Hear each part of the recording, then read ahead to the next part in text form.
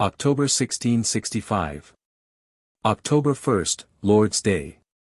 Called up about 4 of the clock and so dressed myself and so on board the Bezan, and there finding all my company asleep I would not wake them, but it beginning to be break of day I did stay upon the deck walking. And then into the maester's cabin and there laid and slept a little, and so at last was waked by Captain Cock's calling of me, and so I turned out, and then to chat and talk and laugh, and mighty merry. We spent most of the morning talking and reading of The Siege of Rhodes, which is certainly, the more I read it the more I think so, the best poem that ever was wrote.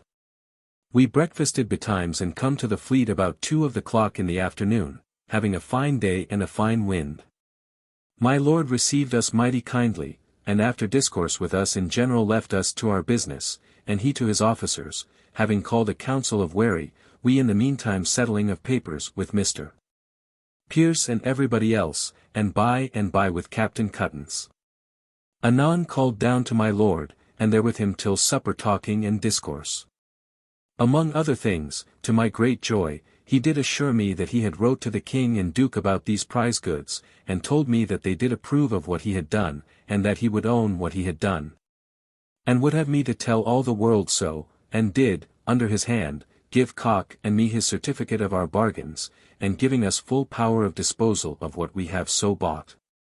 This do ease my mind of all my fear, and makes my heart lighter by L100 than it was before. He did discourse to us of the Dutch fleet being abroad, 85 of them still, and are now at the Texel, he believes, in expectation of our Eastland ships coming home with masts and hemp, and our Loden Hambro ships going to Hambro. He discoursed against them that would have us yield to no conditions but conquest over the Dutch, and seems to believe that the Dutch will call for the protection of the King of France and come under his power. Which were to be wished they might be brought to do under ours by fair means, and to that end would have all Dutch men and families, that would come hither and settled, to be declared denizens. And my lord did whisper to me alone that things here must break in pieces, nobody minding anything, but every man his own business of profit or pleasure, and the king some little designs of his own. And that certainly the kingdom could not stand in this condition long, which I fear and believe is very true. So to supper and there my lord the kindest man to me, before all the table talking of me to my advantage and with tenderness too that it overjoyed me.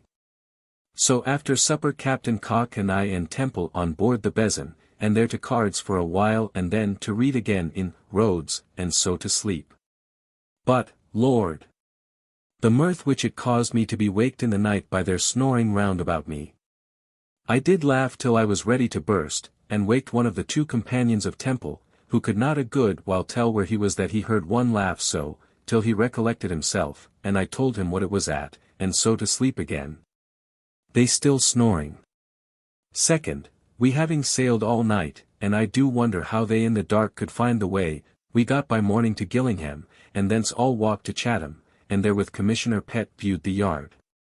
And among other things, a team of 4 horses come close by us, he being with me, drawing a piece of timber that I am confident one man could easily have carried upon his back.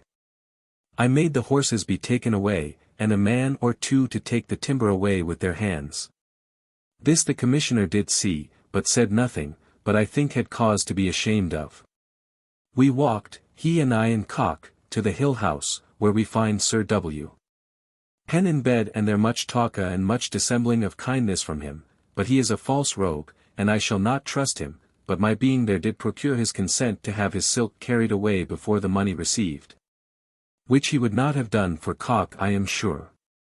Thence to Rochester, walked to the Crown, and while dinner was getting ready, I did there walk to visit the old castle ruines, which hath been a noble place. And there going up I did upon the stairs overtake 3 pretty maids or women and took them up with me, and I did baser Sir Mooch's toucher their manes and necks to my great pleasure, but, Lord! To see what a dreadful thing it is to look down the precipices, for it did fright me mightily, and hinder me of much pleasure which I would have made to myself in the company of these 3, if it had not been for that.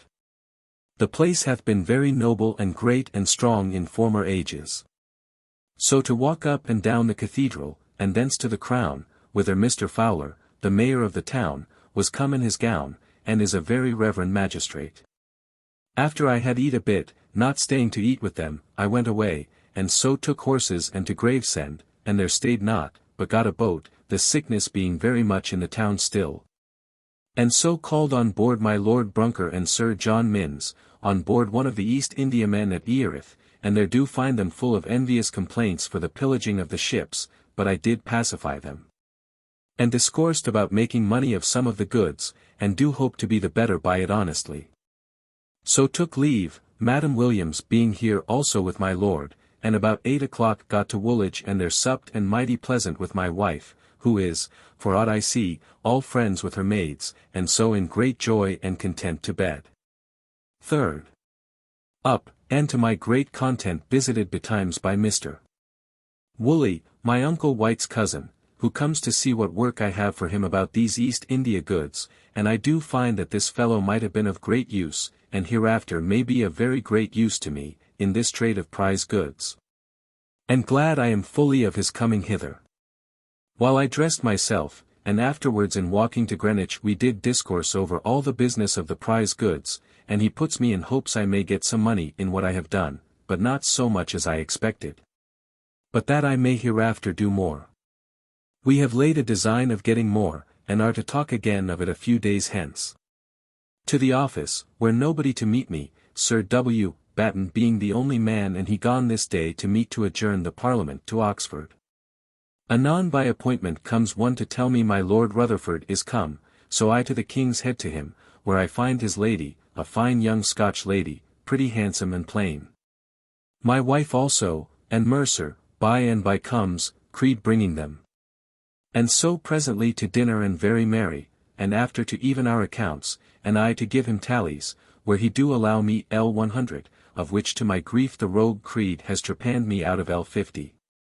But I do foresee a way how it may be I may get a greater sum of my lord to his content by getting him allowance of interest upon his tallies. That being done, and some musique and other diversions, at last away goes my lord and lady, and I sent my wife to visit Mrs. Pierce, and so I to my office, where wrote important letters to the court, and at night, Creed having clownishly left my wife, I to Mrs. Pierce's and brought her and Mrs. Pierce to the King's Head and there spent a piece upon a supper for her and mighty merry and pretty discourse, she being as pretty as ever, most of our mirth being upon my cousin, meaning my Lord Brunker's ugly mistress, whom he calls cousin. And to my trouble she tells me that the fine Mrs. Middleton is noted for carrying about her body a continued sour base smell, that is very offensive, especially if she be a little hot. Here's some bad musique to close the night and so away and all of us saw Mrs. Belle Pierce, as pretty as ever she was almost, home, and so walked to Will's lodging where I used to lie, and there made shift for a bed for Mercer, and mighty pleasantly to bed. This night I hear that of our 2 watermen that used to carry our letters, and were well on Saturday last, one is dead, and the other dying sick of the plague. The plague, though decreasing elsewhere, yet being greater about the Tower and thereabouts. 4th, up and to my office, where Mr. Andrews comes, and reckoning with him I get L64 of him. By and by comes Mr. Gauden, and reckoning with him he gives me L60 in his account, which is a great mercy to me. Then both of them met and discoursed the business of the first man's resigning and the others taking up the business of the victualling of Tangier, and I do not think that I shall be able to do as well under Mr. Gauden as under these men, or within a little as to profit and less care upon me. Thence to the King's Head to dinner, where we 3 and Creed and my wife and her woman dined mighty merry and sat long talking, and so in the afternoon broke up, and I led my wife to our lodging again, and I to the office where did much business. And so to my wife. This night comes Sir George Smith to see me at the office, and tells me how the plague is decreased this week 740, for which God be praised. But that it increases at our end of the town still, and says how all the town is full of Captain Cox being in some ill condition about prize goods, his goods being taken from him, and I know not what. But though this troubles me to have it said, and that it is likely to be a business in Parliament, yet I am not much concerned at it, because yet I believe this news is all false, for he would have wrote to me sure about it. Being come to my wife, at our lodging, I did go to bed, and left my wife with her people to laugh and dance and I to sleep. 5th. Lay long in bed talking among other things of my sister Paul, and my wife of herself is very willing that I should give her L400 to her portion, and would have her married soon as we could. But this great sickness time do make it unfit to send for her up. I abroad to the office and thence to the Duke of Albemarle, all my way reading a book of Mr. Evelyn's translating and sending me as a present, about directions for gathering a library, 685. But the book is above my reach, but his epistle to my Lord Chancellor is a very fine piece. When I come to the Duke it was about the victualler's business, to put it into other hands, or more hands, which I do advise in, but I hope to do myself a job of work in it. So I walked through Westminster to my old house the Swan, and there did pass some time with Sarah, and so down by water to Deptford and there to my Valentine. 686. Round about and next door on every side is the plague, but I did not value it, but there did what I would, con L, and so away to Mr. Evelyn's to discourse of our confounded business of prisoners, and sick and wounded seamen, wherein he and we are so much put out of order. 687. And here he showed me his gardens, which are for variety of evergreens, and hedge of holly, the finest things I ever saw in my life. 688. Thence in his coach to Greenwich, and there to my office, all the way having fine discourse of trees and the nature of vegetables. And so to write letters, I very late to Sir W. Coventry of great concernment, and so to my last night's lodging, but my wife is gone home to Woolwich. The bill, blessed be God, is less this week by 740 of what it was the last week. Being come to my lodging I got something to eat, having eat little all the day, and so to bed, having this night renewed my promises of observing my vows as I used to do. For I find that, since I left them off, my mind is run a wool gathering and my business neglected. 6th, up, and having sent for Mr. Gauden he come to me, and he and I largely discoursed the business of his victualling, in order to the adding of partners to him or other ways of altering it, wherein I find him ready to do anything the king would have him do. So he and I took his coach and to Lambeth and to the Duke of Albemarle about it, and so back again, where he left me. In our way discoursing of the business and contracting a great friendship with him, and I find he is a man most worthy to be made a friend, being very honest and grateful.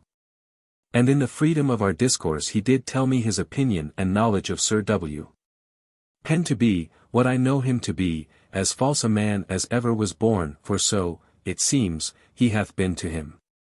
He did also tell me, discoursing how things are governed as to the king's treasure, that, having occasion for money in the country, he did offer Alderman Meynell to pay him down money here, to be paid by the receiver in some county in the country. Upon whom Meynell had assignments, in whose hands the money also lay ready. But Meynell refused it, saying that he could have his money when he would, and had rather it should lie where it do than receive it here in town this sickly time, where he hath no occasion for it. But now the evil is that he hath lent this money upon tallies which are become payable, but he finds that nobody looks after it, how long the money is unpaid, and whether it lies dead in the receiver's hands or no. So the king he pays Meynell 10%. While the money lies in his receiver's hands to no purpose but the benefit of the receiver. I to dinner to the king's head with Mr. Woolley, who is come to instruct me in the business of my goods, but gives me not so good comfort as I thought I should have had. But, however, it will be well worth my time though not above 2 or L300. He gone I to my office, where very busy drawing up a letter by way of discourse to the Duke of Albemarle about my conception how the business of the victualling should be ordered, wherein I have taken great pains. And I think have hit the right if they will but follow it. At this very late and so home to our lodgings to bed. 7th, up and to the office along with Mr. Child, whom I sent for to discourse about the victualling business, who will not come into partnership, no more will Captain Beckford, but I do find him a mighty understanding man, and one I will keep a knowledge of. Did business, though not much, at the office, because of the horrible crowd and lamentable moan of the poor seamen that lie starving in the streets for lack of money. Which do trouble and perplex me to the heart. And more at noon when we were to go through them, for then a whole 100 of them followed us, some cursing, some swearing, and some praying to us. And that made me more troubled was a letter come this afternoon from the Duke of Albemarle, signifying the Dutch to be in sight, with 80 sail, yesterday morning, off of Sol Bay, coming right into the bay. God knows what they will and may do to us, we having no force abroad able to oppose them, but to be sacrificed to them. Here comes Sir W. Rider to me, whom I sent for about the victualling business also, but he neither will not come into partnership, but desires to be of the commission if there be one. Thence back the back way to my office, where very late, very busy. But most of all when at night come 2 wagons from Rochester with more goods from Captain Cock, and in housing them at Mr. Tooker's lodgings come 2 of the Custom House to seize them, and did seize them but I showed them my transire. However, after some hot and angry words, we locked them up, and sealed up the key, and did give it to the constable to keep till Monday, and so parted. But, Lord! To think how the poor constable come to me in the dark going home. Sir, says he, I have the key, and if you would have me do any service for you, send for me betimes tomorrow morning, and I will do what you would have me. Whether the fellow do this out of kindness or knavery, I cannot tell. But it is pretty to observe. Talking with him in the highway, come close by the bearers with a dead corpse of the plague, but, Lord! To see what custom is, that I am come almost to think nothing of it. So to my lodging, and there, with Mr. Hayter and Will, ending a business of the state of the last 6 months' charge of the Navy, which we bring to L1000000 and above, and I think we do not enlarge much in it if anything. So to bed. 8th, Lord's Day. Up and, after being trimmed, to the office, whither I upon a letter from the Duke of Albemarle to me, to order as many ships forth out of the river as I can presently, to join to meet the Dutch. Having ordered all the captains of the ships in the river to come to me, I did some business with them, and so to Captain Cox to dinner, he being in the country. But here his brother Solomon was, and, for guests, myself, Sir G.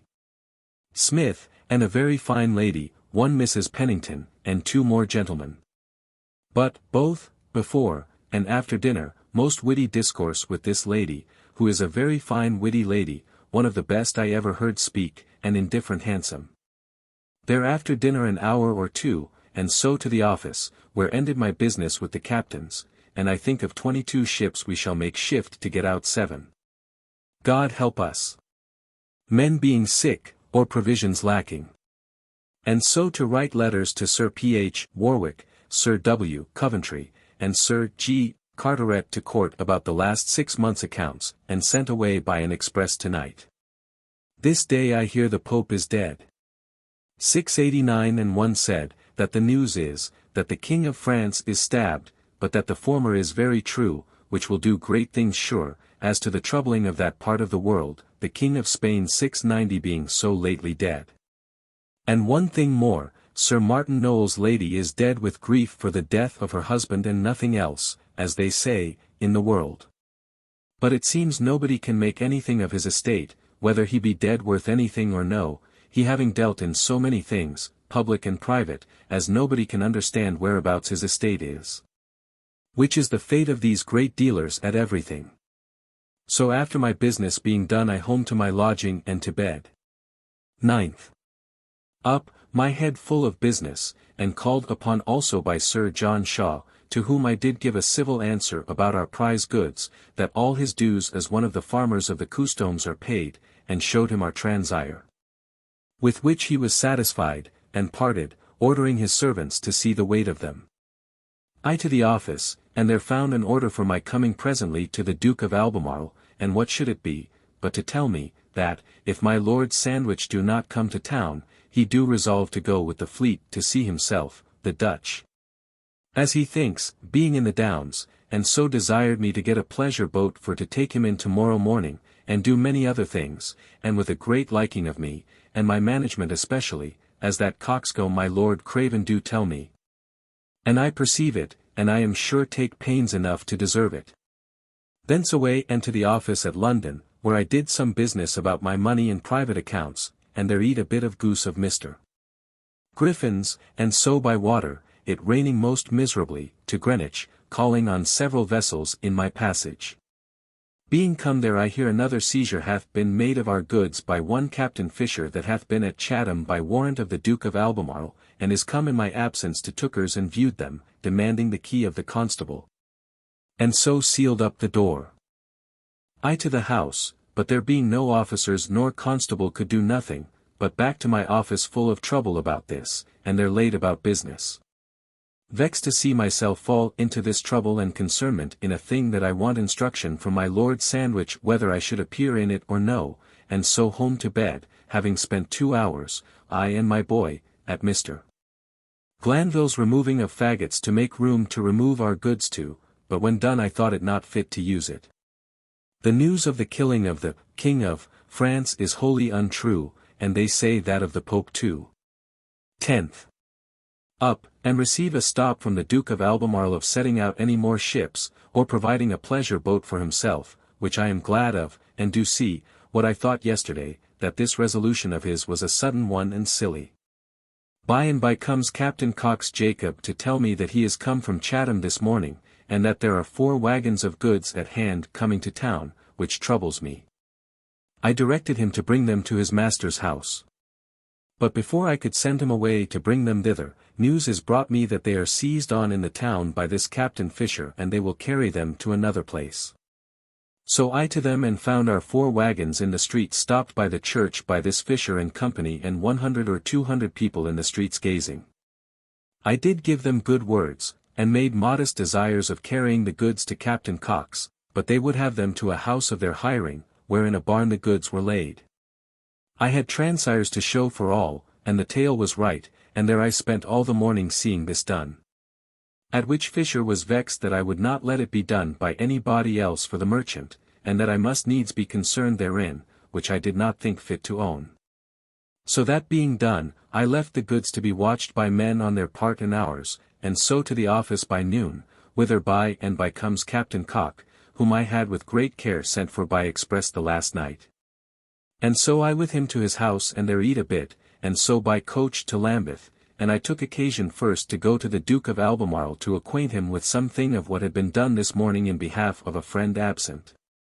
Which did give a good entrance and prevented their possessing the Duke with anything of evil of me by their report, and by in comes Captain Cock and tells his whole story. So an order was made for the putting him in possession upon giving security to, be accountable for the goods, which for the present did satisfy us, and so away, giving Locke that drew the order apiece. Lord! To see how unhappily a man may fall into a necessity of bribing people to do him right in a thing, wherein he hath done nothing but fair, and bought dear. So to the office, there to write my letters, and Cock comes to tell me that Fisher is come to him, and that he doubts not to cajole Fisher and his companion and make them friends with drink and a bribe. This night comes Sir Christopher Mings to town, and I went to see him, and by he being then out of the town comes to see me. He is newly come from court, and carries direction for the making a show of getting out the fleet again to go fight the Dutch, but that it will end in a fleet of 20 good sailing frigates to go to the northward or southward, and that will be all. I inquired, but he would not be to know that he had heard anything at Oxford about the business of the prize goods, which I did suspect, but he being gone, anon comes Cock and tells me that he hath been with him a great while. And that he finds him sullen and speaking very high what disrespect he had received of my lord, saying that he hath walked 3 or 4 hours together at that earl's cabin door for audience and could not be received, which, if true, I am sorry for. He tells me that Sir G. Askew says, that he did from the beginning declare against these, prize, goods, and would not receive his dividend, and that he and Sir W. Penn are at odds about it, and that he fears Mings hath been doing ill offices to my lord. I did tonight give my lord an account of all this, and so home and to bed. 11th. Up, and so in my chamber stayed all the morning doing something toward my 10-year accounts, for the stating of them, and also comes up my landlady, Mrs. Clerk, to make an agreement for the time to come. And I, for the having room enough, and to keep out strangers, and to have a place to retreat to for my wife, if the sickness should come to Woolwich, am contented to pay dear. So for 3 rooms and a dining room, and for linen and bread and beer and butter, at nights and mornings, I am to give her L5 per month, and I wrote and we signed to an agreement. By and by comes Cock to tell me that Fisher and his fellow were last night mightily satisfied and promised all friendship, but this morning he finds them to have new tricks and shall be troubled with them. So he being to go down to Erith with them this afternoon about giving security, I advised him to let them go by land, and so he and I, having eat something at his house, by water to Erith, but they got thither before us, and there we met Mr. Seymour, one of the commissioners for prizes, and a Parliament man, and he was mighty high, and had now seized our goods on their behalf, and he mighty imperiously would have all forfeited, and I know not what. I thought I was in the right in a thing I said and spoke somewhat earnestly, so we took up one another very smartly, for which I was sorry afterwards, shewing thereby myself too much concerned, but nothing passed that I valued at all. But I could not but think it odd, that a Parliament man, in a serious discourse before such persons as we and my Lord Brunker, and Sir John Minns, should quote Hudibras, as being the book I doubt he hath read most. They I doubt will stand hard for high security, and Cock would have had me bound with him for his appearing, but I did stagger at it, besides Seymour do stop the doing it at all till he has been with the Duke of Albemarle. So there will be another demur. It growing late, and I having something to do at home, took my leave alone, leaving Cock there for all night, and so against tide and in the dark and very cold weather to Woolwich, where we had appointed to keep the night merrily. And so, by Captain Cock's coach, had brought a very pretty child, a daughter of one Mrs. Tookers, next door to my lodging, and so she, and a daughter and kinsman of Mrs. Petts made up a fine company at my lodgings at Woolwich, where my wife and Mercer, and Mrs. Barbara danced, and mighty merry we were, but especially at Mercer's dancing a jig, which she does the best I ever did see, having the most natural way of it, and keeps time the most perfectly I ever did see. This night is kept in lieu of yesterday, for my wedding day of 10 years, for which God be praised. Being now in an extreme good condition of health and estate and honor, and a way of getting more money, though at this hour under some discomposure, rather than damage, about some prize goods that I have bought off the fleet, in partnership with Captain Cock. And for the discourse about the world concerning my Lord Sandwich, that he hath done a thing so bad, and indeed it must needs have been a very rash act. And the rather because of a Parliament now newly met to give money, and will have some account of what hath already been spent, besides the precedent for a general to take what prizes he pleases. And the giving a pretence to take away much more than he intended, and all will lie upon him. And not giving to all the commanders, as well as the flags, he displeases all them, and offends even some of them, thinking others to be better served than themselves. And lastly, puts himself out of a power of begging anything again a great while of the king. Having danced with my people as long as I saw fit to sit up, I to bed and left them to do what they would. I forgot that we had W. Hewer there, and Tom, and Golding, my barber at Greenwich, for our fiddler, to whom I did give 10s. 12th. Called up before day, and so I dressed myself and down, it being horrid cold, by water to my Lord Brunker's ship, who advised me to do so, and it was civilly to show me what the king had commanded about the prize goods. To examine most severely all that had been done in the taking out any with or without order, without respect to my Lord Sandwich at all, and that he had been doing of it, and find him examining one man. And I do find that extreme ill use was made of my Lord's order. For they did toss and tumble and spoil, and break things and hold to a great loss and shame to come at the fine goods, and did take a man that knows where the fine goods were, and did this over and over again for many days, Sir W. Berkeley being the chief hand that did it, but others did the like at other times, and they did say in doing it that my Lord Sandwich's back was broad enough to bear it. Having learned as much as I could, which was, that the king and duke were very severe in this point, whatever order they before had given my lord in approbation of what he had done, and that all will come out and the king see. By the entries at the Custom House, what all do amount to that had been taken, and so I took leave, and by water, very cold, and to Woolwich where it was now noon, and so I stayed dinner and talking part of the afternoon, and then by coach. Captain Cox, to Greenwich, taking the young lady home, and so to Cock, and he tells me that he hath cajoled with Seymour, who will be our friend. But that, above all, Seymour tells him, that my Lord Duke did shew him today an order from court, for having all respect paid to the Earl of Sandwich, and what goods had been delivered by his order, which do overjoy us. And that tomorrow our goods shall be weighed, and he doubts not possession tomorrow or next day. Being overjoyed at this I to write my letters, and at it very late. Good news this week that there are about 600 less dead of the plague than the last. So home to bed. 13th, lay long, and this morning comes Sir J. Smith 691 to see me in his way to court, and a good man he is, and one that I must keep fair with, and will, it being I perceive my interest to have kindness with the commanders. So to the office, and they're very busy till about noon comes Sir W. Warren, and he goes and gets a bit of meat ready at the King's Head for us, and I by and by thither, and we dine together, and I am not pleased with him about a little business of Tangier that I put to him to do for me, but however. The hurt is not much, and his other matters of profit to me continue very likely to be good. Here we spent till 2 o'clock, and so I set him on shore, and I by water to the Duke of Albemarle, where I find him with Lord Craven and Lieutenant of the Tower about him.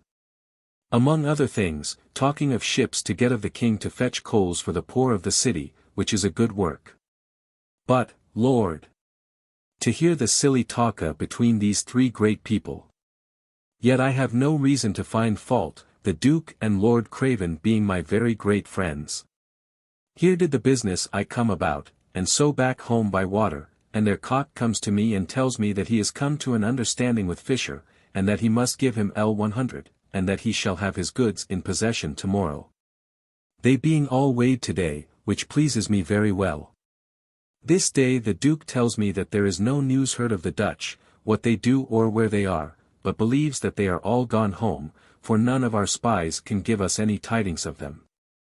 Cock is fain to keep these people, Fisher and his fellow, company night and day to keep them friends almost in great troubles withal. My head is full of settling the victualling business also, that I may make some profit out of it, which I hope justly to do to the king's advantage. Tonight comes Sir J. Banks to me upon my letter to discourse it with him, and he did give me the advice I have taken almost as fully as if I had been directed by him what to write. The business also of my Tangier accounts to be sent to court is upon my hands in great haste, besides, all my own proper accounts are in great disorder, having been neglected now above a month, which grieves me, but it could not be settled sooner. These together and the fear of the sickness and providing for my family do fill my head very full, besides the infinite business of the office, and nobody here to look after it but myself. So late from my office to my lodgings, and to bed. 14th. Up, and to the office, where mighty busy, especially with Mr. Gauden, with whom I shall, I think, have much to do, and by comes the Lieutenant of the Tower by my invitation yesterday, but I had got nothing for him, it is to discourse about the coal ships. So he went away to Sharif Hooker's, and I stayed at the office till he sent for me at noon to dinner, I very hungry. When I come to the Sharif's he was not there, nor in many other places, nor could find him at all, so was forced to come to the office and get a bit of meat from the tavern, and so to my business. By and by comes the lieutenant and reproaches me with my not treating him as I ought, but all in jest, he it seemed dined with Mr. Adrian May. Very late writing letters at the office, and much satisfied to hear from Captain Cock that he had got possession of some of his goods to his own house, and expected to have all tonight. The town, I hear, is full of talk that there are great differences in the fleet among the great commanders, and that means that Oxford did impeach my lord of something, I think about these goods, but this is but talk. But my heart and head tonight is full of the victualling business, being overjoyed and proud at my success in my proposal about it, it being read before the king, duke, and the cabal with complete applause and satisfaction. This Sir G. Carteret and Sir W. Coventry both writ me, besides Sir W. Coventry's letter to the Duke of Albemarle, which I read yesterday, and I hope to find my profit in it also. So late home to bed. 15th, Lord's Day. Up, and while I stayed for the barber, try to compose a duo of counterpoint, and I think it will do very well, it being by Mr. Birkinshaw's rule. By and by appointment comes Mr. Pepys' coach, and, more than I expected, him himself, to fetch me to Brainford, so he and I immediately set out, having drunk a draught of mulled sack. And so rode most nobly, in his most pretty and best contrived chariot in the world, with many new conveniences, his never having till now, within a day or two, been yet finished. Our discourse upon Tangier business, one of money, and then of public miscarriages, nobody minding the public, but every body himself and his lusts. Anon we come to his house, and there I eat a bit, and so with fresh horses, his noble fine horses, the best confessedly in England, the king having none such, he sent me to Sir Robert Viner's, whom I met coming just from church. And so after having spent half an hour almost looking upon the horses with some gentlemen that were in company, he and I into his garden to discourse of money, but none is to be had, he confessing himself in great straits, and I believe it. Having this answer, and that I could not get better, we fell to public talka, and to think how the fleet and seamen will be paid, which he protests he do not think it possible to compass, as the world is now, no money got by trade. Nor the persons that have it by them in the city to be come at. The Parliament, it seems, have voted the King L1 250,000 at L50,000 per month, tax for the war, and voted to assist the King against the Dutch, and all that shall adhere to them. And thanks to be given him for his care of the Duke of York, which last is a very popular vote on the Duke's behalf. He tells me how the taxes of the last assessment, which should have been in good part gathered, are not yet laid, and that even in part of the city of London, and the chimney money comes almost to nothing, nor anything else looked after. Having done this I parted, my mind not eased by any money, but only that I had done my part to the King's service. And so in a very pleasant evening back to Mr. Pepys, and there supped, and after supper to talka and to sing, his man Dutton's wife singing very pleasantly, a mighty fat woman, and I wrote out one song from her and pricked the tune, both very pretty. But I did never hear one sing with so much pleasure to herself as this lady do, relishing it to her very heart, which was mighty pleasant. 16th, up about 7 o'clock, and, after drinking, and I observing Mr. Pepys being mightily mortified in his eating and drinking, and coaches and horses, he desiring to sell his best, and everything else, his furniture of his house, he walked with me to Sion 692 and there I took water.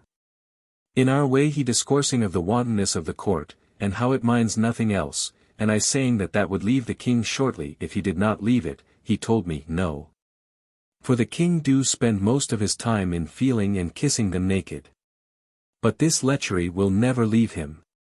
Here I took boat, leaving him there, and down to the Tower, where I hear the Duke of Albemarle is, and I to Lombard Street, but can get no money.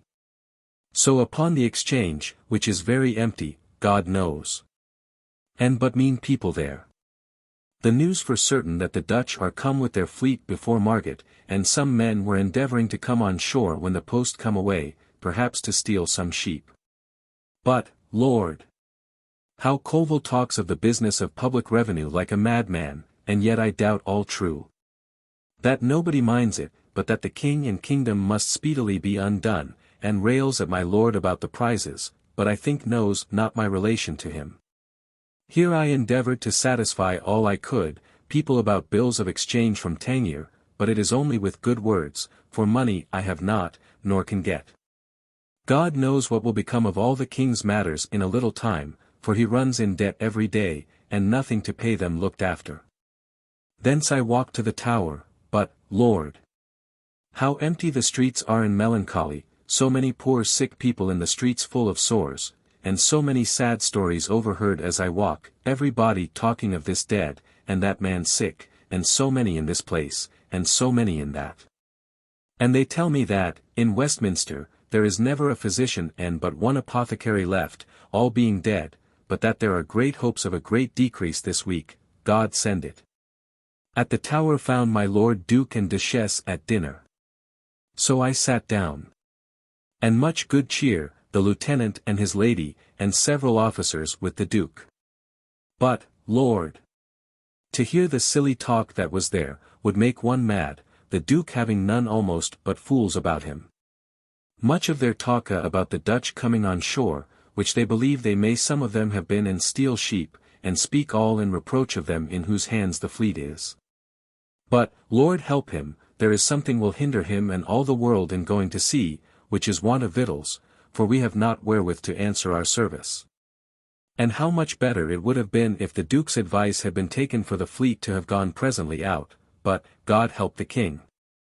While no better counsels are given, and what is given no better taken.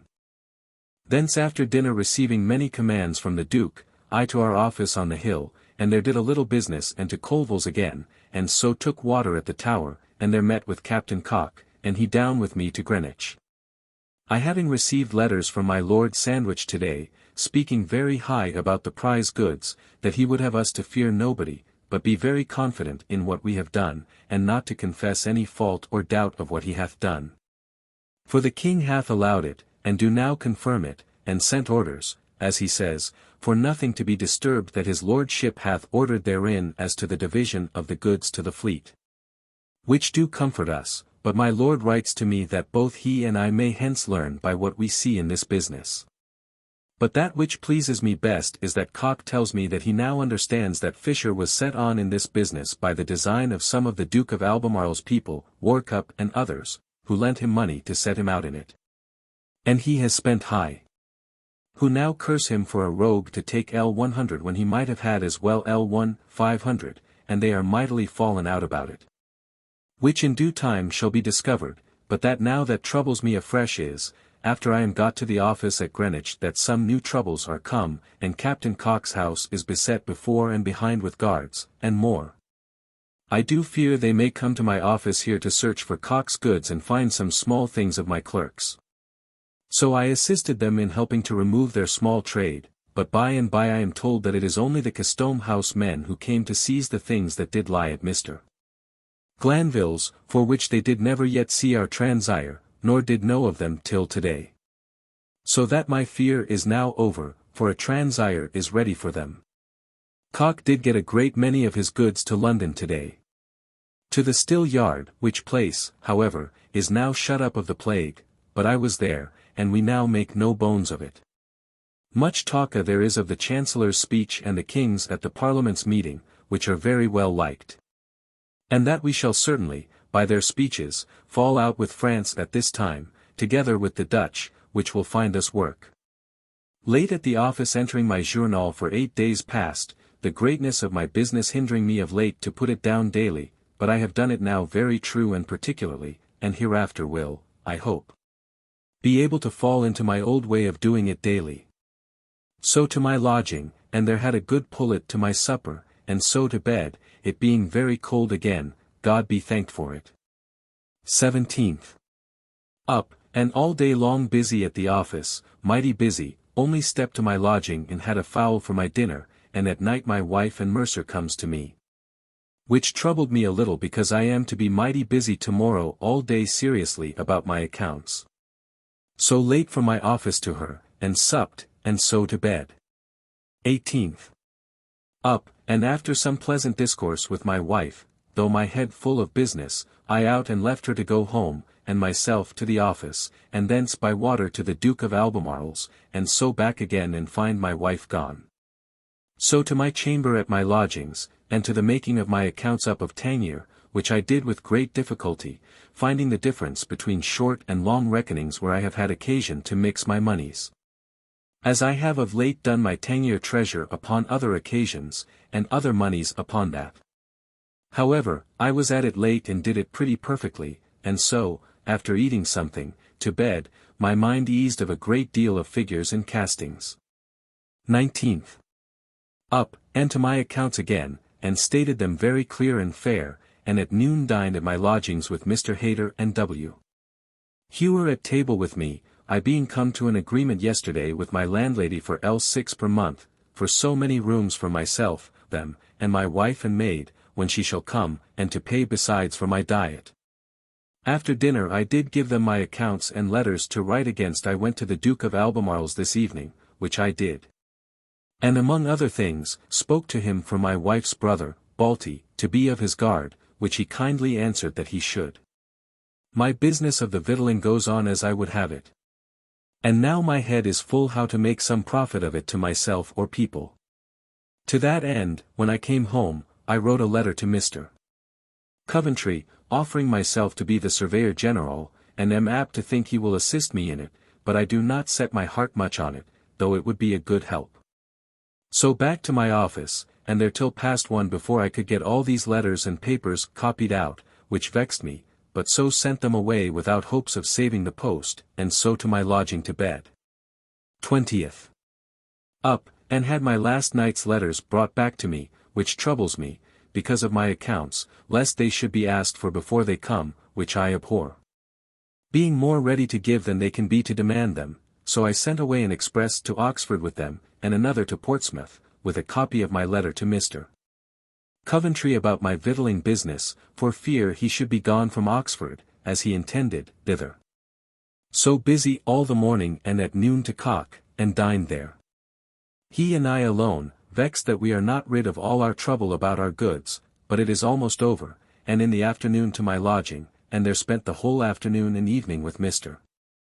Hayter, discoursing of the business of the office, where he tells me that among others Thomas Wilson do now and then seem to hint that I do take too much business upon me, more than I can do, and that therefore some do lie undone. This I confess to my trouble is true, but it arises from my being forced to take so much on me, more than is my proper task to undertake. But for this at last I did advise to him to take another clerk if he thinks fit, I will take care to have him paid. I discoursed also much with him about persons fit to be put into the victualling business, and such as I could spare something out of their salaries for them, but without trouble I cannot, I see, well do it. Because Thomas Wilson must have the refusal of the best place which is London of L200 per annum, which I did intend for Tooker, and to get L50 out of it as a help to Mr. Hayter. However, I will try to do something of this kind for them. Having done discourse with him late, I to enter my 10-year accounts fair, and so to supper and to bed. 21 st. Up, and to my office, where busy all the morning, and then with my 2 clerks home to dinner, and so back again to the office, and there very late very busy, and so home to supper and to bed. 22nd, Lord's Day. Up, and after ready and going to Captain Cox's, where I find we are a little further safe in some part of our goods, I to church, in my way was meeting with some letters, which made me resolve to go after church to my Lord Duke of Albemarle's, so. After sermon, I took Cox's chariot, and to Lambeth. But, in going and getting over the water, and through Whitehall, I spent so much time, the Duke had almost dined. However, fresh meat was brought for me to his table, and there I dined, and full of discourse and very kind. Here they are again talking of the prizes, and my Lord Duke did speak very broad that my Lord Sandwich and Penn should do what they would, and answer for themselves. For his part, he would lay all before the king. Here he tells me the Dutch ambassador at Oxford is clapped up, but since I hear it is not true. Thence back again, it being evening before I could get home, and their Cock not being within, I and Mr. Salomon to Mr. Glanville's, and there we found Cock and sat and supped, and was mighty merry with only Madam Pennington, who is a fine, witty lady. Here we spent the evening late with great mirth, and so home and to bed. 23rd. Up, and after doing some business I down by water, calling to see my wife, with whom very merry for 10 minutes, and so to Erith, where my Lord Brunker and I kept the office, and dispatched some business by appointment on the Besom. Among other things about the slop sellers, who have trusted us so long, they are not able, nor can be expected to trust us further, and I fear this winter the fleet will be undone by that particular.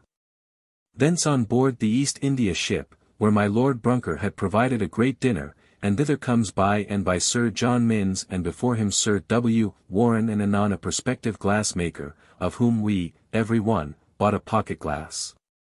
But I am troubled with the much talka and conceitedness of Mrs. Williams and her impudence, in case she be not married to my lord.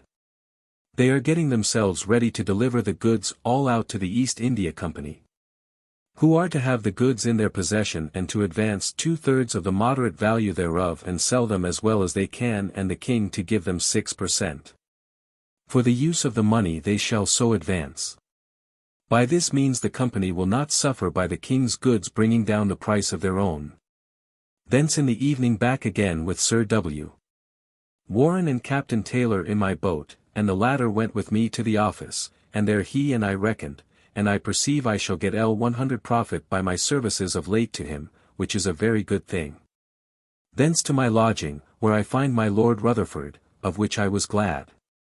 We supped together and sat up late, he being a mighty wanton man with a daughter-in-law of my landlady's, a pretty conceited woman big with child, and he would be handling her breasts, which she coyly refused.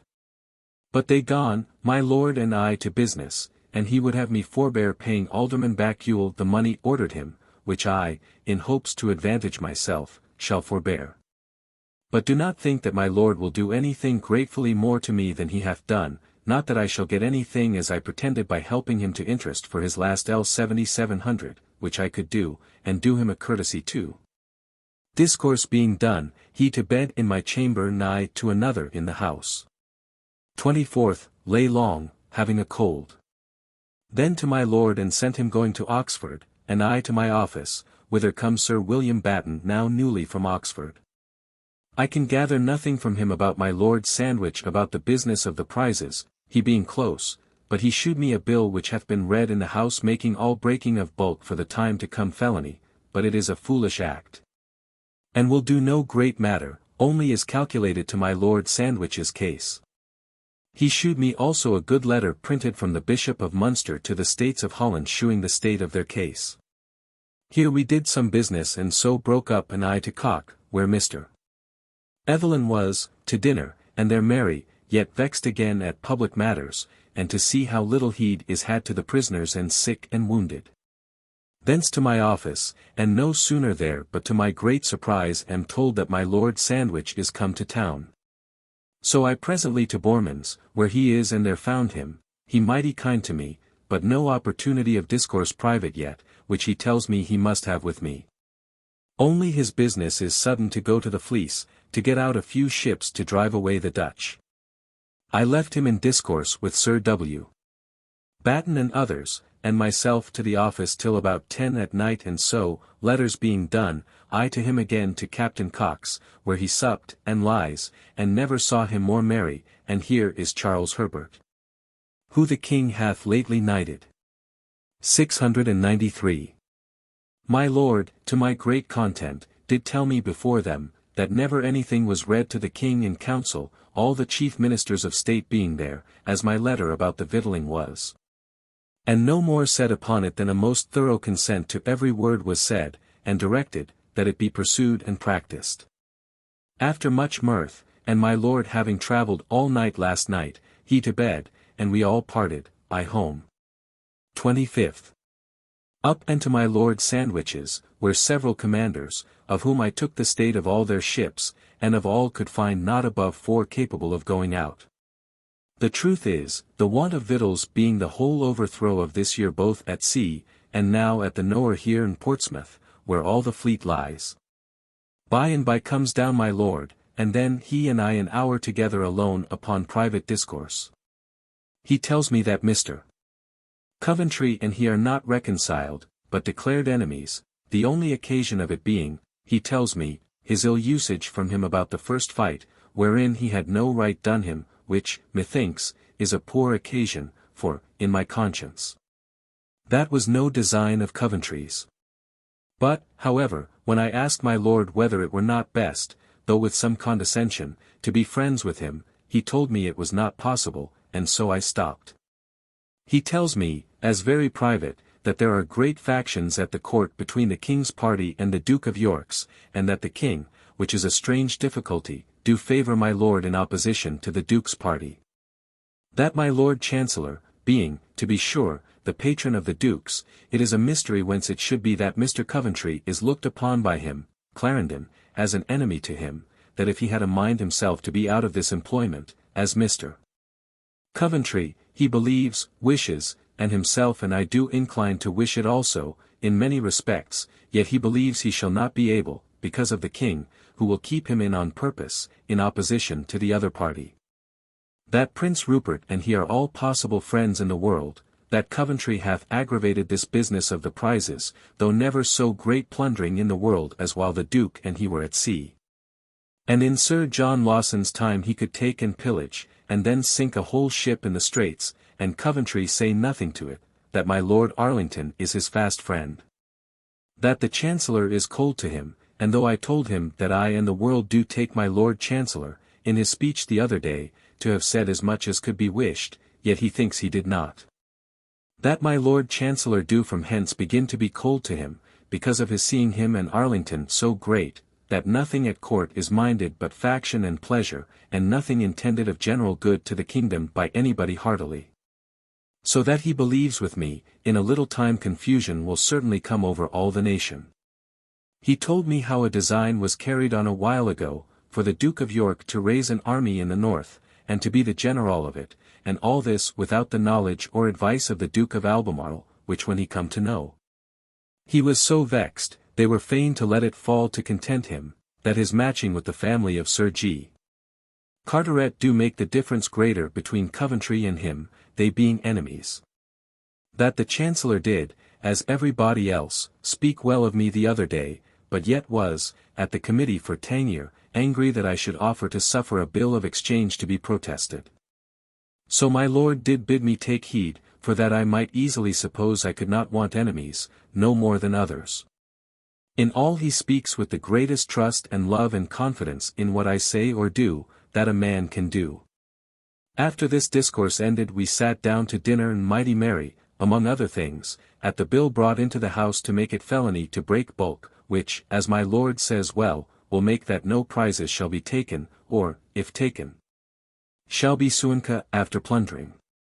And the Act for the method of gathering this last L1 250,000 now voted, and how paid wherein are several strange imperfections. After dinner my Lord by a ketch down to Erith, where the besom was, it blowing these last 2 days and now both night and day very hard southwardly, so that it has certainly drove the Dutch off the coast. My Lord being gone I to the office, and there find Captain Ferrers, who tells me his wife is come to town to see him, having not seen him since 15 weeks ago at his first going to sea last. She is now at a tavern and stays all night, so I was obliged to give him my house and chamber to lie in, which he with great modesty and after much force took, and so I got Mr. Evelyn's coach to carry her thither, and the coach coming back, I with Mr. Evelyn to Deptford, where a little while with him doing a little business, and so in his coach back again to my lodgings, and there sat with Mrs. Ferrers 2 hours, and with my little girl, Mistress Frances Tooker, and very pleasant. Anon the captain comes, and then to supper very merry, and so I led them to bed. And so to bed myself, having seen my pretty little girl home first at the next door. 26th, up, and, leaving my guests to make themselves ready, I to the office, and thither comes Sir J. Smith and Sir Christopher Mings to see me, being just come from Portsmouth and going down to the Fleet. Here I sat and talked with them a good while and then parted, only Sir Christopher Mings and I together by water to the Tower. And I find him a very witty well-spoken fellow, and mighty free to tell his parentage, being a shoemaker's son, to whom he is now going, and I to the Change, where I hear how the French have taken to and sunk one of our merchantmen in the Straits, and carried the ships to Toulon. So that there is no expectation but we must fall out with them. The Change pretty full, and the town begins to be lively again, though the streets very empty, and most shops shut. So back again I and took boat and called for Sir Christopher Mings at St. Catherine's, who was followed with some ordinary friends, of which, he says, he is proud, and so down to Greenwich, the wind furious high, and we with our sail up till I made it be taken down. I took him, it being 3 o'clock, to my lodgings and did give him a good dinner and so parted, he being pretty close to me as to any business of the Fleet, knowing me to be a servant of my Lord Sandwich's. He gone I to the office till night, and then they come and tell me my wife is come to town, so I to her vexed at her coming, but it was upon innocent business, so I was pleased and made her stay, Captain Ferrers and his lady being yet there. And so I left them to dance, and I to the office till past 9 at night, and so to them and there saw them dance very prettily, the captain and his wife, my wife and Mrs. Barbary, and Mercer and my landlady's daughter, and then little Mistress Frances Tooker and her mother, a pretty woman come to see my wife. Anon to supper, and then to dance again, Golding being our fiddler, who plays very well in all tunes, till past 12 at night, and then we broke up and every one to bed, we make shift for all our company, Mrs. Tooker being gone. 27th. Up, and after some pleasant discourse with my wife, I out, leaving her and Mrs. Ferrers there, and I to Captain Cox, there to do some business, and then away with Cock in his coach through Kent Street, a miserable, wretched, poor place, people sitting sick and muffled up with plasters at every 4 or 5 doors. So to the Change, and thence I by water to the Duke of Albemarle's, and there much company, but I stayed and dined, and he makes mighty much of me. And here he tells us the Dutch are gone, and have lost above 160 cables and anchors, through the last foulée weather. Here he proposed to me from Mr. Coventry, as I had desired of Mr. Coventry, that I should be Surveyor General of the victualling business, which I accepted. But, indeed, the terms in which Mr. Coventry proposes it for me are the most obliging that ever I could expect from any man, and more. It saying me to be the fittest man in England, and that he is sure, if I will undertake, I will perform it. And that it will be also a very desirable thing that I might have this encouragement, my encouragement in the navy alone being in no wise proportionable to my pains or deserts. This, added to the letter I had 3 days since from Mr. Southern, signifying that the Duke of York had in his master's absence opened my letter, and commanded him to tell me that he did approve of my being the Surveyor General, do make me joyful beyond myself that I cannot express it. To see that as I do take pains, so God blesses me, and hath sent me masters that do observe that I take pains. After having done here, I back by water and to London, and there met with Captain Cox's coach again, and I went in it to Greenwich and thence sent my wife in it to Woolwich, and I to the office, and thence home late with Captain Taylor. And he and I settled all accounts between us, and I do find that I do get above L129 of him for my services for him within these 6 months. At it till almost 1 in the morning, and after supper he away and I to bed, mightily satisfied in all this, and in a resolution I have taken tonight with Mr. Hayter to propose the port of London for the victualling business for Thomas Wilson, by which it will be better done and I at more ease, in case he should grumble. 694. So to bed. 28th. Up, and sent for Thomas Wilson, and broke the victualling business to him and he is mightily contented, and so am I that I have bestowed it on him, and so I to Mr. Boreman's, where Sir W. Batten is, to tell him what I had proposed to Thomas Wilson, and the news also I have this morning from Sir W. Clerk, which is, that notwithstanding all the care the Duke of Albemarle hath taken about the putting the East India prize goods into the East India Company's hands, and my Lord Brunker and Sir J. Minns having laden out a great part of the goods, an order is come from court to stop all, and to have the goods delivered to the subcommissioners of prizes. At which I am glad, because it do vex this simple weak man, and we shall have a little reparation for the disgrace my Lord Sandwich has had in it. He tells me also that the Parliament hath given the Duke of York L120,000, to be paid him after the L1,250,000 is gathered upon the tax which they have now given the King. 695. He tells me that the Dutch have lately launched 16 new ships. All which is great news. Thence by horseback with Mr. Dean to Erith, and so aboard my Lord Brunker and dined, and very merry with him and good discourse between them about ship building, and, after dinner and a little pleasant discourse, we away and by horseback again to Greenwich. And there I to the office very late, offering my persons for all the victualling posts much to my satisfaction. Also much other business I did to my mind, and so weary home to my lodging, and there after eating and drinking a little I to bed. The King and Court, they say, have now finally resolved to spend nothing upon clothes, but what is of the growth of England, which, if observed, will be very pleasing to the people, and very good for them. 29th, Lord's Day. Up, and being ready set out with Captain Cock in his coach toward Erith, Mr. Dean riding along with us, where we dined and were very merry. After dinner we fell to discourse about the Dutch cock undertaking to prove that they were able to wage war with us 3 years together, which, though it may be true, yet, not being satisfied with his arguments. My lord and I did oppose the strength of his arguments, which brought us to a great heat, he being a conceited man, but of no logic in his head at all, which made my lord and I mirth. Anon we parted, and back again, we hardly having a word all the way, he being so vexed at our not yielding to his persuasion. I was set down at Woolwich town end, and walked through the town in the dark, it being now night. But in the street did overtake and almost run upon 2 women crying and carrying a man's coffin between them. I suppose the husband of one of them, which, methinks, is a sad thing. Being come to Sheldon's, I find my people in the dark in the dining room, merry and laughing, and, I thought, sporting one with another, which, God help me, raised my jealousy presently. Come in the dark, and one of them touching me, which afterward I found was Susan, made them shriek, and so went out upstairs, leaving them to light a candle and to run out. I went out and was very vexed till I found my wife was gone with Mr. Hill and Mercer this day to see me at Greenwich, and these people were at supper, and the candle on a sudden falling out of the candlestick, which I saw as I come through the yard, and Mrs.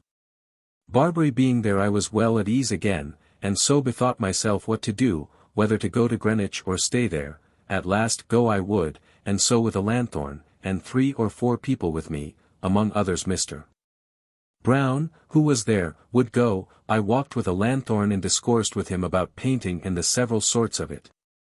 I came in good time to Greenwich, where I found Mr. Hill with my wife, and very glad I was to see him. To supper and discourse of music and so to bed, I lying with him talking till midnight about Birkinshaw's music rules, which I did to his great satisfaction inform him in, and so to sleep.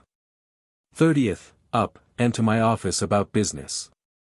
At noon to dinner, and after some discourse of music, he and I to the office a while, and he to get Mr. Coleman, if he can, against night. By and by I back again home, and there find him returned with Mr. Coleman, his wife being ill, and Mr. Lanar, with whom with their lute we had excellent company and good singing till midnight, and a good supper I did give them, but Coleman's voice is quite spoiled, and when he begins to be drunk he is excellent company, but afterward troublesome and impertinent. Lanar sings in a melancholy method very well, and a sober man he seems to be. They being gone, we to bed. Captain Ferrers coming this day from my lord is forced to lodge here, and I put him to Mr. Hill. 31st. Up, and to the office, Captain Ferrers going back betimes to my lord. I to the office, where Sir W. Batten met me, and did tell me that Captain Cox Black was dead of the plague, which I had heard of before, but took no notice. By and by Captain Cock come to the office, and Sir W. Batten and I did send to him that he would either forbear the office, or forbear going to his own office. However, meeting yesterday the searchers with their rods in their hands coming from Captain Cock's house, I did overhear them say that the fellow did not die of the plague, but he had I know been ill a good while. And I am told that his boy Jack is also ill. At noon home to dinner, and then to the office again, leaving Mr. Hill if he can to get Mrs. Coleman at night. About 9 at night I come home, and there find Mrs. Pierce come and little Fran Tooker, and Mr. Hill, and other people, a great many dancing, and anon comes Mrs. Coleman with her husband and Lanar. The dancing ended and to sing, which Mrs. Coleman do very finely, though her voice is decayed as to strength but mighty sweet though soft, and a pleasant jolly woman, and in mighty good humour was tonight. Among other things Lanar did, at the request of Mr.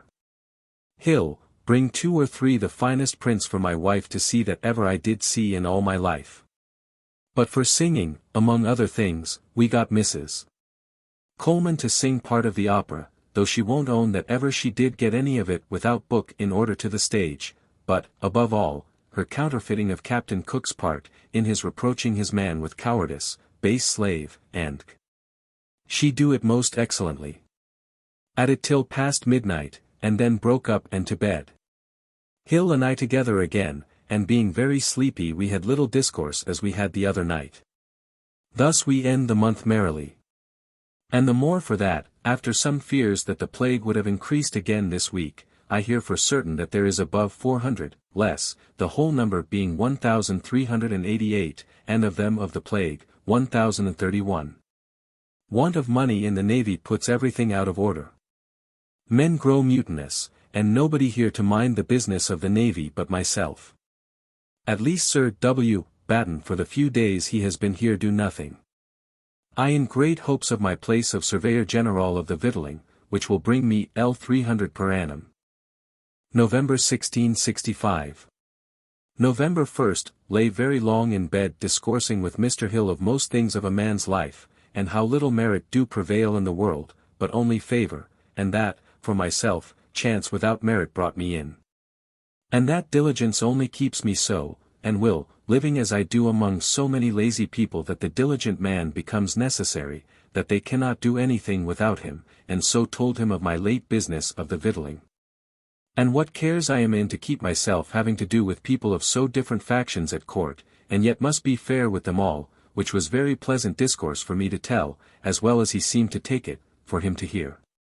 At last up, and it being a very foule day for rain and a hideous wind, yet having promised I would go by water to Erith, and bearing sail was in danger of oversetting, but ordered them take down their sail, and so cold and wet got thither. As they had ended their dinner. However, I dined well, and after dinner all on shore, my Lord Brunker with us to Mrs. Williams's lodgings, and Sir W. Batten, Sir Edmund Pooley, and others. And there, it being my Lord's birthday, had every one a green ribbon tied in our hats very foolishly, and methinks mighty disgracefully for my Lord to have his folly so open to all the world with this woman. But by and by Sir W. Batten and I took coach, and home to Bournemouth, and so going home by the backside I saw Captain Cock lighting out of his coach, having been at Erith also with her but not on board, and so he would come along with me to my lodging. And there sat and supped and talked with us, but we were angry a little a while about our message to him the other day about bidding him keep from the office or his own office, because of his black dying. I owned it and the reason of it, and would have been glad he had been out of the house, but I could not bid him go, and so supped, and after much other talk of the sad condition and state of the king's matters we broke up. And my friend and I to bed. This night coming with Sir W. Batten into Greenwich we called upon Col Clegget, who tells us for certain that the King of Denmark hath declared to stand for the King of England, but since I hear it is wholly false. 2nd. Up, left my wife and to the office, and there to my great content Sir W. Warren come to me to settle the business of the Tangier boats, wherein I shall get above L100, besides L100 which he gives me in the paying for them out of his own purse. He gone, I home to my lodgings to dinner, and there comes Captain Wagers newly returned from the Straits, who puts me in great fear for our last ships that went to Tangier with provisions, that they will be taken. A brave, stout fellow this captain is, and I think very honest. To the office again after dinner and their late writing letters, and then about 8 at night set out from my office and fitting myself at my lodgings intended to have gone this night in a ketch down to the Fleet, but calling in my way at Sir J. Minza's, who is come up from Erith about something about the prizes, they persuaded me not to go till the morning, it being a horrible dark and a windy night. So I back to my lodging and to bed. 3rd. Was called up about 4 o'clock and in the dark by Lanthorn took boat and to the ketch and set sail, sleeping a little in the cabin till day and then up and fell to reading of Mr. Evelyn's book about painting, 696 which is a very pretty book.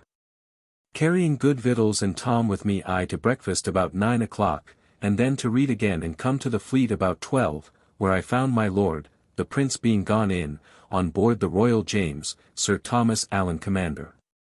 And with my Lord an hour alone discoursing what was my chief and only errand about what was advisable for his Lordship to do in this state of things, himself being under the Duke of York's and Mr. Coventry's envy, and a great many more and likely never to do anything honourably but he shall be envied and the honour taken as much as can be from it. His absence lessens his interest at court, and what is worst we never able to set out a fleet fit for him to command, or, if out, to keep them out or fit them to do any great thing. Or if that were so yet nobody at home minds him or his condition when he is abroad, and lastly the whole affairs of state looking as if they would all on a sudden break in pieces, and then what a sad thing it would be for him to be out of the way.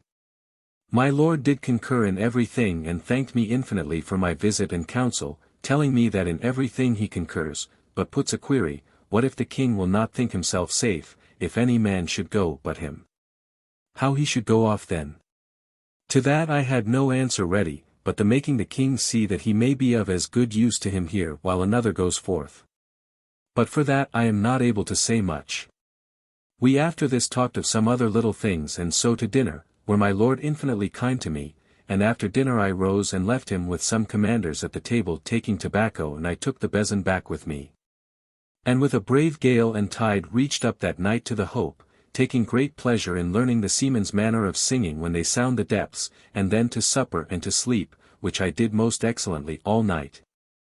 It being a horrible foulée night for wind and rain. 4th.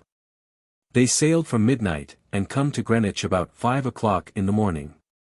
I however lay till about 7 or 8, and so to my office, my head a little aching, partly for want of natural rest, partly having so much business to do today, and partly from the news I hear that one of the little boys at my lodging is not well. And they suspect, by their sending for plaister and fume, that it may be the plague, so I sent Mr. Hayter and W. Hewer to speak with the mother. But they returned to me, satisfied that there is no hurt nor danger, but the boy is well, and offers to be searched. However, I was resolved myself to abstain coming thither for a while. Sir W. Batten and myself at the office all the morning. At noon with him to dinner at Boreman's, where Mr. Seymour with us, who is a most conceited fellow and not over much in him.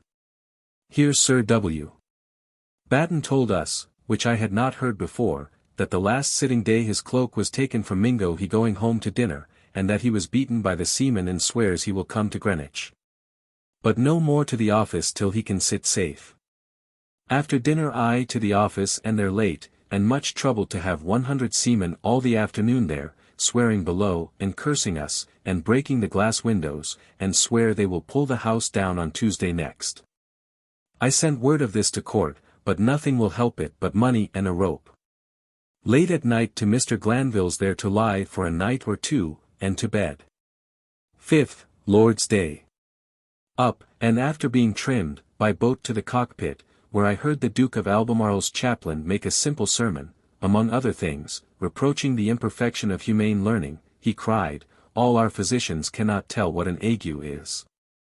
And all our arithmetic is not able to number the days of a man. Which, God knows, is not the fault of arithmetic, but that our understandings reach not the thing. To dinner, where a great deal of silly discourse, but the worst is I hear that the plague increases much at Lambeth, St. Martin's and Westminster, and fear it will all over the city. Thence I to the Swan, thinking to have seen Sarah, but she was at church, and so I by water to Deptford, and there made a visit to Mr. Evelyn, who, among other things, showed me most excellent painting in little, in distemper, Indian ink, watercolors, graving. And, above all, the whole secret of mezzotinto, and the manner of it, which is very pretty, and good things done with it. He read to me very much also of his discourse. He hath been many years and now is about gardenage. Which will be a most noble and pleasant piece. He read me part of a play or two of his making, very good, but not as he conceits them, I think, to be. He showed me his Hortus Hyemalis. Leaves laid up in a book of several plants kept dry, which preserve color, however, and look very finely, better than any herbal. In fine, a most excellent person he is, and must be allowed a little for a little conceitedness. But he may well be so, being a man so much above others. He read me, though with too much gusto, some little poems of his own, that were not transcendent, yet one or two very pretty epigrams. Among others, of a lady looking in at a grate, and being pecked at by an eagle that was there. Here comes in the middle of our discourse Captain Cock, as drunk as a dog, but could stand, and talk and laugh. He did so joy himself in a brave woman that he had been with all the afternoon, and who should it be but my Lady Robinson, but very troublesome he is with his noise and talka, and laughing, though very pleasant. with him in his coach to Mr. Glanville's, where he sat with Mrs. Pennington and myself a good while talking of this fine woman again, and then went away. Then the lady and I to very serious discourse and, among other things, of what a bonny lassie my Lady Robinson is, who is reported to be kind to the prisoners, and has said to Sir G. Smith, who is her great crony, "Look, there is a pretty man, I would be content to break a commandment with him," and such loose expressions she will have often. After an hour's talk we to bed, the lady mightily troubled about a pretty little bitch she hath, which is very sick, and will eat nothing, and the worst was, I could hear her in her chamber bemoaning the bitch. And by taking her into bed with her. The bitch pissed and shit a bed, and she was fain to rise and had coals out of my chamber to dry the bed again. This night I had a letter that Sir G. Carteret would be in town tomorrow, which did much surprise me. 6th. Up, and to my office, where busy all the morning, and then to dinner to Captain Cox with Mr. Evelyn, where very merry, only vexed after dinner to stay too long for our coach. At last, however, to Lambeth and thence the Cockpit, where we found Sir G. Carteret come, and in with the Duke and the East India Company about settling the business of the prizes, and they have gone through with it. Then they broke up, and Sir G. Carteret come out, and thence through the garden to the water side, and by water I with him in his boat down with Captain Cock to his house at Greenwich, and while supper was getting ready Sir G. Carteret and I did walk an hour in the garden before the house, talking of my Lord Sandwich's business. What enemies he hath, and how they have endeavoured to bespatter him, and particularly about his leaving of 30 ships of the enemy, when Penn would have gone, and my Lord called him back again, which is most false. However, he says, it was purposed by some hotheads in the House of Commons, at the same time when they voted a present to the Duke of York, to have voted L10,000 to the Prince, and half a crown to my Lord of Sandwich, but nothing come of it. 697. But, for all this, the King is most firme to my Lord, and so is my Lord Chancellor, and my Lord Arlington. The Prince, in appearance, kind, the Duke of York silent, says no hurt, but admits others to say it in his hearing. Sir W. Penn, the falsest rascal that ever was in the world. And that this afternoon the Duke of Albemarle did tell him that Penn was a very cowardly rogue, and one that hath brought all these roguish fanatic captains into the fleet, and swears he should never go out with the fleet again. That Sir W. Coventry is most kind to Penn still, and says nothing nor do anything openly to the prejudice of my lord. He agrees with me, that it is impossible for the king, to set out a fleet again the next year. And that he fears all will come to ruin, there being no money in prospect but these prizes, which will bring, it may be, L20,000, but that will signify nothing in the world for it. That this late Act of Parliament for bringing the money into the Exchequer, and making of it payable out there, intended as a prejudice to him and will be his convenience hereafter and ruin the king's business. And so I fear it will and do wonder Sir W.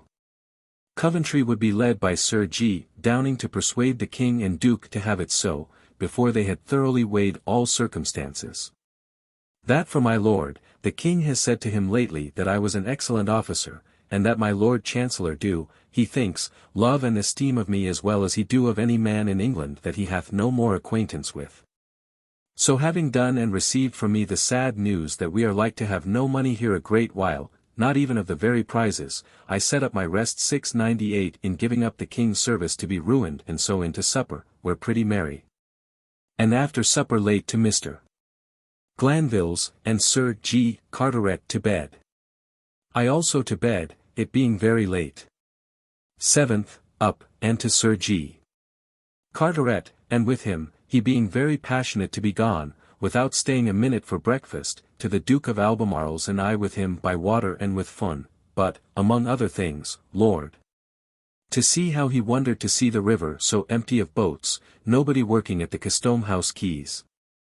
And how fearful he is, and vexed that his man, holding a wine-glass in his hand for him to drink out of, did cover his hands, it being a cold, windy, rainy morning, under the waterman's coate.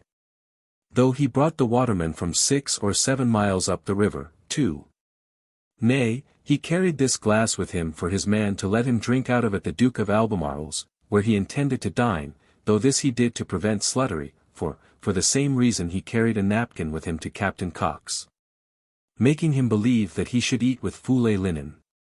Here he with the Duke walked a good while in the park, and I with fun, but cannot gather that he intends to stay with us, nor thinks anything at all of ever paying 1 farthing of money more to us here, let what will come of it. Thence in, and Sir W. Batten comes in by and by, and so staying till noon, and there being a great deal of company there, Sir W. Batten and I took leave of the Duke and Sir G. Carteret, there being no good to be done more for money, and so over the river and by coach to Greenwich, where at Boreman's we dined, it being late. Thence my head being full of business and mind out of order for thinking of the effects which will arise from the want of money, I made an end of my letters by 8 o'clock. And so to my lodging and there spent the evening till midnight talking with Mrs. Pennington, who is a very discreet, understanding lady in very pretty discourse we had in great variety, and she tells me with great sorrow her bitch is dead this morning, died in her bed. So broke up and to bed. 8th. Up, and to the office, where busy among other things to look my warrants for the settling of the victualling business, the warrants being come to me for the surveyors of the ports and that for me also to be surveyor general. I did discourse largely with Tom Wilson about it and doubt not to make it a good service to the king as well, as the king gives us very good salaries. It being a fast day, all people were at church and the office quiet. So I did much business, and at noon adventured to my old lodging, and there eat, but am not yet well satisfied, not seeing of Christopher, though they say he is abroad. Thence after dinner to the office again, and thence am sent for to the King's Head by my Lord Rutherford, who, since I can hope for no more convenience from him, his business is troublesome to me. And therefore I did leave him as soon as I could and by water to Deptford, and there did order my matters so, walking up and down the fields till it was dark night, that J.E. Allais à la maison of my Valentine. 699 and there J.E. Fices whatever J.E. voudrais avec her, and, about 8 at night, did take water, being glad I was out of the town. For the plague, it seems, rages there more than ever, and so to my lodgings, where my lord had got a supper and the mistress of the house, and her daughters, and here stayed Mrs. Pierce to speak with me about her husband's business, and I made her sup with us, and then at night my lord and I walked with her home, and so back again. My lord and I ended all we had to say as to his business overnight, and so I took leave, and went again to Mr. Glanville's and so to bed, it being very late. 9th, up, and did give the servants something at Mr. Glanville's and so took leave, meaning to lie tonight at my own lodging. To my office, where busy with Mr. Gauden running over the victualling business, and he is mightily pleased that this course is taking and seems sensible of my favour and promises kindness to me. At noon by water, to the King's Head at Deptford, where Captain Taylor invites Sir W. Batten, Sir John Robinson, who come in with a great deal of company from hunting. And brought in a hare alive and a great many silly stories they tell of their sport, which pleases them mightily, and me not at all, such is the different sense of pleasure in mankind, and others upon the score of a survey of his new ship. And strange to see how a good dinner and feasting reconciles everybody, Sir W. Batten and Sir J. Robinson being now as kind to him, and report well of his ship and proceedings, and promise money, and Sir W. Batten is a solicitor for him, but it is a strange thing to observe, they being the greatest enemies he had, and yet, I believe, hath in the world in their hearts. Thence after dinner stole away and to my office, where did a great deal of business till midnight, and then to Mrs. Clerk's, to lodge again, and going home W. Hewer did tell me my wife will be here tomorrow, and hath put away Mary, which vexes me to the heart, I cannot help it, though it may be a folly in me, and when I think seriously on it, I think my wife means no ill design in it, or, if she do, I am a fool to be troubled at it, since I cannot help it. The bill of mortality, to all our griefs, is increased 399 this week, and the increase generally through the whole city in suburbs, which makes us all sad. 10th. Up, and entered all my journal since the 28th of October, having every day's passages well in my head, though it troubles me to remember it, and which I was forced to, being kept from my lodging, where my books and papers are, for several days. So to my office, where till 2 or 3 o'clock busy before I could go to my lodging to dinner, then did it and to my office again. In the evening news is brought me my wife is come, so I to her, and with her spent the evening, but with no great pleasure, I being vexed about her putting away of Mary in my absence, but yet I took no notice of it at all. But fell into other discourse, and she told me, having herself been this day at my house at London, which was boldly done, to see Mary have her things, that Mr. Harrington, our neighbour, an East Country merchant, is dead epsom of the plague, and that another neighbour of ours, Mr. Holworthy, a very able man, is also dead by a fall in the country from his horse, his foot hanging in the stirrup, and his brains beat out. Here we sat talking, and after supper to bed. 11th. I up and to the office, leaving my wife in bed, and there till noon, then to dinner and back again to the office, my wife going to Woolwich again, and I staying very late at my office, and so home to bed. 12th, Lord's Day. Up, and invited by Captain Cock to dinner. So after being ready I went to him, and there he and I and Mr. Yard, one of the Gwinny company, dined together and very merry. After dinner I by water to the Duke of Albemarle, and there had a little discourse and business with him, chiefly to receive his commands about pilots to be got for our Hambro ships, going now at this time of the year convoy to the merchant ships that have lain at great pain and charge, some 3, some 4 months at Harwich for a convoy. They hope here the plague will be less this week. Thence back by water to Captain Cock's, and there he and I spent a great deal of the evening as we had done of the day reading and discoursing over part of Mr. Stillingfleet's Origin Sacré, wherein many things are very good and some frivolous. Thence by and by he and I to Mrs. Pennington's, but she was gone to bed. So we back and walked a while, and then to his house and to supper, and then broke up, and I home to my lodging to bed. 13th. Up, and to my office, where busy all the morning, and at noon to Captain Cock's to dinner as we had appointed in order to settle our business of accounts.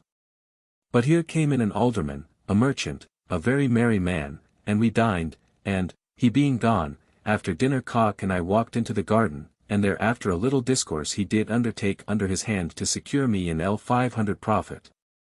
For my share of the profit of what we have bought of the prize goods.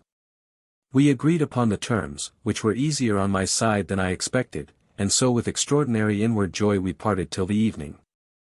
So I to the office and among other business prepared a deed for him to sign and seal to me about our agreement, which at night I got him to come and sign and seal, and so he and I to Glanville's. And there he and I sat talking and playing with Mrs.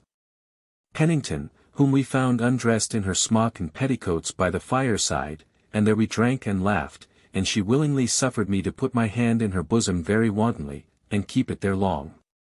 Which methought was very strange, and I looked upon myself as a man mightily deceived in a lady, for I could not have thought she could have suffered it, by her former discourse with me, so modest she seemed and I know not what.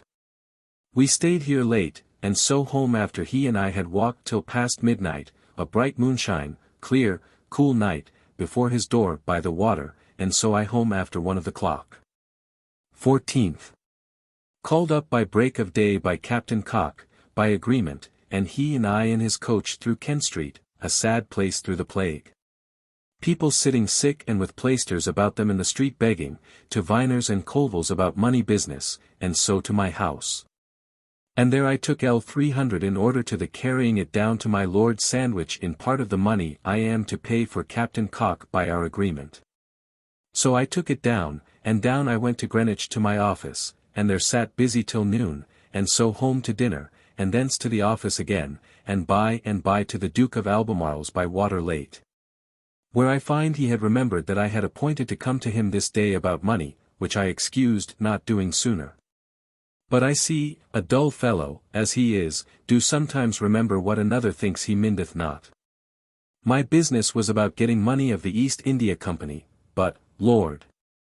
To see how the Duke himself magnifies himself in what he had done with the company, and my Lord Craven what the King could have done without my Lord Duke, and a deal of stir, but most mightily what a brave fellow I am.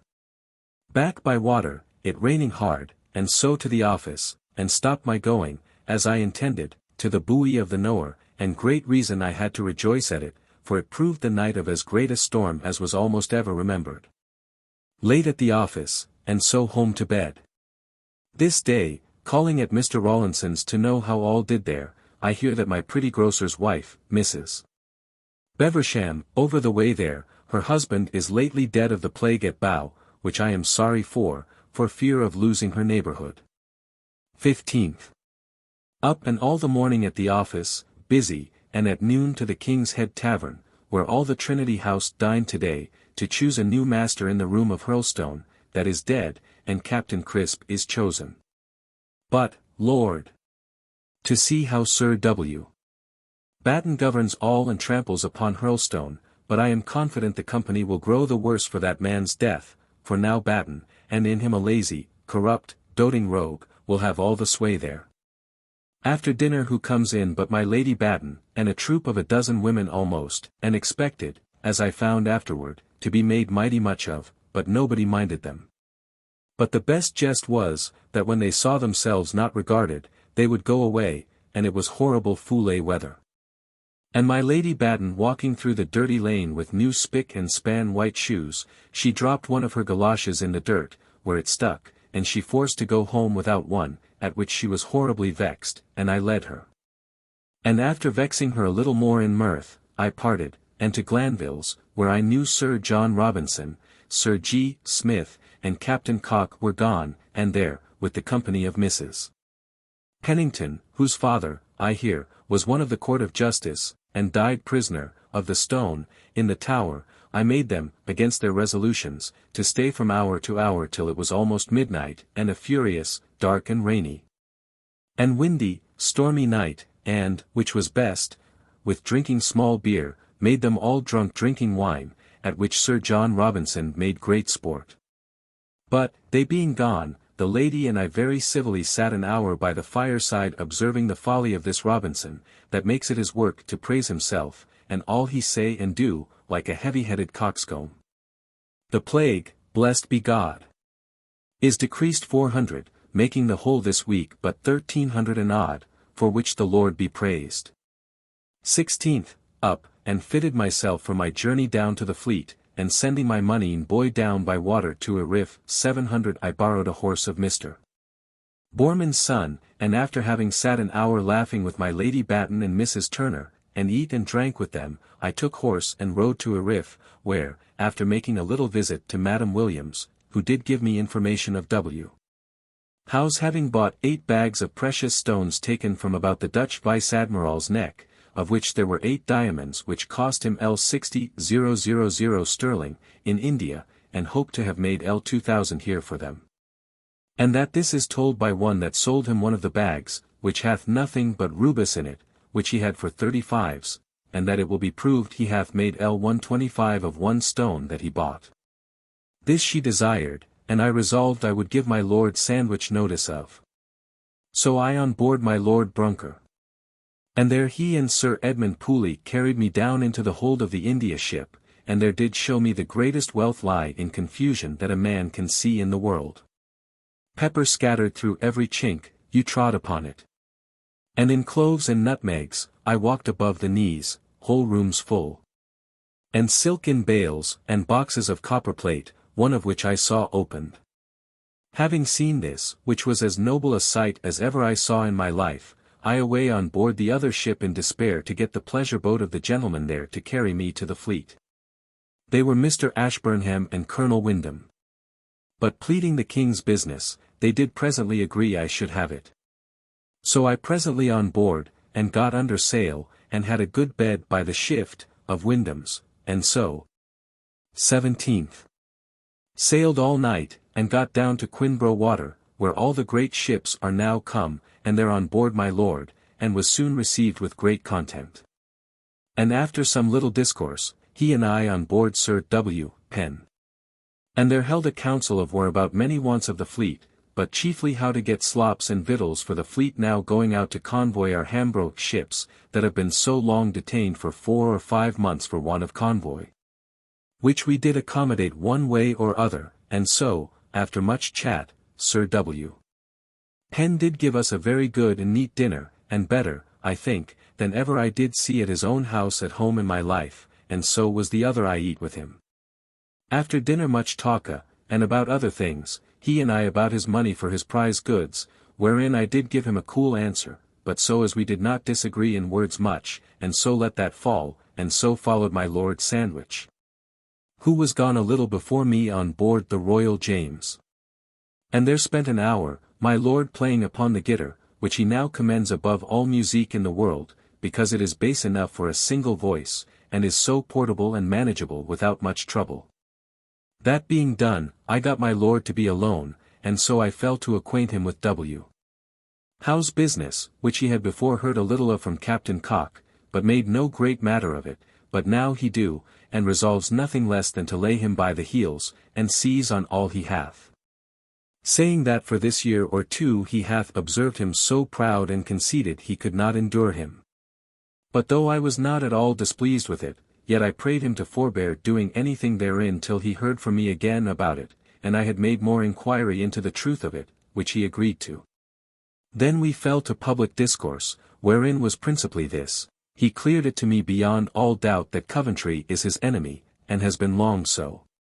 So that I am over that, and my Lord told it me upon my proposal of a friendship between them, which he says is impossible, and methinks that my Lord's displeasure about the report in print of the first fight was not of his making. But I perceive my Lord cannot forget it, nor the other think he can. I shewed him how advisable it were upon almost any terms for him to get quite off the sea employment. He answers me again that he agrees to it, but thinks the king will not let him go off. He tells me he lacks now my Lord Orrery to solicit it for him, who is very great with the king. As an infinite secret, my Lord tells me, the factions are high between the king and the duke, and all the court are in an uproar with their loose amours, the Duke of York being in love desperately with Mrs. Stuart. Nay, that the Duchess herself is fallen in love with her new master of the horse, one Harry Sidney, and another, Harry Savile. So that God knows what will be the end of it. And that the Duke is not so obsequious as he used to be, but very high of late, and would be glad to be in the head of an army as general, and that it is said that he do propose to go and command under the King of Spain, in Flanders. That his amours to Mrs. Stuart are told the king. So that all is like to be not among them. That he knows that the Duke of York do give leave to have him spoken slightly of in his own hearing, and doth not oppose it, and told me from what time he hath observed this to begin. So that upon the whole my Lord do concur to wish with all his heart that he could with any honour get from off the employment. After he had given thanks to me for my kind visit and good counsel, on which he seems to set much by, I left him, and so away to my besom again, and there to read in a pretty French book, La Nouvelle Allégorique. Upon the strife between rhetoric and its enemies, very pleasant. So, after supper, to sleep, and sailed all night, and came to Erith before break of day. 18th. About 9 of the clock, I went on shore, there, calling by the way only to look upon my Lord Brunker, to give Mrs. Williams an account of her matters, and so hired an ill-favoured horse, and away to Greenwich to my lodgings, where I hear how rude the soldiers have been in my absence, swearing what they would do with me, which troubled me, but, however. After eating a bit I to the office and there very late writing letters, and so home and to bed. 19th, Lord's Day. Up, and after being trimmed, alone by water to Erith, all the way with my song-book singing of Mr. Lawes's long recitative song in the beginning of his book. Being come there, on board my Lord Brunker, I find Captain Cock and other company, the lady not well, and mighty merry we were. Sir Edmund Pooley being very merry, and a right English gentleman, and one of the discontented cavaliers, that think their loyalty is not considered. After dinner, all on shore to my Lady Williams, and there drank and talked, but, Lord, the most impertinent bold woman with my Lord that ever I did see. I did give her an account again of my business with my Lord touching W. How, and she did give me some more information about it, an examination taken about it, and so we parted and I took boat, and to Woolwich, where we found my wife not well of them, and I out of humour begun to dislike her painting. The last things not pleasing me so well as the former, but I blame myself for my being so little complaisant. So without eating or drinking, there being no wine, which vexed me too, we walked with a lanthorn to Greenwich and eat something at his house, and so home to bed. 20th. Up before day, and wrote some letters to go to my lord, among others that about W. Howe, which I believe will turn him out, and so took horse for Nonsuch, with 2 men with me, and the ways very bad, and the weather worse, for wind and rain. But we got in good time thither, and I did get my tallies got ready, and thence, with as many as could go, to Youghal, and there dined very well, and I saw my Bess, a very well-favoured country lass there. And after being very merry and having spent a piece I took horse, and by another way met with a very good road, but it rained hard and blew, but got home very well. Here I find Mr. Deering come to trouble me about business, which I soon dispatched and parted, he telling me that Llewellyn hath been dead this fortnight, of the plague, in St. Martin's Lane, which much surprised me. 21st. Up, and to the office, where all the morning doing business, and at noon home to dinner and quickly back again to the office, where very busy all the evening and late sent a long discourse to Mr. Coventry by his desire about the regulating of the method of our payment of bills in the Navy, which will be very good, though, it may be, he did aim principally at striking at Sir G. Carteret. So weary but pleased with this business being over I home to supper and to bed. 22nd. Up, and by water to the Duke of Albemarle, and there did some little business, but most to shew myself, and mightily I am yet in his and Lord Craven's books, and thence to the Swan and there drank and so down to the bridge, and so to the Change, where spoke with many people, and about a great deal of business, which kept me late. I heard this day that Mr. Harrington is not dead of the plague, as we believed, at which I was very glad, but most of all, to hear that the plague is come very low. That is, the whole under 1,000, and the plague 600 and odd, and great hopes of a further decrease, because of this day's being a very exceeding hard frost, and continues freezing. This day the first of the Oxford Gazettes come out, which is very pretty, full of news, and no folly in it. Wrote by Williamson. Fear that our Hambro ships at last cannot go, because of the great frost, which we believe it is there, nor are our ships cleared at the Pillow, which will keep them there too all this winter, I fear. From the Change, which is pretty full again, I to my office and there took some things, and so by water to my lodging at Greenwich and dined, and then to the office a while and at night home to my lodgings, and took T. Wilson and T. Hayter with me, and there spent the evening till midnight discoursing and settling of our victualling business, that thereby I might draw up instructions for the survey hours and that we might be doing something to earn our money. This done I late to bed. Among other things it pleased me to have it demonstrated, that a purser without professed cheating is a professed loser, twice as much as he gets. 23rd. Up betimes, and so, being trimmed, I to get papers ready against Sir H. Cholmondeley come to me by appointment, he being newly come over from Tangier. He did by and by come, and we settled all matters about his money, and he is a most satisfied man in me, and do declare his resolution to give me 200 per annum. It continuing to be a great frost, which gives us hope for a perfect cure of the plague, he and I to walk in the park, and there discoursed with grief of the calamity of the times. How the king's service is performed, and how Tangier is governed by a man, who, though honourable, yet do mind his ways of getting and little else compared, which will never make the place flourish. I brought him and had a good dinner for him, and there come by chance Captain Cuttance, who tells me how W. Howe is laid by the heels, and confined to the Royal Catherine, and his things all seized and how, also, for a quarrel, which indeed the other night my lord told me, Captain Ferrers, having cut all over the back of another of my lord's servants, is parted from my lord. I sent for little Mrs. Francis Tooker, and after they were gone I sat dallying with her an hour, doing what I would with my hands about her. And a very pretty creature it is. So in the evening to the office, where late writing letters, and at my lodging later writing for the last 12 days my journal and so to bed. Great expectation what mischief more the French will do us, for we must fall out. We in extraordinary lack of money and everything else to go to sea next year. My Lord Sandwich is gone from the fleet yesterday toward Oxford. 24th. Up, and after doing some business at the office, I to London, and there, in my way, at my old oyster shop in Gracious Street, bought 2 barrels of my fine woman of the shop, who is alive after all the plague.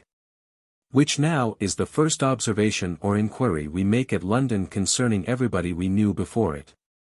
So to the Change, we're very busy with several people, and mightily glad to see the Change so full, and hopes of another abatement still the next week. Off the Change I went home with Sir G. Smith to dinner, sending for one of my barrels of oysters, which were good, though come from Colchester, where the plague hath been so much. Here a very brave dinner, though no invitation, and, Lord, to see how I am treated, that come from so mean a beginning, is matter of wonder to me. But it is God's great mercy to me, and his blessing upon my taking pains, and being punctual in my dealings. After dinner Captain Cock and I about some business, and then with my other barrel of oysters home to Greenwich, sent them by water to Mrs. Pennington, while he and I landed, and visited Mr. Evelyn, where most excellent discourse with him. Among other things he showed me a ledger of a treasurer of the navy, his great-grandfather, just 100 years old, which I seemed mighty fond of, and he did present me with it, which I take as a great rarity. And he hopes to find me more, older than it. He also shewed us several letters of the old Lord of Leicester's, in Queen Elizabeth's time, under the very handwriting of Queen Elizabeth, and Queen Mary, Queen of Scots. And others, very venerable names. But, Lord, how poorly, methinks, they wrote in those days, and in what plain uncut paper. Thence, Cock having sent for his coach, we to Mrs. Pennington, and there sat and talked and eat our oysters with great pleasure, and so home to my lodging late and to bed. 25th. Up, and busy at the office all day long, saving dinner time, and in the afternoon also very late at my office, and so home to bed. All our business is now about our Hambro fleet, whether it can go or no this year, the weather being set and frosty, and the whole stay being for want of pilots now, which I have wrote to the Trinity House about. But have so poor an account from them, that I did acquaint Sir W. Coventry with it this post. 26th, Lord's Day. Up, though very late abed, yet before day to dress myself to go toward Erith, which I would do by land, it being a horrible cold frost to go by water, so borrowed 2 horses of Mr. Howell and his friend, and with much ado set out, after my horses being frosted 7:01, which I know not what it means to this day, and my boy having lost one of my spurs and stockings, carrying them to the smith's. But I borrowed a stocking, and so got up, and Mr. Tooker with me, and rode to Erith, and there on board my Lord Brunker, met Sir W. Warren upon his business, among others, and did a great deal, Sir J. Minns, as God would have it, not being there to hinder us with his impertinences. Business done, we to dinner very merry, there being there Sir Edmund Pooley, a very worthy gentleman. They are now come to the copper boxes and the prizes, and hope to have ended all this week. After dinner took leave, and on shore to Madam Williams, to give her an account of my lord's letter to me about how, who he has clapped by the heels on suspicion of having the jewels. And she did give me my Lord Brunker's examination of the fellow, that declares his having them. And so away, Sir W. Warren riding with me, and the way being very bad, that is, hard and slippery by reason of the frost, so we could not come to past Woolwich till night. However, having a great mind to have gone to the Duke of Albemarle, I endeavoured to have gone farther, but the night come on and no going, so I light and sent my horse by Tooker, and returned on foot to my wife at Woolwich, where I found, as I had directed, a good dinner to be made against tomorrow, and invited guests in the yard, meaning to be merry, in order to her taking leave, for she intends to come in a day or two to me for altogether. But here, they tell me, one of the houses behind them is infected, and I was fain to stand there a great while, to have their back door opened, but they could not, having locked them fast, against any passing through. So was forced to pass by them again, close to their sick beds, which they were removing out of the house, which troubled me. So I made them uninvite their guests, and to resolve of coming all away to me tomorrow, and I walked with a lanthorn, weary as I was, to Greenwich. But it was a fine walk, it being a hard frost, and so to Captain Cox, but he I found had sent for me to come to him to Mrs. Pennington's, and there I went, and we were very merry, and supped, and Cock being sleepy he went away betimes. I stayed alone talking and playing with her till past midnight, she suffering me whatever ego voulait avec ses mamilles. Much pleased with her company we parted, and I home to bed at past 1, all people being in bed thinking I would have stayed out of town all night. 27th.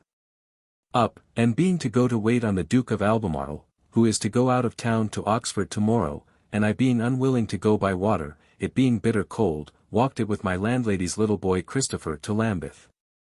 It being a very fine walk and calling it half the way and drank, and so to the Duke of Albemarle, who is visited by every body against his going. And mighty kind to me, and upon my desiring his grace to give me his kind word to the Duke of York, if any occasion there were of speaking of me, he told me he had reason to do so, for there had been nothing done in the navy without me. His going, I hear, is upon putting the sea business into order, and, as some say, and people of his own family, that he is agog to go to sea himself the next year. Here I met with a letter from Sir G. Carteret, who is come to Cranbourne, that he will be here this afternoon and desires me to be with him. So the Duke would have me dine with him. So it being not dinner time, I to the Swan, and there found Sarah all alone in the house. So away to the Duke of Albemarle again, and there to dinner, he most exceeding kind to me to the observation of all that are there. At dinner comes Sir G. Carteret and dines with us. After dinner a great deal alone with Sir G. Carteret, who tells me that my lord hath received still worse and worse usage from some base people about the court. But the king is very kind, and the duke do not appear the contrary. And my lord chancellor swore to him, I will not forsake my lord of Sandwich. Our next discourse is upon this act for money, about which Sir G. Carteret comes to see what money can be got upon it. But none can be got, which pleases him the thoughts of, for, if the exchequer should succeed in this, his office would fail. But I am apt to think at this time of hurry and plague and want of trade, no money will be got upon a new way which few understand. We walked, Cock and I, through the park with him, and so we being to meet the Vice-Chamberlain tomorrow at Nonsuch, to treat with Sir Robert Long about the same business, I into London, it being dark night, by a hackney coach. The first I have durst to go in many a day, and with great pain now for fear. But it being unsafe to go by water in the dark and frosty cold, and unable being weary with my morning walk to go on foot, this was my only way.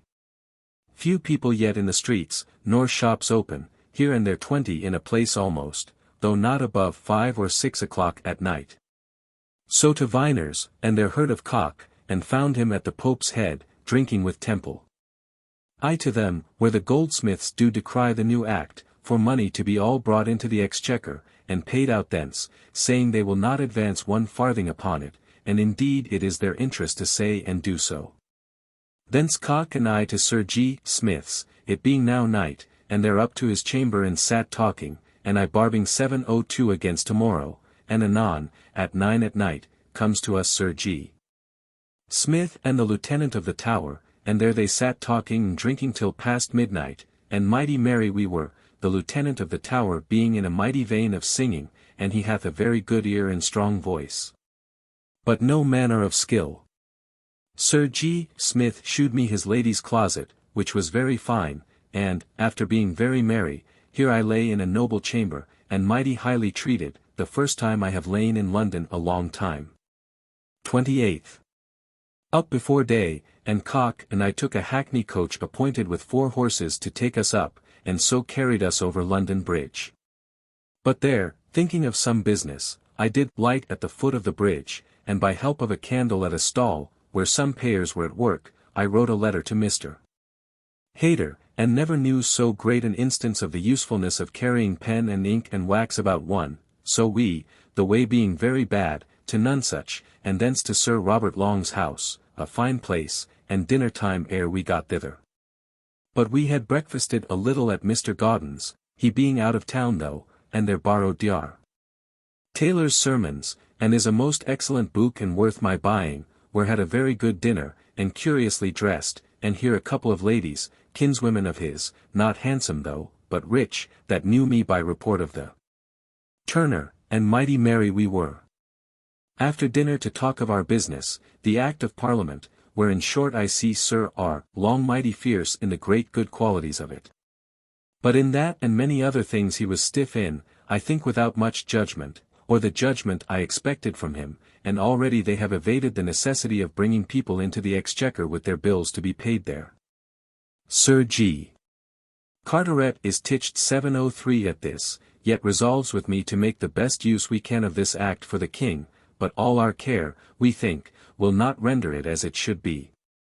He did again here alone discourse with me about my lord, and is himself strongly for my lord's not going to sea, which I am glad to hear and did confirm him in it. He tells me too that he talked last night with the Duke of Albemarle about my lord's sandwich, by making him sensible that it is his interest to preserve his old friends, which he confessed he had reason to do. For he knows that ill offices were doing of him, and that he honoured my Lord Sandwich with all his heart. After this discourse we parted, and all of us broke up and we parted. Captain Cock and I through Wandsworth. Drank at Sir Alan Broderick's, a great friend and comrade of Cock's, whom he values above the world for a witty companion, and I believe he is so. So to Foxhall and there took boat, and down to the Old Swan, and thence to Lombard Street, it being dark night, and thence to the Tower. Took boat and down to Greenwich, Cock and I, he home and I to the office, where did a little business, and then to my lodgings, where my wife is come, and I am well pleased with it, only much trouble in those lodgings we have. The mistress of the house being so deadly dear in everything we have. So that we do resolve to remove home soon as we know how the plague goes this week, which we hope will be a good decrease. So to bed. 29th. Up, my wife and I talking how to dispose of our goods, and resolved upon sending our two maids Alice, who has been a day or two at Woolwich with my wife, thinking to have had a feast there, and Susan home. So my wife after dinner did take them to London with some goods, and I in the afternoon after doing other business did go also by agreement to meet Captain Cock and from him to Sir Roger Cuttance. About the money due from Cock to him for the late prize goods, wherein Sir Roger is troubled that he hath not payment as agreed, and the other, that he must pay without being secured in the quiet possession of them, but some accommodation to both, I think, will be found. But Cock do tell me that several have begged so much of the king to be discovered out of stolen prize goods, and so I am afeard we shall hereafter have trouble, therefore I will get myself free of them as soon as I can and my money paid. Thence home to my house, calling my wife, where the poor wretch is putting things in a way to be ready for our coming home, and so by water together to Greenwich, and so spent the night together. 30th, up, and at the office all the morning. At noon comes Sir Thomas Allen, and I made him dine with me, and very friendly he is, and a good man, I think, but one that professes he loves to get and to save. He dined with my wife and me and Mrs. Barbary, whom my wife brings along with her from Woolwich for as long as she stays here. In the afternoon to the office, and there very late writing letters and then home, my wife and people sitting up for me, and after supper to bed. Great joy we have this week in the weekly bill, it being come to 544 in all, and but 333 of the plague, so that we are encouraged to get to London soon as we can. And my father writes as great news of joy to them, that he saw York's wagon go again this week to London, and was full of passengers, and tells me that my Aunt Bell hath been dead of the plague these 7 weeks. December 1665. December 1st. This morning to the office, full of resolution to spend the whole day at business, and there, among other things, I did agree with Pointer to be my clerk for my victualling business. And so all alone all the day long shut up in my little closet at my office, drawing up instructions, which I should long since have done for my surveyors of the ports, Sir W. Coventry desiring much to have them, and he might well have expected them long since. After dinner to it again, and at night had long discourse with Gibson, who is for Yarmouth, who makes me understand so much of the victualling business and the purser's trade, that I am ashamed I should go about the concerning myself in a business which I understand so very very little of, and made me distrust all I had been doing today.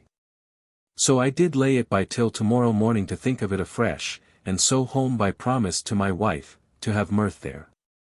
So we had our neighbours, little Miss Tooker and Mrs. Daniels, to dance, and after supper I to bed, and left them merry below, which they did not part from till 2 or 3 in the morning. 2nd. Up, and discoursing with my wife, who is resolved to go to London for good, and all this day, we did agree upon giving Mr. Sheldon L 10, and Mrs. Barbary 2 pieces, and so I left her to go down thither to fetch away the rest of the things and pay him the money, and so I to the office, where very busy setting Mr. Pointer to write out my last night's work, which pleases me this day, but yet it is pretty to reflect how much I am out of confidence with what I had done upon Gibson's discourse with me, for fear I should have done it sillily. But Pointer likes them, and Mr. Hayter also, but yet I am afeard lest they should do it out of flattery, so conscious I am of my ignorance. Dined with my wife at noon and took leave of her, she being to go to London, as I said, for altogether, and I to the office, busy till past 1 in the morning. 3rd.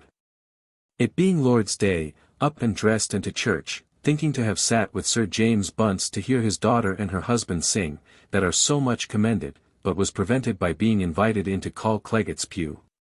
However, there I sat, near Mr. Lane R., with whom I spoke, and in sight, by chance, and very near my fat brown beauty of our parish, the rich merchant's lady, a very noble woman, and Madam Pierce. A good sermon of Mr.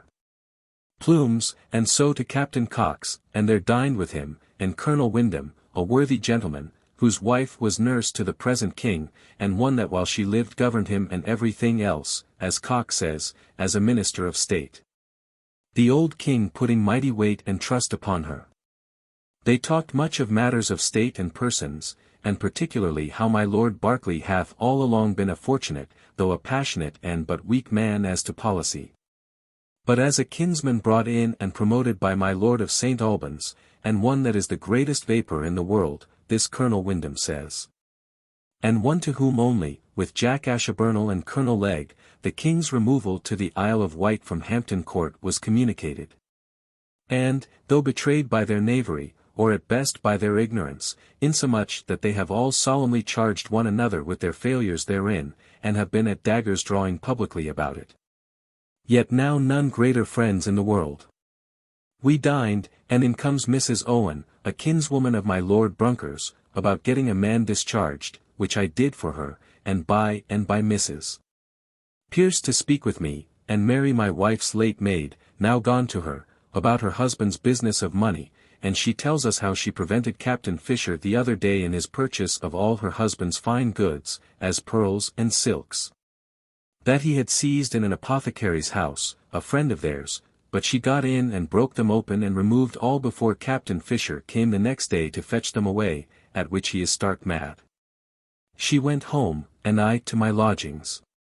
At night by agreement I fetched her again with Cox's coach, and he come and we sat and talked together, thinking to have had Mrs. Coleman and my songsters, her husband and Lane R., but they failed me.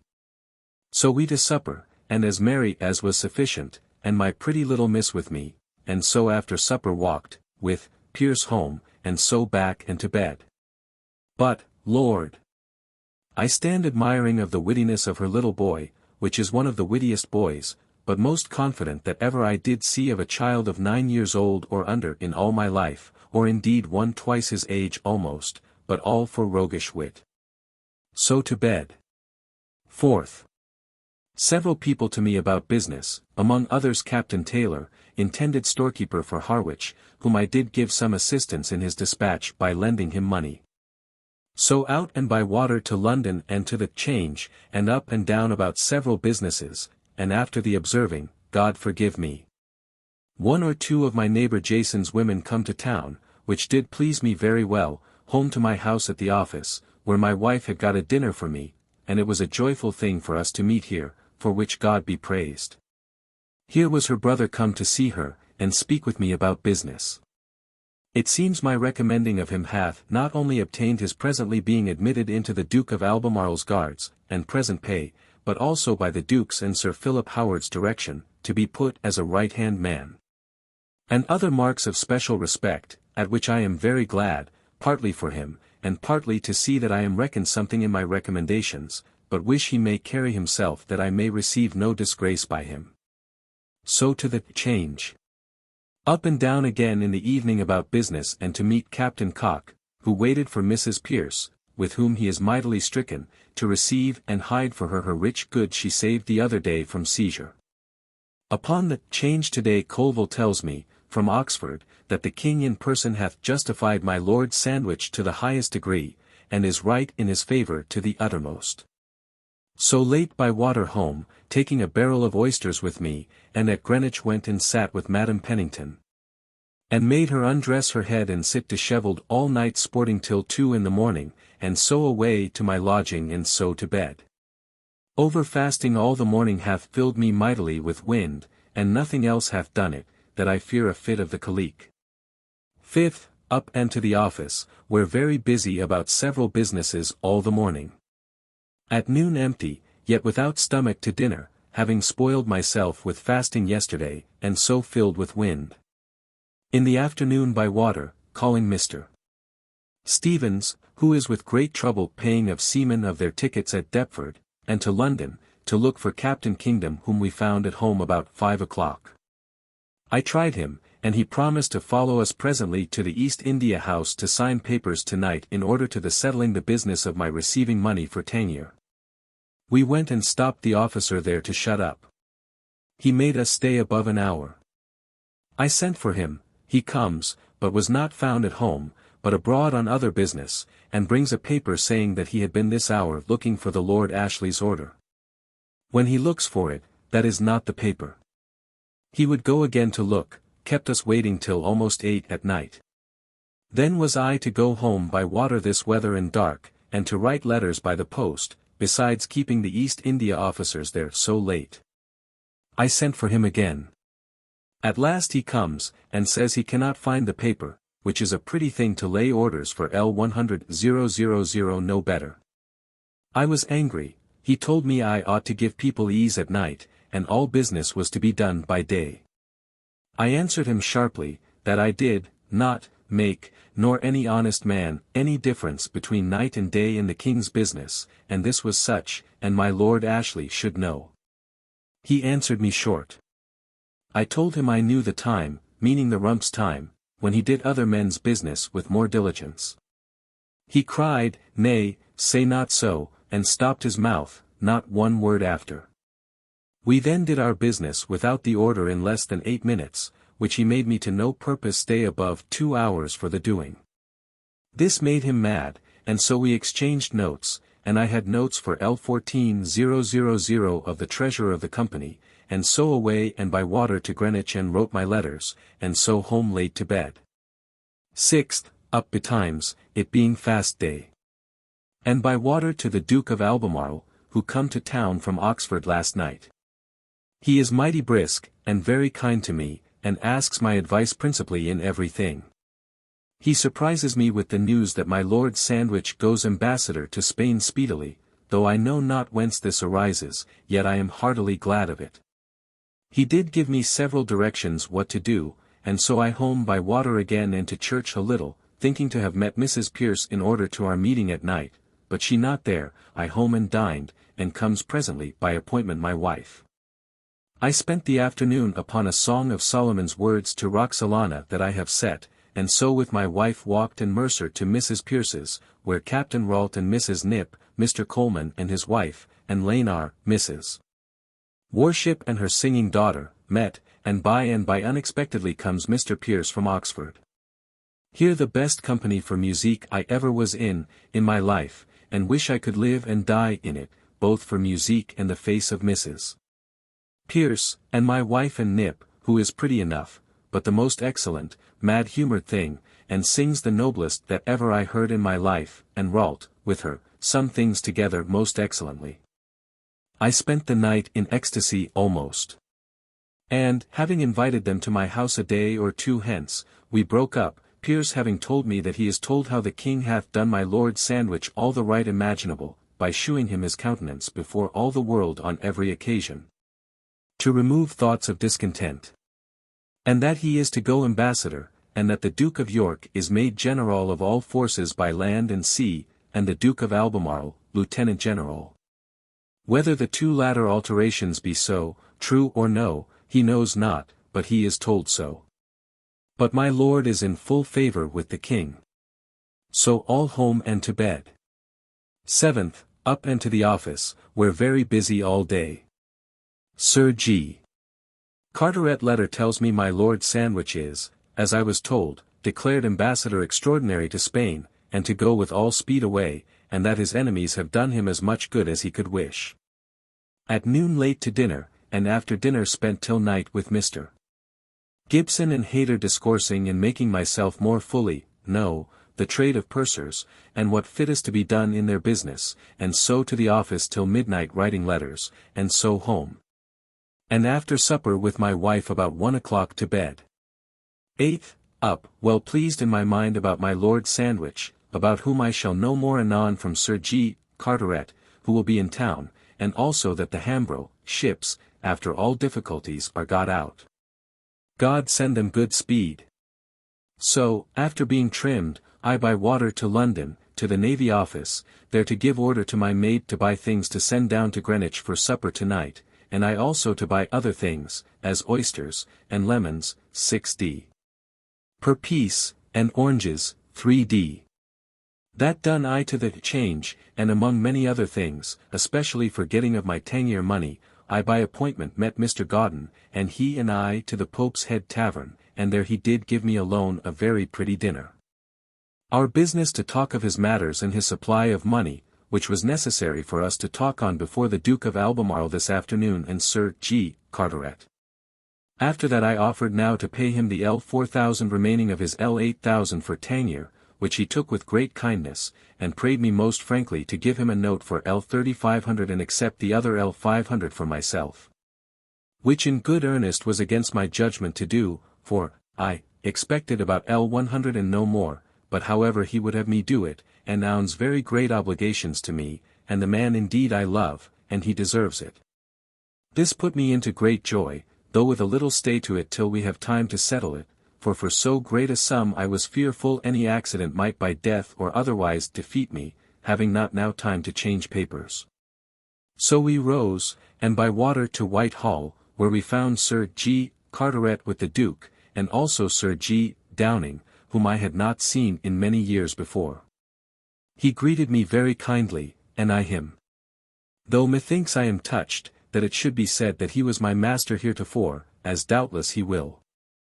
So to talk of our navy business, and particularly money business, of which there is little hopes of any present supply upon this new act, the goldsmiths being here, and Alderman Bacule newly come from Flanders, and none offering any.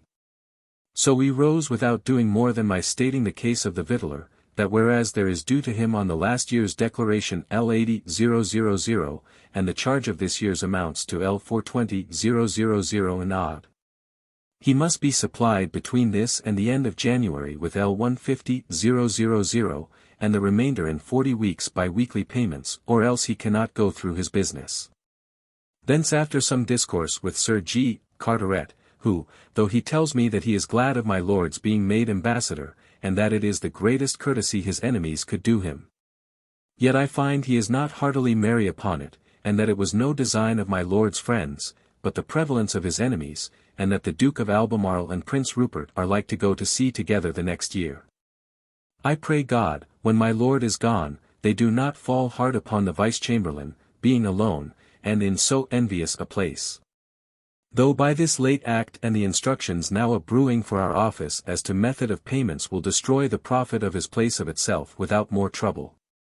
Thence by water down to Greenwich, and there found all my company come, that is, Mrs. Nip, and an ill, melancholy, jealous-looking fellow, her husband, that spoke not a word to us all the night, Pierce and his wife, and Ralt, Mrs. Warship and her daughter, Coleman and his wife, and Lane R., and, to make us perfectly happy, there comes by chance to town Mr. Hill to see us. Most excellent musique we had in abundance, and a good supper, dancing, and a pleasant scene of Mrs. Nips rising sick from table, but whispered me it was for some hard word or other her husband gave her just now when she laughed and was more merry than ordinary. But we got her in humour again, and mighty merry. Spending the night, till 2 in the morning, with most complete content as ever in my life, it being increased by my day's work with Godden. Then broke up, and we to bed, Mr. Hill and I, whom I love more and more, and he us. 9th. Called up betimes by my Lord Brunker, who is come to town from his long water work at Erith last night, to go with him to the Duke of Albemarle, which by his coach I did. Our discourse upon the ill posture of the times through lack of money. At the Duke's did some business, and I believe he was not pleased to see all the Duke's discourse and applications to me and everybody else. Discoursed also with Sir G. Carteret about office business, but no money in view. Here my lord and I stayed and dined, the vice-chamberlain taking his leave. At table the Duchess, a damned ill-looked woman, complaining of her lord's going to sea the next year, said these cursed words, if my lord had been a coward he had gone to sea no more, it may be then he might have been excused. And made an ambassador, meaning my Lord Sandwich. 704. This made me mad, and I believed she perceived my countenance change, and blushed herself very much. I was in hopes others had not minded it, but my Lord Brunker, after we were come away, took notice of the words to me with displeasure. Thence after dinner away by water, calling and taking leave of Sir G. Carteret, whom we found going through at Whitehall, and so over to Lambeth and took coach and home, and so to the office, where late writing letters, and then home to Mr. Hill, and sang, among other things, my song of Beauty Retire, which he likes, only excepts against 2 notes in the bass, but likes the whole very well. So late to bed. 10th, Lord's Day. Lay long talking, Hill and I, with great pleasure, and then up, and being ready walked to Cox for some news, but heard none, only they would have us stay their dinner, and sent for my wife, who come, and very merry we were. There being Sir Edmund Pooley and Mr. Evelyn. Before we had dined comes Mr. Andrews, whom we had sent for to bow, and so after dinner home, and there we sang some things, but not with much pleasure, Mr. Andrews being in so great haste to go home, his wife looking every hour to be brought to bed. He gone Mr. Hill and I continued our musique, one thing after another, late till supper, and so to bed with great pleasure. 11th. Lay long with great pleasure talking.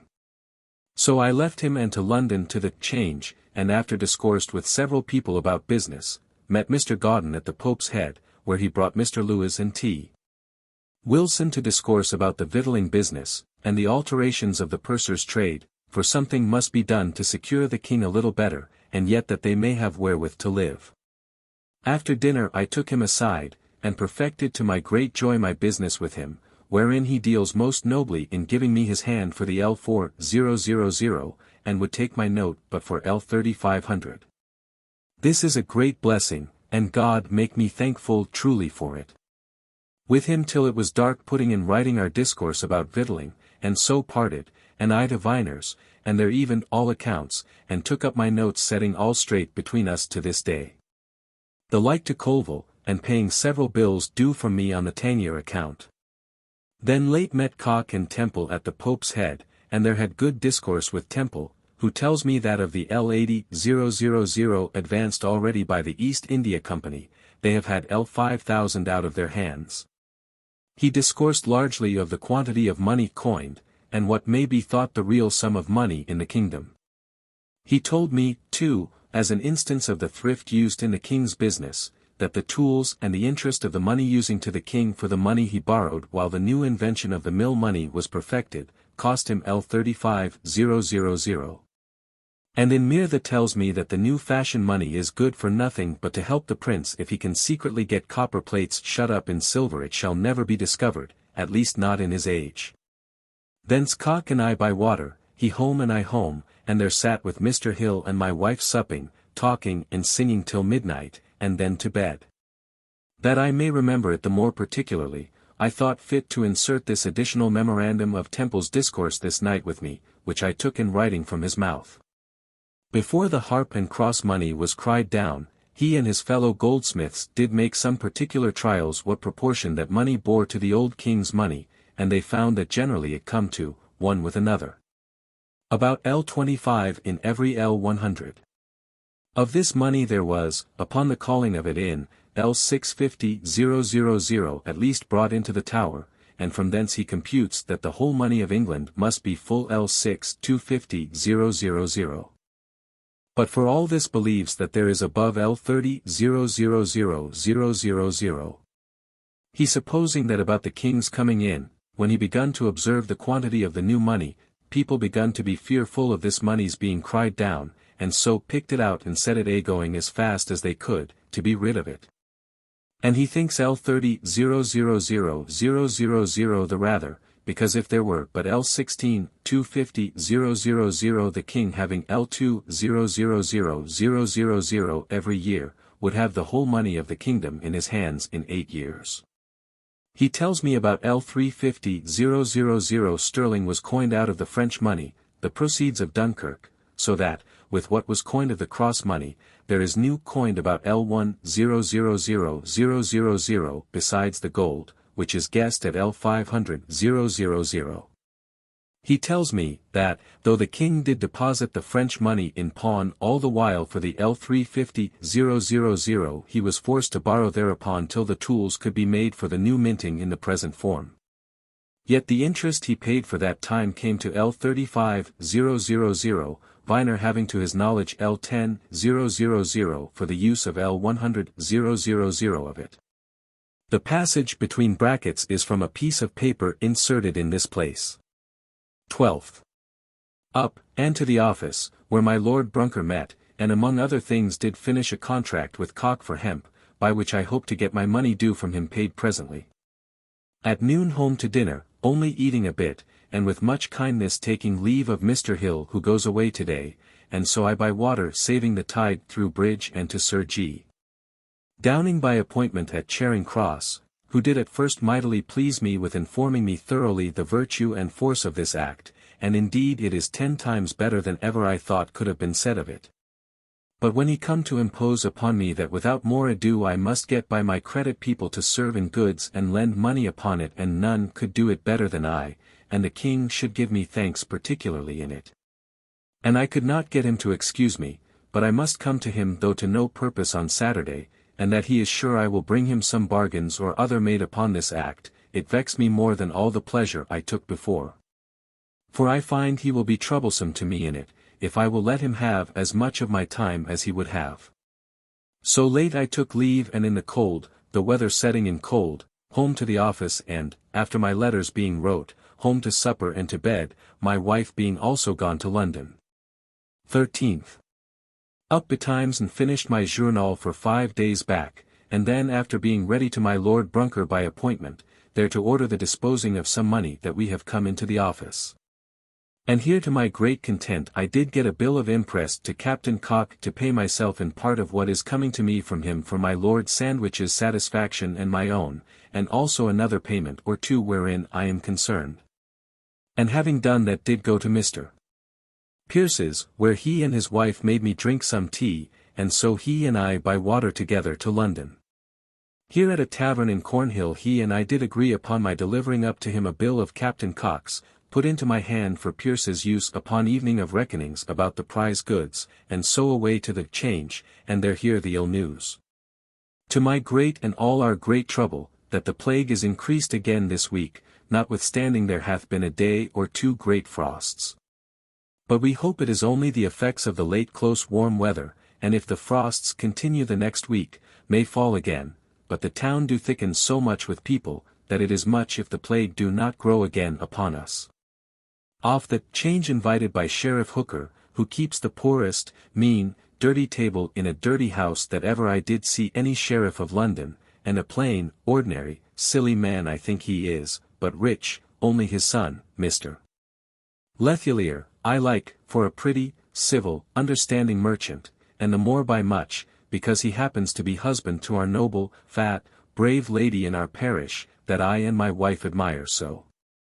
Thence away to the Pope's Head Tavern, and there met first with Captain Cock, and dispatched my business with him to my content, he being ready to sign his bill of imprest of L2000, and gives it me in part of his payment to me. Which glads my heart.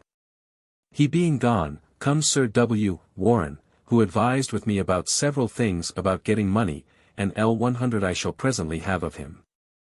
We advised about a business of insurance, wherein something may be saved to him and got to me, and to that end he and I did take a coach at night and to the Cockpit. There to get the Duke of Albemarle's advice for our insuring some of our sound goods coming home under Harmon's convoy, but he proved shy of doing it without knowledge of the Duke of York, so we back again and calling at my house to see my wife. Who is well. Though my great trouble is that our poor little parish is the greatest number this week in all the city within the walls, having 6, from one the last week, and so by water to Greenwich leaving Sir W. Warren at home, and I straight to my Lord Brunker, it being late, and concluded upon insuring something and to send to that purpose to Sir W. Warren to come to us tomorrow morning. So I home and, my mind in great rest, to bed. 14th. Up, and to the office a while with my Lord Brunker, where we directed Sir W. Warren in the business of the insurance as I desired, and ended some other businesses of his, and so at noon I to London, but that a change was done before I got thither, so I to the Pope's Head Tavern, and there find Mr. Gauden and Captain Beckford and Nick Osborne going to dinner, and I dined with them and very exceeding merry we were as I had, not, been a great while, and dinner being done I to the East India House and there had an assignment on Mr. Temple for the L2000 of Cox, which joyed my heart, so, having seen my wife in the way, I home by water and to write my letters and then home to bed. 15th. Up, and spent all the morning with my surveyors of the ports for the victualling, and there read to them what instructions I had provided for them and discoursed largely much of our business and the business of the pursers. I left them to dine with my people, and to my Lord Brunker's where I met with a great good dinner and Sir T. Teddyman, with whom my Lord and I were to discourse about the bringing of W.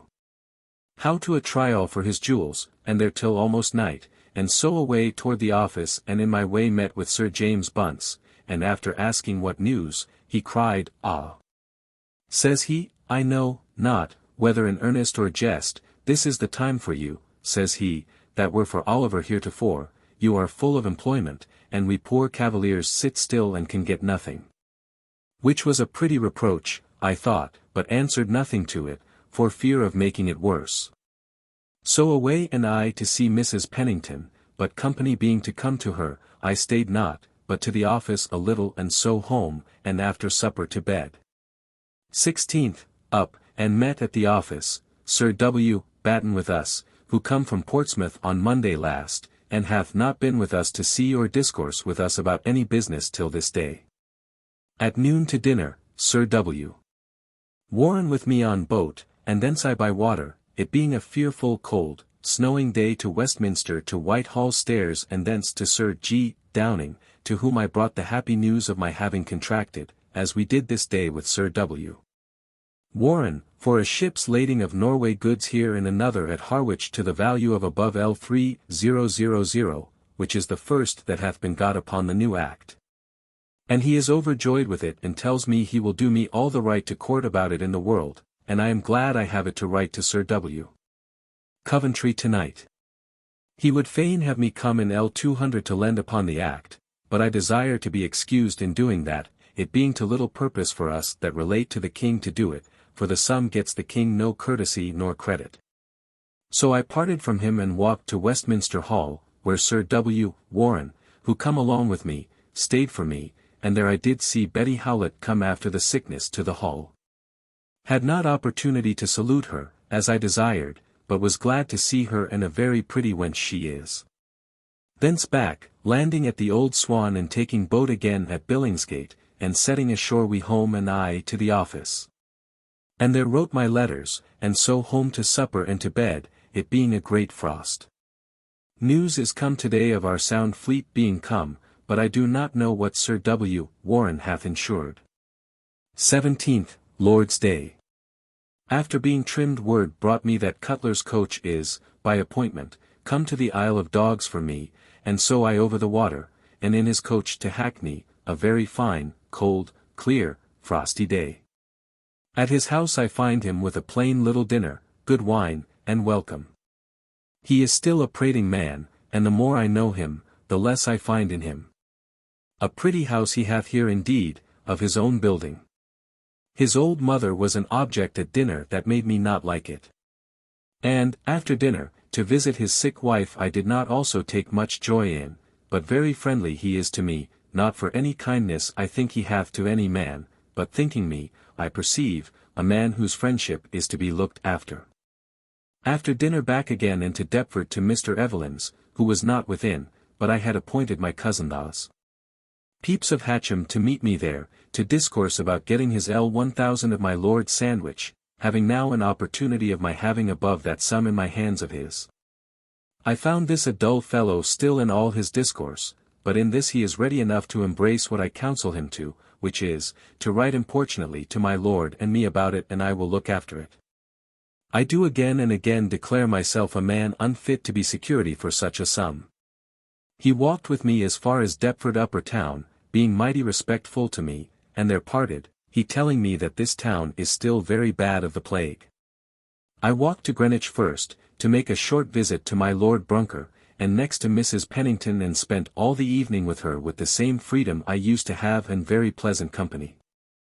With her till 1 o'clock in the morning and past, and so to my lodging to bed, and 18th. Betimes, up, it being a fine frost, and walked it to Redriff, calling and drinking at halfway house, thinking, indeed, to have overtaken some of the people of our house, the women, who were to walk the same walk, but I could not. So to London, and there visited my wife, and was a little displeased to find she is so forward all of a spurt to make much of her brother and sister since my last kindness to him in getting him a place, but all ended well presently.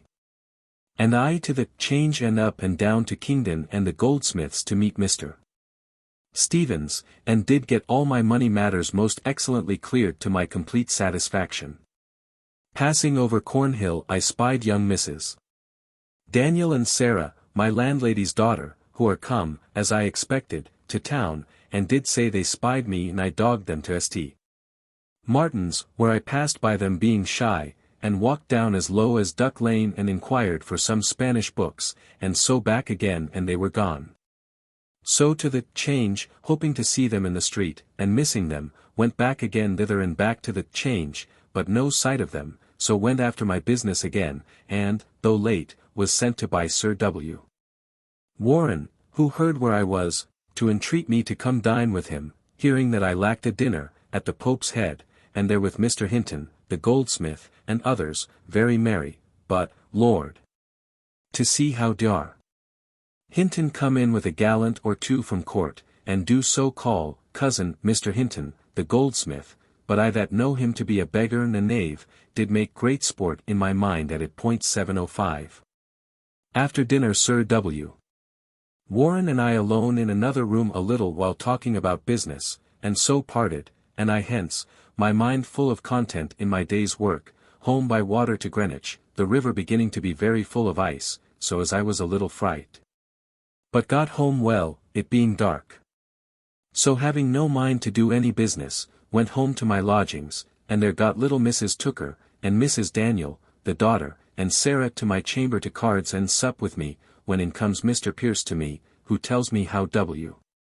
How has been examined on shipboard by my Lord Brunker today, and others, and that he has charged him out of envy with sending goods under my Lord's seal and in my Lord Brunker's name, thereby to get them safe passage, which, he tells me, is false, but that he did use my name to that purpose, and hath acknowledged it to my Lord Brunker, but do also confess to me that one parcel he thinks he did use my Lord Brunker's name. Which do vex me mightily that my name should be brought in question about such things, though I did not say much to him of my discontent till I have spoke with my Lord Brunker about it. So he being gone, being to go to Oxford tomorrow, we to cards again late, and so broke up, I having great pleasure with my little girl, Mrs. Tooker. 19th, up, and to the office, where all the morning At noon by agreement comes Samuel Pepys to dine with me. I thought to have had him to Sir J. Min's to a good venison pasty with the rest of my fellows, being invited, but seeing much company I went away with him and had a good dinner at home. He did give me letters he hath wrote to my lord and more about my lord's money to get it paid to my cousin, which I will make good use of.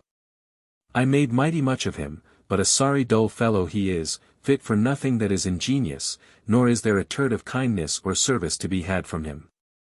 So I shall neglect him if I could get but him satisfied about this money that I may be out of bonds for my lord to him. To see that this fellow could desire me to help him to some employment, if it were but of L100 per annum, when he is not worth less than, I believe, L20,000. He gone, I to Sir J.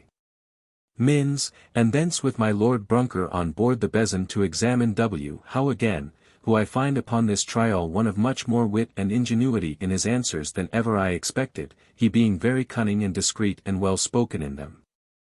I said little to him or concerning him, but, Lord, to see how he writes to me a days, and styles me, my honor. So much is a man subjected and dejected under afflictions as to flatter me in that manner on this occasion. Back with my lord to Sir J. Min's, where I left him and the rest of a great deal of company, and so I to my office, where late writing letters and then home to bed. 20th, up, and was trimmed, but not time enough to save my Lord Brunker's coach or Sir J. Min's, and so was fain to walk to Lambeth on foot, but it was a very fine frosty walk, and great pleasure in it, but troublesome getting over the river for ice. I to the Duke of Albemarle, whither my brethren were all come, but I was not too late. There we sat in discourse upon our navy business an hour, and thence in my Lord Brunker's coach alone, he walking before, while I stayed a while talking with Sir G. Downing about the act, in which he is horrid troublesome, to the Old Exchange. Thence I took Sir Ellis Leighton to Captain Cox, where my Lord Brunker and Lady Williams dine, and we all mighty merry, but Sir Ellis Leighton one of the best companions at a meal in the world.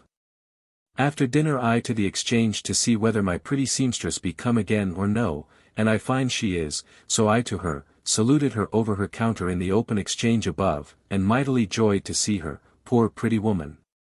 I must confess I think her a great beauty. After laying out a little money there for 2 pair of thread stockings, cost 8s. I to Lombard Street to see some business tonight there at the goldsmith's, among others paying in L1258 to Viner for my Lord Sandwich's use upon Cox's account. I was called by my Lord Brunker in his coach with his mistress, and Mr. Cottle the lawyer, our acquaintance at Greenwich, and so home to Greenwich, and thence I to Mrs. Pennington, and had a supper from the King's Head for her, and there mighty merry and free as I used to be with her, and at last, late, I did pray her to undress herself into her nightgown, that I might see how to have her picture drawn carelessly, for she is mighty proud of that conceit, and I would walk without in the street till she had done. So I did walk forth, and whether I made too many turns or no in the dark cold frosty night between the 2 walls up to the park gate I know not, but she was gone to bed when I come again to the house, upon pretence of leaving some papers there, which I did on purpose by her consent. So I away home, and was there sat up for to be spoken with my young Mrs. Daniel, to pray me to speak for her husband to be a lieutenant.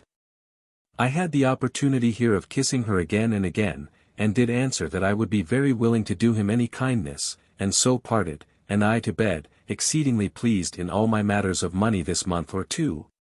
It having pleased God to bless me with several opportunities of good sums, and that I have them in effect all very well paid, or in my power to have.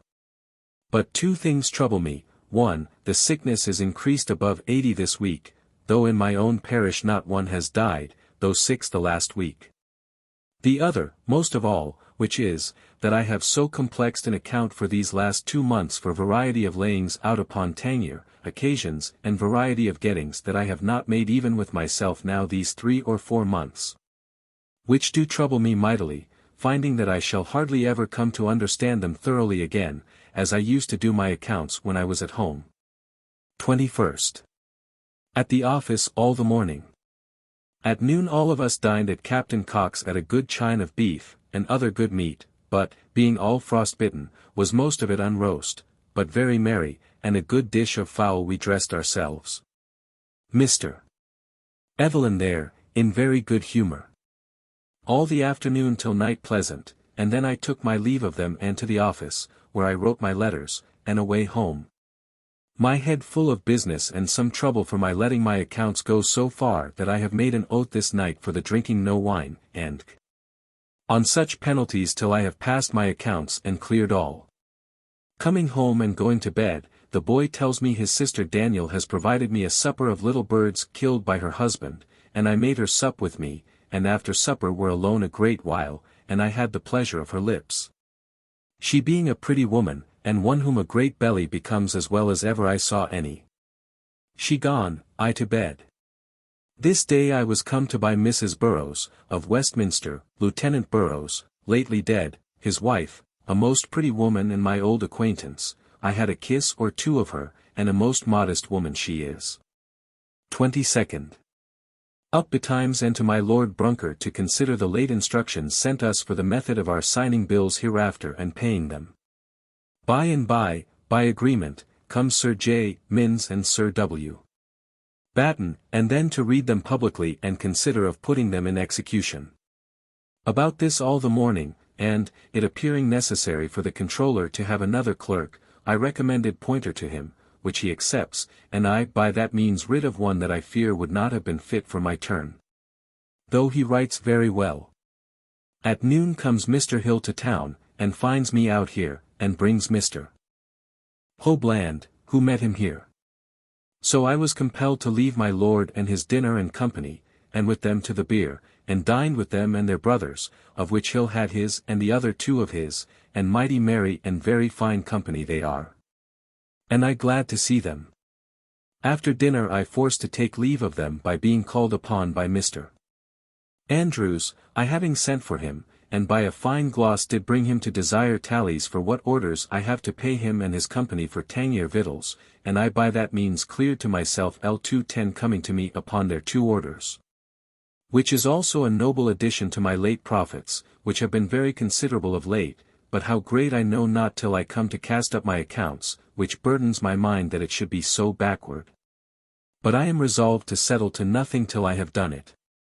He gone, I to my Lord Brunker's, and there spent the evening by my desire in seeing his lordship open to pieces and make up again his watch, thereby being taught what I never knew before. And it is a thing very well worth my having seen, and am mightily pleased and satisfied with it.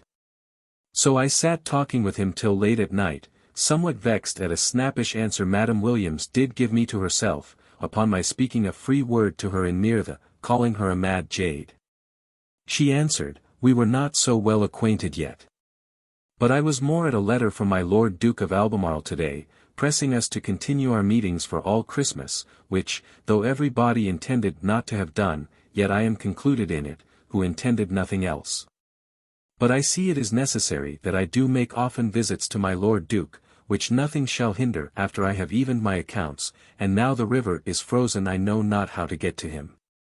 Thence to my lodging, making up my journal for 8 or 9 days, and so my mind being eased of it, I to supper and to bed. The weather hath been frosty these 8 or 9 days, and so we hope for an abatement of the plague the next week, or else God have mercy upon us. For the plague will certainly continue the next year if it do not. 23rd. At my office all the morning and home to dinner, my head full of business, and there my wife finds me unexpectedly. But I not being at leisure to stay or talk with her, she went down by coach to Woolwich, thinking to fetch Mrs. Barbary to carry her to London to keep her Christmas with her, and I to the office. This day one come to me with 4 great turkeys, as a present from Mr. Dean, at Harwich, 3 of which my wife carried in the evening home with her to London in her coach, Mrs. Barbary not being to be got so suddenly, but will come to her the next week, and I at my office late, and then to my lodgings to bed. 24th, Sunday. Up betimes, to my Lord Duke of Albemarle by water, and after some talka with him about business of the office with great content, and so back again and to dinner, my landlady and her daughters with me, and had mince pies. And very merry at a mischance her young son had in tearing of his new coat quite down the outside of his sleeve in the whole cloth, one of the strangest mishaps that ever I saw in my life. Then to church, and placed myself in the parson's pew under the pulpit, to hear Mrs. Chamberlain in the next pew sing, who is daughter to Sir James Bunch, of whom I have heard much, and indeed she sings very finely, and from church met with Sir W. Warren, and he and I walked together talking about his and my businesses, getting of money as fairly as we can, and, having sent him part of his way home, I walked to my Lord Brunker, whom I heard was at Alderman Hooker's, hoping to see and salute Mrs. Lethelier, whom I did see in passing, but no opportunity of beginning acquaintance, but a very noble lady she is, however the silly alderman got her. Here we sat talking a great while, Sir the Biddulph and Mr. Vaughan, a son-in-law of Alderman Hooker's. Hence with my Lord Brunker home and sat a little with him and so home to bed. 25th, Christmas Day. To church in the morning, and there saw a wedding in the church, which I have not seen many a day. And the young people so merry one with another, and strange to see what delight we married people have to see these poor fools decoyed into our condition, every man and woman gazing and smiling at them. Here I saw again my beauty Lethelier. Thence to my Lord Brunker's by invitation and dined there, and so home to look over and settle my papers, both of my accounts private, and those of Tangier, which I have let go so long that it were impossible for any soul, had I died, to understand them, or ever come to any good end in them. I hope God will never suffer me to come to that disorder again. 26th, up, and to the office, where Sir J. Minns and my Lord Brunker and I met, to give our directions to the commanders of all the ships in the river to bring in lists of their ships' companies, with entries, discharges, and all the last voyage, where young Seymour, among 20 that stood bare, stood with his hat on, a proud, saucy young man. Thence with them to Mr. Cuttle's, being invited, and dined nobly and neatly. With a very pretty house and a fine turret at top, with winding stairs and the finest prospect I know about all Greenwich, save the top of the hill, and yet in some respects better than that. Here I also saw some fine writing work and flourishing of Mr. Hoare, he one that I knew long ago, an acquaintance of Mr. Thompson's at Westminster, that is this man's clerk. It is the story of the several archbishops of Canterbury, engrossed in vellum, to hang up in Canterbury Cathedral in tables, in lieu of the old ones, which are almost worn out. Thence to the office a while, and so to Captain Cox and there talked, and home to look over my papers, and so to bed. 27th.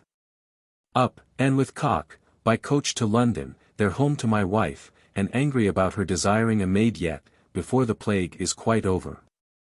It seems Mercer is troubled that she hath not one under her, but I will not venture my family by increasing it before it be safe. Thence about many businesses, particularly with Sir W. Warren on the change, and he and I dined together and settled our Tangier matters, wherein I get above L200 presently. We dined together at the Pope's Head to do this, and thence to the goldsmith's, I to examine the state of my matters there too, and so with him to my house, but my wife was gone abroad to Mrs. Mercer's, so we took boat, and it being dark and the thaw having broke the ice, but not carried it quite away, the boat did pass through so much of it all along, and that with the crackling and noise that it made me fearful indeed. So I forced the waterman to land us on Redrift side, and so walked together till Sir W. Warren and I parted near his house, and thence I walked quite over the fields home by light of link, one of my watermen carrying it, and I reading by the light of it, it being a very fine, clear, dry night. So to Captain Cox, and there sat and talked, especially with his counsellor, about his prize goods, that hath done him good turn, being of the company with Captain Fisher, his name Gotterson. Here I supped and so home to bed, with great content that the plague is decreased to 152, the whole being but 330. 28th, up and to the office, and thence with a great deal of business in my head, dined alone with Cock. So home alone strictly about my accounts, wherein I made a good beginning, and so, after letters wrote by the post, to bed. 29th. Up betimes, and all day long within doors upon my accounts, public and private, and find the ill effect of letting them go so long without evening, that no soul could have ever understood them but myself, and I with much ado. But, however, my regularity in all I did and spent do help me, and I hope to find them well. Late at them and to bed. 30th. Up and to the office, at noon home to dinner, and all the afternoon to my accounts again, and there find myself, to my great joy, a great deal worth above L4000, for which the Lord be praised. And is principally occasioned by my getting L500 of cock, for my profit in his bargains of prize goods, and from Mr. Gaudens making me a present of L500 more, when I paid him 8,000 for tenure. So to my office to write letters, then to my accounts again, and so to bed, being in great ease of mind. 31st, Lord's Day. All the morning in my chamber, writing fair the state of my tenure accounts, and so dined at home. In the afternoon to the Duke of Albemarle and thence back again by water, and so to my chamber to finish the entry of my accounts and to think of the business I am next to do. Which is the stating my thoughts and putting in order my collections about the business of pursers, to see where the fault of our present constitution relating to them lies and what to propose to mend it. And upon this late and with my head full of this business to bed. Thus ends this year, to my great joy, in this manner. I have raised my estate from L1300 in this year to L4400. I have got myself greater interest, I think, by my diligence, and my employments increased by that of treasurer for tenure, and surveyor of the victuals. It is true we have gone through great melancholy because of the great plague, and I put to great charges by it, by keeping my family long at Woolwich and myself and another part of my family, my clerks, at my charge at Greenwich. And a maid at London.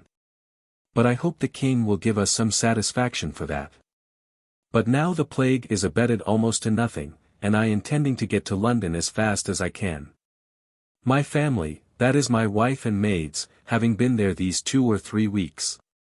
The Dutch war goes on very ill, by reason of lack of money. Having none to hope for, all being put into disorder by a new act that is made as an experiment to bring credit to the exchequer, for goods and money to be advanced upon the credit of that act. I have never lived so merrily, besides that I never got so much, as I have done this plague time, by my Lord Brunkers and Captain Cock's good company, and the acquaintance of Mrs. Nip, Coleman and her husband, and Mr. Lanar, and great store of dancings we have had at my cost, which I was willing to indulge myself and wife, at my lodgings. The great evil of this year, and the only one indeed, is the fall of my Lord of Sandwich, whose mistake about the prizes hath undone him, I believe, as to interest at court. Though sent, for a little palliating it, ambassador into Spain, which he is now fitting himself for. But the Duke of Albemarle goes with the prince to see this next year, and my lord very meanly spoken of. And, indeed, his miscarriage about the prize goods is not to be excused, to suffer a company of rogues to go away with 10 times as much as himself, and the blame of all to be deservedly laid upon him. 706. My whole family hath been well all this while, and all my friends I know of, saving my Aunt Bell, who is dead, and some children of my cousin Sarah's, of the plague. But many of such as I know very well, dead. Yet, to our great joy, the town fills apace, and shops begin to be open again. Pray God continue the plague's decrease. For that keeps the court away from the place of business, and so all goes to rack as to public matters, they at this distance not thinking of it. January 1666. January 1st, New Year's Day. Called up by 5 o'clock, by my order, by Mr. Tooker, who wrote, while I dictated to him, my business of the pursers. And so, without eating or drinking, till 3 in the afternoon, and then, to my great content, finished it. So to dinner, Gibson and he and I, and then to copying it over, Mr. Gibson reading nigh writing, and went a good way in it till interrupted by Sir W. Warren's coming, of whom I always learn something or other, his discourse being very good and his brains also. He being gone we to our business again, and wrote more of it fair, and then late to bed. 707. 2nd. Up by candlelight again, and wrote the greatest part of my business fair, and then to the office, and so home to dinner, and after dinner up and made an end of my fair writing it, and that being done, set to entering while to my Lord Brunker's. And there find Sir J. Minns and all his company, and Mr. Borman and Mrs. Turner, but, above all, my dear Mrs. Nip, with whom I sang, and in perfect pleasure I was to hear her sing, and especially her little Scotch song of Barbary Allen. 708 And to make our Mirtha the completer, Sir J. Minns was in the highest pitch of Mirtha, and his mimic all tricks, that ever I saw, and most excellent pleasant company he is, and the best mimique that ever I saw, and certainly would have made an excellent actor. And now would be an excellent teacher of actors. Thence, it being post-night, against my will took leave, but before I come to my office, longing for more of her company, I returned and met them coming home in coaches, so I got into the coach where Mrs. Nip was and got her upon my knee, the coach being full, and played with her breasts and sung, and at last set her at her house and so good night. So home to my lodgings and there endeavoured to have finished the examining my papers of purser's business to have sent away tonight, but I was so sleepy with my late early risings and late goings to bed that I could not do it. But was forced to go to bed and leave it to send away tomorrow by an express. Third, up, and all the morning till 3 in the afternoon examining and fitting up my purser's paper and send it away by an express. Then comes my wife, and I set her to get supper ready against I go to the Duke of Albemarle and back again. And at the Duke's with great joy I received the good news of the decrease of the plague this week to 70, and but 253 in all, which is the least bill hath been known these 20 years in the city. Through the want of people in London is it, that must make it so low below the ordinary number for bills. So home, and find all my good company I had bespoke, as Coleman and his wife, and Lanar, Nip and her surly husband. And good musique we had, and, among other things, Mrs. Coleman sang my words I said of Beauty Retire, and I think it is a good song, and they praise it mightily. Then to dancing and supper, and mighty merry till Mr.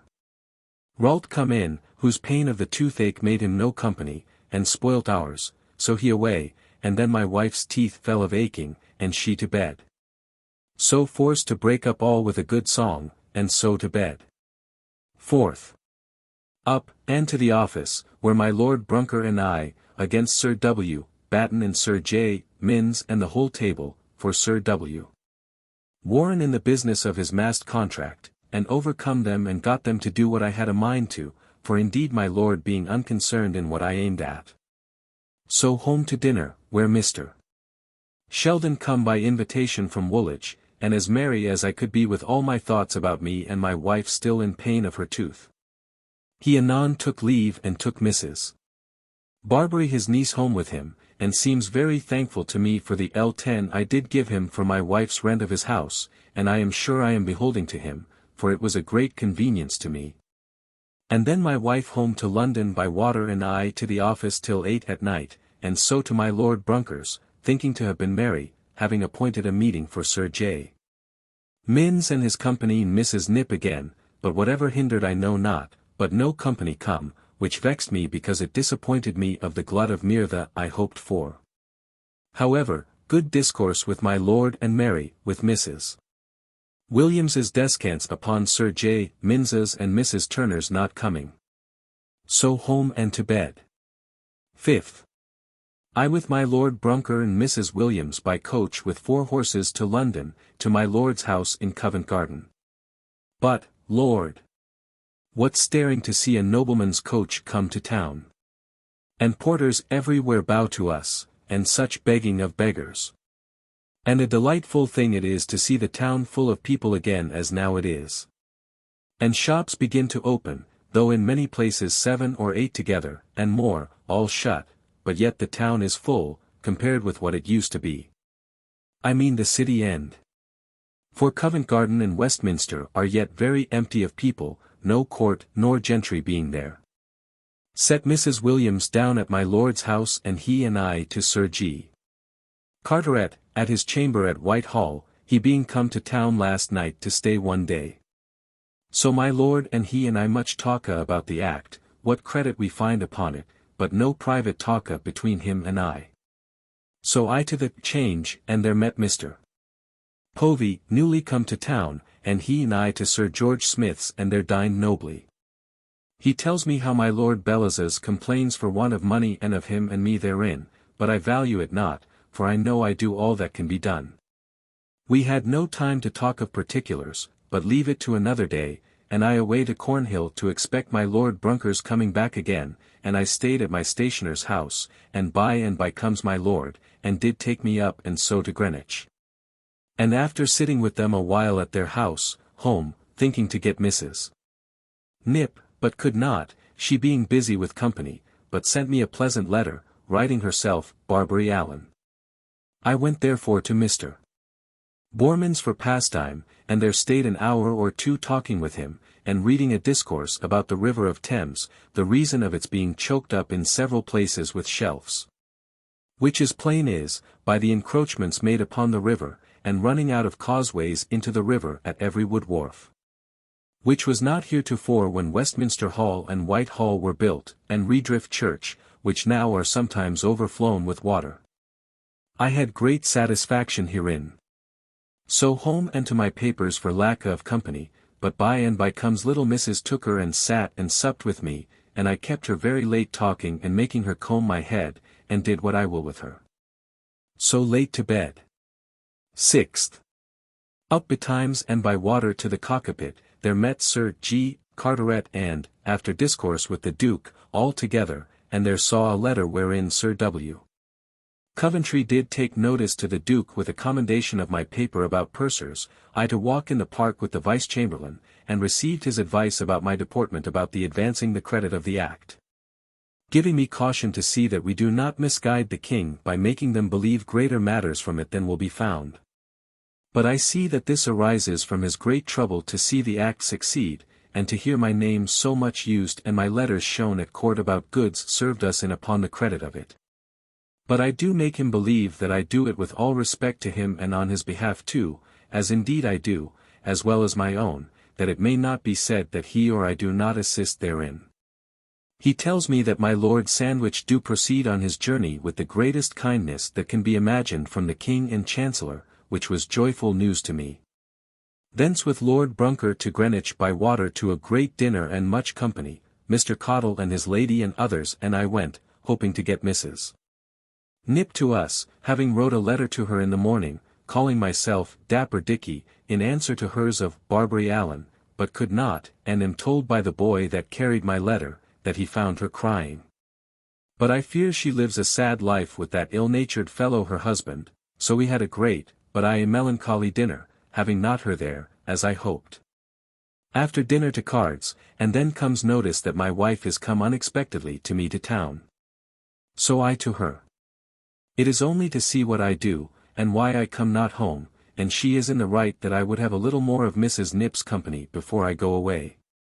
My wife to fetch away my things from Woolwich, and I back to cards and after cards to choose king and queen, and a good cake there was, but no marks found.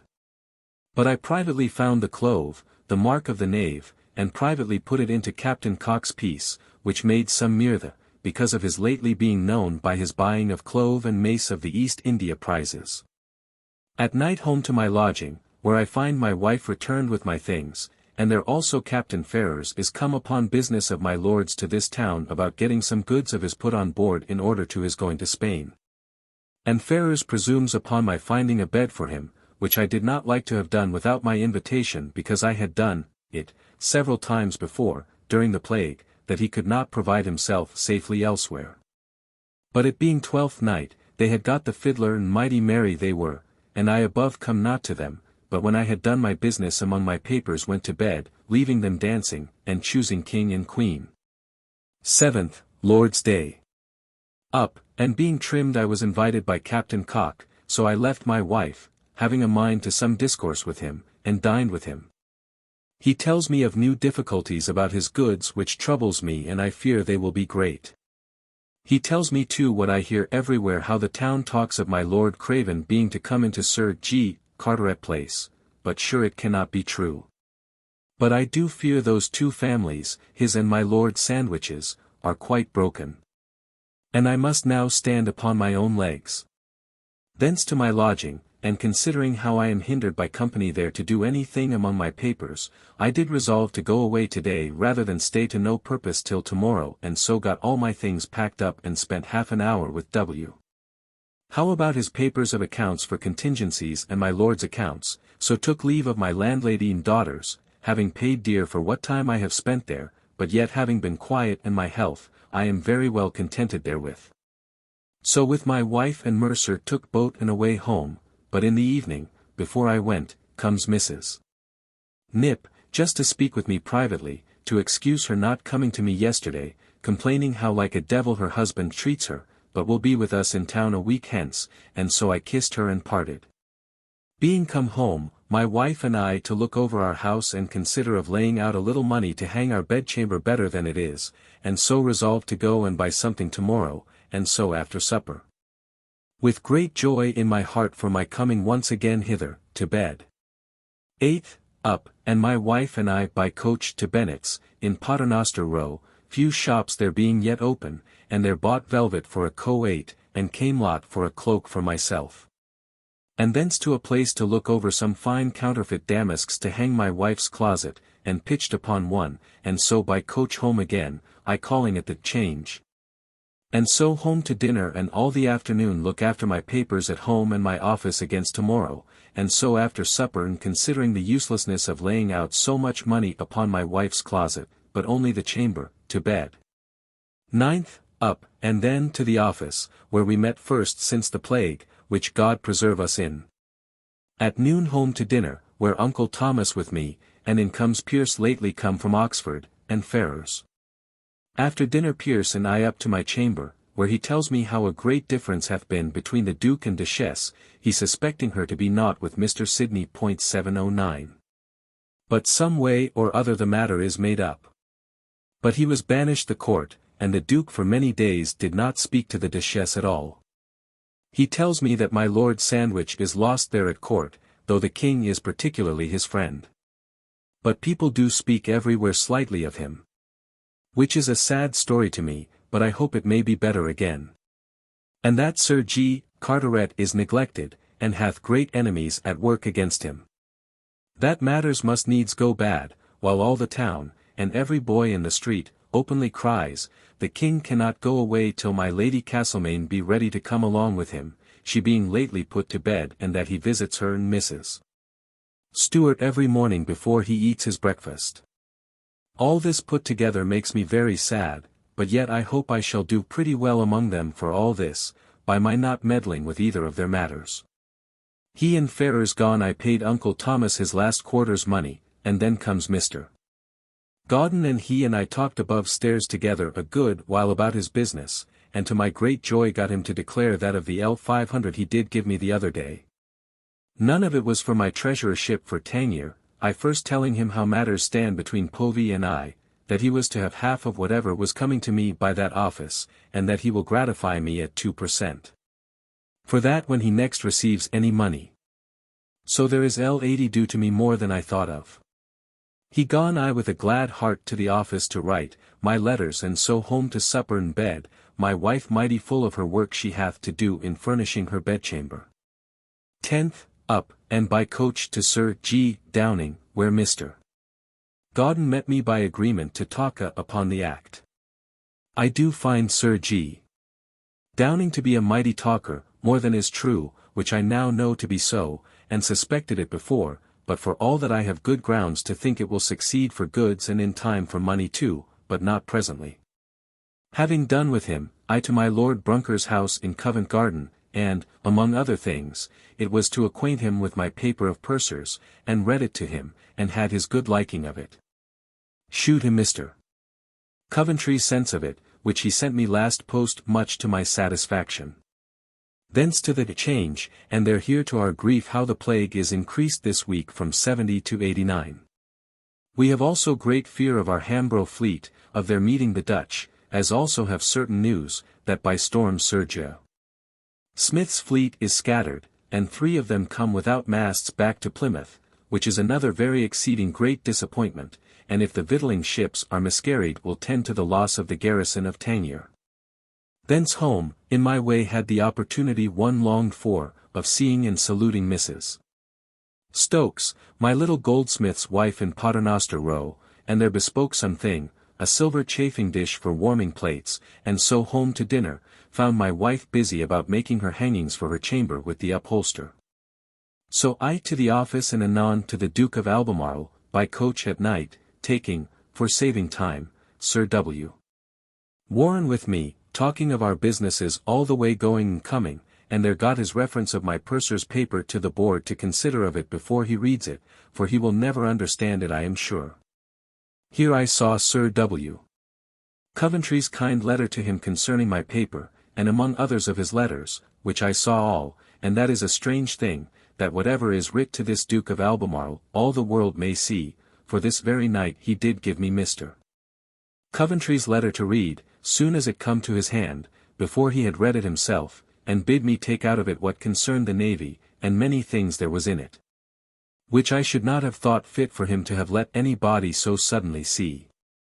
But, among other things, find him profess himself to the Duke a friend into the inquiring further into the business of prizes, and advises that it may be public, for the writing the king, and satisfying the people and getting the blame to be rightly laid where it should be, which strikes very hard upon my Lord Sandwich, and troubles me to read it.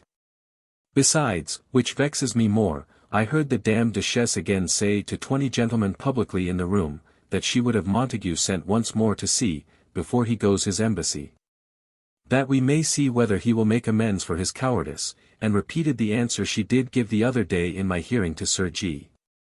Downing, wishing her lord had been a coward, for then perhaps he might have been made an ambassador, and not been sent now to sea. But one good thing she said, she cried mightily out against the having of gentlemen captains with feathers and ribbands, and wished the king would send her husband to sea with the old plain sea captains, that he served with formerly. That would make their ships swim with blood, though they could not make legs 7-10 as captains nowadays can. It grieved me to see how slightly the Duke do everything in the world, and how the king and everybody suffers whatever he will to be done in the navy, though never so much against reason, as in the business of recalling tickets, which will be done notwithstanding all the arguments against it. So back again to my office, and there to business and so to bed. 11th, up and to the office. By and by to the Custom House to the farmers, there with a letter of Sir G. Carteret for L3000, which they ordered to be paid me. So away back again to the office, and at noon to dinner all of us by invitation to Sir W. Penn's, and much other company. Among others, Lieutenant of the Tower, and Broom, his poet, and Dr. Whistler, and his, Sir W. Penn's, son-in-law Loader, servant 711 to Mrs. Margaret Penn, and Sir Edward Spragg, a merry man, that sang a pleasant song pleasantly. Rose from table before half dined, and with Mr. Mountney of the Custom House to the East India House, and there delivered to him tallies for L3000 and received a note for the money on Sir R. Viner. So ended the matter, and back to my company, where stayed a little, and thence away with my Lord Brunker for discourse sake, and he and I to Gresham College to have seen Mr. Hook and a new invented chariot of Dr. Wilkins, but met with nobody at home. So to Dr. Wilkins's, where I never was before, and very kindly received and met with Dr. Merritt, and fine discourse among them to my great joy, so sober and so ingenious. He is now upon finishing his discourse of a universal character. So away and I home to my office about my letters, and so home to supper and to bed. 12th. By coach to the Duke of Albemarle, where Sir W. Batten and I only met. Troubled at my heart to see how things are ordered there without consideration or understanding. Thence back by coach and called at Wotton's, my shoemaker, lately come to town, and bespoke shoes, as also got him to find me a tailor to make me some clothes, my own being not yet in town, nor Pym, my Lord Sandwich's tailor. So he helped me to a pretty man, one Mr. Penny, against St. Dunstan's church. Thence to the Change and there met Mr. Moore, newly come to town, and took him home to dinner with me and after dinner to Talca, and he and I do conclude my lord's case to be very bad and may be worse, if he do not get a pardon for his doings about the prizes and his business at Bergen. And other things done by him at sea, before he goes for Spain. I do use all the art I can to get him to get my lord to pay my cousin Pepys, for it is a great burden to my mind my being bound for my lord in L1000 to him. Having done discourse with him and directed him to go with my advice to my lord express tomorrow to get his pardon perfected before his going, because of what I read the other night in Sir W. Coventry's letter, I to the office, and there had an extraordinary meeting of Sir J. Minns, Sir W. Batten and Sir W. Penn, and my Lord Brunker and I to hear my paper read about pursers, which they did all of them with great goodwill and great approbation of my method and pains in all, only Sir W.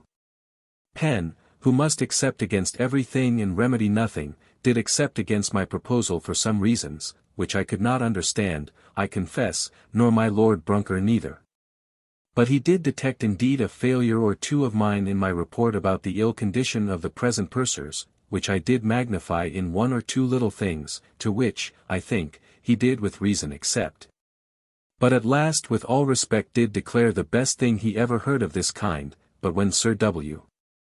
Batten did say, let us that do know the practical part of the victualling meet Sir J. Minns, Sir W. Penn and I and see what we can do to mend all, he was so far from offering or furthering it, that he declined it and said, he must be out of town.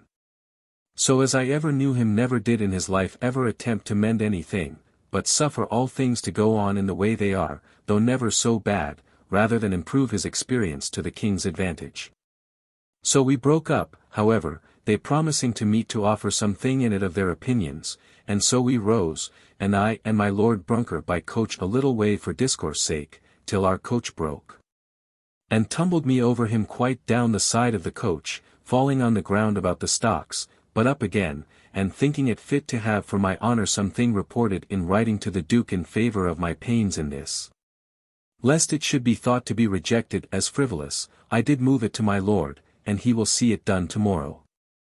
So we parted, and I to the office and thence home to my poor wife, who works all day at home like a horse, at the making of her hangings for our chamber and the bed.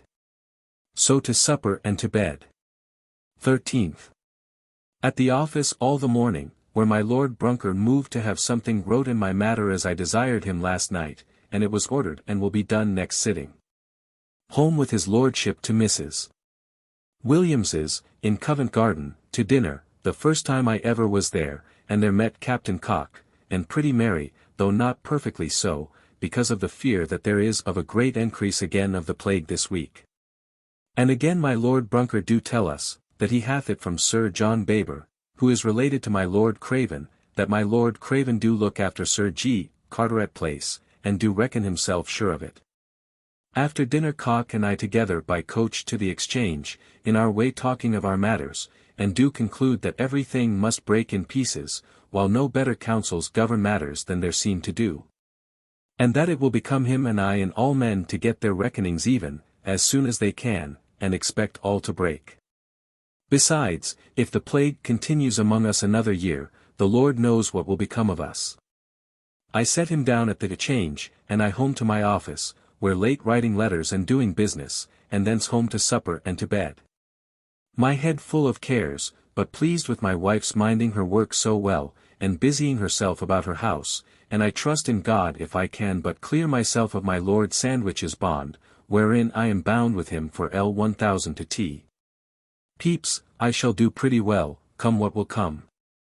14th, Lord's Day. Long in bed, till raised by my new tailor, Mr. Penny, who comes and brings me my new velvet coat, very handsome, but plain, and a day hence will bring me my Camelot cloak. He gone I close to my papers and to set all in order and to perform my vow to finish my journal and other things before I kiss any woman more or drink any wine, which I must be forced to do tomorrow if I go to Greenwich as I am invited by Mr.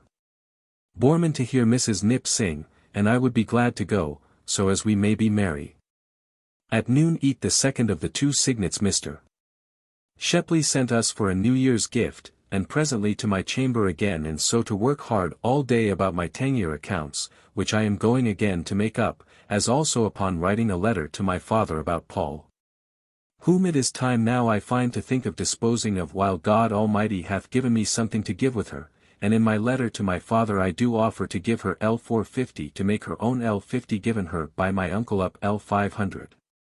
I do also therein propose Mr. Harmon the upholster for a husband for her, to whom I have a great love and did heretofore love his former wife, and a civil man he is and careful in his way, beside, I like his trade and place he lives in, being Cornhill. Thus late at work, and so to supper and to bed. This afternoon, after sermon, comes my dear fair beauty of the Exchange, Mrs. Baitlier, brought by her sister, an acquaintance of Mercer's, to see my wife. I saluted her with as much pleasure as I had done any a great while. We sat and talked together an hour, with infinite pleasure to me, and so the fair creature went away, and proves one of the modestest women, and pretty, that ever I saw in my life, and my wife judges her so too. 15th. Busy all the morning in my chamber in my old cloth suit, while my usual one is to my tailor's to mend, which I had at noon again, and an answer to a letter I had sent this morning to Mrs. Pierce to go along with my wife and I down to Greenwich tonight upon an invitation to Mr. Borman's to be merry to dance and sing with Mrs. Nip. Being dressed, and having dined, I took coach and to Mrs. Pierce, to her new house in Covent Garden, a very fine place and fine house. Took her thence home to my house, and so by water to Borman's by night, where the greatest disappointment that ever I saw in my life, much company, a good supper provided, and all come with expectation of excess of mirtha. But all blank through the waywardness of Mrs. Nip, who, though she had appointed the night, could not be got to come. Not so much as her husband could get her to come. But, which was a pleasant thing in all my anger, I asking him, while we were in expectation what answer one of our many messengers would bring, what he thought, whether she would come or no, he answered that, for his part, he could not so much as think. By and by we all to supper, which the silly master of the feast commended, but, what with my being out of humour, and the badness of the meat dressed, I did never eat a worse supper in my life. At last, very late, and supper done, she came undressed, but it brought me no mirtha at all. Only, after all being done, without singing, or very little, and no dancing, Pierce and I to bed together, and he and I very merry to find how little and thin clothes they give us to cover us. So that we were fain to lie in our stockings and drawers, and lay all our coats and clothes upon the bed. So to sleep. 16th, up, and leaving the women in bed together, a pretty black and white, I to London to the office, and there forgot, through business, to bespeak any dinner for my wife and Mrs. Pierce. However, by noon they come, and a dinner we had, and Kate Joyce comes to see us, with whom very merry. After dinner she and I up to my chamber, who told me her business was chiefly for my advice about her husband's leaving off his trade, which though I wish enough, yet I did advise against, for he is a man will not know how to live idle. And employment he is fit for none. Thence anon carried her and Mrs. Pierce home, and so to the Duke of Albemarle, and mighty kind he to me still. So home late at my letters, and so to bed, being mightily troubled at the news of the plagues being increased, and was much the saddest news that the plague hath brought me from the beginning of it. Because of the lateness of the year, and the fear, we may with reason have, of its continuing with us the next summer. The total being now 375, and the plague 158. 17th. Busy all the morning, settling things against my going out of town this night. After dinner, late took horse, having sent for Lashmore to go with me, and so he and I rode to Dagenham's in the dark. There find the whole family well. It was my Lord Crewe's desire that I should come, and chiefly to discourse with me of Lord Sandwich's matters. And therein to persuade, what I had done already, that my Lord should sue out a pardon for his business of the prizes, as also for Bergen, and all he hath done this year past, before he begins his embassy to Spain. For it is to be feared that the Parliament will fly out against him and particular men, the next session. He is glad also that my Lord is clear of his sea employment, though sorry as I am, only in the manner of its bringing about. By and by to supper, my lady right very kind. After supper up to wait on my Lady Crewe, who is the same weak silly lady as ever, asking such saintly questions. Down to my lord again and sat talking an hour or two, and anon to prayers the whole family, and then all to bed. I handsomely used, lying in the chamber Mr. Carteret formerly did, but sat up an hour talking sillily with Mr. Carteret and Mr. Marr, and so to bed. 18th, up before day and thence rode to London before office time, where I met a note at the door to invite me to supper to Mrs. Pierce's because of Mrs. Nip, who is in town and at her house, to the office, where, among other things, vexed with Major Norwood's coming, who takes it ill my not paying a bill of exchange of his, but I have good reason for it, and so the less troubled. But yet troubled, so as at noon being carried by my Lord Brunker to Captain Cox's to dinner, where Mrs. Williams was, and Mrs. Nip, I was not heartily merry, though a glass of wine did a little cheer me. After dinner to the office. Anon comes to me thither my Lord Brunker, Mrs. Williams, and Nip. I brought down my wife in her nightgown, she not being indeed very well, to the office to them, and there by and by they parted all, and my wife and I anon in Mercer, by coach, to Pierce's, where mighty merry, and sing and dance with great pleasure. And I danced, who never did in company in my life, and Captain Cock come for a little while and danced, but went away, but we stayed and had a pretty supper, and spent till 2 in the morning, but got home well by coach, though as dark as pitch. And so to bed. 19th, up and ready, called on by Mr. Moon, my Lord Bellas's secretary, who and I good friends though I have failed him in some payments. Thence with Sir J. Minns to the Duke of Albemarle's, and carried all well, and met Norwood but prevented him in desiring a meeting of the commissioners for Tangier. Thence to look for Sir H. Cholmley, but he not within, he coming to town last night. It is a remarkable thing how infinitely naked all that end of the town, Covent Garden, is at this day of people, while the city is almost as full again of people as ever it was. To the Change and so home to dinner and the office, whither anon comes Sir H. Cholmley to me, and he and I to my house, there to settle his accounts with me, and so with great pleasure we agreed and great friends become, I think, and he presented me upon the foot of our accounts for this year's service for him L100. Whereof Povey must have half. Thence to the office and wrote a letter to Norwood to satisfy him about my non-payment of his bill, for that do still stick in my mind. So at night home to supper and to bed. 20th. To the office, whereupon Mr. Kynaston's coming to me about some business of Colonel Norwood's, I sent my boy home for some papers, where, he staying longer than I would have him, and being vexed at the business and to be kept from my fellows in the office longer than was fit. I become angry, and boxed my boy when he came, that I do hurt my thumbs so much, that I was not able to stir all the day after, and in great pain. At noon to dinner, and then to the office again, late, and so to supper and to bed. 21st, Lord's Day. Lay almost till noon merrily and with pleasure talking with my wife in bed. Then up looking about my house, and the room which my wife is dressing up, having new hung our bedchamber with blue, very handsome. After dinner to my Tangier accounts, and there stated them against tomorrow very distinctly for the lords to see who meet tomorrow, and so to supper and to bed. 22nd. Up, and set my people to work in copying Tangier accounts, and I down the river to Greenwich to the office to fetch away some papers and thence to Deptford, where by agreement my Lord Brunker was to come, but stayed almost till noon. After I had spent an hour with W.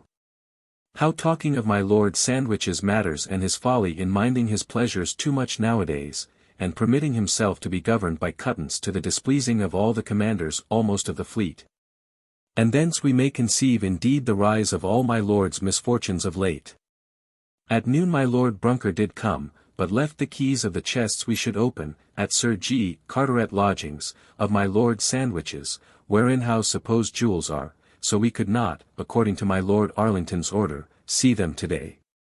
But we parted, resolving to meet here at night, my Lord Brunker being going with Dr. Wilkins, Mr. Hook, and others, to Colonel Blunt's, to consider again of the business of chariots, and to try their new invention.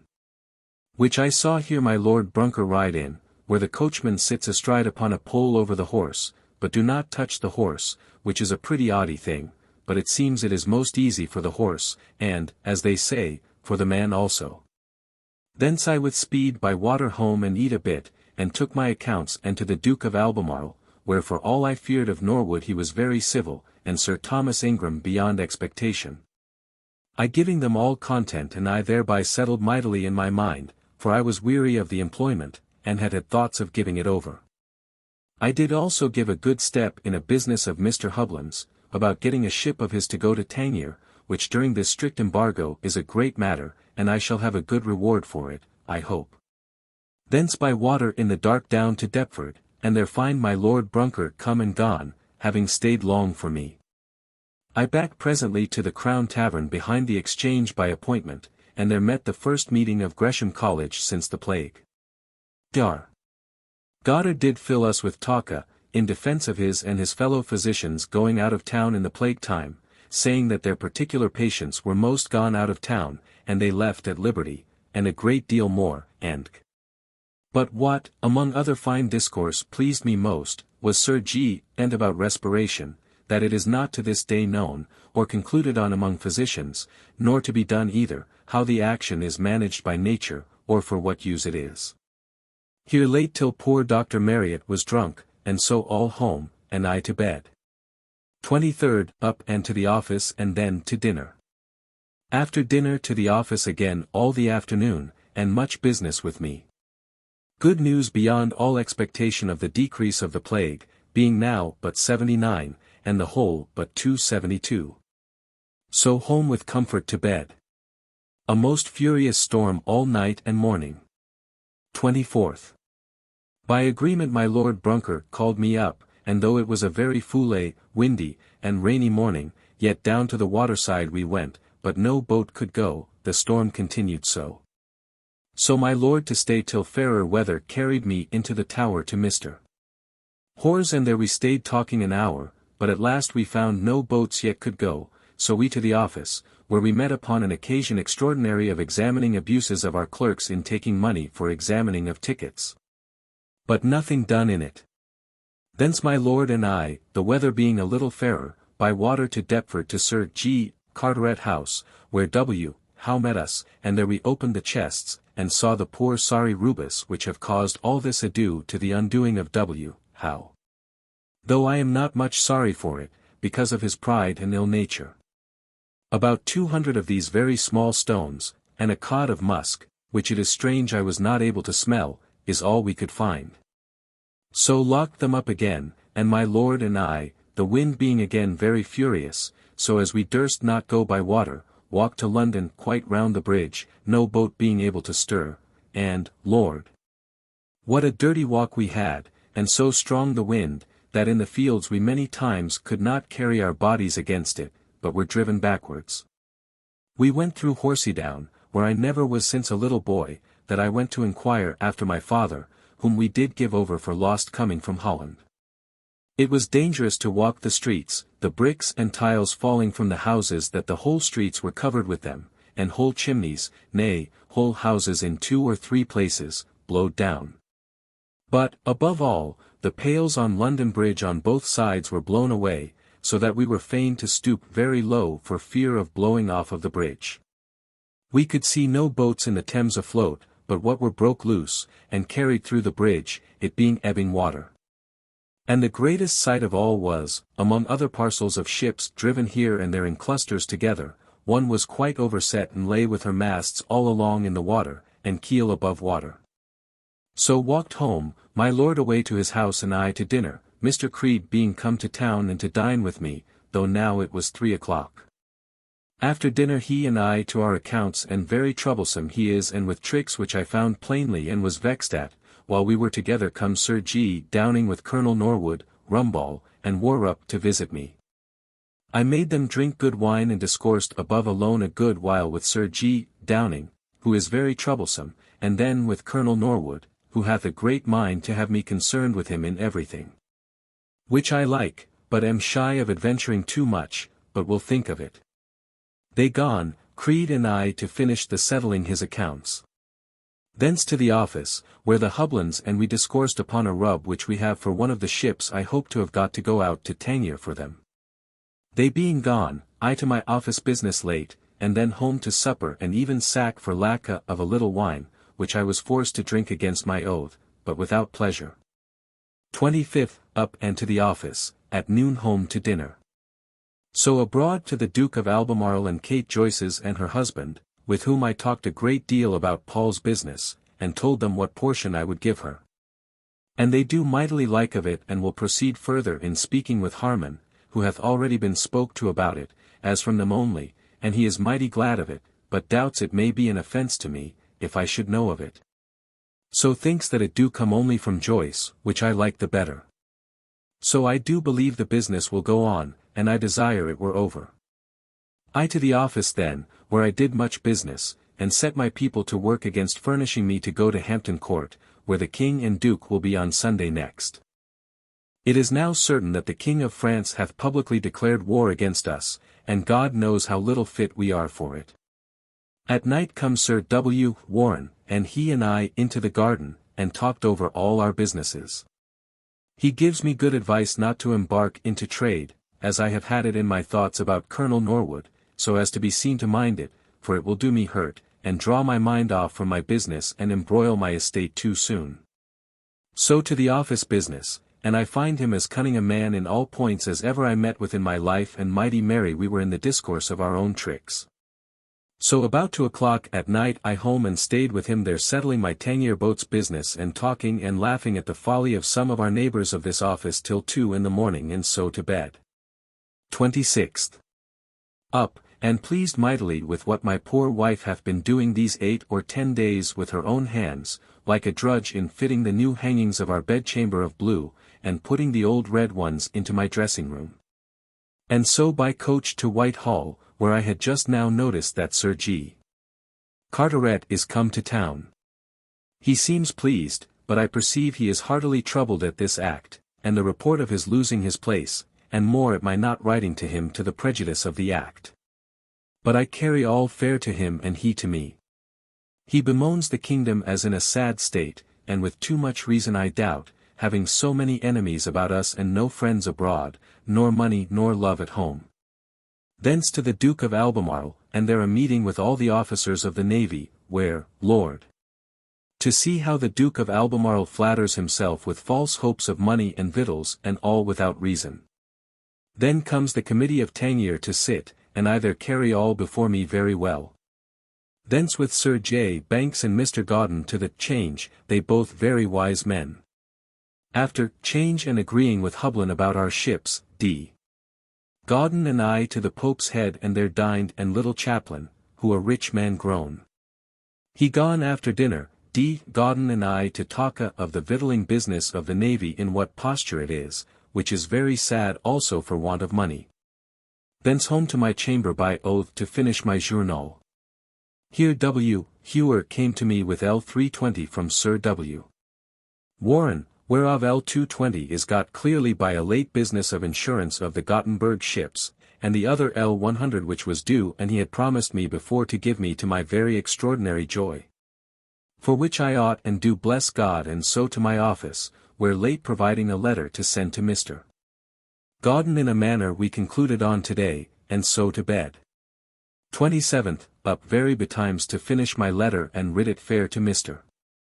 Gauden, it being to demand several arrears in the present state of the victualling, partly to the king's and partly to give him occasion to say something relating to the want of money on his own behalf. This done I to the office, where all the morning. At noon after a bit of dinner back to the office, and there fitting myself in all points to give an account to the Duke and Mr. Coventry in all things, and in my Tangier business, till 3 o'clock in the morning, and so to bed. 28th. And up again about 6, Lord's Day, and being dressed in my velvet coat and plain cravat took a hackney coach provided ready for me by 8 o'clock, and so to my Lord Brunkers with all my papers. And there took his coach with 4 horses and away toward Hampton Court, having a great deal of good discourse with him, particularly about his coming to lie at the office, when I went further in inviting him to than I intended. Having not yet considered whether it will be convenient for me or no to have him here so near us, and then of getting Mr. Evelyn or Sir Robert Murray into the navy in the room of Sir Thomas Harvey. At Brainford I light, having need to shit, and went into an inn door that stood open, found the house of office and used it, but saw no people, only after I was in the house, heard a great dog bark. And so was afeard how I should get safe back again, and therefore drew my sword and scabbard out of my belt to have ready in my hand, but did not need to use it, but got safe into the coach again, but lost my belt by the shift. Not missing it till I come to Hampton Court. At the Wick found Sir J. Minns and Sir W. Batten at a lodging provided for us by our messenger, and there a good dinner ready. After dinner took coach and to court, where we find the king, and duke, and lords, all in council. So we walked up and down, there being none of the ladies come, and so much the more business I hope will be done. The council being up, out comes the king, and I kissed his hand, and he grasped me very kindly by the hand. The duke also, I kissed his, and he mighty kind, and Sir W. Coventry. I found my Lord Sandwich there, poor man. I see with a melancholy face, and suffers his beard to grow on his upper lip more than usual. I took him a little aside to know when I should wait on him, and where, he told me, and that it would be best to meet at his lodgings, without being seen to walk together. Which I liked very well, and, Lord, to see in what difficulty I stand, that I dare not walk with Sir W. Coventry, for fear my Lord or Sir G. Carteret should see me, nor with either of them, for fear Sir W. Coventry should. After changing a few words with Sir W.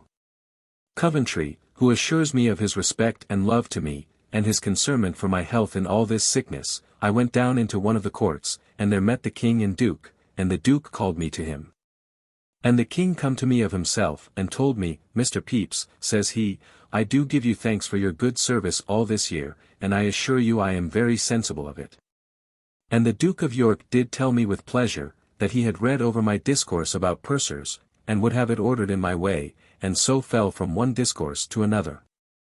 I walked with them quite out of the court into the fields, and then back to my Lord Sandwich's chamber, where I find him very melancholy and not well satisfied, I perceive, with my carriage to Sir G.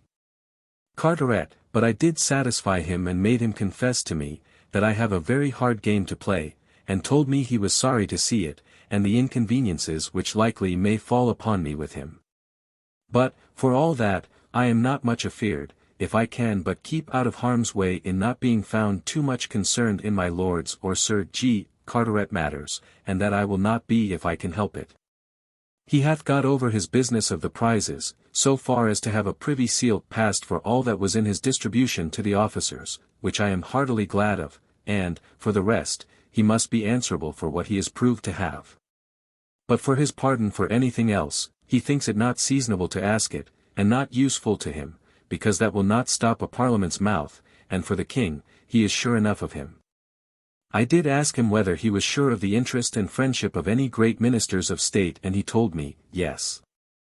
As we were going further, in comes my Lord Mandeville, so we were forced to break off and I away, and to Sir W. Coventry's chamber, where he not come in but I find Sir W. Pen, and he and I to discourse. I find him very much out of humour, so that I do not think matters go very well with him, and I am glad of it.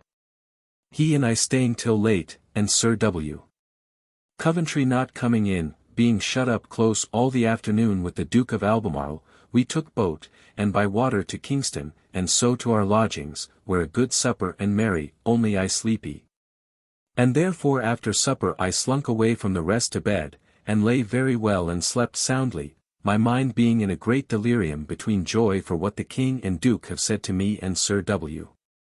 Coventry, and trouble for my Lord Sandwich's concernments, and how hard it will be for me to preserve myself from feeling thereof. 29th.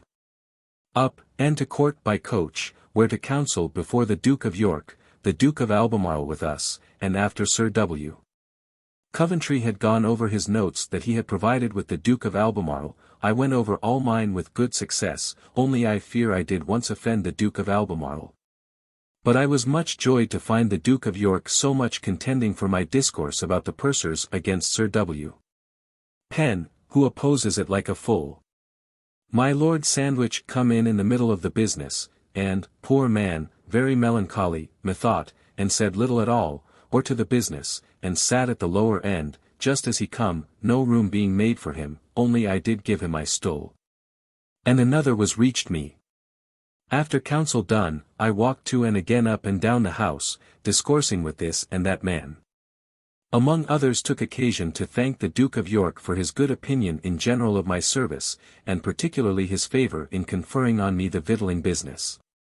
He told me that he knew nobody so fit as I for it, and next, he was very glad to find that to give me for my encouragement, speaking very kindly of me.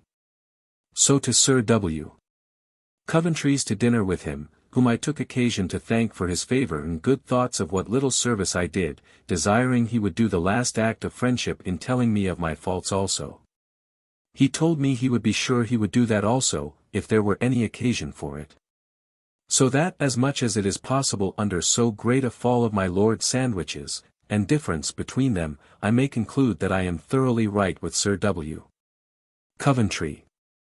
I dined with him with a great deal of company, and much merry discourse. I was called away before dinner ended to go to my company who dined at our lodgings. Thither I went with Mr. Evelyn, whom I met, in his coach going that way, but finding my company gone, but my Lord Brunker left his coach for me, so Mr. Evelyn and I into my Lord's coach, and rode together with excellent discourse till we come to Clapham, talking of the vanity and vices of the court, which makes it a most contemptible thing. And indeed in all his discourse I find him a most worthy person. Particularly he entertained me with discourse of an infirmary, which he hath projected for the sick and wounded seamen against the next year, which I mightily approve of. And will endeavour to promote it, being a worthy thing, and of use, and will save money. He set me down at Mr.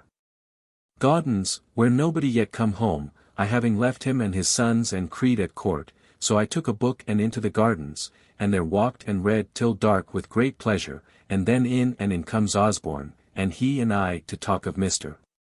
Jaggard, who comes from London, and great hopes there is of a decrease this week also of the plague. Anon comes in Creed, and after that Mr.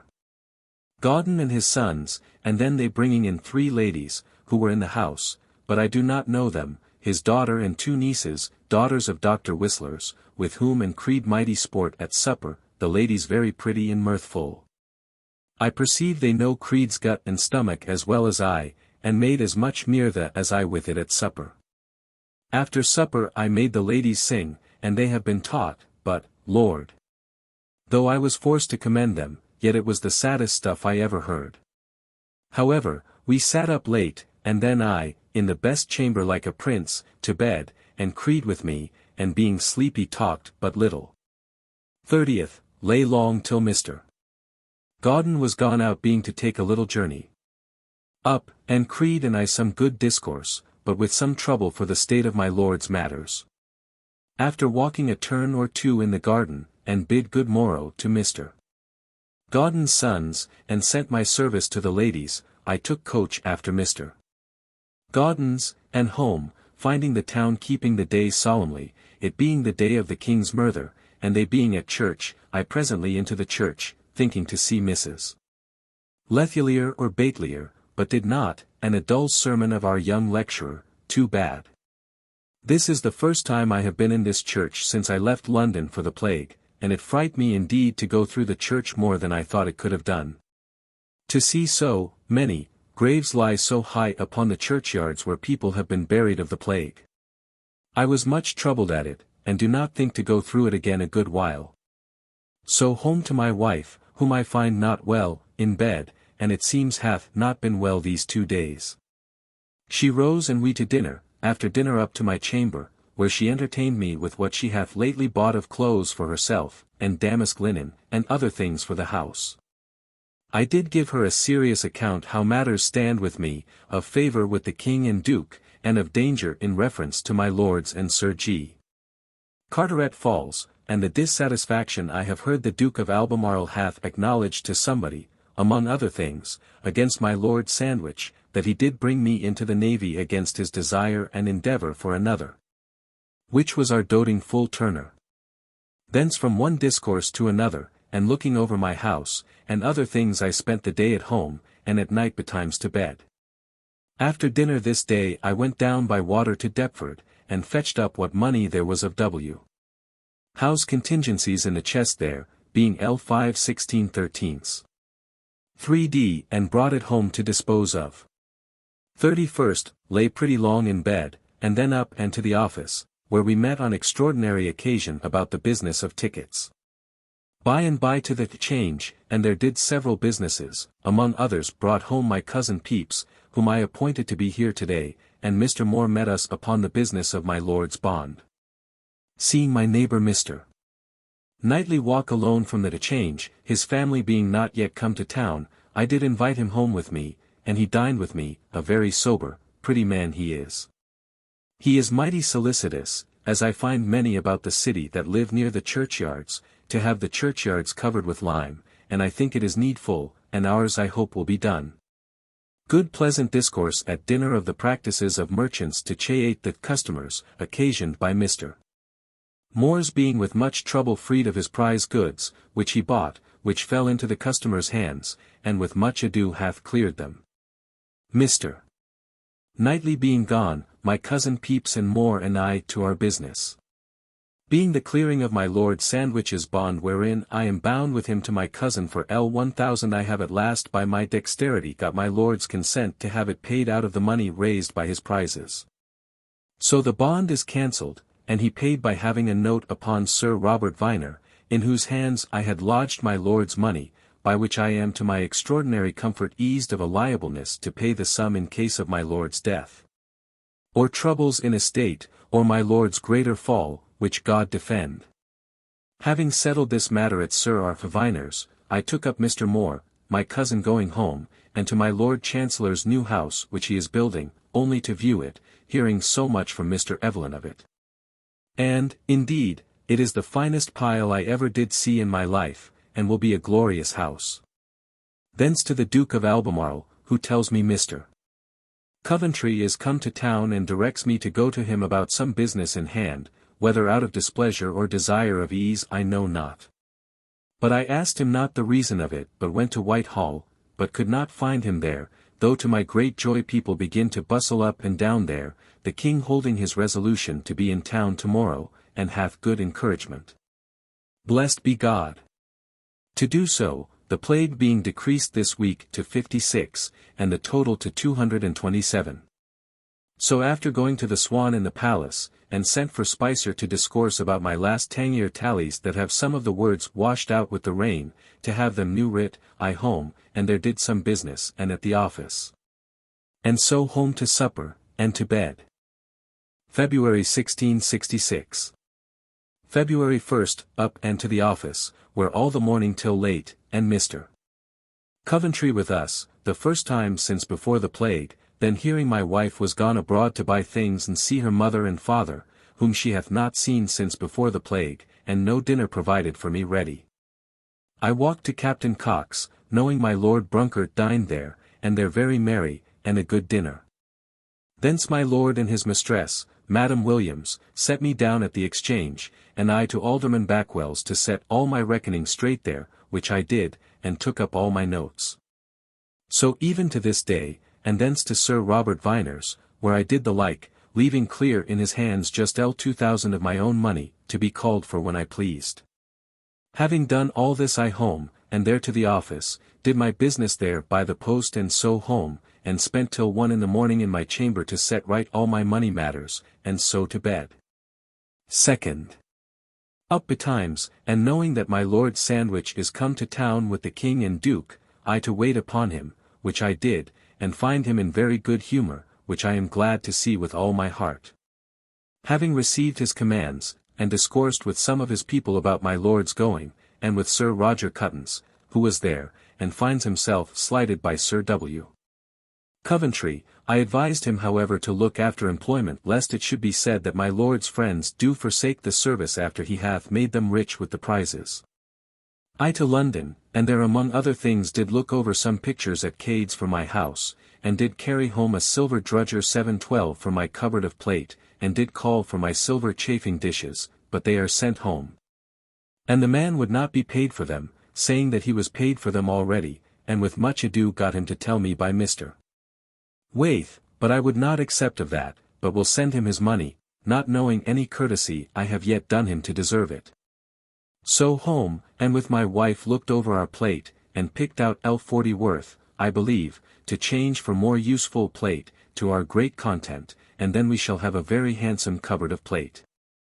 So to dinner, and then to the office, where we had a meeting extraordinary, about stating to the Duke the present debts of the Navy, for which ready money must be had, and that being done, I to my business, where late, and then home to supper. And to bed. Third, up, and to the office very busy till 3 o'clock, and then home, all of us, for half an hour to dinner, and to it again till 8 at night, stating our wants of money for the Duke, but could not finish it. So broke up, and I to my office, then about letters and other businesses very late, and so home to supper, weary with business, and to bed. Fourth, Lord's Day. And my wife and I the first time together at church since the plague, and now only because of Mr. Mills his coming home to preach his first sermon. Expecting a great excuse for his leaving the parish before any body went, and now staying till all are come home, but he made but a very poor and short excuse, and a bad sermon. It was a frost, and had snowed last night, which covered the graves in the churchyard, so as I was the less afeard for going through. Here I had the content to see my noble Mrs. Lethelier, and so home to dinner, and all the afternoon at my journal till supper, it being a long while behindhand. At supper my wife tells me that W. Joyce has been with her this evening, the first time since the plague, and tells her my Aunt James is lately dead of the stone, and what she hath given to his and his brother's wife and my cousin Sarah. So after supper to work again, and late to bed. Fifth, up, and with Sir W. Batten, at whose lodgings calling for him, I saw his lady the first time since her coming to town since the plague, having absented myself designedly to shew some discontent.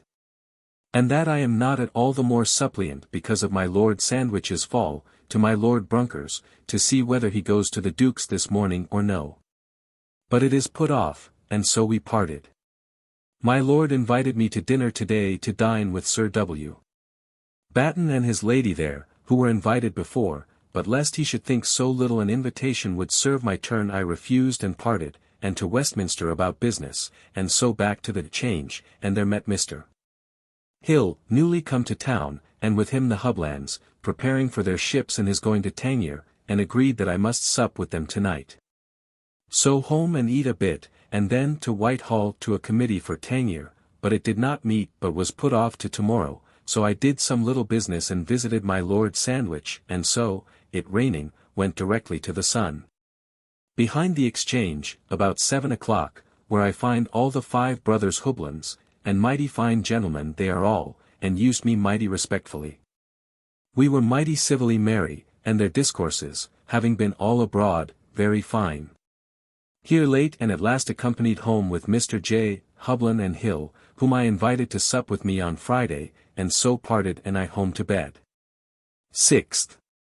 Up, and to the office, where very busy all the morning. We met upon a report to the Duke of York of the debts of the Navy, which we finished by 3 o'clock, and having eat one little bit of meat, I by water before the rest to Whitehall, and they to come after me, because of a committee for Tangier. Where I did my business of stating my accounts perfectly well, and to good liking, and do not discern, but the Duke of Albemarle is my friend in his intentions notwithstanding my general fears. After that to our Navy business, where my fellow officers were called in, and did that also very well, and then broke up, and I home by coach, took her with me, and stayed in Lombard Street at Viner's. And sent home for the plate which my wife and I had a mind to change, and there changed it, about L50 worth, into things more useful, whereby we shall now have a very handsome cupboard of plate. So home to the office, wrote my letters by the post, and to bed. 7th. It being fast day I stayed at home all day long to set things to rights in my chamber by taking out all my books, and putting my chamber in the same condition it was before the plague. But in the morning doing of it, and knocking up a nail I did bruise my left thumb so as broke a great deal of my flesh off, that it hung by a little. It was a sight fright my wife, but I put some balsam of Mrs. Turner's to it, and though in great pain, yet went on with my business, and did it to my full content, setting everything in order, in hopes now that the worst of our fears are over as to the plague for the next year. Interrupted I was by 2 or 3 occasions this day to my great vexation, having this the only day I have been able to set apart for this work since my coming to town. At night to supper, weary, and to bed, having had the plasterers and joiners also to do some jobs. 8th, up, and all the morning at the office. At noon to the change, expecting to have received from Mr. Hobland, as he promised me, an assignment upon Viner, for my reward for my getting them the going of their 2 ships to Tangier, but I find myself much disappointed therein, for I spoke with him and he said nothing of it, but looked coldly. Through some disturbance he meets with in our business through Colonel Norwood's pressing them to carry more goods than will leave room for some of their own. But I shall ease them. Thence to Captain Cox, where Mr. Williamson, Wren, Boldell and Madam Williams, and by Lord Brunker, he having been with the King and Duke upon the water today, to see Greenwich House, and the yacht castle is building of, and much good discourse. So to Whitehall to see my Lord Sandwich, and then home to my business till night, and then to bed. 9th, up, and betimes to Sir Philip Warwick, who was glad to see me, and very kind. Thence to Colonel Norwood's lodgings, and there set about Hobland's business about their ships. Thence to Westminster, to the Exchequer, about my Tangier business to get orders for tallies, and so to the Hall, where the first day of the term, and the Hall very full of people, and much more than was expected, considering the plague that hath been. Thence to the Change, and to the Sun behind it to dinner with the Lieutenant of the Tower, Colonel Norwood and others, where strange pleasure they seem to take in their wine and meat, and discourse of it with the curiosity and joy that methinks was below men of war. Thence home, and there very much angry with my people till I had put all things in good forwardness about my supper for the Hoblands, but that being done I was in good humour again, and all things in good order. Anon the 5 brothers Hoblands come and Mr. Hill, and a very good supper we had, and good company in discourse, with great pleasure. My new plate sets off my cupboard very nobly.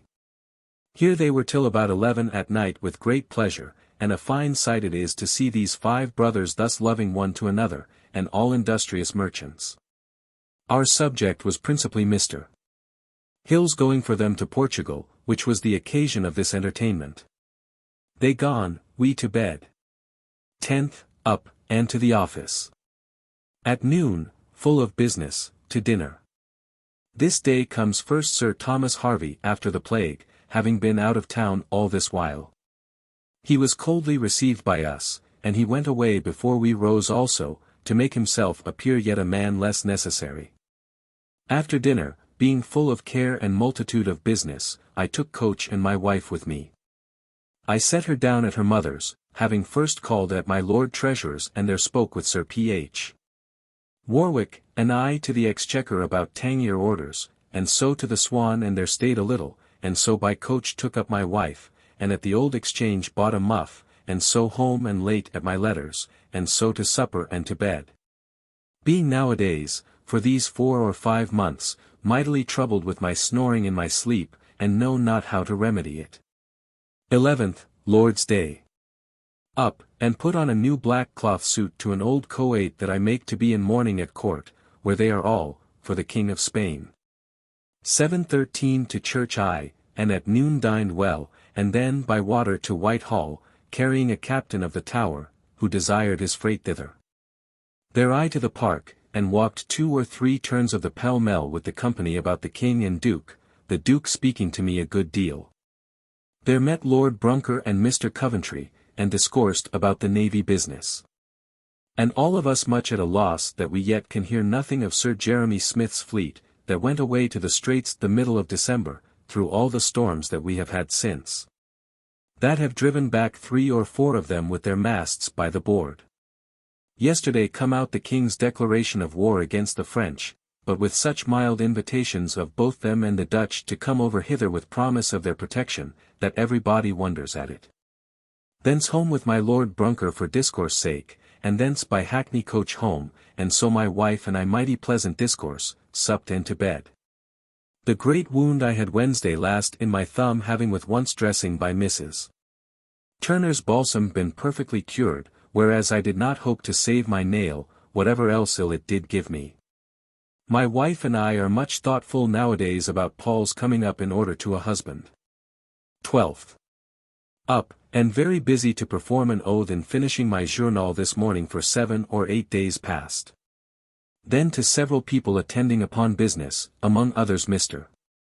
Grant and the executors of Barlow for the L25 due for the quarter before he died, which I scruple to pay, being obliged but to pay every half year. Then comes Mr. Caesar, my boy's lute master, whom I have not seen since the plague before, but he hath been in Westminster all this while very well, and tells me in the height of it, how bold people there were, to go in sport to one another's burials. And in spite too, ill people would breathe in the faces, out of their windows, of well people going by. Then to dinner before the Change, and so to the Change, and then to the tavern to talk with Sir William Warren, and so by coach to several places, among others to my Lord Treasurer's, there to meet my Lord Sandwich, but missed. And met him at my Lord Chancellor's, and there talked with him about his accounts, and then about Sir G. Carteret, and I find by him that Sir G. Carteret has a worse game to play than my Lord Sandwich, for people are jeering at him, and he cries out of the business of Sir W. Coventry, who strikes at all and do all. Then to my booksellers, and then received some books I have new bought, and here late choosing some more to new bind, having resolved to give myself L10 in books, and so home to the office and then home to supper, where Mr. Hill was and supped with us, and good discourse, an excellent person he still appears to me. After supper, and he gone, we to bed. 13th, up, and all the morning at the office. At noon to the Change, and thence after business dined at the Sheriff's, Hooker, being carried by Mr. Lethier, where to my heart's content I met with his wife, a most beautiful fat woman. But all the house melancholy upon the sickness of a daughter of the house in childbed, Mr. Vaughan's lady. So all of them undressed, but however this lady a very fine woman. I had a salute of her, and after dinner some discourse the Sheriff and I about a parcel of tallow I am buying for the office of him. I away home, and there at the office all the afternoon till late at night, and then away home to supper and to bed. Ill news this night that the plague is increased this week, and in many places else about the town, and at Chatham and elsewhere. This day my wife wanting a chambermaid with much ado got our old little Jane to be found out, who come to see her and hath lived all this while in one place, but is so well that we will not desire her removal. But are mighty glad to see the poor wench, who is very well and do well. 14th, St. Valentine's Day. This morning called up by Mr. Hill, who, my wife thought, had been come to be her Valentine, she, it seems, having drawn him last night, but it proved not. However, calling him up to our bedside, my wife challenged him. I up, and made myself ready, and so with him by coach to my Lord Sandwich's by appointment to deliver Mr. Howe's accounts to my Lord. Which done, my Lord did give me hearty and large studied thanks for all my kindness to him and care of him and his business. I after profession of all duty to his Lordship took occasion to bemoan myself that I should fall into such a difficulty about Sir G. Carteret, as not to be for him, but I must be against Sir W. Coventry, and therefore desired to be neutral, which my Lord approved and confessed reasonable, but desired me to befriend him privately. Having done in private with my Lord I brought Mr. Hill to kiss his hands, to whom my Lord professed great respect upon my score. My Lord being gone, I took Mr. Hill to my Lord Chancellor's new house that is building, and went with trouble up to the top of it, and there is there the noblest prospect that ever I saw in my life, Greenwich being nothing to it. And in every thing is a beautiful house, and most strongly built in every respect, and as if, as it hath, it had the Chancellor for its master. Thence with him to his painter, Mr. Hales, who is drawing his picture, which will be mighty like him, and pleased me so, that I am resolved presently to have my wife's and mine done by him, he having a very masterly hand. So with mighty satisfaction to the Change and thence home, and after dinner abroad, taking Mrs. Mary Batelier with us, who was just come to see my wife, and they set me down at my Lord Treasurer's, and themselves went with the coach into the fields to take the air. I stayed a meeting of the Duke of York's, and the officers of the Navy and Ordnance. My Lord Treasurer lying in bed of the gout. Our business was discourse of the straits of the Navy for want of money, but after long discourse as much out of order as ordinary people's, we come to no issue, nor any money promised, or like to be had, and yet the work must be done. Here I perceive Sir G. Carteret had prepared himself to answer a choquet of Sir W. Coventry, by offering of himself to shew all he had paid, and what is unpaid, and what moneys and assignments he hath in his hands, which, if he makes good, was the best thing he ever did say in his life, and the best timed. For else it must have fallen very foolly on him. The meeting done I away, my wife and they being come back and staying for me at the gate. But, Lord! To see how afeard I was that Sir W. Coventry should have spied me once whispering with Sir G. Carteret, though not intended by me, but only Sir G. Carteret come to me and I could not avoid it. So home, they set me down at the Change, and I to the Crown, where my Lord Brunker was come and several of the virtuosi, and after a small supper and but little good discourse I with Sir W. Batten, who was brought thither with my Lord Brunker, home, where I find my wife gone to Mrs. Mercer's to be merry, but presently come in with Mrs. Nip, who, it seems, is in town, and was gone thither with my wife and Mercer to dance, and after eating a little supper went thither again to spend the whole night there, being W. Howe there, at whose chamber they are, and Laud Crisp by chance. I to bed. 15th, up, and my wife not come home all night. To the office, where sat all the morning. At noon to Starkey's, a great cook in Austin Friars, invited by Colonel Atkins, and a good dinner for Colonel Norwood and his friends, among others Sir Edward Spragg and others, but ill attendance. Before dined, called on by my wife in a coach, and so I took leave, and then with her and Nip and Mercer, Mr. Hunt newly come out of the country being there also come to see us, to Mr. Hales, the painter's, having set down Mr. Hunt by the way. Here Mr. Hales begun my wife in the posture we saw one of my Lady Peters, like a St. Catherine. 714. While he painted, Nip, and Mercer, and I, sang, and by comes Mrs. Pierce, with my name in her bosom for her valentine, which will cost me money. But strange how like his very first dead colouring is, that it did me good to see it, and pleases me mightily, and I believe will be a noble picture. Thence with them all as far as Fleet Street, and there set Mercer and Nip down, and we home. I to the office, whither the Houblins come telling me of a little new trouble from Norwood about their ship, which troubles me, though without reason. So late home to supper and to bed. We hear this night of Sir Jeremy Smith, that he and his fleet have been seen at Malaga, which is good news. 16th, up betimes, and by appointment to the Exchange, where I met Messrs. Houblins, and took them up in my coach and carried them to Charing Cross, where they to Colonel Norwood to see how they can settle matters with him, I having informed them by the way with advice to be easy with him. For he may hereafter do us service, and they and I are like to understand one another to very good purpose. I to my Lord Sandwich, and there alone with him to talk of his affairs, and particularly of his prize goods, wherein I find he is wearied with being troubled, and gives over the care of it to let it come to what it will. Having the king's release for the dividend made, and for the rest he thinks himself safe from being proved to have anything more.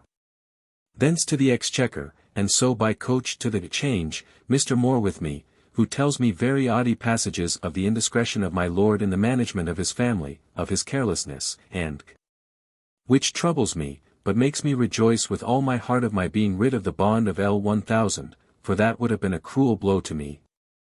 With Moore to the coffee house, the first time I have been there, where very full, and company it seems hath been there all the plague time. So to the Change, and then home to dinner, and after dinner to settle accounts with him for my lord, and so evened with him to this day.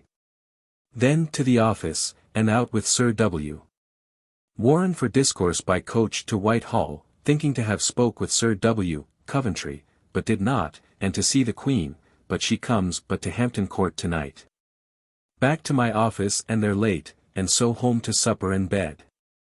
I walked a good while tonight with Mr. Hayter in the garden, talking about a husband for my sister, and reckoning up all our clerks about us, none of which he thinks fit for her and her portion. At last I thought of young Godden, and will think of it again. 17th, up, and to the office, where busy all the morning. Late to dinner, and then to the office again, and there busy till past 12 at night, and so home to supper and to bed. We have news of Sir Jeremy Smith's being very well with his fleet at Callus Point 7:15. 18th, Lord's Day. Lay long in bed discoursing with pleasure with my wife, among other things about Paul's coming up, for she must be here a little to be fashioned, and my wife hath a mind to go down for her, which I am not much against. And so I rose and to my chamber to settle several things. At noon comes my uncle White to dinner, and brings with him Mrs. White, sad company to me, nor was I much pleased with it, only I must shew respect to my uncle. After dinner they gone, and it being a brave day, I walked to Whitehall, where the Queen and ladies are all come. I saw some few of them, but not the Queen, nor any of the great beauties. I endeavoured to have seen my Lord Hinchingbroke, who come to town yesterday, but I could not. Met with Creed and walked with him a turn or two in the park, but without much content, having now designs of getting money in my head, which allow me not the leisure I used to have with him. Besides an oddie story lately told of him for a great truth, of his endeavouring to lie with a woman at Oxford, and her crying out saved her. And this being publicly known, do a little make me hate him. Thence took coach, and calling by the way at my bookseller's for a book I writ about 20 years ago in prophecy of this year coming on, 1666, explaining it to be the mark of the beast, I home, and there fell to reading, and then to supper. And to bed. 19th, up, and by coach to my Lord Sandwich's, but he was gone out. So I to Whitehall, and there waited on the Duke of York with some of the rest of our brethren, and thence back again to my Lord's, to see my Lord Hinchingbroke, which I did. And I am mightily out of countenance in my great expectation of him by others' report, though he is indeed a pretty gentleman, yet nothing what I took him for, methinks, either as to person or discourse discovered to me. But I must try him more before I go too far in censuring. Hence to the Exchequer from office to office, to set my business of my tallies in doing, and there all the morning. So at noon by coach to St. Paul's Churchyard to my bookseller's, and there bespoke a few more books to bring all I have lately bought to L10. Here I am told for certain, what I have heard once or twice already, of a Jew in town, that in the name of the rest do offer to give any man L10 to be paid L100. If a certain person now at Smyrna be within these 2 years owned by all the princes of the East, and particularly the Grand Signior as the King of the world, in the same manner we do the King of England here, and that this man is the true Messiah. One named a friend of his that had received 10 pieces in gold upon this score, and says that the Jew hath disposed of L1100 in this manner, which is very strange, and certainly this year of 1666 will be a year of great action. But what the consequences of it will be, God knows. Thence to the Change, and from my stationer's thereabouts carried home by coach 2 books of Ogilby's, his Aesop and Coronation, which fell to my lot at his lottery. Cost me L4 besides the binding. So home. I find my wife gone out to Hales, her painter's, and I after a little dinner do follow her, and there do find him at work, and with great content I do see it will be a very brave picture. Left her there, and I to my Lord Treasurer's, where Sir G. Carteret and Sir J. Minns met me, and before my Lord Treasurer and Duke of Albemarle the state of our navy debts were laid open, being very great, and their want of money to answer them openly professed, there being but L1, 500. 000 to answer a certain expense and debt of L2, 300, 000. Thence walked with Fen down to Whitehall, and there saw the Queen at cards with many ladies, but none of our beauties were there. But glad I was to see the Queen so well, who looks prettily. And methinks hath more life than before, since it is confessed of all that she miscarried lately, Dr. Clerk telling me yesterday at Whitehall that he had the membranes and other vessels in his hands which she voided, and were perfect as ever woman's was that bore a child. Thence hoping to find my Lord Sandwich, away by coach to my Lord Chancellor's, but missed him, and so home and to office, and then to supper and my journal, and to bed. 20th, up, and to the office, where, among other businesses, Mr. Evelyn's proposition about public infirmaries was read and agreed on, he being there, and at noon I took him home to dinner, being desirous of keeping my acquaintance with him, and a most excellent humoured man I still find him, and mighty knowing. After dinner I took him by coach to Whitehall, and there he and I parted, and I to my Lord Sandwich's, where coming and bolting into the dining room, I there found Captain Ferrers going to christen a child of his born yesterday. And I come just pat to be a godfather, along with my Lord Hinchingbroke, and Madam Pierce, my Valentine, which for that reason I was pretty well contented with, though a little vexed to see myself so beset with people to spend me money. As she of a Valentine and little Mrs. Tooker, who is come to my house this day from Greenwich, and will cost me 20s, my wife going out with her this afternoon, and now this christening. Well, by and by the child is brought and christened Catherine, and I this day on this occasion drank a glass of wine, which I have not professedly done these 2 years, I think, but a little in the time of the sickness. After that done, and gone and kissed the mother in bed, I away to Westminster Hall, and there hear that Mrs. Lane is come to town. So I stayed loitering up and down till anon she comes and agreed to meet at Swain's, and there I went anon, and she come, but stayed but little, the place not being private. I have not seen her since before the plague. So thence parted and rencontres her last logis, and in the place did what I tenace a mind poor Ferris con her. At last she desired to borrow money of me, L5, and would pawn gold with me for it, which I accepted and promised in a day or two to supply her. So away home to the office, and thence home, where little Mrs. Tooker stayed all night with us, and a pretty child she is, and happens to be niece to my beauty that is dead, that lived at the Jackanapes, in Cheapside.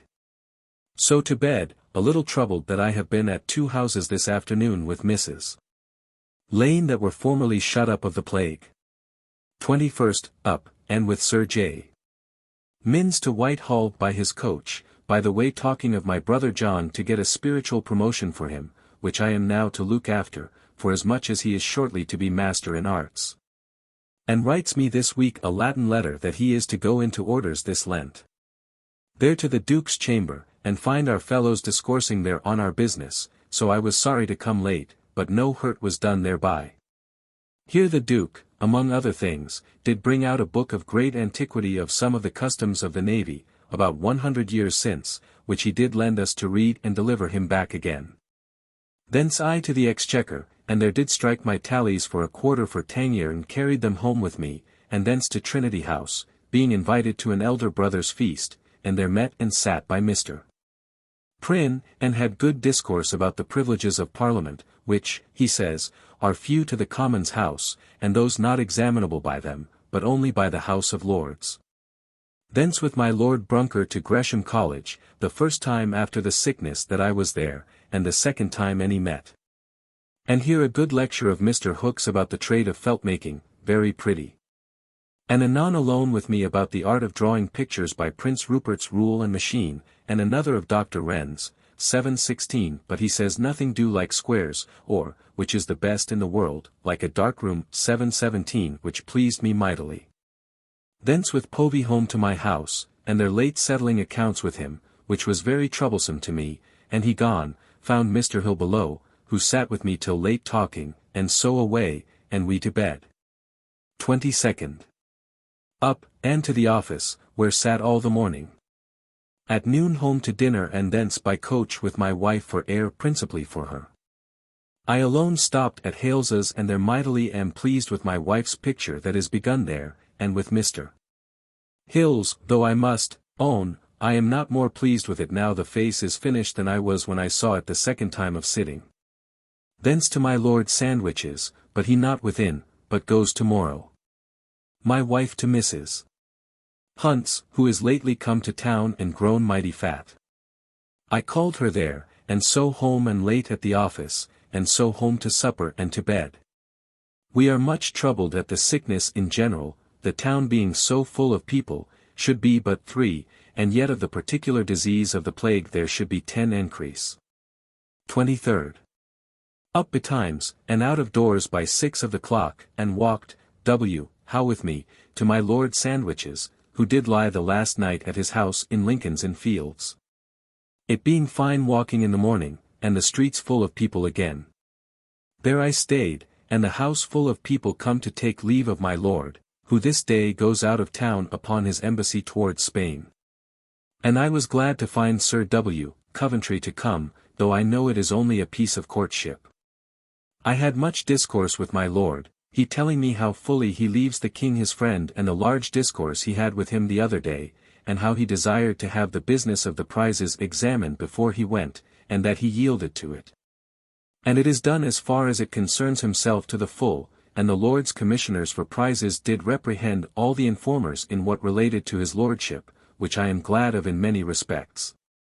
But we could not make an end of discourse, so I promised to wait upon him on Sunday at Cranbourne, and took leave and away hence to Mr. Hales's with Mr.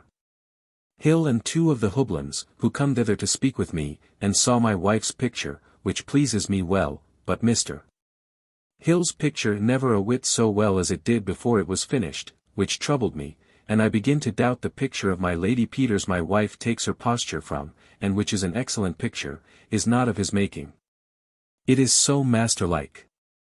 I set them down at the change and I home to the office, and at noon dined at home and to the office again. Anon comes Mrs. Nip to see my wife, who is gone out, so I feigned to entertain her, and took her out by coach to look my wife at Mrs. Pierce's and unthanks, but find her not. So back again, and then my wife comes home, having been buying of things, and at home I spent all the night talking with this baggage, and teaching her my song of Beauty Retire, which she sings and makes go most rarely. And a very fine song it seems to be. She also entertained me with repeating many of her own and others' parts of the playhouse, which she do most excellently, and tells me the whole practices of the playhouse and players, and is in every respect most excellent company. So I supped, and was merry at home all the evening, and the rather it being my birthday, 33 years, for which God be praised that I am in so good a condition of health and estate, and everything else as I am, beyond expectation, in all. So she to Mrs. Turner's to lie, and we to bed. Mightily pleased to find myself in condition to have these people come about me and to be able to entertain them, and have the pleasure of their qualities, than which no man can have more in the world. 24th. All the morning at the office till past 3 o'clock. At that hour home and eat a bit alone, my wife being gone out. So abroad by coach with Mr. Hill, who stayed for me to speak about business, and he and I to Hales's, where I find my wife and her woman, and Pierce and Nip, and their sung and was mighty merry, and I joyed myself in it. But vexed at first to find my wife's picture not so like as I expected, but it was only his having finished one part, and not another, of the face, but, before I went, I was satisfied it will be an excellent picture. Here we had ale and cakes and mighty merry, and sung my song, which she, Nip, now sings bravely, and makes me proud of myself. Thence left my wife to go home with Mrs. Pierce, while I home to the office, and there pretty late, and to bed, after fitting myself for tomorrow's journey. 25th, Lord's Day. My wife up between 3 and 4 of the clock in the morning to dress herself, and I about 5, and were all ready to take coach, she and I and Mercer, a little past 5, but, to our trouble, the coach did not come till 6. Then with our coach of 4 horses I hire on purpose, and Leshmore to ride by, we through the city to Brantford and so to Windsor, Captain Ferrers overtaking us at Kensington, being to go with us, and here drank, and so through, making no stay. To Cranbourne, about 11 o'clock, and found my lord and the ladies at a sermon in the house. Which being ended we to them, and all the company glad to see us, and mighty merry to dinner. Here was my lord, and Lord Hinchingbroke, and Mr. Sidney, Sir Charles Herbert, and Mr. Carteret, my Lady Carteret, my Lady Jemima, and Lady Slaning. After dinner to talk to and again, and then to walk in the park, my lord and I alone, talking upon these heads.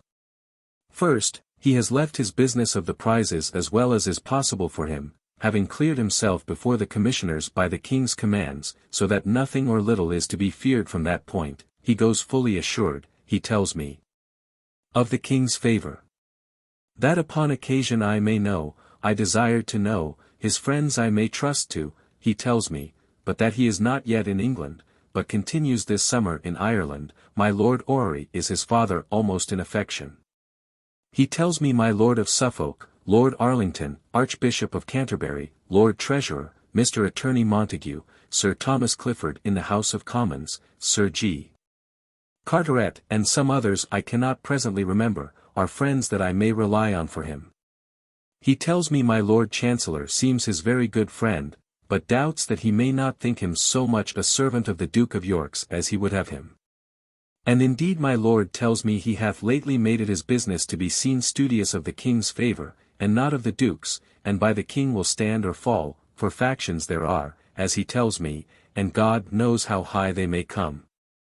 The Duke of Albemarle's post is so great, having had the name of bringing in the king, that he is like to stand, or, if it were not for him, God knows in what troubles we might be from some private faction, if an army could be got into another hand. Which God forbid. It is believed that though Mr. Coventry be in appearance so great against the Chancellor, yet that there is a good understanding between the Duke and him. He dreads the issue of this year, and fears there will be some very great revolutions before his coming back again. He doubts it is needful for him to have a pardon for his last year's actions, all which he did without commission, and at most but the king's private single word for that of Bergen. But he dares not ask it at this time, lest it should make them think that there is something more in it than yet they know, and if it should be denied, it would be of very ill consequence. He says also, if it should in Parliament be inquired into the selling of Dunkirk, though the Chancellor was the man that would have it sold to France, saying the King of Spain had no money to give for it, yet he will be found to have been the greatest adviser of it, which he is a little apprehensive may be called upon this Parliament. He told me it would not be necessary for him to tell me his debts, because he thinks I know them so well. He tells me, that for the match propounded of Mrs. Mallet for my Lord Hinchingbroke, it hath been lately off, and now her friends bring it on again, and an overture hath been made to him by a servant of hers, to compass the thing without consent of friends. She herself having a respect to my Lord's family, but my Lord will not listen to it but in a way of honour. The Duke hath for this week or two been very kind to him, more than lately, and so others, which he thinks is a good sign of fair weather again. He says the Archbishop of Canterbury hath been very kind to him, and hath plainly said to him that he and all the world knows the difference between his judgment and brains and the Duke of Albemarle's. And then calls my Lady Duchess the veriest slut and drudge and the foulest ward that can be spoke of a woman almost. My Lord having walked an hour with me talking thus and going in, and my Lady Carteret not suffering me to go back again tonight, my Lord to walk again with me about some of this and other discourse. And then in doors and to talk with all and with my Lady Carteret, and I with the young ladies and gentlemen, who played on the guitar, and mighty merry, and anon to supper, and then my Lord going away to write. The young gentlemen to flinging of cushions, and other mad sports. At this late till towards 12 at night, and then being sleepy, I and my wife in a passage room to bed, and slept not very well because of noise. 26th. Called up about 5 in the morning, and my Lord up, and took leave, a little after 6, very kindly of me and the whole company. Then I in, and my wife up and to visit my lady slaving in her bed, and there sat 3 hours, with Lady Jemima with us, talking and laughing, and by my Lady Carteret comes, and she and I to talk I glad to please her in discourse of Sir G. Carteret, that all will do well with him, and she is much pleased, he having had great annoyance and fears about his well-doing, and I fear hath doubted that I have not been a friend to him, but cries out against my Lady Castlemaine. That makes the king neglect his business and seems much to fear that all will go to wrack, and I fear with great reason. Exclaims against the Duke of Albemarle, and more the Duchess for a filthy woman, as indeed she is. Here stayed till 9 o'clock almost, and then took coach with so much love and kindness from my Lady Carteret, Lady Jemima, and Lady Slaving, that it joys my heart, and when I consider the manner of my going hither. With a coach and 4 horses and servants and a woman with us, and coming hither being so much made of, and used with that state, and then going to Windsor and being shown all that we were there. And had wherewith to give every body something for their pains, and then going home, and all in fine weather and no fears nor cares upon me, I do think myself obliged to think myself happy. And do look upon myself at this time in the happiest occasion a man can be, and whereas we take pains in expectation of future comfort and ease, I have taught myself to reflect upon myself at present as happy, and enjoy myself in that consideration. And not only please myself with thoughts of future wealth and forget the pleasure we at present enjoy. So took coach and to Windsor, to the Garter, and thither sent for Dr. Child, who come to us, and carried us to St. George's Chapel. And there placed us among the knight's stalls, and pretty the observation, that no man, but a woman may sit in a knight's place, where any brass plates are set. And hither come cushions to us, and a young singing boy to bring us a copy of the anthem to be sung. And here, for our sakes, had this anthem and the great service sung extraordinary, only to entertain us. It is a noble place indeed, and a good choir of voices. Great bowing by all the people, the poor knights particularly, to the altar. After prayers, we to see the plate of the chapel, and the robes of knights, and a man to shew us the banners of the several knights in being, which hang up over the stalls. And so to other discourse very pretty, about the order. Was shown where the late King is buried, and King Henry VIII, and my Lady Jane Seymour. This being done, to the King's house, and to observe the neatness and contrivance of the house and gates, it is the most romantique castle that is in the world. But, Lord! The prospect that is in the balcone in the Queen's lodgings, and the terrace and walk, are strange things to consider, being the best in the world, sure. Infinitely satisfied I and my wife with all this, she being in all points mightily pleased too, which added to my pleasure, and so giving a great deal of money to this and that man and woman, we to our tavern, and there dined, the doctor with us. And so took coach and away to Eton, the doctor with me. Before we went to chapel this morning, Kate Joyce, in a stage coach going toward London, called to me. I went to her and saluted her, but could not get her to stay with us, having company. At Eton I left my wife in the coach, and he and I to the college, and there find all mighty fine. The school good, and the custom pretty of boys cutting their names in the struts of the window when they go to Cambridge, by which many a one hath lived to see himself provost and fellow, that had his name in the window standing. To the hall, and there find the boys' verses, the pest, it being their custom to make verses at Shrewtide. I read several, and very good ones they were, and better, I think, than ever I made when I was a boy, and in rolls as long and longer than the whole hall, by much. Here is a picture of Venice hung up given, and a monument made of Sir H. Wotton's giving it to the college. Thence to the porters, in the absence of the butler, and did drink of the college beer, which is very good, and went into the back fields to see the scholars play. And so to the chapel, and there saw, among other things, Sir H. Wotton's stone with this epitaph. Hic facit primus hujus sententiae author, disputandi pruritus fit ecclesiae scabies. But unfortunately the word author was wrong writ, and now so basely altered that it disgraces the stone. Thence took leave of the doctor, and so took coach, and finally, but sleepy, away home, and got thither about 8 at night, and after a little at my office, I to bed. And an hour after, was waked with my wife's quarrelling with Mercer, at which I was angry, and my wife and I fell out. But with much ado to sleep again, I beginning to practice more temper, and to give her her way. 27th. Up, and after a harsh word or two my wife and I good friends, and so up and to the office, where all the morning. At noon late to dinner, my wife gone out to Hales's about her picture, and, after dinner, I after her, and do mightily like her picture, and think it will be as good as my Lady Peters's.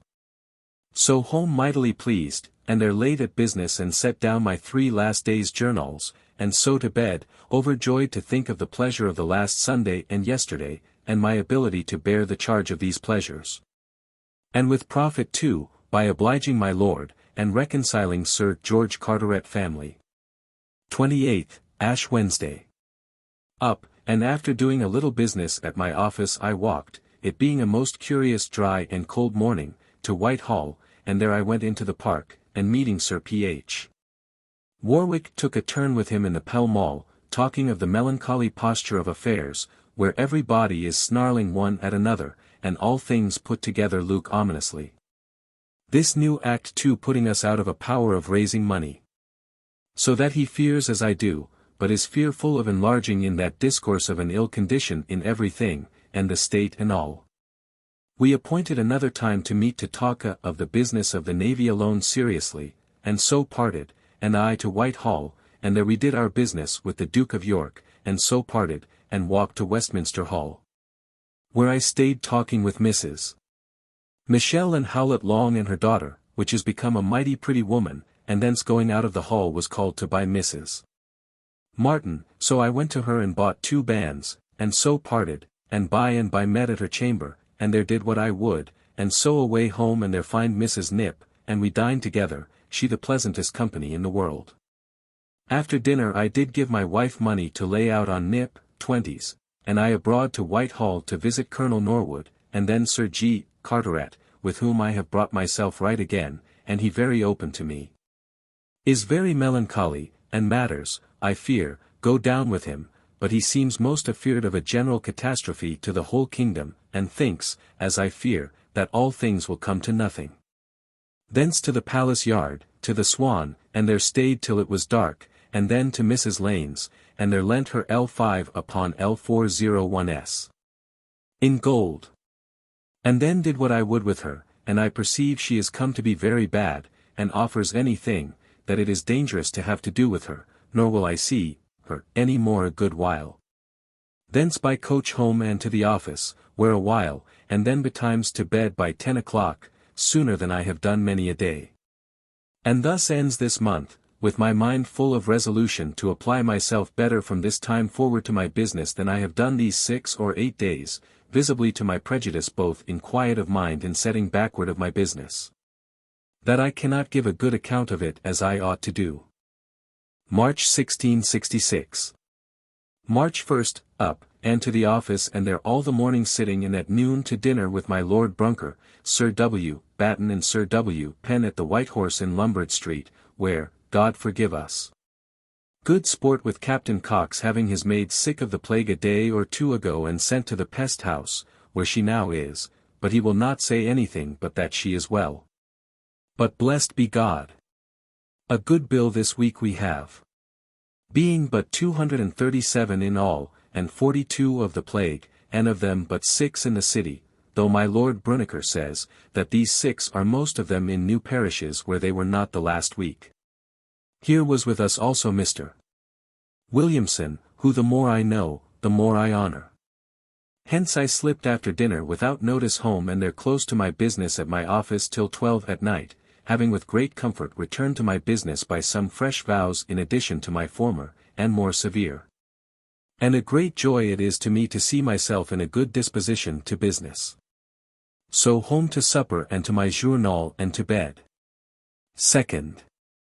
Up, as I have of late resolved before 7 in the morning and to the office, where all the morning, among other things setting my wife and Mercer with much pleasure to work upon the ruling of some paper for the making of books for pursers. Which will require a great deal of work and they will earn a good deal of money by it, the hopes of which makes them work mighty hard. At noon dined and to the office again, and about 4 o'clock took coach into my Lord Treasurer's and thence to Sir Philip Warwick's new house by appointment, there to spend an hour in talking and we were together above an hour. And very good discourse about the state of the king as to money, and particularly in the point of the navy. He endeavours hard to come to a good understanding of Sir G. Carteret accounts, and by his discourse I find Sir G. Carteret must be brought to it, and what a madman he is that he do not do it of himself, for the king expects the Parliament will call upon him for his promise of giving an account of the money, and he will be ready for it, which cannot be, I am sure, without Sir G. Carteret accounts be better understood than they are. He seems to have a great esteem of me and my opinion and thoughts of things. After we had spent an hour thus discoursing and vexed that we do but grope so in the dark as we do, because the people, that should enlighten us, do not help us, we resolved fitting some things for another meeting, and so broke up. He shewed me his house, which is yet all unhung, but will be a very noble house indeed. Thence by coach calling at my bookseller's and carried home L10 worth of books, all, I hope, I shall by a great while. There by appointment find Mr. He'll come to sup and take his last leave of me, and by in comes Mr. James Hobland to bear us company, a man I love mightily, and will not lose his acquaintance. He told me in my ear this night what he and his brothers have resolved to give me, which is L200, for helping them out with 2 or 3 ships. A good sum, and that which I did believe they would give me, and I did expect little less. Here we talked and very good company till late, and then took leave of one another, and indeed I am heartily sorry for Mr. Hill's leaving us, for he is a very worthy gentleman, as most I know. God give him a good voyage and success in his business. Thus we parted, and my wife and I to bed, heavy for the loss of our friend. 3rd. All the morning at the office, at noon to the Old James, being sent for, and there dined with Sir William Ryder, Cutler, and others, to make an end with 2 Scots maisters about the freight of 2 ships of my Lord Rutherford's. After a small dinner and a little discourse I away to the Crown behind the Exchange to Sir W. Penn, Captain Cock and Fun, about getting a bill of Cock's paid to Penn, in part for the East India goods he sold us. Here Sir W. Penn did give me the reason in my ear of his importunity for money, for that he is now to marry his daughter. God send her better fortune than her father deserves, I should wish him for a false rogue. Thence by coach to Hales's, and there saw my wife sit, and I do like her picture mightily, and very like it will be, and a brave piece of work. But he do complain that her nose hath cost him as much work as another's face, and he hath done it finely indeed. Thence home and late at the office, and then to bed. 4th, Lord's Day. And all day at my Tangier and private accounts, having neglected them since Christmas, which I hope I shall never do again, for I find the inconvenience of it, it being 10 times the labor to remember and settle things. But I thank God I did it at last, and brought them all fine and right, and I am, I think, by all appears to me, and I am sure I cannot be L10 wrong, worth above L4600, for which the Lord be praised. Being the biggest sum I ever was worth yet. 5th. I was at it till past 2 o'clock on Monday morning, and then read my vows, and to bed with great joy and content that I have brought my things to so good a settlement, and now having my mind fixed to follow my business again, and sensible of Sir W. Coventry's jealousies, I doubt, concerning me, partly my siding with Sir G. Carteret, and partly that indeed I have been silent in my business of the office a great while, and given but little account of myself, and least of all to him, having not made him one visit since he came to town from Oxford. I am resolved to fall hard to it again, and fetch up the time and interest I have lost, or am in a fair way of doing it. Up about 8 o'clock, being called up by several people, among others by Mr. Moon, with whom I went to Lombard Street to Colville, and so back again, and in my chamber he and I did end all our businesses together of accounts for money upon bills of exchange, and am pleased to find myself reputed a man of business and method, as he do give me out to be. To the Change at noon, and so home to dinner. News for certain of the King of Denmark's declaring for the Dutch, and resolution to assist them. To the office, and there all the afternoon. In the evening come Mr. James and brother Hoblands to agree upon share parties for their ships, and did acquaint me that they had paid my messenger, whom I sent this afternoon for it, L200 for my friendship in the business, which pleases me mightily. They being gone, I forth late to Sir H. Viner's to take a receipt of them for the L200 lodged for me there with them, and so back home, and after supper to bed. 6th, up betimes and did much business before office time. Then to the office and there till noon, and so home to dinner and to the office again till night. In the evening being at Sir W. Batten's, stepped in, for I have not used to go thither a good while, I find my Lord Brunker and Mrs. Williams, and they would of their own accord, though I had never obliged them, nor my wife neither, with one visit for many of theirs, go see my house and my wife. Which I showed them and made them welcome with wine and China oranges, now a great rarity since the war, none to be had. There being also Captain Cock and Mrs. Turner, who had never been in my house since I come to the office before, and Mrs. Carcass, wife of Mr. Carcass's. My house happened to be mighty clean, and did me great honor, and they mightily pleased with it. They gone I to the office and did some business, and then home to supper and to bed. My mind troubled through a doubtfulness of my having incurred Sir W.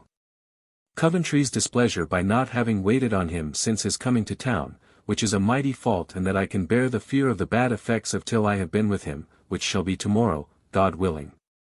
So to bed. 7th. Up betimes, and to St. James's, thinking Mr. Coventry had lain there, but he do not, but at Whitehall. So thither I went and had as good a time as heart could wish, and after an hour in his chamber about public business he and I walked up. And the Duke being gone abroad we walked an hour in the matted gallery, he of himself begun to discourse of the unhappy differences between him and my Lord of Sandwich.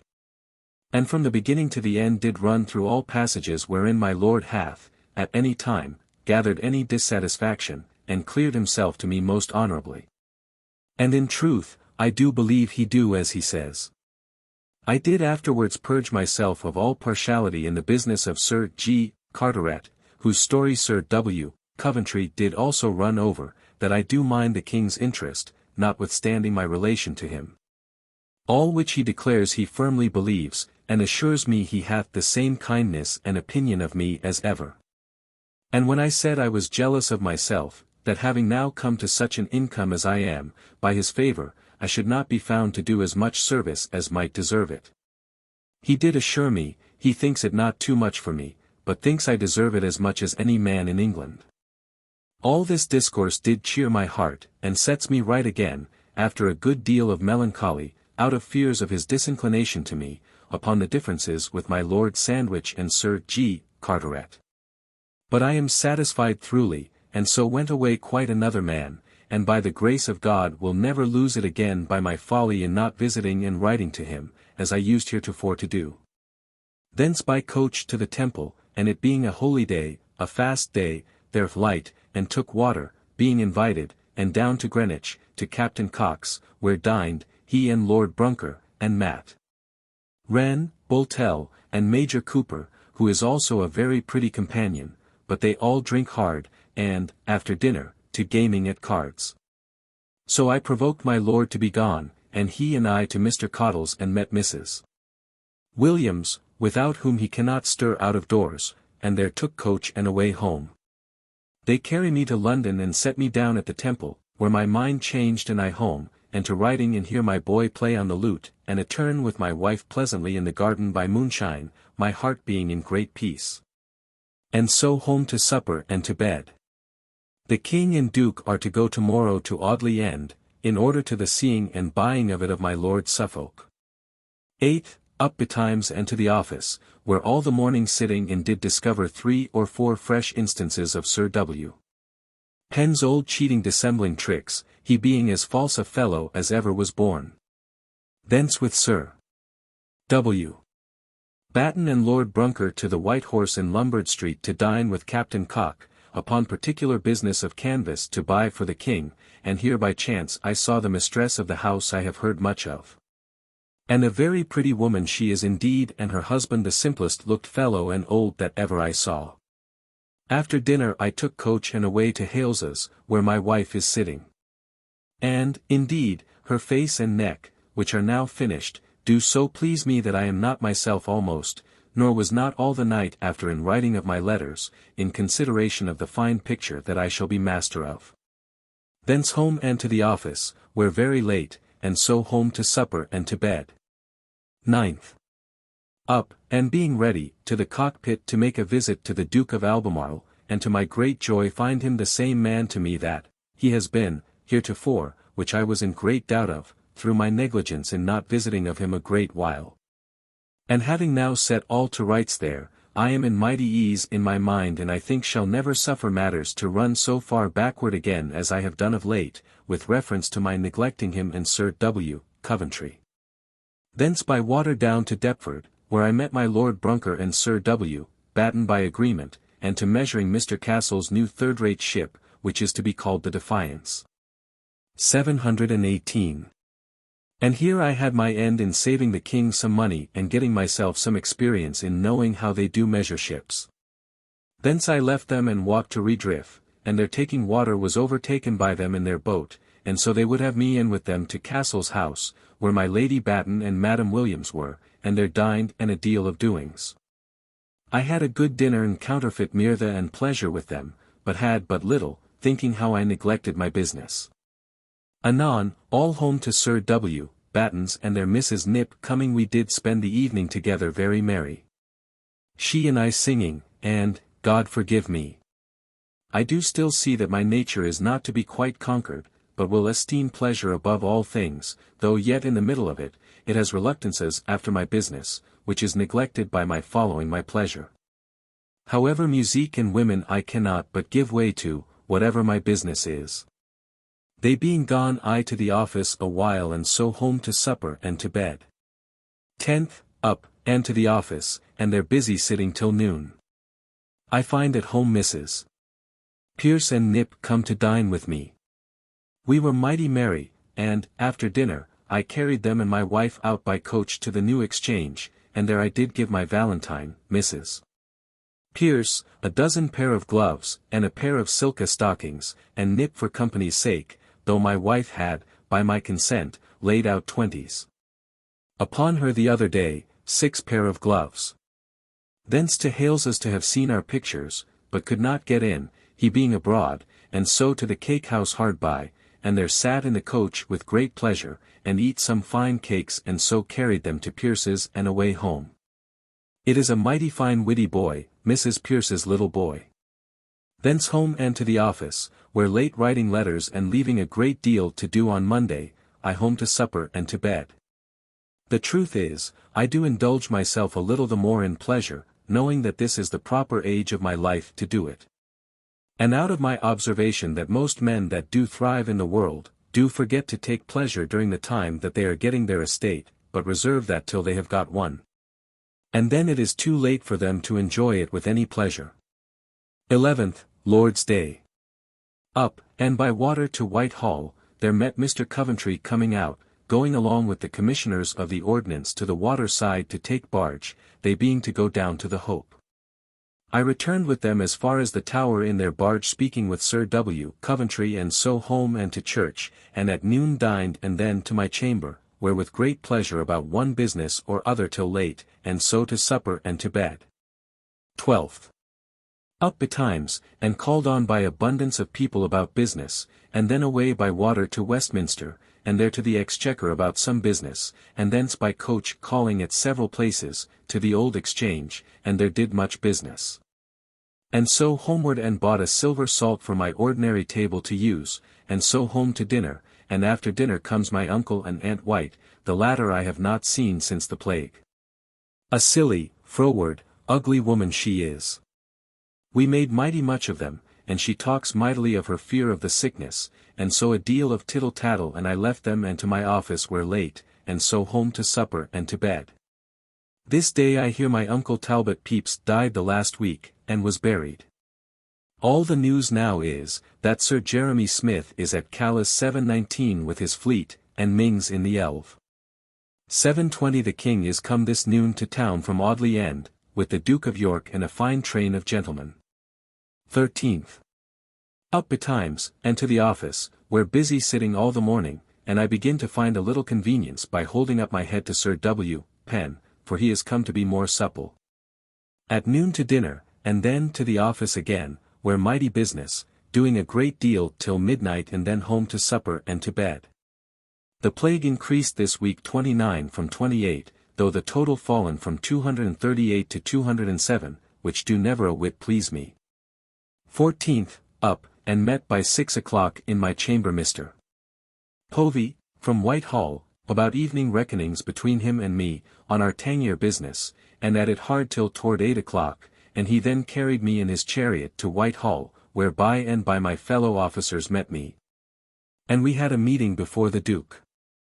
Thence with my Lord Brunker towards London, and in our way called in Covent Garden, and took in Sir John, formerly Dr. Baber, who hath this humour that he will not enter into discourse while any stranger is in company, till he be told who he is that seems a stranger to him.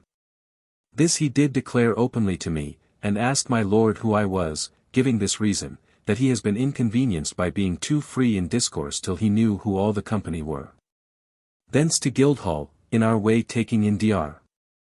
Wilkins, and there my lord and I had full and large discourse with Sir Thomas Player, the chamberlain of the city, a man I have much heard of for his credit and punctuality in the city, and on that score I had a desire to be made known to him.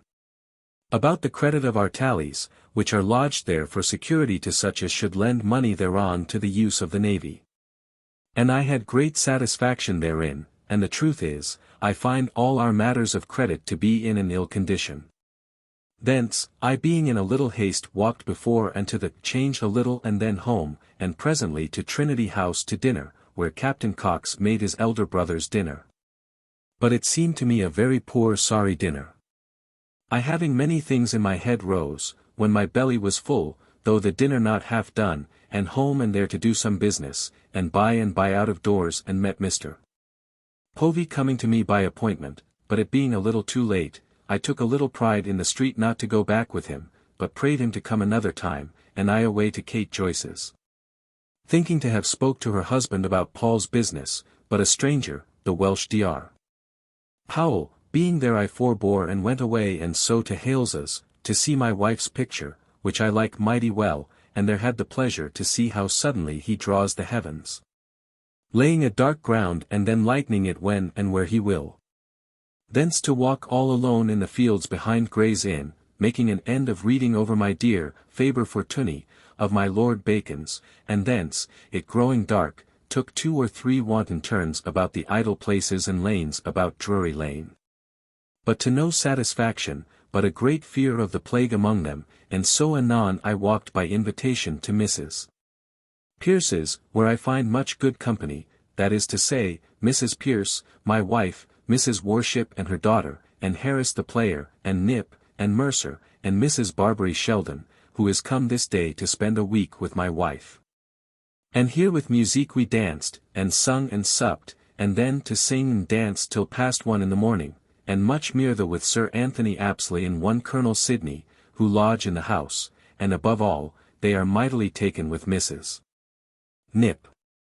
Hence weary and sleepy we broke up, and I and my company homeward by coach and to bed. 15th. Lay till it was full time to rise, it being 8 o'clock, and so to the office and there sat till almost 3 o'clock and then to dinner, and after dinner, my wife and Mercer and Mrs. Barbary being gone to Hales as before, I and my cousin Anthony Joyce, who come on purpose to dinner with me, and he and I to discourse of our proposition of marriage between Paul and Harmon. And upon discourse he and I to Harmon's house and took him to a tavern hard by, and we did discourse of our business, and I offered L500, and he declares most ingenuously that his trade is not to be trusted on, that he however needs no money, but would have her money bestowed on her, which I like well, he saying that he would adventure 2 or L300 with her. I like him as a most good-natured, and discreet man, and, I believe, very cunning. We come to this conclusion for us to meet one another the next week, and then we hope to come to some end, for I did declare myself well satisfied with the match.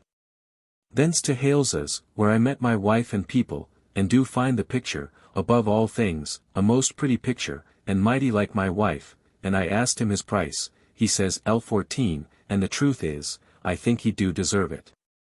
Thence toward London and home, and I to the office, where I did much, and betimes to bed, having had of late so little sleep, and there slept. 16th, till 7 this morning. Up and all the morning about the victualler's business, passing his account.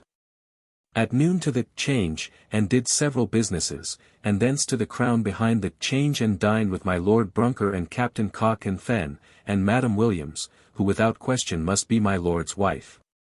And else she could not follow him wherever he goes and kiss and use him publicly as she do. Thence to the office, where Sir W. Penn and I made an end of the victualler's business, and thence abroad about several businesses, and so in the evening back again, and anon called on by Mr. Povey, and he and I stayed together in my chamber till 12 at night, ending our reckonings and giving him tallies for all I was to pay him, and so parted, and I to make good my journal for 2 or 3 days, and begun it till I come to the other side, where I have scratched so much, for want of sleep, I begun to write idle and from the purpose. So forced to break off, and to bed. 721. 17th, up, and to finish my journal, which I had not sense enough the last night to make an end of, and thence to the office, where very busy all the morning. At noon home to dinner, and presently with my wife out to Hales's, where I am still infinitely pleased with my wife's picture. I paid him L14 for it, and 25s. For the frame, and I think it is not a whit too dear for so good a picture. It is not yet quite finished and dry, so as to be fit to bring home yet. This day I begun to sit, and he will make me, I think, a very fine picture. He promises it shall be as good as my wife's, and I sit to have it full of shadows, and do almost break my neck looking over my shoulder to make the posture for him to work by. Thence home and to the office, and so home having a great cold, and so my wife and Mrs. Barbary have very great ones. We are at a loss how we all come by it together, so to bed, drinking butterale. This day my W. Hewer comes from Portsmouth and gives me an instance of another piece of knavery of Sir W. Penn, who wrote to Commissioner Middleton, that it was my negligence the other day he was not acquainted, as the board directed, with our clerks coming down to the pay. But I need no new arguments to teach me that he is a false rogue to me and all the world besides. 18th, Lord's Day. Up and my cold better, so to church, and then home to dinner, and so walked out to St. James's Church, thinking to have seen fair Mrs. Butler, but could not, she not being there, nor, I believe, lives thereabouts now. So walked to Westminster, very fine fair dry weather, but all cry out for lack of rain. To Herbert's and drank, and thence to Mrs. Martin's, and did what I would with her, her husband going for some wine for us. The poor man I do think would take pains if I can get him a purser's place, which I will endeavour. She tells me as a secret that Betty Howlett of the Hall, my little sweetheart, that I used to call my second wife, is married to a younger son of Mr. Michel's, his elder brother, who should have had her, being dead this plague, at which I am glad, and that they are to live nearer me in Thames Street, by the Old Swan. Thence by coach home and to my chamber about some accounts, and so to bed. Sir Christopher Mings is come home from Hambro without anything done, saving bringing home some pipestaves for us. 19th, up betimes and upon a meeting extraordinary at the office most of the morning with Lord Brunker, Sir W. Coventry, and Sir W. Penn, upon the business of the accounts. Where now we have got almost as much as we would have, we begin to lay all on the controller, and I fear he will be run down with it, for he is every day less and less capable of doing business. Thence with my Lord Brunker, Sir W. Coventry to the ticket office, to see in what little order things are there, and there it is a shame to see how the king is served. Thence to the Chamberlain of London, and satisfy ourselves more particularly how much credit we have there, which proves very little. Thence to Sir Robert Long's, absent. About much the same business, but have not the satisfaction we would have there neither. So Sir W. Coventry parted, and my lord and I to Mrs. Williams's, and there I saw her closet, where indeed a great many fine things there are, but the woman I hate. Here we dined, and Sir J. Minns come to us, and after dinner we walked to the King's Playhouse, all in dirt, they being altering of the stage to make it wider. But God knows when they will begin to act again. But my business here was to see the inside of the stage and all the tiring rooms and machines, and, indeed, it was a sight worthy seeing. But to see their clothes, and the various sorts, and what a mixture of things there was. Here a wooden leg, there a ruff, here a hobby horse, there a crown, would make a man split himself to see with laughing, and particularly Lacey's wardrobe, and Shottrell's. But then again, to think how fine they show on the stage by candlelight, and how poor things they are to look now too near hand, is not pleasant at all. The machines are fine, and the paintings very pretty. Thence mightily satisfied in my curiosity I away with my lord to see him at her house again, and so take leave and by coach home and to the office, and thence sent for to Sir G. Carteret by and by to the Broad Street, where he and I walked 2 or 3 hours till it was quite dark in his gallery talking of his affairs, wherein I assure him all will do well, and did give him, with great liberty, which he accepted kindly, my advice to deny the board nothing they would ask about his accounts, but rather call upon them to know whether there was anything more they desired, or was wanting. But our great discourse and serious reflections was upon the bad state of the kingdom in general, through want of money and good conduct, which we fear will undo all. Thence mightily satisfied with this good fortune of this discourse with him I home, and there walked in the dark till 10 o'clock at night in the garden with Sir W. Warren, talking of many things belonging to us particularly, and I hope to get something considerably by him before the year be over. He gives me good advice of circumspection in my place, which I am now in great mind to improve. For I think our office stands on very ticklish terms, the Parliament likely to sit shortly and likely to be asked more money, and we able to give a very bad account of the expense of what we have done with what they did give before. Besides, the turning out the prize officers may be an example for the King giving us up to the Parliament's pleasure as easily, for we deserve it as much. Besides, Sir G. Carteret did tell me tonight how my Lord Brunker himself, whose goodwill I could have depended as much on as any, did himself to him take notice of the many places I have. And though I was a painful man, yet the navy was enough for any man to go through with in his own single place there, which much troubles me, and shall yet provoke me to more and more care and diligence than ever. Thence home to supper, where I find my wife and Mrs. Barbary with great colds, as I also at this time have. This day by letter from my father he propounds a match in the country for Paul, which pleased me well, of one that hath 70 and odd pounds land per annum in possession, and expects 1000 in money by the death of an old aunt. He hath neither father, mother, sister, nor brother, but demands 600 down, and 100 on the birth of first child, which I had some inclination to stretch to. He is kinsman to, and lives with, Mr. Phillips, but my wife tells me he is a drunken, ill-favoured, ill-bred country fellow, which sets me off of it again, and I will go on with Harmon. So after supper to bed. 20th, up and to the office, where busy all the morning. At noon dined in haste, and so my wife, Mrs. Barbary, Mercer, and I by coach to Hales's, where I find my wife's picture now perfectly finished in all respects, and a beautiful picture it is, as almost I ever saw. I sat again, and had a great deal done, but, whatever the matter is, I do not fancy that it has the air of my face, though it will be a very fine picture. Thence home and to my business, being post-night, and so home to supper and to bed. 21st. Up betimes, and first by coach to my Lord General to visit him, and then to the Duke of York, where we all met and did our usual business with him, but, Lord, how everything is yielded to presently, even by Sir W. Coventry, that is propounded by the Duke, as now to have Troutbeck, his old surgeon, and intended to go Surgeon General of the Fleet, to go Physician General of the Fleet, of which there never was any precedent in the world. And he for that to have 20 per month.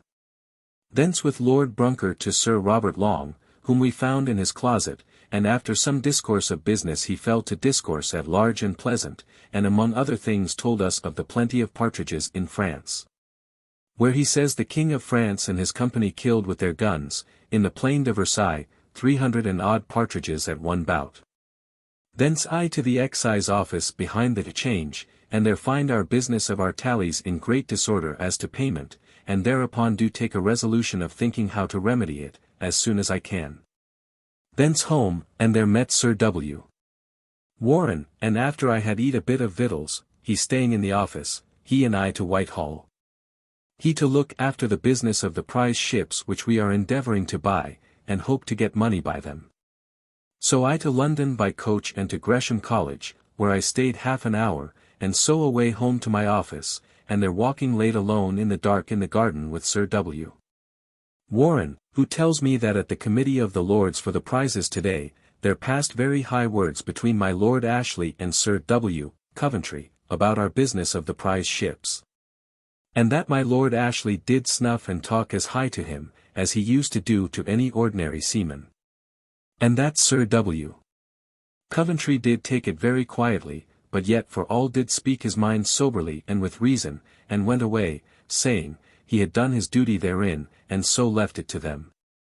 Whether they would let so many ships go for masts or not, here he and I talked of 1,000 businesses, all profitable discourse, and late parted, and I home to supper and to bed, troubled a little at a letter from my father, telling me how, he, is like to be sued for a debt of Tom's, by Smith, the mercer.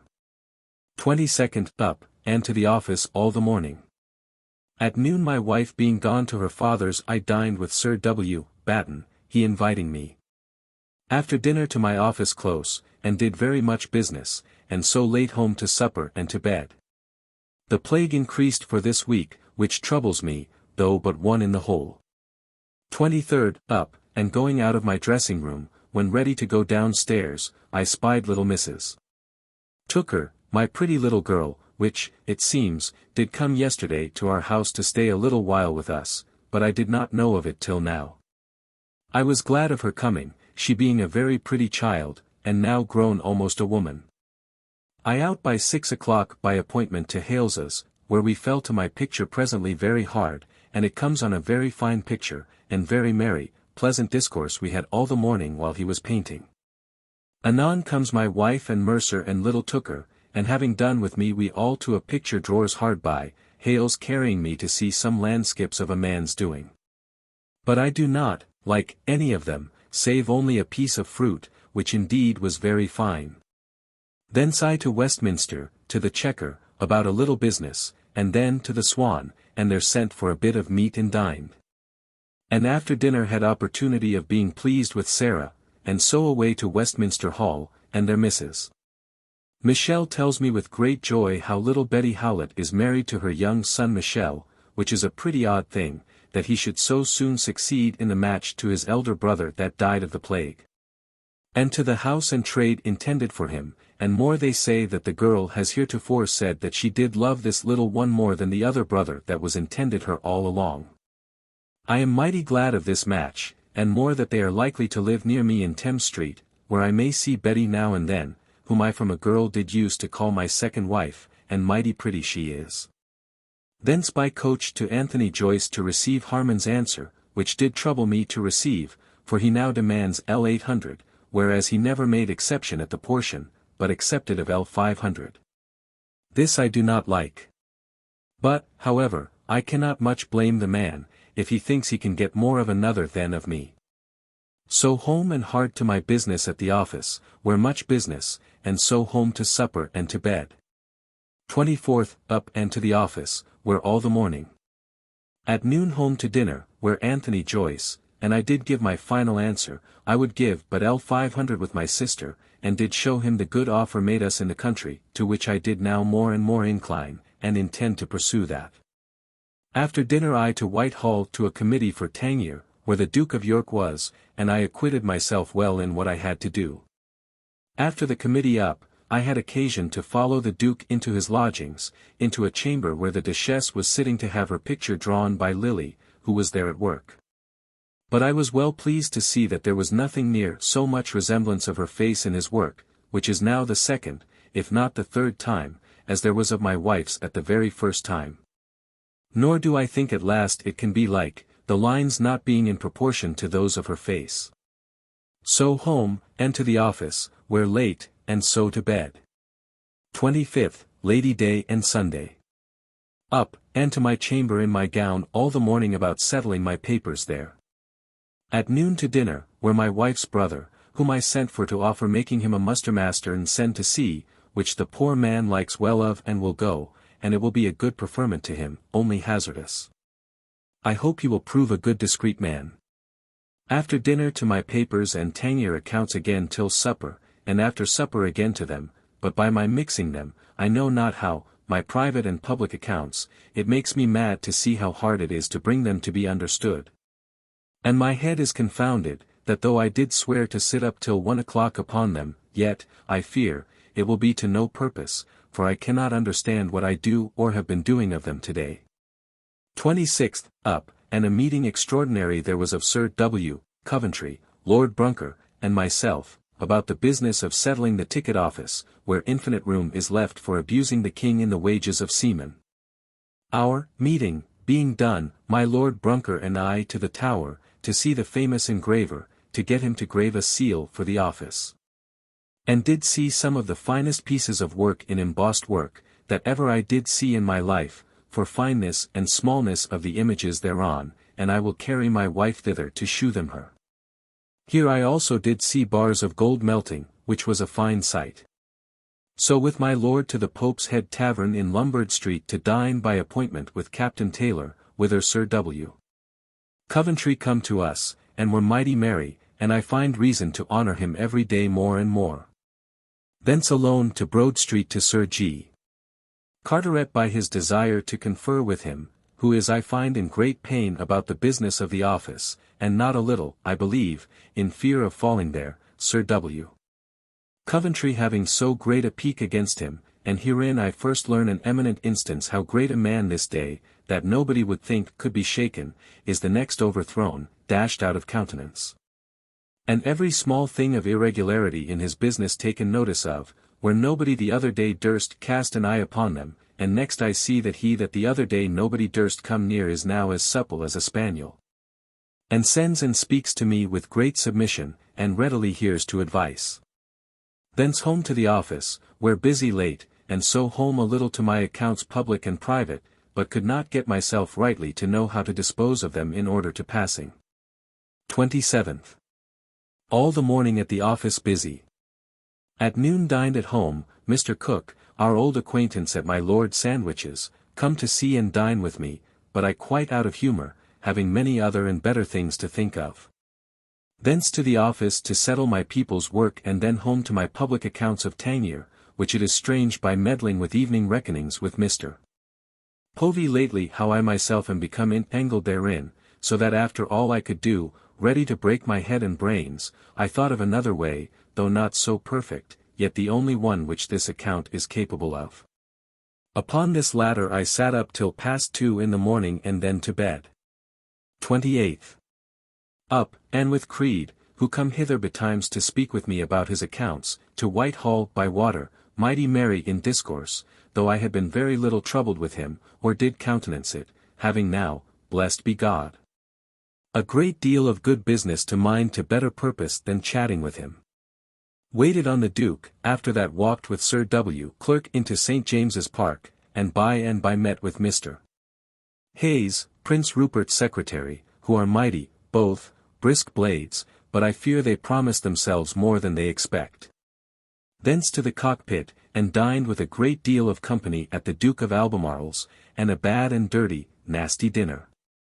So by coach to Hales's, and there sat again, and it is become mighty like. Hither come my wife and Mercer brought by Mrs. Pierce and Nip, we were mighty merry and the picture goes on the better for it. Then set them down at Pierce's, and we home, where busy in at my chamber till 12 at night, and so to bed. This night, I am told, the Queen of Portugal, the mother to our Queen, is lately dead, and news brought of it hither this day. 722. 29th. All the morning hard at the office. At noon dined and then out to Lombard Street, to look after the getting of some money that is lodged there of mine in Viner's hands, I having no mind to have it lie there longer. So back again and to the office, wherein at home about public and private business and accounts till past 12 at night, and so to bed. This day, poor Jane, my old, little Jane, came to us again, to my wife's and my great content, and we hope to take mighty pleasure in her, she having all the marks and qualities of a good and loving and honest servant. She coming by force away from the other place, where she hath lived ever since she went from us, and at our desire, her late mistress having used all the stratagems she could to keep her. 30th. My wife and I mighty pleased with Jane's coming to us again. Up, and away goes Alice, our cook-maid, a good servant, whom we loved and did well by her, and she an excellent servant, but would not bear being told of any fault in the fewest and kindest words, and would go away of her own accord. After having given her mistress warning thickly for a quarter of a year together. So we shall take another girl and make little Jane our cook, at least, make a trial of it. Up, and after much business I out to Lombard Street, and there received L 2200 and brought it home. And, contrary to expectation, received L 35 for the use of L 2000 of it, for a quarter of a year, where it hath produced me this profit, and hath been a convenience to me as to care and security of my house, and demandable at 2 days' warning. As this hath been. This morning Sir W. Warren come to me a second time about having L 2000 of me upon his bills on the act to enable him to pay for the ships he is buying, wherein I shall have considerable profit. I am loath to do it, but yet speaking with Colville I do not see but I shall be able to do it and get money by it too. Thence home and eat one mouthful, and so to Hales's, and there sat till almost quite dark upon working my gown, which I hired to be drawn in, an Indian gown, and I do see all the reason to expect a most excellent picture of it. So home and to my private accounts in my chamber till past 1 in the morning, and so to bed, with my head full of thoughts for my evening of all my accounts tomorrow, the latter end of the month, in which God give me good issue. For I never was in such a confusion in my life, and that in great sums. 31st all the morning at the office busy. At noon to dinner, and thence to the office and did my business there as soon as I could, and then home and to my accounts, where very late at them, but, Lord! What a deal of do I have to understand any part of them, and in short do what I could not come to any understanding of them, but after I had thoroughly wearied myself. I was forced to go to bed and leave them much against my will and vow too, but I hope God will forgive me, for I have sat up these 4 nights till past 12 at night to master them, but cannot. Thus ends this month, with my head and mind mighty full and disquiet because of my accounts, which I have let go too long, and confounded my public with my private that I cannot come to any liquidating of them. However, I do see that I must be grown richer than I was by a good deal last month. Busy also I am in thoughts for a husband for my sister, and to that end my wife and I have determined that she shall presently go into the country to my father and mother, and consider of a proffer made them for her in the country, which, if she likes, shall go forward. April 1666. April 1st, Lord's Day. Up and abroad, and by coach to Charing Cross, to wait on Sir Philip Howard, whom I found in bed, and he do receive me very civilly. My request was about suffering my wife's brother to go to sea, and to save his pay in the Duke's Guards, which after a little difficulty he did with great respect agree to. I find him a very fine-spoken gentleman, and one of great parts, and very courteous. Much pleased with this visit I to Whitehall, where I met Sir G. Downing, and to discourse with him an hour about the Exchequer payments upon the late Act, and informed myself of him thoroughly in my safety in lending L 2000 to Sir W. Warren, upon an order of his upon the Exchequer for L 2602, and I do purpose to do it. Thence meeting Dr. Allen, the physician, he and I and another walked in the park, a most pleasant warm day, and to the Queen's Chapel, where I do not so dislike the musique. Here I saw on a post an invitation to all good Catholics to pray for the soul of such a one departed this life. The Queen, I hear, do not yet hear of the death of her mother, she being in a course of physique, that they dare not tell it her. At noon by coach home, and there by invitation met my uncle and Aunt White and their cousin Mary, and dined with me and very merry. After dinner my uncle and I abroad by coach to Whitehall, up and down the house, and I did some business and thence with him and a gentleman he met with to my Lord Chancellor's new house. And there viewed it again and up to the top, and I like it as well as ever and think it a most noble house. So all up and down my Lord St. Albans his new building and market house, and the tavern under the market house, looking to and again into every place of building, and so away and took coach and home, where to my accounts, and was at them till I could not hold open my eyes. And so to bed.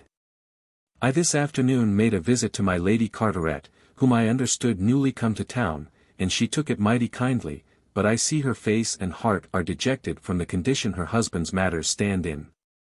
But I hope they will do all well enough. And I do comfort her as much as I can, for she is a noble lady. Second, up, and to the office and thence with Mr. Gauden to Guildhall to see the bills and tallies there in the chamber, and by the way in the street his new coach broke and we feigned to take an old hackney. Thence to the Exchequer again to inform myself of some other points in the new Act in order to my lending Sir W. Warren L. 2000 upon an order of his upon the Act, which they all encourage me to. There walking with Mr. Gauden in Westminster Hall, he and I to talk from one business to another and at last to the marriage of his daughter. He told me the story of Creed's pretences to his daughter, and how he would not believe but she loved him, while his daughter was in great passion on the other hand against him. Thence to talk of his son Benjamin. And I propounded a match for him, and at last named my sister, which he embraces heartily, and speaking of the lowness of her portion, that it would be less than L 1000, he tells me if everything else agrees. He will out of what he means to give me yearly, make a portion for her shall cost me nothing more than I intend freely. This did mightily rejoice me and full of it did go with him to London to the Change, and there did much business and at the coffee house with Sir W. Warren, who very wisely did shew me that my matching my sister with Mr. Gauden would undo me in all my places, everybody suspecting me in all I do, and I shall neither be able to serve him, nor free myself from imputation of being of his faction, while I am placed for his severest check. I was convinced that it would be for neither of our interests to make this alliance, and so am quite off of it again, but with great satisfaction in the motion. Thence to the Crown Tavern behind the Exchange to meet with Cock and Fen and did so, and dined with them, and after dinner had the intent of our meeting, which was some private discourse with Fen. Telling him what I hear and think of his business, which he takes very kindly and says he will look about him. It was about his giving of ill language and answers to people that come to him about money and some other particulars. This morning Mrs. Barbary and little Mrs. Tooker went away homeward. Thence my wife by coach calling me at Whitehall to visit my Lady Carteret, and she was not within. So to Westminster Hall, where I purposely took my wife well dressed into the hall to see and be seen. And, among others, met Howlett's daughter, who is newly married, and is she I call wife, and one I love mightily. So to Broad Street and there met my lady and Sir G. Carteret, and sat and talked with them a good while and so home, and to my accounts which I cannot get through with. But at it till I grew drowsy, and so to bed mightily vexed that I can come to no better issue in my accounts. Third, up, and Sir W. Warren with me betimes and signed a bond, and assigned his order on the Exchequer to a blank for me to fill and I did deliver him L 1900. The truth is, it is a great venture to venture so much on the Act, but thereby I hedge an L 300 gift for my service about some ships that he hath bought, prizes, and good interest besides, and his bond to repay me the money at 6 weeks' warning. So to the office, where busy all the morning. At noon home to dinner, and there my brother Balty dined with me and my wife, who is become a good serious man, and I hope to do him good being sending him a mustermaster on one of the squadrons of the fleet. After dinner and he gone I to my accounts hard all the afternoon till it was quite dark, and I thank God I do come to bring them very fairly to make me worth L 5000 stock in the world, which is a great mercy to me. Though I am a little troubled to find L 50 difference between the particular account I make to myself of my profits and loss in each month and the account which I raise from my acquittances and money which I have at the end of every month in my chest and other men's hands. However, I do well believe that I am effectually L 5000, the greatest sum I ever was in my life yet, and this day I have as I have said before agreed with Sir W. Warren and got of him L 300 gift. At night a while to the office and then home and supped and to my accounts again till I was ready to sleep, there being no pleasure to handle them, if they are not kept in good order. So to bed. Fourth, up, and with Sir W. Penn in his coach to Whitehall, in his way talking simply and fondly as he used to do, but I find myself to slight him and his simple talka, I thank God, and that my condition will enable me to do it. Thence, after doing our business with the Duke of York, with Captain Cock home to the Change in his coach. He promises me presently a dozen of silver salts, and proposes a business for which he hath promised Mrs.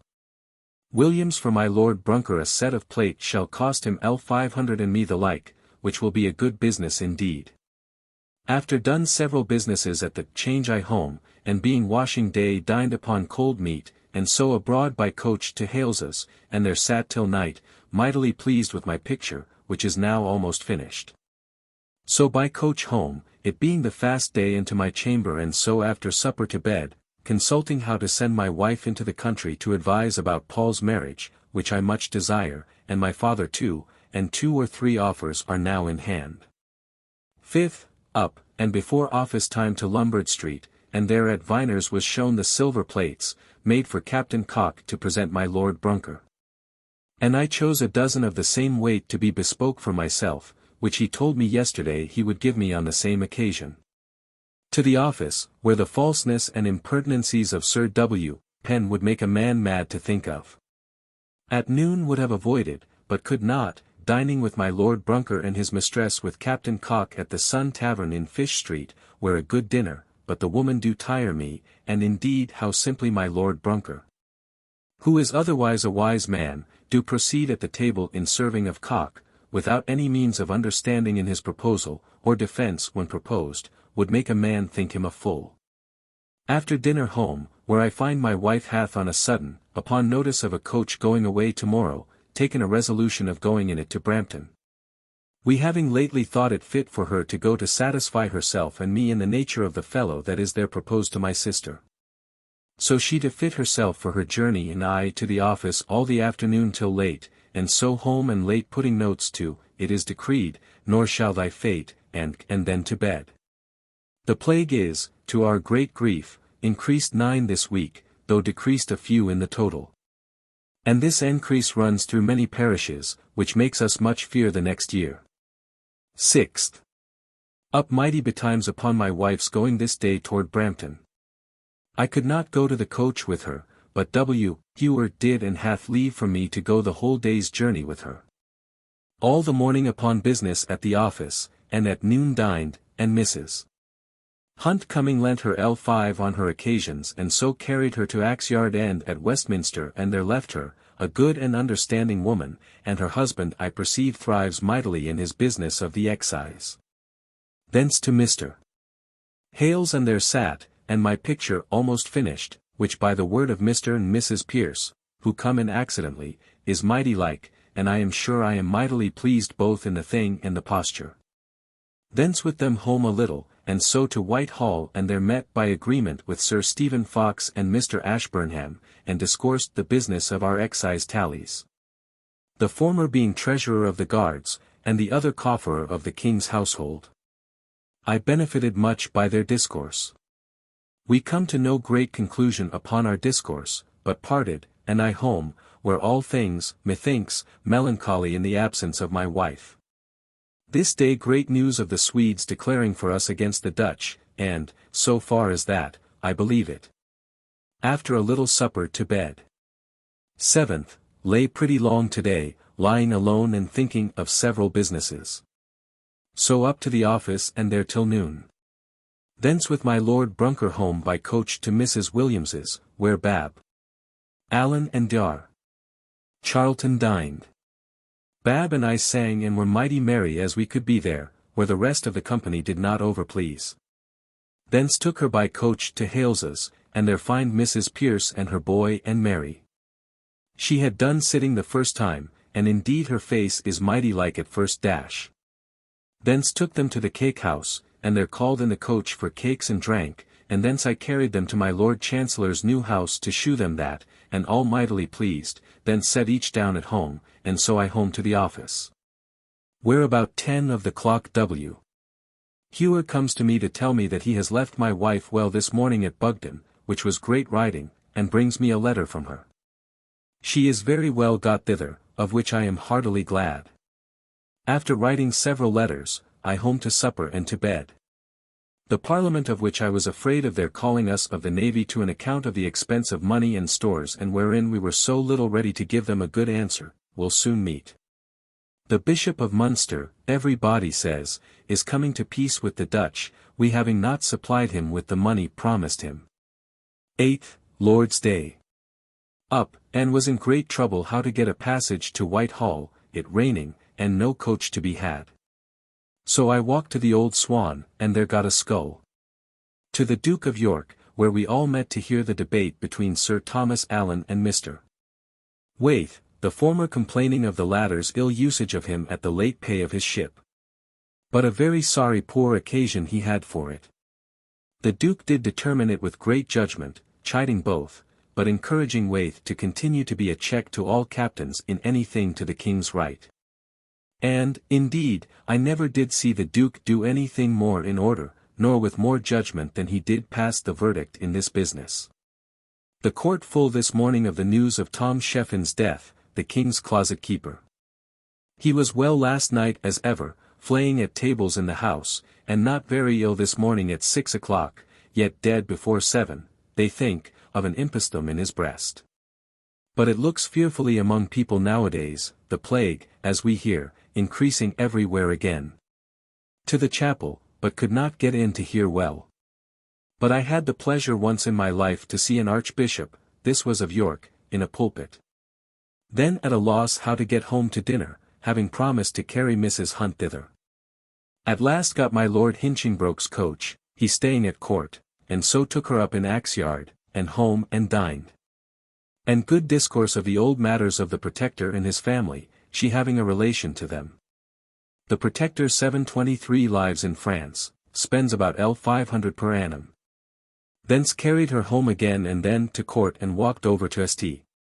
James's Chapel, thinking to have heard a Jesuit preach, but come too late.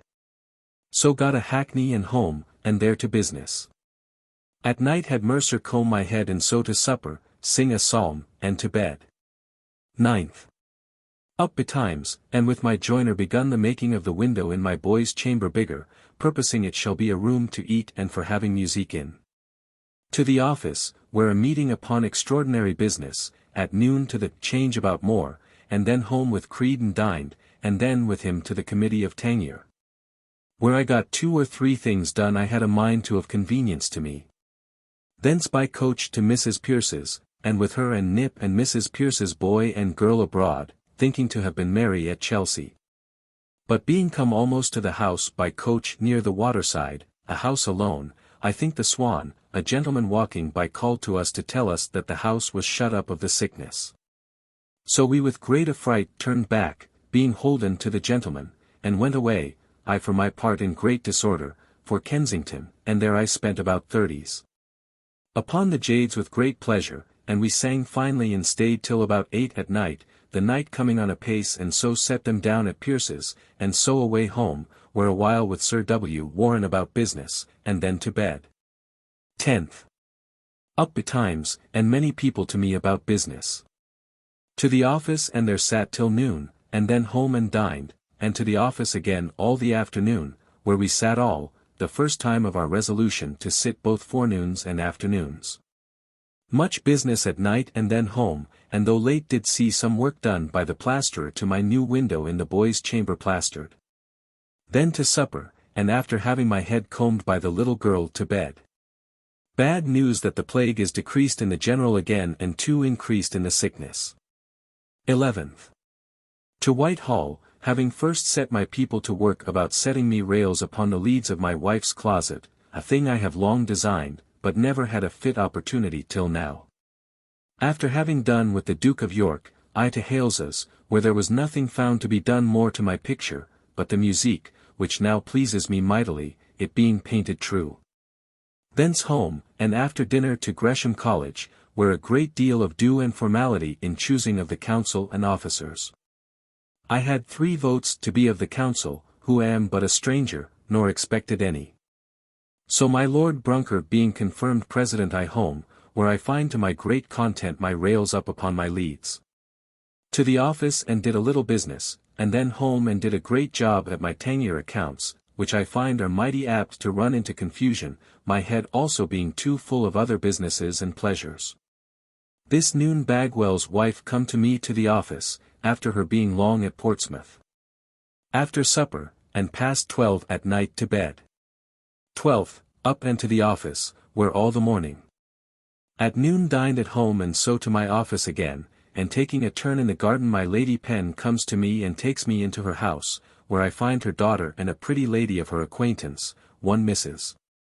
Loder, sister, I suppose, of her servant Loder's, with whom I, notwithstanding all my resolution to follow business close this afternoon, did stay talking and playing the fool almost all the afternoon.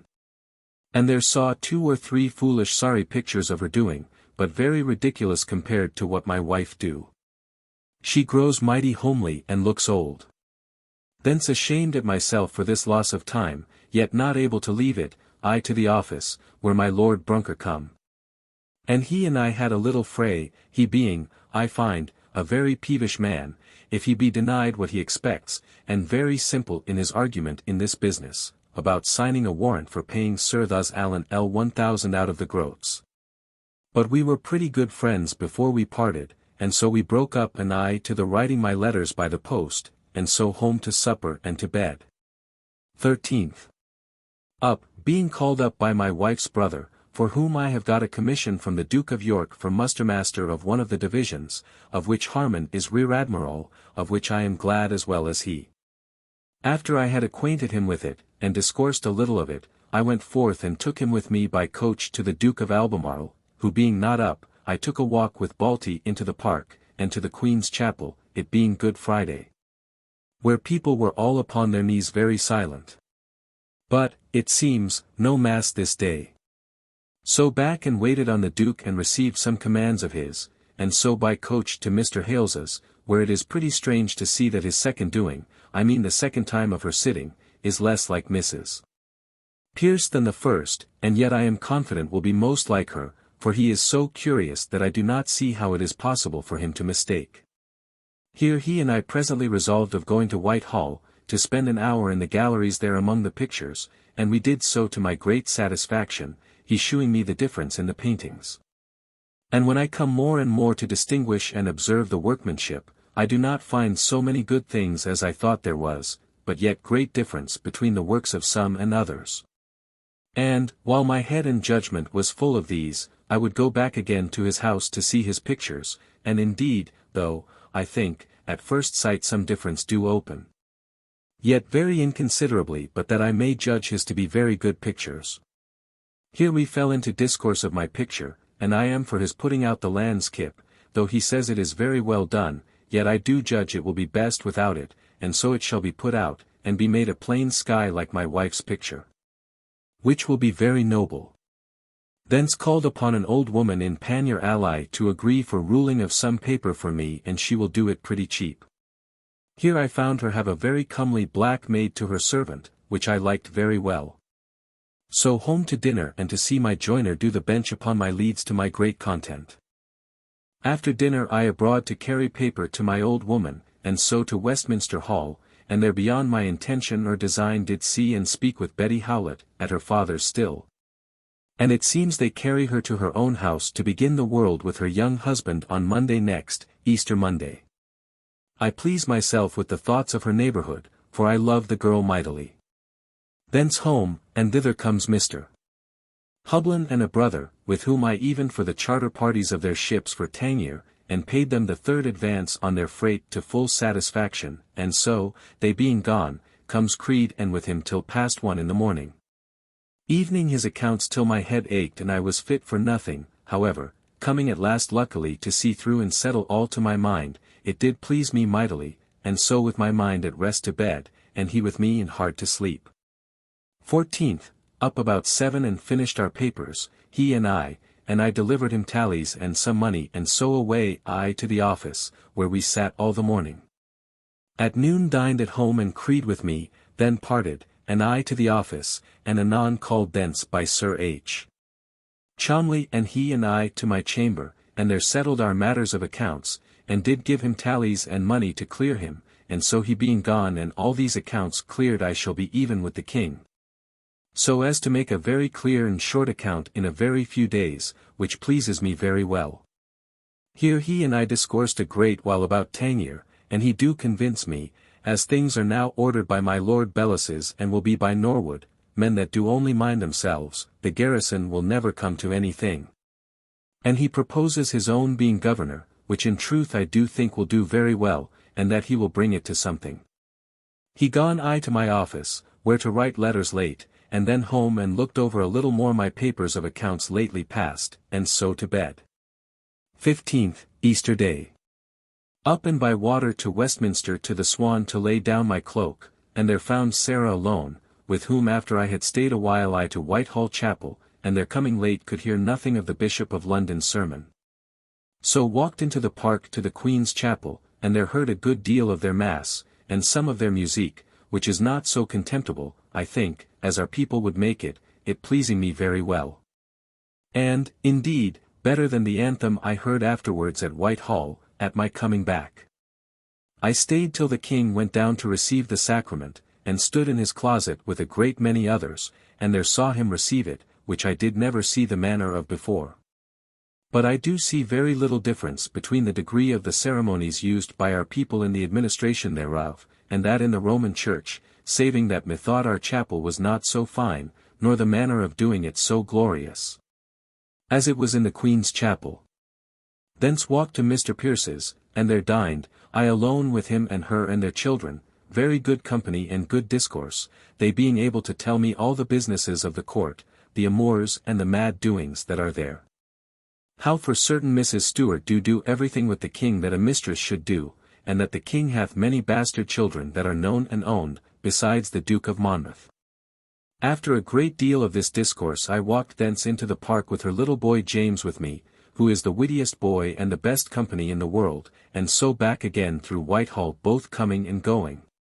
And people did generally take him to be my boy and some would ask me. Thence home to Mr. Pierce again, and he being gone forth, she and I and the children out by coach to Kensington, to where we were the other day, and with great pleasure stayed till night. And were mighty late getting home, the horses tiring and stopping at every 20 steps.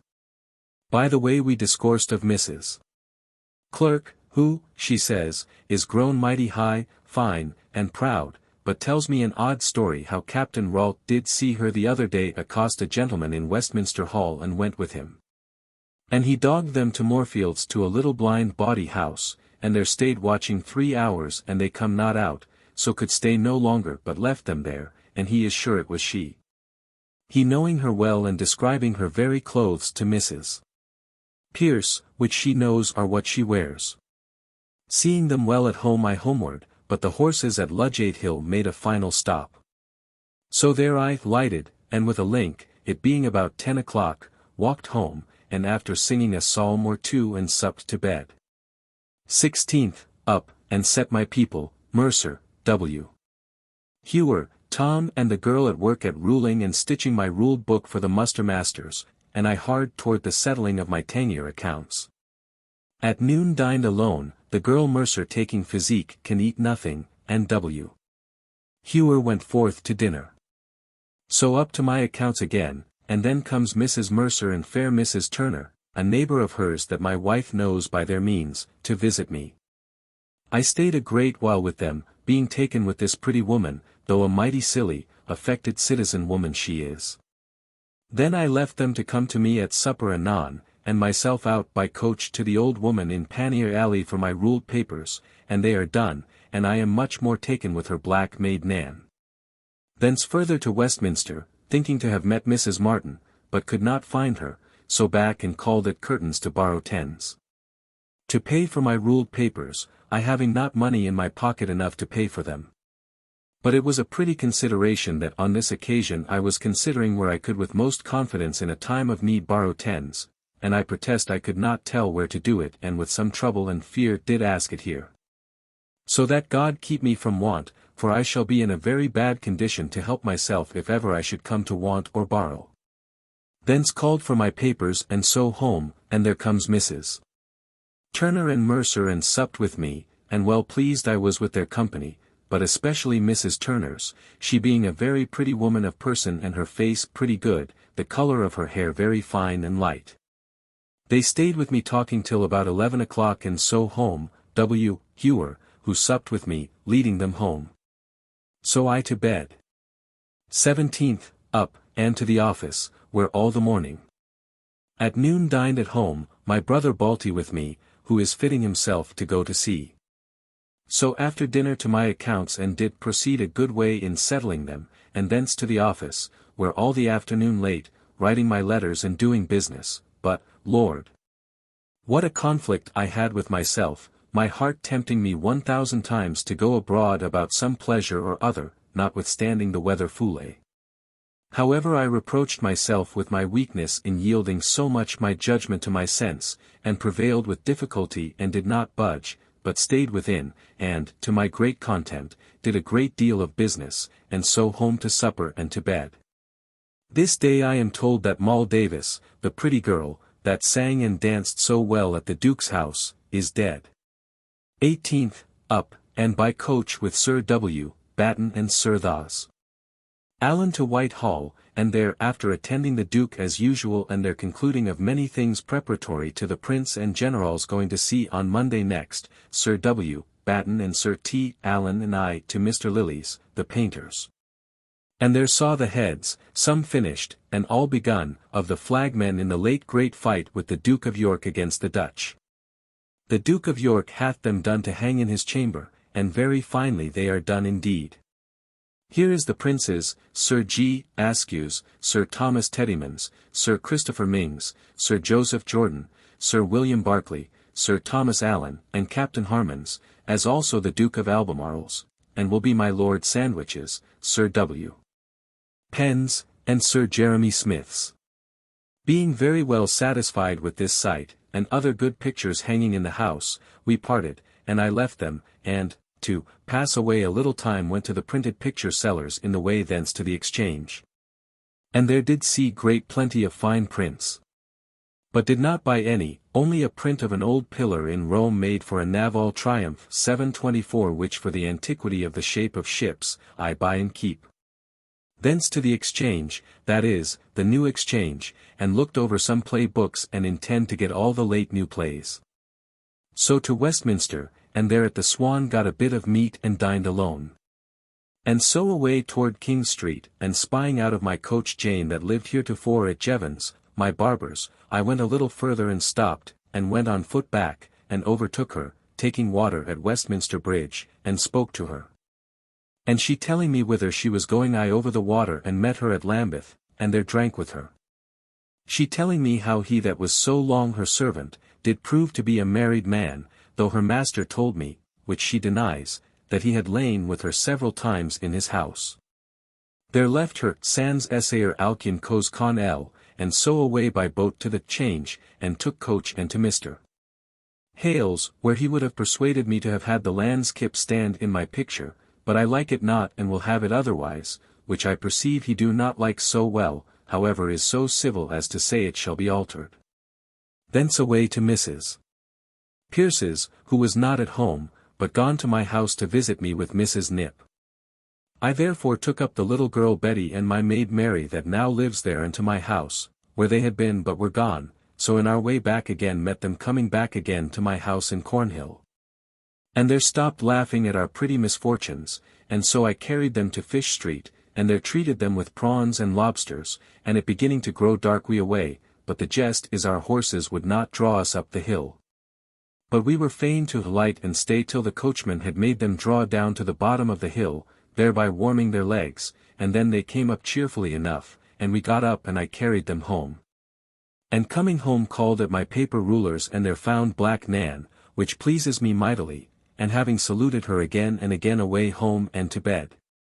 In all my ridings in the coach and intervals my mind hath been full these 3 weeks of setting in musique, it is decreed, and 19th, lay long in bed, so to the office, where all the morning.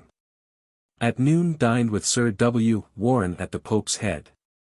So back to the office, and there met with the Commissioners of the Ordnance, where Sir W. Penn being almost drunk vexed me, and the more because Mr. Chichley observed it with me, and it was a disparagement to the office.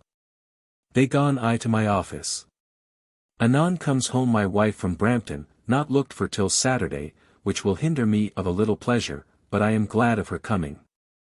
She tells me Paul's business with Ensom is like to go on, but I must give, and she consents to it, another 100. She says she doubts my father is in want of money, for rents come in mighty slowly. My mother grows very unpleasant and troublesome, and my father mighty infirm through his old distemper, which altogether makes me mighty thoughtful. Having heard all this and bid her welcome, I to the office, where late, and so home, and after a little more talk with my wife, she to bed and I after her. 20th. Up, and after an hour or two's talka with my poor wife, who gives me more and more content every day than other, I abroad by coach to Westminster, and there met with Mrs. Martin, and she and I over the water to Stangold, and after a walk in the fields to the King's Head, and there spent an hour or two with pleasure with her, and eat a tansy and so parted, and I to the New Exchange. There to get a list of all the modern plays which I intend to collect and to have them bound up together. Thence to Mr. Hales's, and there, though against his particular mind, I had my landskip done out, and only a heaven made in the room of it, which though it do not please me thoroughly now it is done, yet it will do better than as it was before. Thence to Paul's churchyard, and there bespoke some new books, and so to my ruling woman's, and there did see my work a-doing, and so home and to my office a little, but was hindered of business I intended by being sent for to Mrs. Turner, who desired some discourse with me and lay her condition before me, which is bad and poor.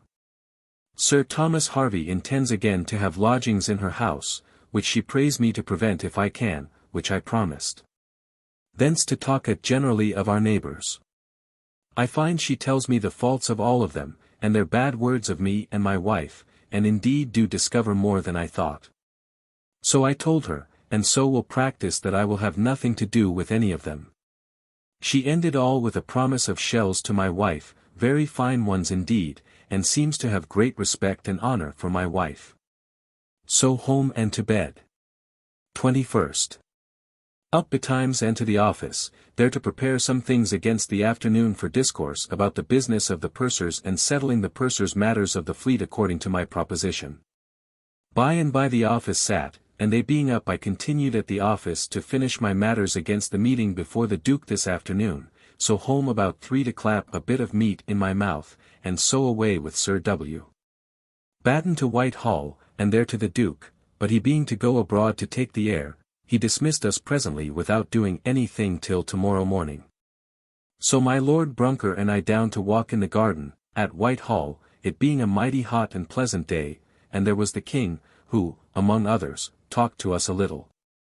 And among other pretty things, he swore merrily that he believed the ketch that Sir W. Batten bought the last year at Colchester was of his own getting, it was so thick to its length.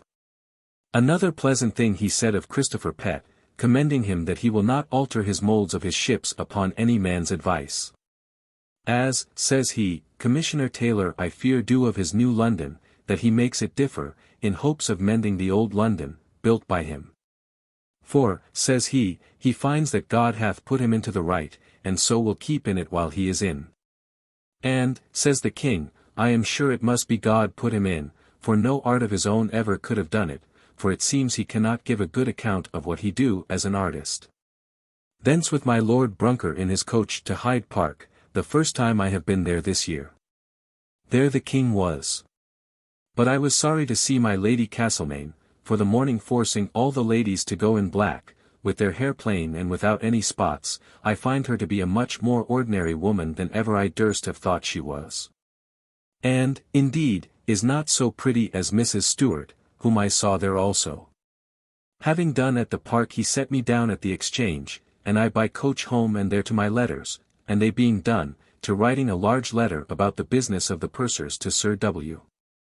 Batten against tomorrow's discourse, and so home and to bed.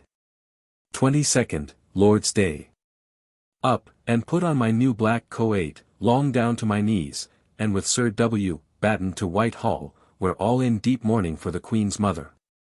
There had great discourse, before the Duke and Sir W. Coventry begun the discourse of the day about the purser's business, which I seconded, and with great liking to the Duke, whom however afterward my Lord Brunker and Sir W.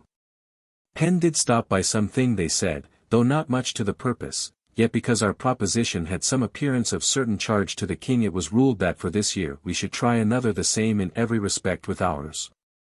Leaving out one circumstance of allowing the pursers the victuals of all men short of the complement. I was very well satisfied with it and am contented to try it, wishing it may prove effectual. Thence away with Sir W. Batten in his coach home, in our way he telling me the certain news, which was afterward confirmed to me this day by several, that the Bishop of Munster has made a league, with, the Hollanders. And that our king and court are displeased much at it, moreover we are not sure of Sweden. I home to my house, and there dined mighty well, my poor wife and Mercer and I. So back again walked to Whitehall, and there to and again in the park, till being in the shoemaker's stocks. 7:25 I was heartily weary, yet walked however to the Queen's Chapel at St. James's, and there saw a little maid baptized, many parts and words whereof are the same with that of our liturgy, and little that is more ceremonious than ours. Thence walked to Westminster and eat a bit of bread and drank, and so to Worcester House, and there stayed, and saw the council up, and then back, walked to the Cockpit, and there took my leave of the Duke of Albemarle, who is going tomorrow to sea. He seems mightily pleased with me, which I am glad of, but I do find infinitely my concernment in being careful to appear to the King and Duke to continue my care of his business, and to be found diligent as I used to be. Thence walked wearily as far as Fleet Street, and so there met a coach and home to supper and to bed, having sat a great while with Will Joyce, who come to see me, and it is the first time I have seen him at my house since the plague. And find him the same impertinent, prating coxcomb that ever he was. 23rd. Being mighty weary last night, lay long this morning, then up and to the office, where Sir W. Batten, Lord Brunker and I met, and toward noon took coach and to Whitehall, where I had the opportunity to take leave of the Prince, and again of the Duke of Albemarle, and saw them kiss the King's hands and the Duke's. And much content, indeed, there seems to be in all people at their going to sea, and, they, promise themselves much good from them. This morning the House of Parliament do meet, only to adjourn again till winter. The plague, I hear, increases in the town much, and exceedingly in the country everywhere. Thence walked to Westminster Hall, and after a little stay, there being nothing now left to keep me there, Betty Howlett being gone, I took coach and away home, in my way asking in 2 or 3 places the worth of Pearls. I being now come to the time that I have long ago promised my wife a necklace. Dined at home and took Balty with me to Hales's to show him his sister's picture, and thence to Westminster, and there I to the Swan and drank, and so back again alone to Hales's, and there met my wife and Mercer, Mrs. Pierce being sitting, and 2 or 3 idle people of her acquaintance more standing by. Her picture do come on well. So stayed until she had done and then set her down at home, and my wife and I and the girl by coach to Islington, and there eat and drank in the coach and so home, and there find a girl sent at my desire by Mrs. Michelle of Westminster Hall, to be my girl under the cookmaid, Susan. But I am a little dissatisfied that the girl, though young, is taller and bigger than Sue, and will not, I fear, be under her command, which will trouble me. And the more because she is recommended by a friend that I would not have any unkindness with, but my wife do like very well of her. So to my accounts and journal at my chamber, there being bonfires in the street, for being St. George's Day, and the King's coronation, and the day of the Prince and Duke's going to sea. So having done my business, to bed. 24th. Up, and presently am told that the girl that came yesterday hath packed up her things to be gone home again to Enfield, whence she come, which I was glad of. That we might be at first rid of her altogether rather than be liable to her going away hereafter. The reason was that London do not agree with her. So I did give her something, and away she went. By and by comes Mr. Bland to me, the first time since his coming from Tangier, and tells me, in short, how all things are out of order there, and like to be, and the place never likely to come to anything while the soldiers govern all, and do not encourage trade.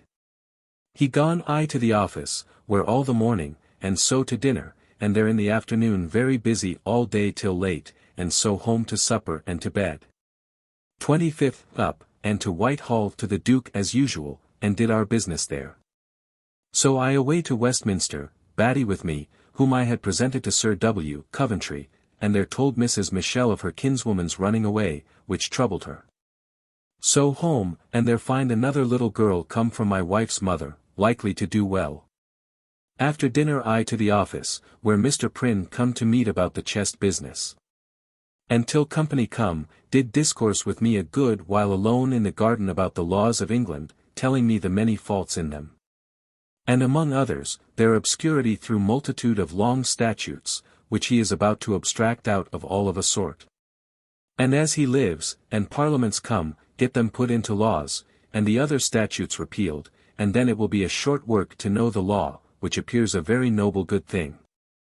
By and by Sir W. Batten and Sir W. Ryder met with us, and we did something to purpose about the chest, and hope we shall go on to do so. They up, I to present Batty to Sir W. Penn, who at my entreaty did write a most obliging letter to Harman to use him civilly, but the dissembling of the rogue is such, that it do not oblige me at all. So abroad to my rulers of my books, having, God forgive me, a mind to see Nan there, which I did, and so back again, and then out again to see Mrs. Bettons, who were looking out of the window as I come through Fenchurch Street. So that indeed I am not, as I ought to be, able to command myself in the pleasures of my eye. So home, and with my wife and Mercer spent our evening upon our new leads by our bedchamber singing, while Mrs. Mary Batelier looked out of the window to us, and we talked together, and at last bid good night. However, my wife and I stayed there talking of several things with great pleasure till 11 o'clock at night, and it is a convenience I would not want for any thing in the world, it being, methinks, better than almost any room in my house. So having supped upon the leads, to bed. The plague, blessed be God, is decreased 16 this week. 26th. To the office, where all the morning. At noon home to dinner, and in the afternoon to my office again, where very busy all the afternoon and particularly about fitting of Mr. Yeapsley's accounts for the view of the Lords Commissioners for tenure. At night home to supper and to bed. 27th. Up, taking Balty with me, who lay at my house last night, in order to his going away today to see with the pursers of the Henry, whom I appointed to call him, abroad to many several places about several businesses, to my Lord Treasurer's Westminster, and I know not where. At noon to the Change a little, and there bespoke some maps to hang in my new room, my boy's room, which will be very pretty. Home to dinner, and after dinner to the hanging up of maps, and other things for the fitting of the room, and now it will certainly be one of the handsomest and most useful rooms in my house. So that what with this room and the room on my leads my house is half as good again as it was. All this afternoon about this till I was so weary and it was late I could do no more but finish the room. So I did not get out to the office all the day long. At night spent a good deal of time with my wife and Mercer teaching them a song, and so after supper to bed. 28th, up and to the office. At noon dined at home. After dinner abroad with my wife to Hales's to see only our pictures and Mrs. Pierce's, which I do not think so fine as I might have expected it. My wife to her father's, to carry him some ruling work, which I have advised her to let him do. It will get him some money. She also is to look out again for another little girl, the last we had being also gone home the very same day she came. She was also to look after a necklace of pearl, which she is mighty busy about, I being contented to lay out L80 in one for her. I home to my business. By and by comes my wife and presently after, the tide serving, Balty took leave of us, going to sea, and upon very good terms, to be mustermaster of a squadron, which will be worth L100 this year to him. Besides keeping him the benefit of his pay in the guards. He gone, I very busy all the afternoon till night, among other things, writing a letter to my brother John, the first I have done since my being angry with him, and that so sharp a one too that I was sorry almost to send it when I had wrote it. But it is preparatory to my being kind to him, and sending for him up hither when he hath passed his degree of Master of Arts. So home to supper and to bed. 29th, Lord's Day. Up, and to church, where Mr. Mills, a lazy, simple sermon upon the devil's having no right to any thing in this world. So home to dinner, and after dinner I and my boy down by water to Redriff and thence walked to Mr. Evelyn's, where I walked in his garden till he come from church, with great pleasure reading Ridley's discourse, all my way going and coming, upon the civil and ecclesiastical law. He being come home, he and I walked together in the garden with mighty pleasure, he being a very ingenious man, and the more I know him, the more I love him. His chief business with me was to propose having my cousin Thomas Pepys in commission of the piece, which I do not know what to say to till I speak with him, but should be glad of it and will put him upon it. Thence walked back again reading and so took water and home, where I find my uncle and Aunt White, and supped with them upon my leads with mighty pleasure and mirtha, and they being gone I mighty weary to bed. After having my hair of my head cut shorter, even close to my skull, for coolness, it being mighty hot weather. 30th, up and, being ready, to finish my journal for 4 days past. To the office, where busy all the morning. At noon dined alone, my wife gone abroad to conclude about her necklace of pearl. I after dinner to even all my accounts of this month.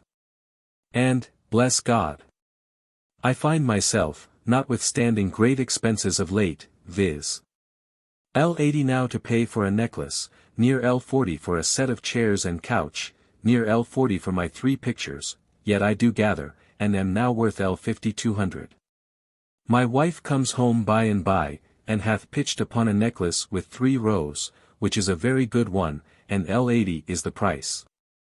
In the evening, having finished my accounts to my full content and joyed that I have even them so plainly, remembering the trouble my last accounts did give me by being let alone a little longer than ordinary, by which I am to this day at a loss for L50, I hope I shall never commit such an error again, for I cannot devise where the L50 should be, but it is plain I ought to be worth L50 more than I am, and blessed be God the error was no greater. In the evening with my wife, and Mercer by coach to take the air as far as Bow, and eat and drank in the coach by the way and with much pleasure and pleased with my company. At night home and up to the Leads, but were contrary to expectation driven down again with a stink by Sir W. Penn's shying of a shitten pot in their house of office close by, which do trouble me for fear it do hereafter annoy me. So down to sing a little and then to bed. So ends this month with great layings out. Good health and gettings, and advanced well in the whole of my estate, for which God make me thankful. May 1666. May 1st, up, and all the morning at the office. At noon, my cousin Thomas Pepys did come to me, to consult about the business of his being a justice of the peace, which he is much against. And among other reasons, tells me, as a confidant, that he is not free to exercise punishment according to the Act against Quakers and other people, for religion. Nor do he understand Latin, and so is not capable of the place as formerly, now all warrants do run in Latin. Nor is he in Kent, though he be of Deptford parish, his house standing in Surrey. However, I did bring him to incline towards it, if he be pressed to take it. I do think it may be some repute to me to have my kinsman in commission there, specially if he behave himself to content in the country. He gone and my wife gone abroad, I out also to and fro, to see and be seen, among others to find out in Thames Street where Betty Howlett is come to live, being married to Mrs. Michel's son. Which I did about the Old Swan, but did not think fit to go thither or see them.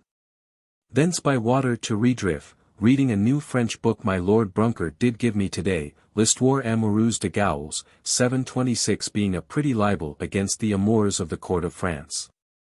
I walked up and down Deptford Yard, where I had not been since I come from living at Greenwich, which is some months. There I met with Mr. Castle, and was forced against my will to have his company back with me.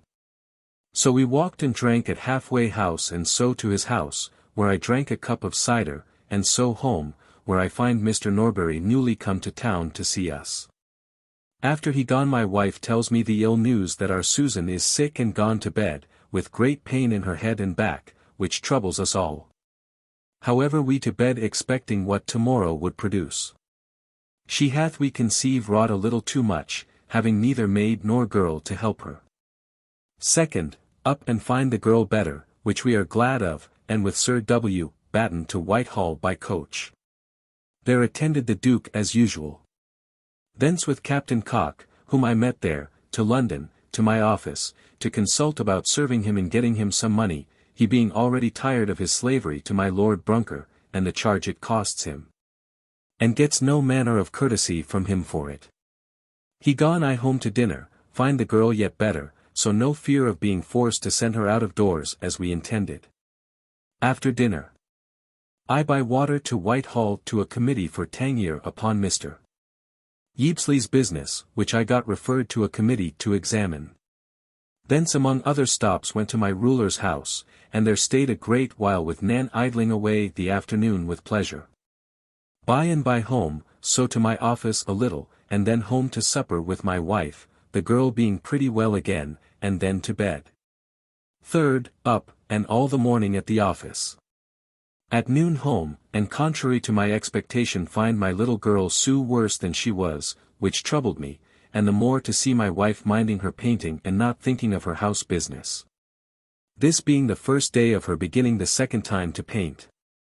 This together made me froward that I was angry with my wife, and would not have Brown to think to dine at my table with me always, being desirous to have my house to myself without a stranger ne mechanique to be privy to all my concernments.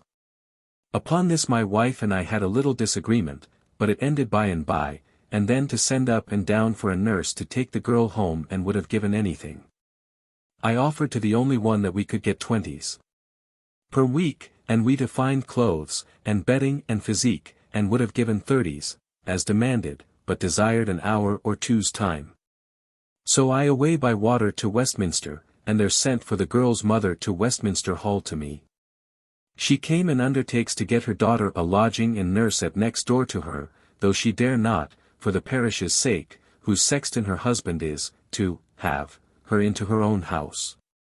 Thence home, calling at my booksellers and other trifling places, and in the evening the mother come and with a nurse she has got, who demanded, and I did agree at 10s per week to take her, and so she away, and my house mighty uncouth, having so few in it, and we shall want a servant or two by it, and the truth is my heart was a little sad all the afternoon and jealous of myself. But she went, and we all glad of it, and so a little to the office, and so home to supper and to bed. Fourth, up and by water to Westminster to Charing Cross, Mr. Gregory for company with me, to Sir P.H. Warwick's, who was not within. So I took Gregory to Whitehall, and there spoke with Joseph Williamson to have leave in the next Gazette to have a general pay for the chest at Chatham declared upon such a day in June.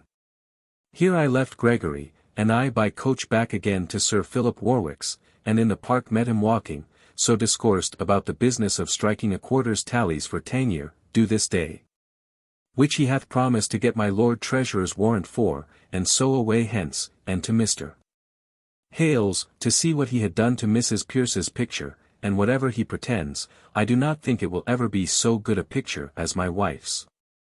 Thence home to the office a little and then to dinner, and had a great fray with my wife again about Brown's coming to teach her to paint, and sitting with me at table, which I will not yield to.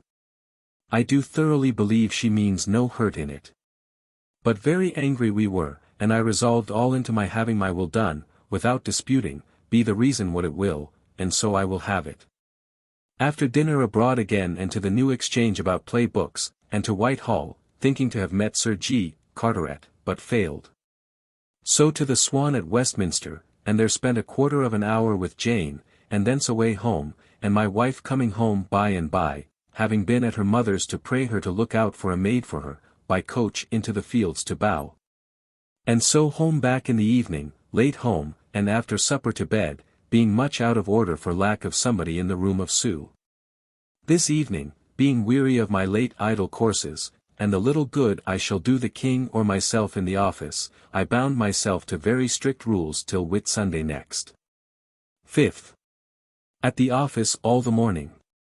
After dinner upon a letter from the Fleet from Sir W. Coventry I did do a great deal of work for the sending away of the victuallers that are in the river, and, too much to remember. Till 10 at night busy about letters and other necessary matter of the office. About 11 home, it being a fine moonshine and so my wife and Mercer come into the garden, and, my business being done, we sang till about 12 at night, with mighty pleasure to ourselves and neighbours, by their casements opening. And so home to supper and to bed. 6th, Lord's Day. To church. Home, and after dinner walked to Whitehall, thinking to have seen Mr. Coventry, but failed, and therefore walked clear on foot back again. Busy till night in fitting my victualling papers in order, which I through my multitude of business and pleasure have not examined these several months. Walked back again home, and so to the victualling office, where I met Mr. Gauden, and have received some satisfaction, though it be short of what I expected, and what might be expected from me. So after evend I have gone, and so to supper and to bed. 7th, up betimes to set my victualling papers in order against Sir W. Coventry comes, which indeed makes me very melancholy, being conscious that I am much to seek in giving a good answer to his queries about the victualling business. At the office mighty busy, and brought myself into a pretty plausible condition before Sir W. Coventry come, and did give him a pretty tolerable account of every thing and went with him into the victualling office, where we sat and examined his businesses and state of the victualling of the fleet. Which made me in my heart blush that I could say no more to it than I did or could. But I trust in God I shall never be in that condition again. We parted, and I with pretty good grace, and so home to dinner, where my wife troubled more and more with her swollen cheek. So to dinner, my sister-in-law with us, who I find more and more a witty woman. And then I to my Lord Treasurer's and the Exchequer about my Tangier businesses, and with my content passed by all things and persons without so much as desiring any stay or loss of time with them. Being by strong vow obliged on no occasion to stay abroad but my public offices. So home again, where I find Mrs. Pierce and Mrs. Ferrars come to see my wife. I stayed a little with them, being full of business, and so to the office, where busy till late at night and so weary and a little conscious of my failures today, yet proud that the day is over without more observation on Sir W. Coventry's part, and so to bed and to sleep soundly. 8th, up, and to the office all the morning. At noon dined at home, my wife's cheek bad still. After dinner to the office again, and thither comes Mr. Downing, the anchor smith, who had given me 50 pieces in gold the last month to speak for him to Sir W. Coventry, for his being smith at Deptford, but after I had got it granted to him, he finds himself not fit to go on with it, so lets it fall. So has no benefit of my motion. I therefore in honour and conscience took him home the money, and, though much to my grief, did yet willingly and forcibly force him to take it again, the poor man having no mind to have it. However, I made him take it, and away he went, and I glad to have given him so much cause to speak well of me. So to my office again late, and then home to supper to a good lobster with my wife, and then a little to my office again, and so to bed. 9th. Up by 5 o'clock, which I have not a long time done, and down the river by water to Deptford, among other things to examine the state of ironwork. In order to the doing something with reference to Downing that may induce him to return me the 50 pieces. Walked back again reading of my civil law book, and so home and by coach to Whitehall, where we did our usual business before the Duke, and heard the Duke commend Dean's ship, the Rupert, before the Defiance, built lately by Castle. In hearing of Sir W. Batten, which pleased me mightily. Thence by water to Westminster, and there looked after my Tangier order, and so by coach to Mrs. Pierce's, thinking to have gone to Hales's, but she was not ready, so away home and to dinner, and after dinner out by coach to Lovett's to have forwarded what I have doing there. But find him and his pretty wife gone to my house to show me something. So away to my Lord Treasurer's, and thence to Pierce's, where I find Nip, and I took them to Hales's to see our pictures finished, which are very pretty, but I like not hers half so well as I thought at first, it being not so like. Nor so well painted as I expected, or as mine and my wife's are. Thence with them to Cornhill to call and choose a chimney piece for Pierce's closet, and so home, where my wife in mighty pain and mightily vexed at my being abroad with these women. And when they were gone called them whores and I know not what, which vexed me, having been so innocent with them. So I with them to Mrs. Turner's and there sat with them a while, anon my wife sends for me, I come, and what was it but to scold at me and she would go abroad to take the air presently, that she would.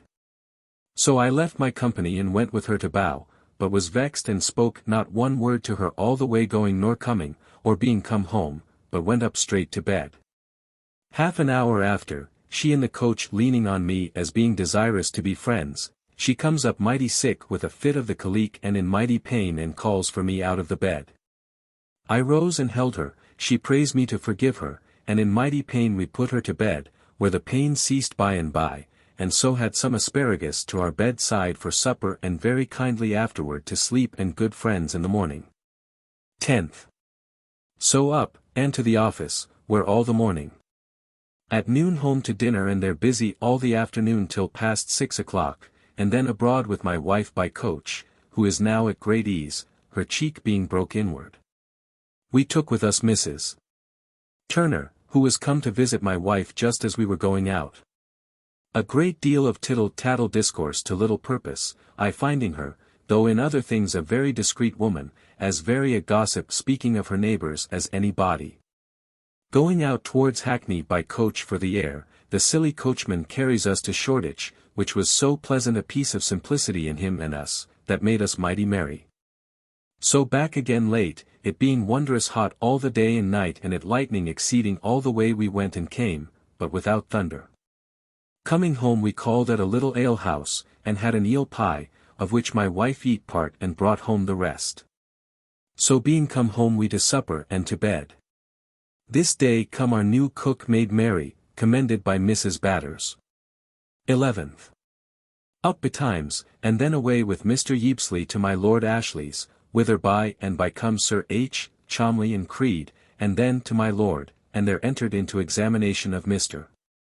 Yeapsley's accounts, wherein as in all other things I find him one of the most distinct men that ever I did see in my life. He raised many scruples which were to be answered another day and so parted, giving me an alarm how to provide myself against the day of my passing my accounts. Thence I to Westminster to look after the striking of my tallies, but nothing done or to be done therein.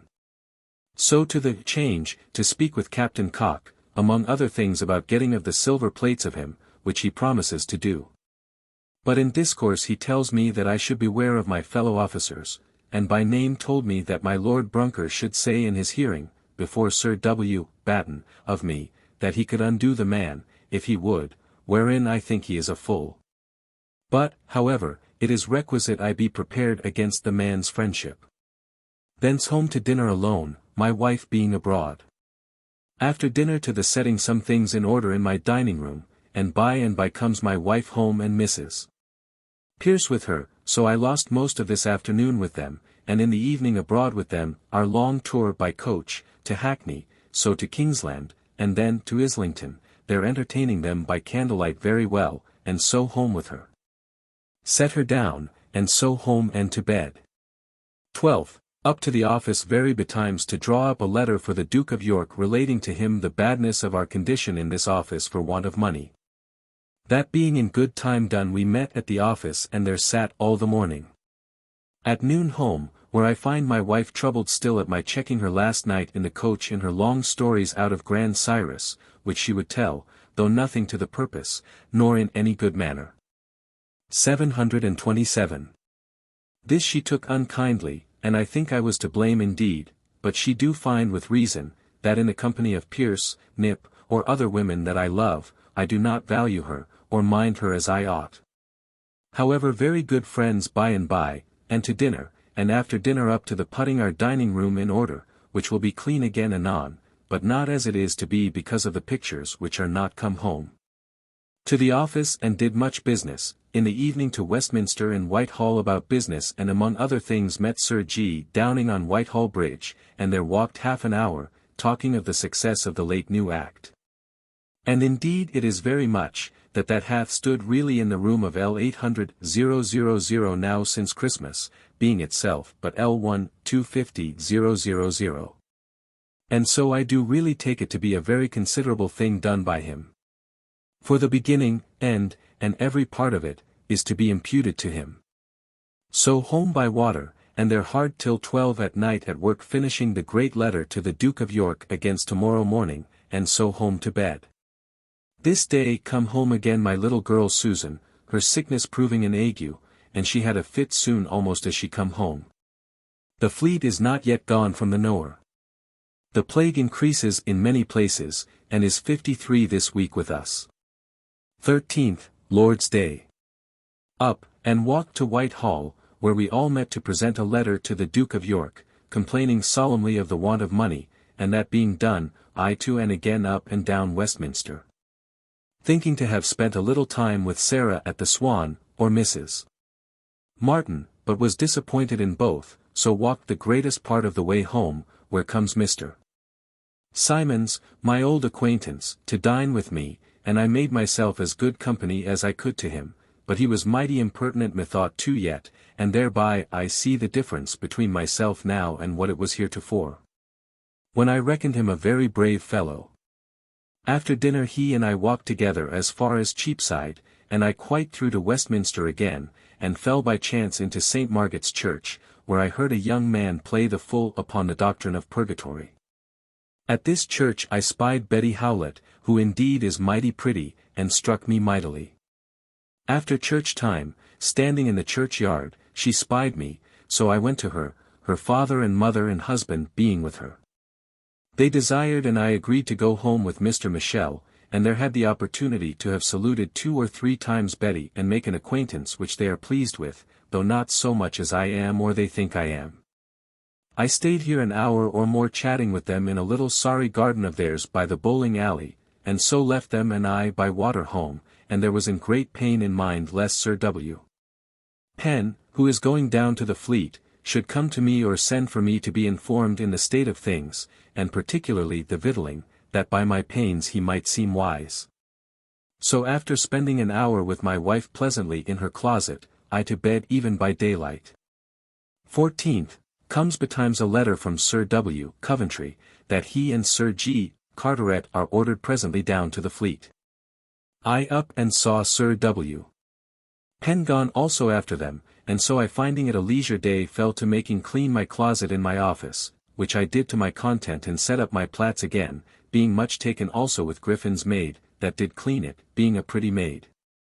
I left her at it, and toward Westminster myself with my wife by coach and meeting took up Mr. Lovett the varnisher with us, who is a pleasant speaking and humoured man, so my wife much taken with him, and a good deal of work I believe I shall procure him. I left my wife at the New Exchange and myself to the Exchequer, to look after my 10-year tallies, and there met Sir G. Downing, who shewed me his present practice now begun this day to paste up upon the Exchequer door a note of what orders upon the new Act are paid and now in paying, and my Lord of Oxford coming by, also took him. And shewed him his whole method of keeping his books, and everything of it, which indeed is very pretty, and at this day there is assigned upon the Act L804000. Thence at the New Exchange took up my wife again, and so home to dinner, and after dinner to my office again to set things in order. In the evening out with my wife and my Aunt White, to take the air, and happened to have a pleasant race between our hackney coach and a gentleman's. At Bow we eat and drank and so back again, it being very cool in the evening. Having set home my aunt and come home, I fell to examine my wife's kitchen book, and find 20s.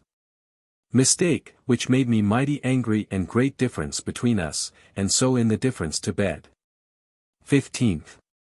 Up and to the office, where we met and sat all the morning. At noon home to dinner, and after dinner by coach to Sir Philip Warwick's, he having sent for me, but was not within, so I to my Lord Crew's, who is very lately come to town, and with him talking half an hour of the business of the war. Wherein he is very doubtful, from our want of money, that we shall fail. And I do concur with him therein. After some little discourse of ordinary matters, I away to Sir Philip Warwick's again, and was come in, and gone out to my Lord Treasurer's.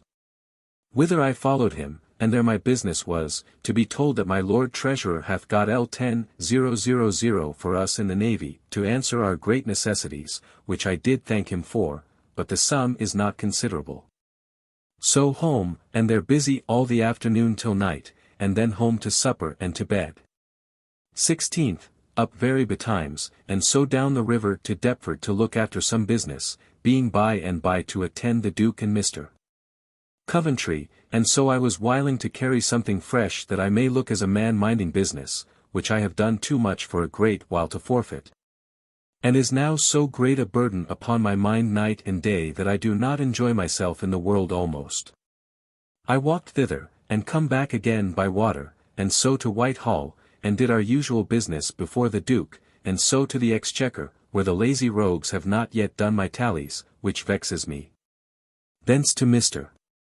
Hales, and paid him for my picture, and Mr. Hills, for the first L14 for the picture, and 25s. For the frame, and for the other L7 for the picture, it being a copy of his only, and 5s. For the frame, in all, L22 10s.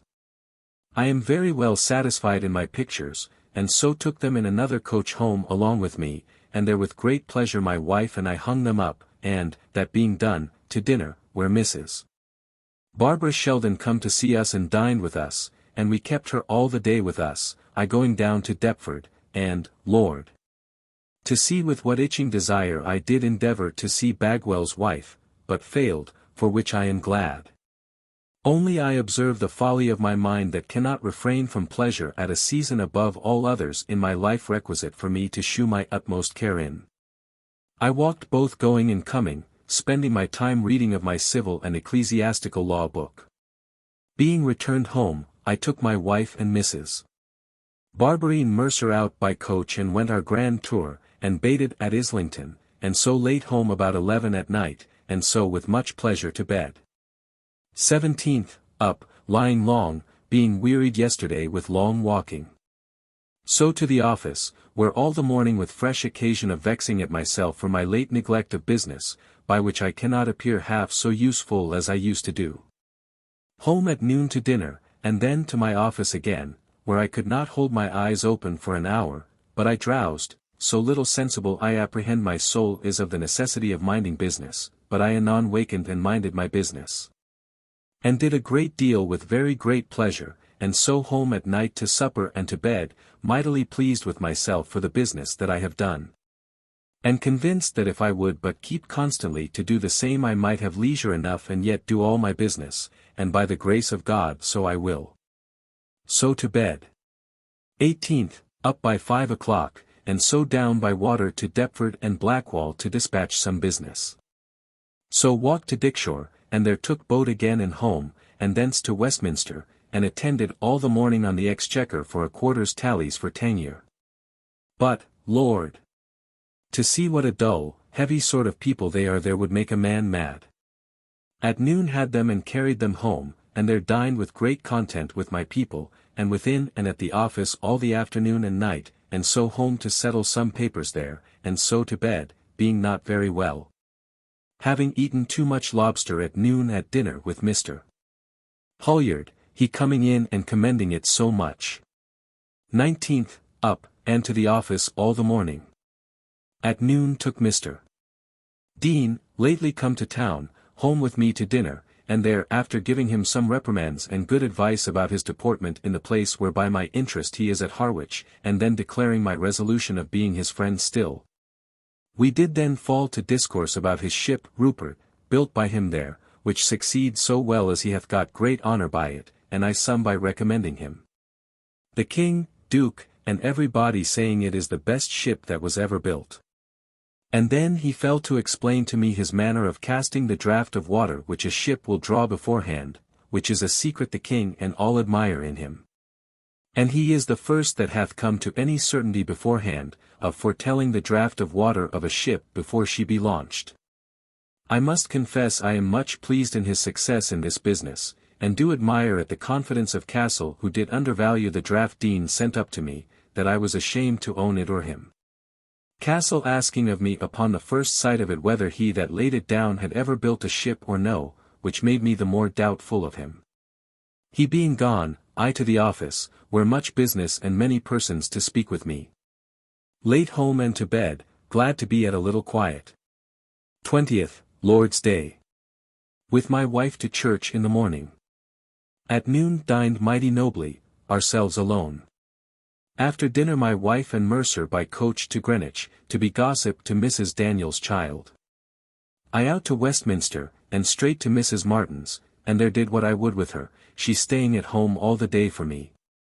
And not being well pleased with her over free and loose company, I away to Westminster Abbey, and there fell in discourse with Mr. Blagrave, whom I find a sober politique man, that gets money and increase of places, and thence by coach home, and thence by water after I had discoursed a while with Mr. Yeapsley, whom I met and took up in my coach with me, and who hath this day presented my Lord Ashley with L100 to bespeak his friendship to him in his accounts now before us.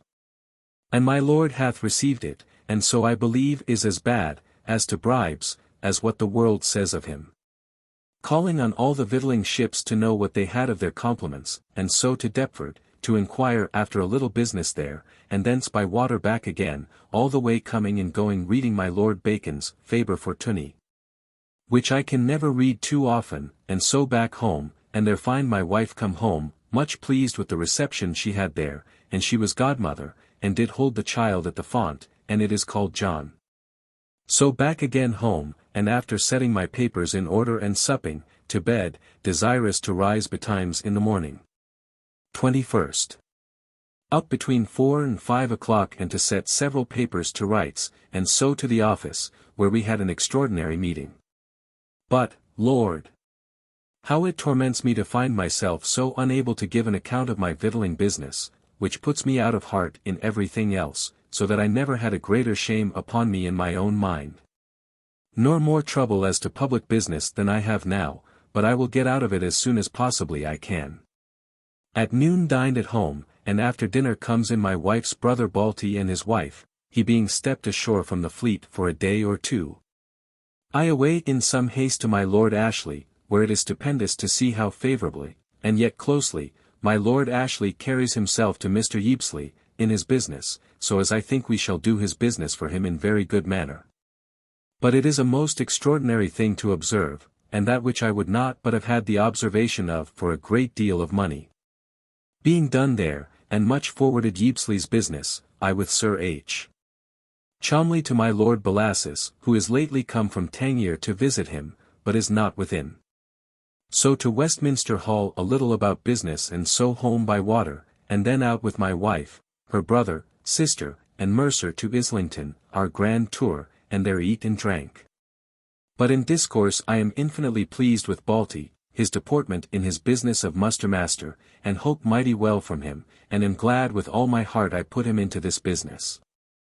Late home and to bed, they also lying at my house, he intending to go away tomorrow back again to sea. 22nd. Up betimes and to my business of entering some Tangier payments in my book in order, and then to the office, where very busy all the morning. At noon home to dinner, Balty being gone back to sea and his wife dining with us, whom afterward my wife carried home.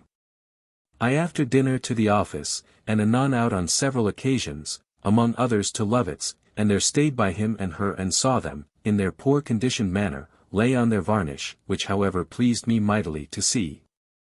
Thence home to my business writing letters, and so at night home to supper and to bed. 23rd, up by 5 o'clock and to my chamber settling several matters in order. So out toward Whitehall, calling in my way on my Lord Bellasis, where I come to his bedside, and did give me a full and long account of his matters, how he left them at Tangier. Declares himself fully satisfied with my care, seems cunningly to argue for increasing the number of men there. Told me the whole story of his gains by the Techie prizes, which he owns he hath got about L5,000 by. Promised me the same profits Povey was to have had, and in fine, I find him a pretty subtle man. And so I left him, and to Whitehall before the Duke and did our usual business, and eased my mind of 2 or 3 things of weight that lay upon me about Lanyon's salary, which I have got to be L150 per annum. Thence to Westminster to look after getting some little for some great tallies, but shall find trouble in it. Thence homeward and met with Sir Philip Warwick, and spoke about this, in which he is scrupulous. After that to talk of the wants of the navy. He lays all the fault now upon the new act, and owns his own folly in thinking once so well of it as to give way to others' endeavours about it, and is grieved at heart to see what passé things are like to come to. Thence to the excise office to the commissioners to get a meeting between them and myself and others about our concernments in the excise for Tangier, and so to the change a while, and thence home with Creed, and find my wife at dinner with Mr. Cook, who is going down to Hinchinbrook. After dinner Creed and I and wife and Mercer out by coach, leaving them at the New Exchange, while I to Whitehall, and there stayed at Sir G. Carteret chamber till the council rose, and then he and I, by agreement this morning, went forth in his coach by Tyburn, to the Park. Discoursing of the state of the navy as to money, and the state of the kingdom too, how ill able to raise more, and of our office as to the condition of the officers. He giving me caution as to myself, that there are those that are my enemies as well as his, and by name my Lord Brunker, who hath said some odd speeches against me. So that he advises me to stand on my guard. Which I shall do, and unless my too much addiction to pleasure undo me, will be acute enough for any of them. We rode to and again in the Park a good while, and at last home and set me down at Charing Cross, and thence I to Mrs. Pierce's to take up my wife and Mercer, where I find her new picture by Hales do not please her, nor me indeed, it making no show, nor is very like, nor no good painting. Home to supper and to bed, having my right eye sore and full of humour of late, I think, by my late change of my brewer, and having of 8's beer. 24th, up very betimes, and did much business in my chamber. Then to the office, where busy all the morning. At noon rose in the pleasantest humour I have seen Sir W. Coventry and the whole board in this 12-month from a pleasant crossing humour. Sir W. Batten was in, he being hungry, and desirous to be gone home, and Mr. Hunt come to dine with me, but I was prevented dining till 4 o'clock by Sir H. Cholmley and Sir J. Banks's coming in about some Tangier business. They gone I to dinner, the others having dined. Mr. Shepley is also newly come out of the country and come to see us, whom I am glad to see. He left all well there. But I perceive under some discontent in my lord's behalf, thinking that he is under disgrace with the king, but he is not so at all, as Sir G. Carteret assures me. They gone I to the office and did business, and so in the evening abroad alone with my wife to Kingsland, and so back again and to bed, my right eye continuing very ill of the rheum, which hath troubled it 4 or 5 days. 25th. Up betimes and to my chamber to do business, where the greatest part of the morning. Then out to the Change to speak with Captain Cock, who tells me my silver plates are ready for me, and shall be sent me speedily. And proposes another proposition of serving us with 1,000 tons of hemp, and tells me it shall bring me 6,500, if the bargain go forward, which is a good word. Thence to Sir G. Carteret, who is at the pay of the tickets with Sir J. Minns this day, and here I sat with them a while, the first time I ever was there, and thence to dinner with him, a good dinner. Here come a gentleman over from France arrived here this day, Mr. Brown of St. Melas, who, among other things, tells me the meaning of the setting out of dogs every night out of the town walls, which are said to secure the city. But it is not so, but only to secure the anchors, cables, and ships that lie dry, which might otherwise in the night be liable to be robbed. And these dogs are set out every night, and called together in every morning by a man with a home, and they go in very orderly. Thence home, and there find Nip at dinner with my wife, now very big, and within a fortnight of lying down. But my head was full of business and so could have no sport. So I left them, promising to return and take them out at night, and so to the excise office, where a meeting was appointed of Sir Stephen Fox, the cofferer, and myself, to settle the business of our tallies. And it was so pretty well against another meeting. Thence away home to the office and out again to Captain Cock, Mr. Moore for company walking with me and discoursing and admiring of the learning of Dr. Spencer, and there he and I discoursed a little more of our matters, and so home, and, Nip being gone, took out my wife and Mercer to take the air a little, and so as far as Hackney and back again, and then to bed. 26th. Up betimes and to the office, where all the morning. At noon dined at home. So to the office again, and a while at the victualling office to understand matters there a little, and thence to the office and dispatched much business, to my great content, and so home to supper and to bed. 27th, Lord's Day. Rose betimes, and to my office till church time to write 2 copies of my will fare, bearing date this day, wherein I have given my sister Paul L 500, my father for his own and my mother's support L 2000, to my wife the rest of my estate. But to have L 2500 secured to her, though by deducting out of what I have given my father and my sister.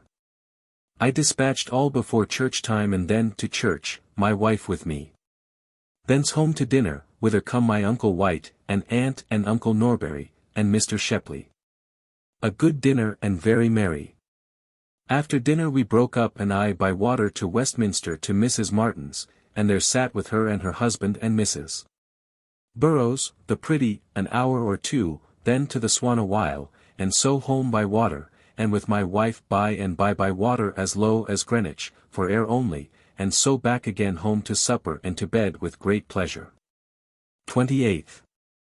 Up and to my chamber to do some business there, and then to the office, where a while, and then by agreement to the excise office, where I waited all the morning for the coffer and suresti. Foxes coming, but they did not, so I and the commissioners lost their labor and expectation of doing the business we intended. Thence home, where I find Mr. Lovett and his wife came to see us. They are a pretty couple, and she a fine-bred woman. They dined with us, and Brown, the painter, and she plays finely on the lute. My wife and I were well pleased with her company. After dinner broke up, I to the office and they abroad. All the afternoon I busy at the office, and down by water to Deptford. Walked back to Redriff, and so home to the office again, being thoughtful how to answer Sir W. Coventry against tomorrow in the business of the victualling, but that I do trust to Tom Wilson, that he will be ready with a book for me tomorrow morning. So to bed, my wife telling me where she hath been today with my Aunt White and seen Mrs. Margaret White, and says that she is one of the beautifulest women that ever she saw in her life, the most excellent nose and mouth. They have been also to see pretty Mrs. Batelier, and conclude her to be a prettier woman than Mrs. Pierce, whom my wife led my aunt to see also this day. 29th, King's birthday and Restoration Day. Waked with the ringing of the bells all over the town. So up before 5 o'clock, and to the office, where we met, and I all the morning with great trouble upon my spirit to think how I should come off in the afternoon when Sir W. Coventry did go to the victualling office to see the state of matters there, and methinks by his doing of it without speaking to me, and only with Sir W. Penn, it must be of design to find my negligence. However, at noon I did, upon a small invitation of Sir W. Penn's, go and dine with Sir W. Coventry at his office, where great good cheer and many pleasant stories of Sir W. Coventry, but I had no pleasure in them. However, I had last night and this morning made myself a little able to report how matters were, and did readily go with them after dinner to the victualling office, and there, beyond belief, did acquit myself very well to full content. So that, beyond expectation, I got over this second rub in this business, and if ever I fall on it again, I deserve to be undone. Being broke up there, I with a merry heart home to my office, and thither my wife comes to me, to tell me, that if I would see the handsomest woman in England, I shall come home presently. And who should it be but the pretty lady of our parish, that did heretofore sit on the other side of our church, over against our gallery, that is since married, she with Mrs. and Jones, one of this parish, that dances finely, and Mrs. Sister did come to see her this afternoon, and so I home and their fine creed also come to me. So there I spent most of the afternoon with them, and indeed she is a pretty black woman, her name Mrs. Horsley. But, Lord! To see how my nature could not refrain from the temptation, but I must invite them to Foxhall, to Spring Gardens, though I had freshly received minutes of a great deal of extraordinary business. However I could not help it, but sent them before with creed, and I did some of my business, and so after them, and find them there, in an arbor, and had met with Mrs. Pierce, and some company with her. So here I spent 20s upon them, and were pretty merry. Among other things, had a fellow that imitated all manner of birds, and dogs, and hogs, with his voice, which was mighty pleasant. Stayed here till night, then set Mrs. Pierce in at the New Exchange.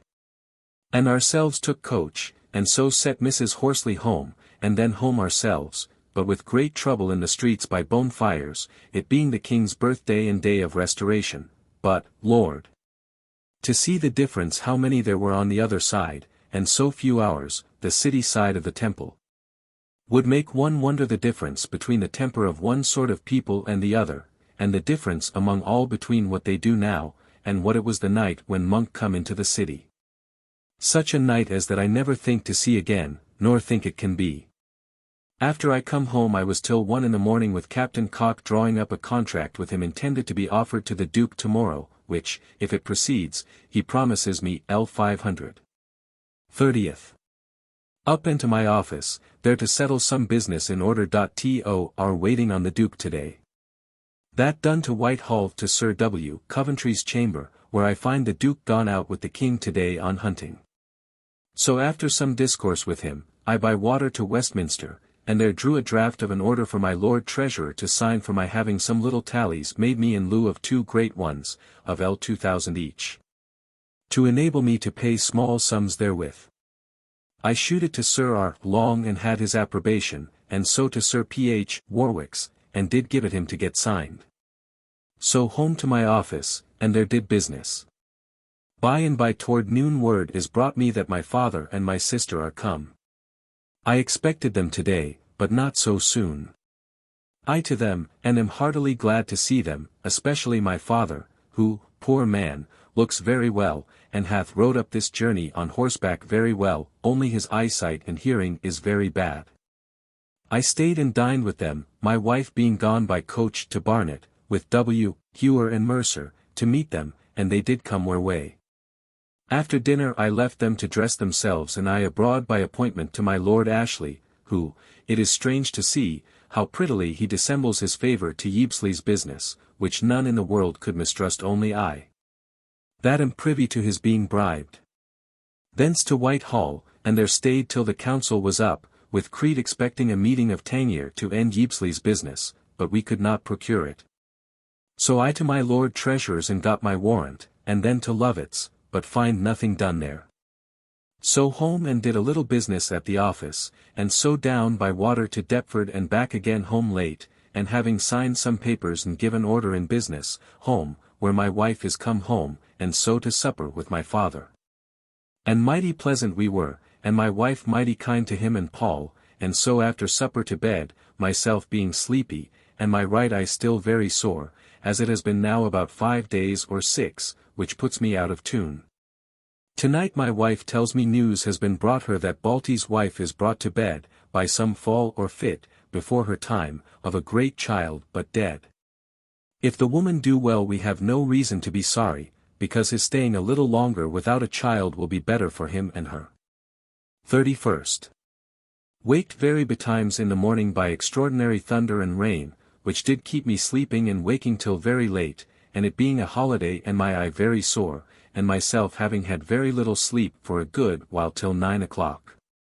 And so up, and so saw all my family up, and my father and sister, who is a pretty good-bodied woman, and not over thick, as I thought she would have been, but full of freckles, and not handsome in face. And so I out by water among the ships, and to Deptford and Blackwall about business, and so home and to dinner with my father and sister and family, mighty pleasant all of us. And, among other things, with a sparrow that our Mercer hath brought up now for 3 weeks, which is so tame that it flies up and down, and upon the table, and eats and pecks, and do everything so pleasantly, that we are mightily pleased with it. After dinner I to my papers and accounts of this month to set all straight, it being a public fast day appointed to pray for the good success of the fleet. But it is a pretty thing to consider how little a matter they make of this keeping of a fast, that it was not so much as declared time enough to be read in the churches the last Sunday. But ordered by proclamation since, I suppose upon some sudden news of the Dutch being come out. To my accounts and settled them clear. But to my grief find myself poorer than I was the last by near L20, by reason of my being forced to return L50 to Downing, the smith, which he had presented me with. However, I am well contented, finding myself yet to be worth L5, 200. Having done, to supper with my wife, and then to finish the writing fair of my accounts, and so to bed. This day come to town Mr.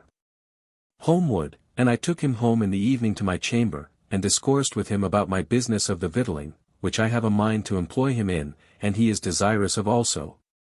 But do very ingenuously declare he understands it not so well as other things, and desires to be informed in the nature of it before he attempts it, which I like well, and so I carried him to Mr. Gibson to discourse with him about it, and so home again to my accounts. Thus ends this month, with my mind oppressed by my defect in my duty of the victualling, which lies upon me as a burden, till I get myself into a better posture therein, and hinders me and casts down my courage in everything else that belongs to me, and the jealousy I have of Sir W. Coventry's being displeased with me about it, but I hope in a little time to remedy all. As to public business, by late tidings of the French fleet being come to Rochelle, how true, though, I know not, our fleet is divided. Prince Rupert being gone with about 30 ships to the westward as is conceived to meet the French, to hinder their coming to join with the Dutch. My Lord Duke of Albemarle lies in the Downs with the rest, and intends presently to sail to the Gunfleet. June 1666. June 1st. Being prevented yesterday in meeting by reason of the fast day, we met today all the morning. At noon I and my father, wife and sister, dined at Aunt White's here hard by at Mr. Woolley's, upon sudden warning, they being to go out of town tomorrow. Here dined the fair Mrs. Margaret White, who is a very fine lady, but the cast of her eye, got only by an ill habit, do her much wrong and her hands are bad. But she hath the face of a noble Roman lady. After dinner my uncle and Woolley and I out into their yard, to talk about what may be done hereafter to all our profits by prize goods, which did give us reason to lament the loss of the opportunity of the last year, which, if we were as wise as we are now, and at the peaceable end of all those troubles that we met with, all might have been such a hit as will never come again in this age, and so I do really believe it. Thence home to my office and there did much business, and at night home to my father to supper and to bed. 2nd. Up, and to the office, where certain news is brought us of a letter come to the King this morning from the Duke of Albemarle, dated yesterday at 11 o'clock, as they were sailing to the Gunfleet, that they were in sight of the Dutch fleet, and were fitting themselves to fight them. So that they are, ere this, certainly engaged. Besides, several do aver they heard the guns all yesterday in the afternoon. This put us at the board into a toss.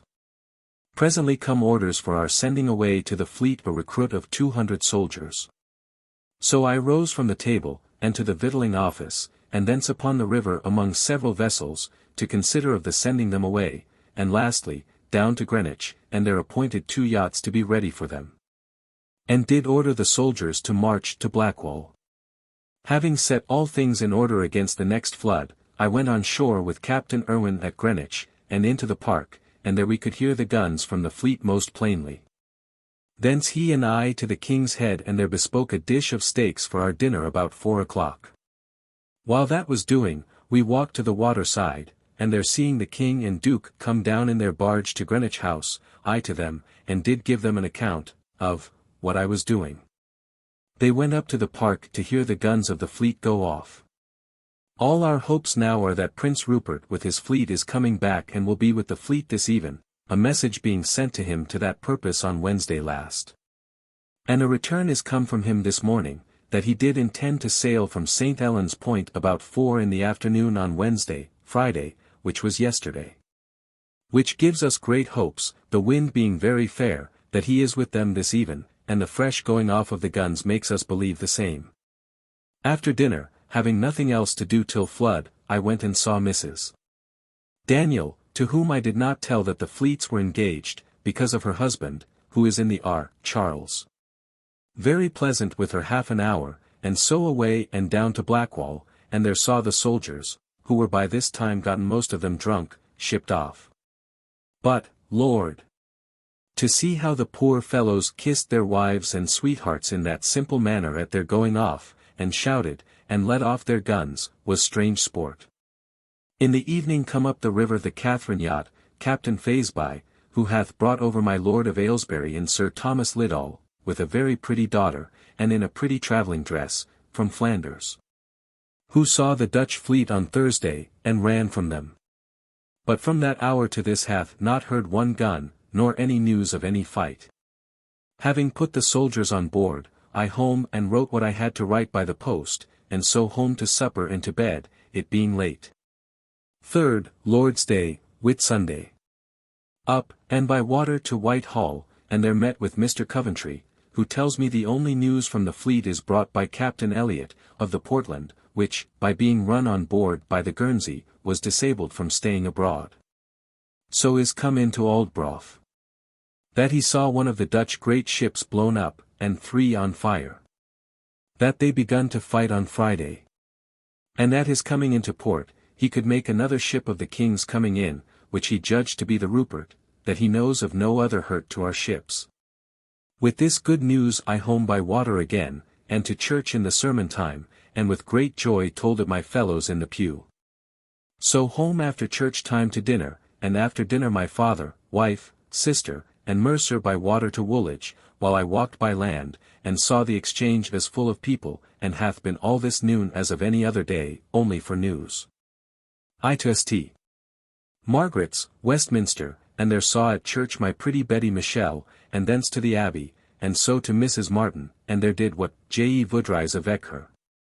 So by and by he come in, and after some discourse with him I away to Whitehall, and there met with this bad news farther, that the Prince come to Dover but at 10 o'clock last night, and there heard nothing of a fight. So that we are defeated of all our hopes of his help to the fleet. It is also reported by some victuallers that the Duke of Albemarle and Holmes their flags were shot down, and both feigned to come to anchor to renew their rigging and sails. A letter is also come this afternoon, from Harman in the Henry, which is she, that, was taken by Elliot for the Rupert. That being fallen into the body of the Dutch fleet, he made his way through them, was set on by 3 fireships one after another, got 2 of them off, and disabled the 3rd, was set on fire himself. Upon which many of his men leapt into the sea and perished, among others, the parson first. Have lost above 100 men, and a good many women. God knows what is become of Balti, and at last quenched his own fire and got to Aldbrough. Being, as all say, the greatest hazard that ever any ship escaped, and as bravely managed by him. The mast of the 3rd fireship fell into their ship on fire, and hurt Harman's leg, which makes him lame now, but not dangerous. I to Sir G. Carteret, who told me there hath been great bad management in all this, that the King's orders that went on Friday for calling back the Prince, were sent but by the ordinary post on Wednesday, and come to the Prince his hands but on Friday. And then, instead of sailing presently, he stays till 4 in the evening.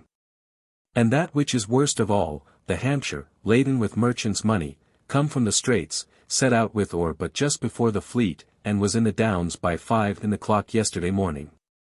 And the Prince with his fleet come to Dover but at 10 of the clock at night. This is hard to answer, if it be true.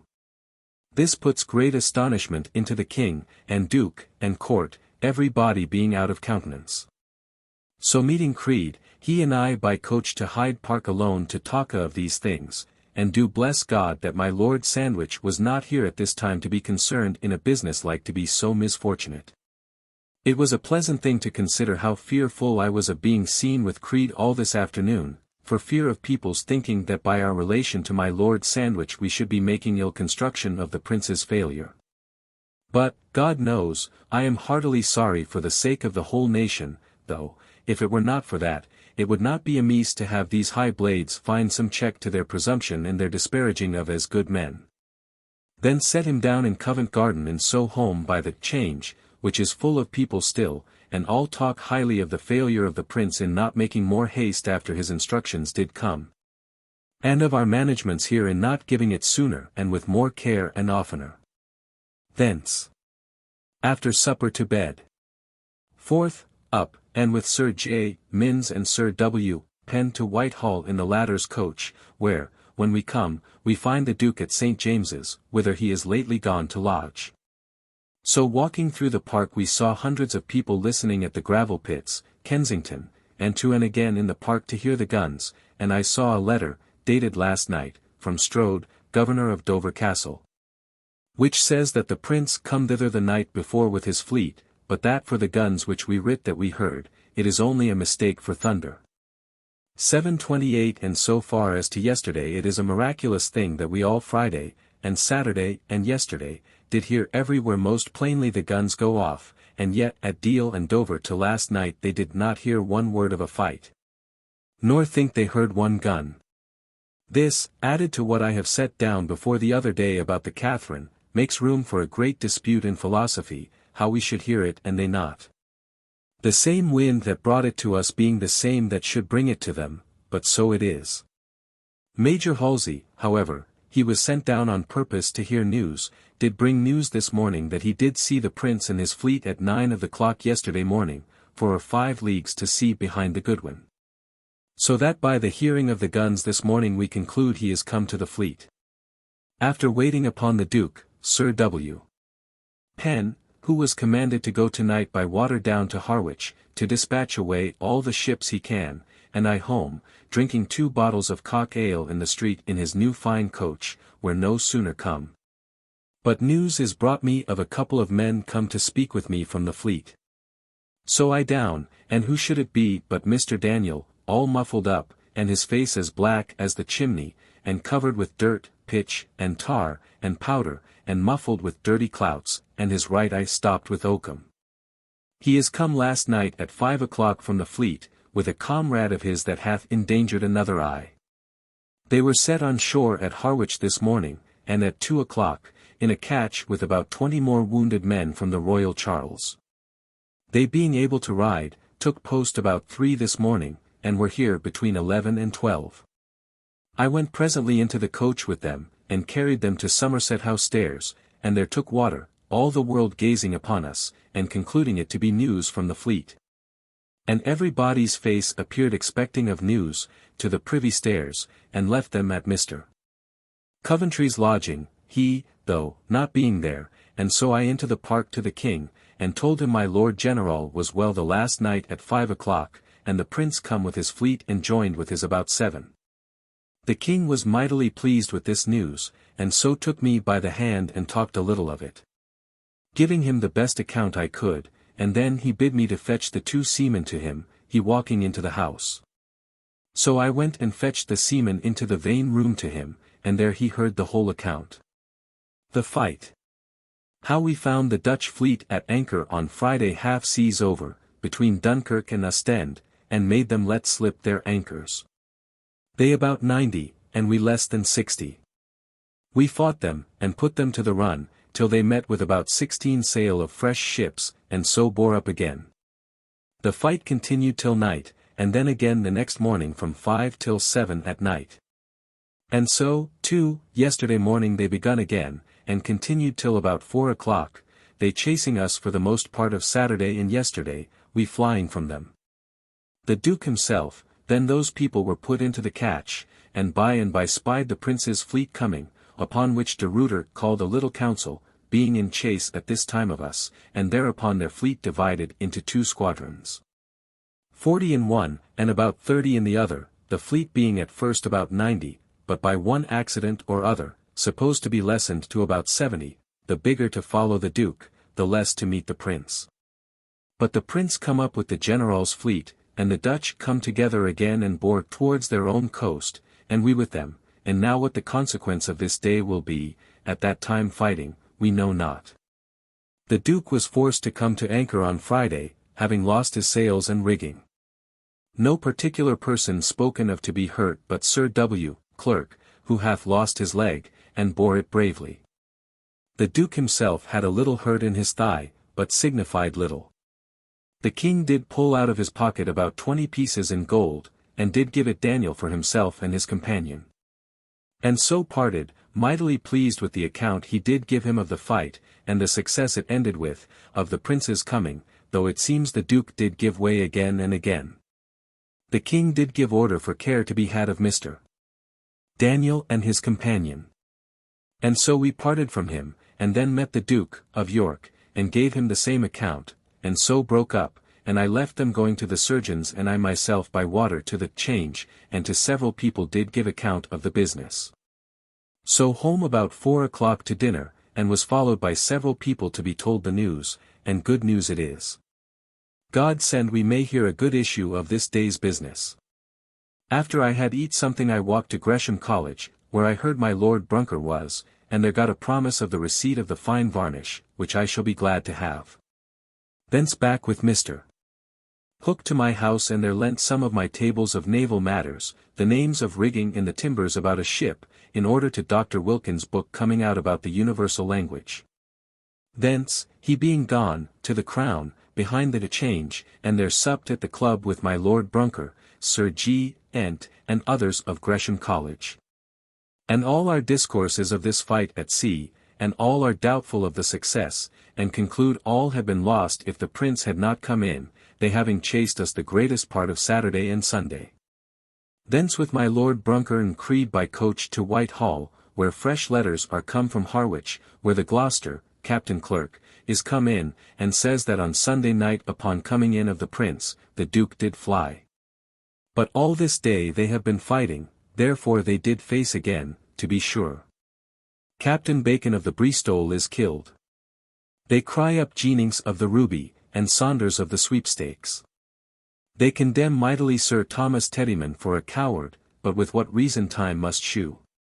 Having heard all this creed, and I walked into the park till 9 or 10 at night, it being fine moonshine, discoursing of the unhappiness of our fleet, what it would have been if the Prince had not come in. How much the Duke hath failed of what he was so presumptuous of, how little we deserve of God Almighty to give us better fortune, how much this excuses all that was imputed to my Lord Sandwich. And how much more he is a man fit to be trusted with all those matters than those that now command, who act by nor with any advice, but rashly and without any order. How bad we are at intelligence that should give the Prince no sooner notice of any thing but let him come to Dover without notice of any fight, or where the fleet were, or anything else. Nor give the Duke any notice that he might depend upon the Prince's reserve. And lastly, of how good use all may be to check our pride and presumption in adventuring upon hazards upon unequal force against a people that can fight, it seems now, as well as we, and that will not be discouraged by any losses. But that they will rise again.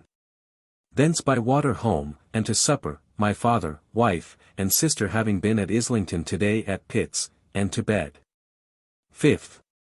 Up, and to the office, where all the morning, expecting every hour more news of the fleet and the issue of yesterday's fight, but nothing come. At noon, though I should have dined with my Lord Mayor and Aldermen at an entertainment of Commissioner Taylor's, yet it being a time of expectation of the success of the fleet, I did not go, but dined at home. And after dinner by water down to Deptford, and Woolwich, where I had not been since I lodged there, and methinks the place has grown natural to me, and thence down to Longreach, calling on all the ships in the way, seeing their condition for sailing, and what they want. Home about 11 of the clock, and so eat a bit and to bed, having received no manner of news this day, but of the Rainbow's being put in from the fleet, maimed as the other ships are, and some say that Sir W. Clerk is dead of his leg being cut off. 6th. Up betimes, and vexed with my people for having a key taken out of the chamber doors and nobody knew where it was, as also with my boy for not being ready as soon as I, though I called him, whereupon I boxed him soundly. And then to my business at the office and on the victualling office, and thence by water to St. James's, whither he, the Duke of York, is now gone, it being a monthly fast day for the plague. There we all met, and did our business as usual with the Duke, and among other things had Captain Cock's proposal of East Country goods read, brought by my Lord Brunker, which I make use of as a monkey do the cat's foot. Sir W. Coventry did much oppose it, and it's likely it will not do, so away goes my hopes of L500. Thence after the Duke into the park, walking through to Whitehall, and there every body listening for guns, but none heard. And every creature is now overjoyed and concludes upon very good grounds that the Dutch are beaten because we have heard no guns nor no news of our fleet. By and by walking a little further, Sir Philip Froude did meet the Duke with an express to Sir W. Coventry, who was by, from Captain Taylor, the storekeeper at Harwich, being the narration of Captain Hayward of the Dunkirk, who gives a very serious account, how upon Monday the two fleets fought all day till 7 at night, and then the whole fleet of Dutch did betake themselves to a very plain flight, and never looked back again. That Sir Christopher Mings is wounded in the leg, that the General is well. That it is conceived reasonably, that of all the Dutch fleet, which, with what recruits they had, come to 100 sail, there is not above 50 got home. And of them, few if any of their flags. And that little Captain Bell, in one of the fire ships, did at the end of the day fire a ship of 70 guns. We were all so overtaken with this good news, that the Duke ran with it to the King, who was gone to chapel, and there all the court was in a hubbub, being rejoiced over head and ears in this good news. Away go I by coach to the New Exchange, and there did spread this good news a little, though I find it had broke out before. And so home to our own church, it being the common fast day, and it was just before sermon, but, Lord! How all the people in the church stared upon me to see me whisper to Sir John Minns and my Lady Pen. Anon I saw people stirring and whispering below, and by comes up the sexton from my Lady Ford to tell me the news, which I had brought, being now sent into the church by Sir W. Batten in writing, and handed from pew to pew. But that which pleased me as much as the news, was, to have the fair Mrs. Middleton at our church, who indeed is a very beautiful lady. Here after sermon comes to our office 40 people almost of all sorts and qualities to hear the news, which I took great delight to tell them.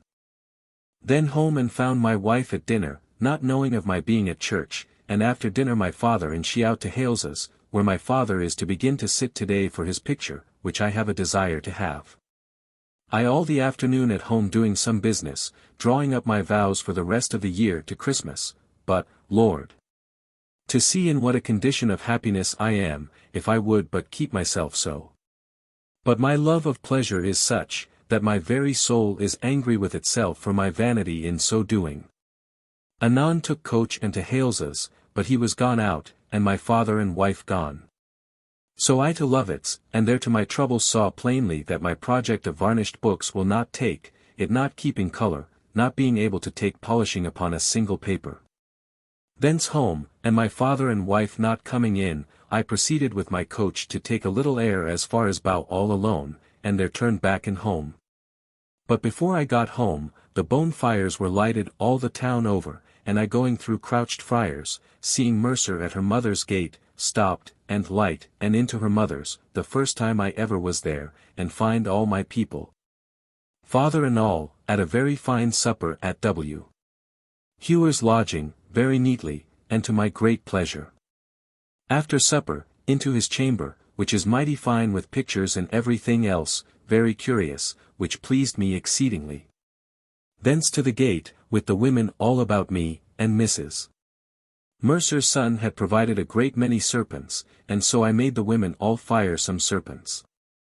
By and by comes in our fair neighbour, Mrs. Turner, and 2 neighbours' daughters, Mrs. Tite, the elder of whom, a long red-nosed silly jade. The younger, a pretty black girl, and the merriest sprightly jade that ever I saw.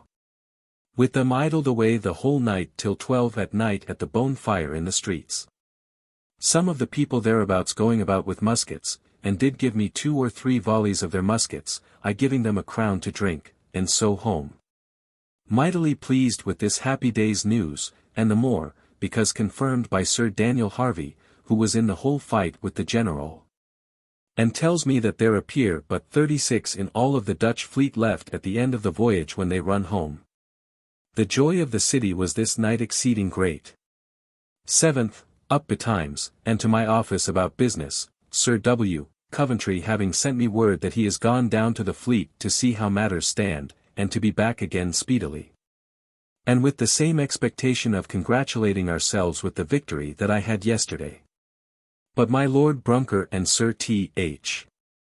that come from court, tell me quite contrary news, which astonishes me, that is to say, that we are beaten, lost many ships and good commanders, have not taken one ship of the enemy's, and so can only report ourselves a victory.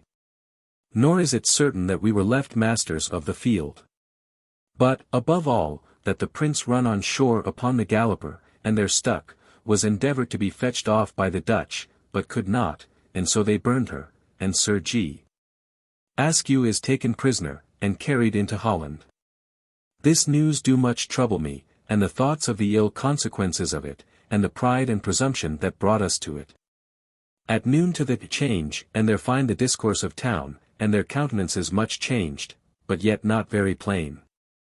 So home to dinner all alone, my father and people being gone all to Woolwich to see the launching of the new ship the Greenwich, built by Chr. Pett. I left alone with little Mrs. Tooker, whom I kept with me in my chamber all the afternoon, and did what I would with her. By and by comes Mr. Waith to me. And discoursing of our ill success, he tells me plainly from Captain Page's own mouth, who hath lost his arm in the fight, that the Dutch did pursue us 2 hours before they left us, and then they suffered us to go on homewards. And they retreated towards their coast, which is very sad news. Then to my office and anon to Whitehall, late, to the Duke of York to see what commands he hath and to pray a meeting tomorrow for Tangier in behalf of Mr. Yeabsley, which I did do and do find the Duke much damped in his discourse, touching the late fight, and all the court talk sadly of it. The Duke did give me several letters he had received from the fleet, and Sir W. Coventry and Sir W. Penn, who are gone down thither, for me to pick out some works to be done for the setting out the fleet again, and so I took them home with me, and was drawing out an abstract of them till midnight. And as to news, I do find great reason to think that we are beaten in every respect, and that we are the losers. The Prince upon the Galloper, where both the Royal Charles and Royal Catherine had come twice aground, but got off. The Essex carried into Holland, the Swifts a missing, Sir William Berkeley, ever since the beginning of the fight. Captains Bacon, Turn, Wood, Moodham, Witty, and Coppin, slain. The Duke of Albemarle writes, that he never fought with worse officers in his life, not above 20 of them behaving themselves like men. Sir William Clerk lost his leg, and in 2 days died. The Loyal George, Seven Oaks, and Swiftsa, are still missing, having never, as the General writes himself, engaged with them. It was as great an alteration to find myself required to write a sad letter instead of a triumphant one to my Lady Sandwich this night, as ever on any occasion I had in my life. So late home and to bed. 8th. Up very betimes and to attend the Duke of York by order, all of us to report to him what the works are that are required of us and to divide among us, wherein I have taken a very good share, and more than I can perform, I doubt. Thence to the Exchequer about some Tangier businesses, and then home, where to my very great joy I find Balty come home without any hurt, after the utmost imaginable danger he hath gone through in the Henry. Being upon the quarterdeck with Harman all the time. And for which service Harman I heard this day commended most seriously and most eminently by the Duke of York.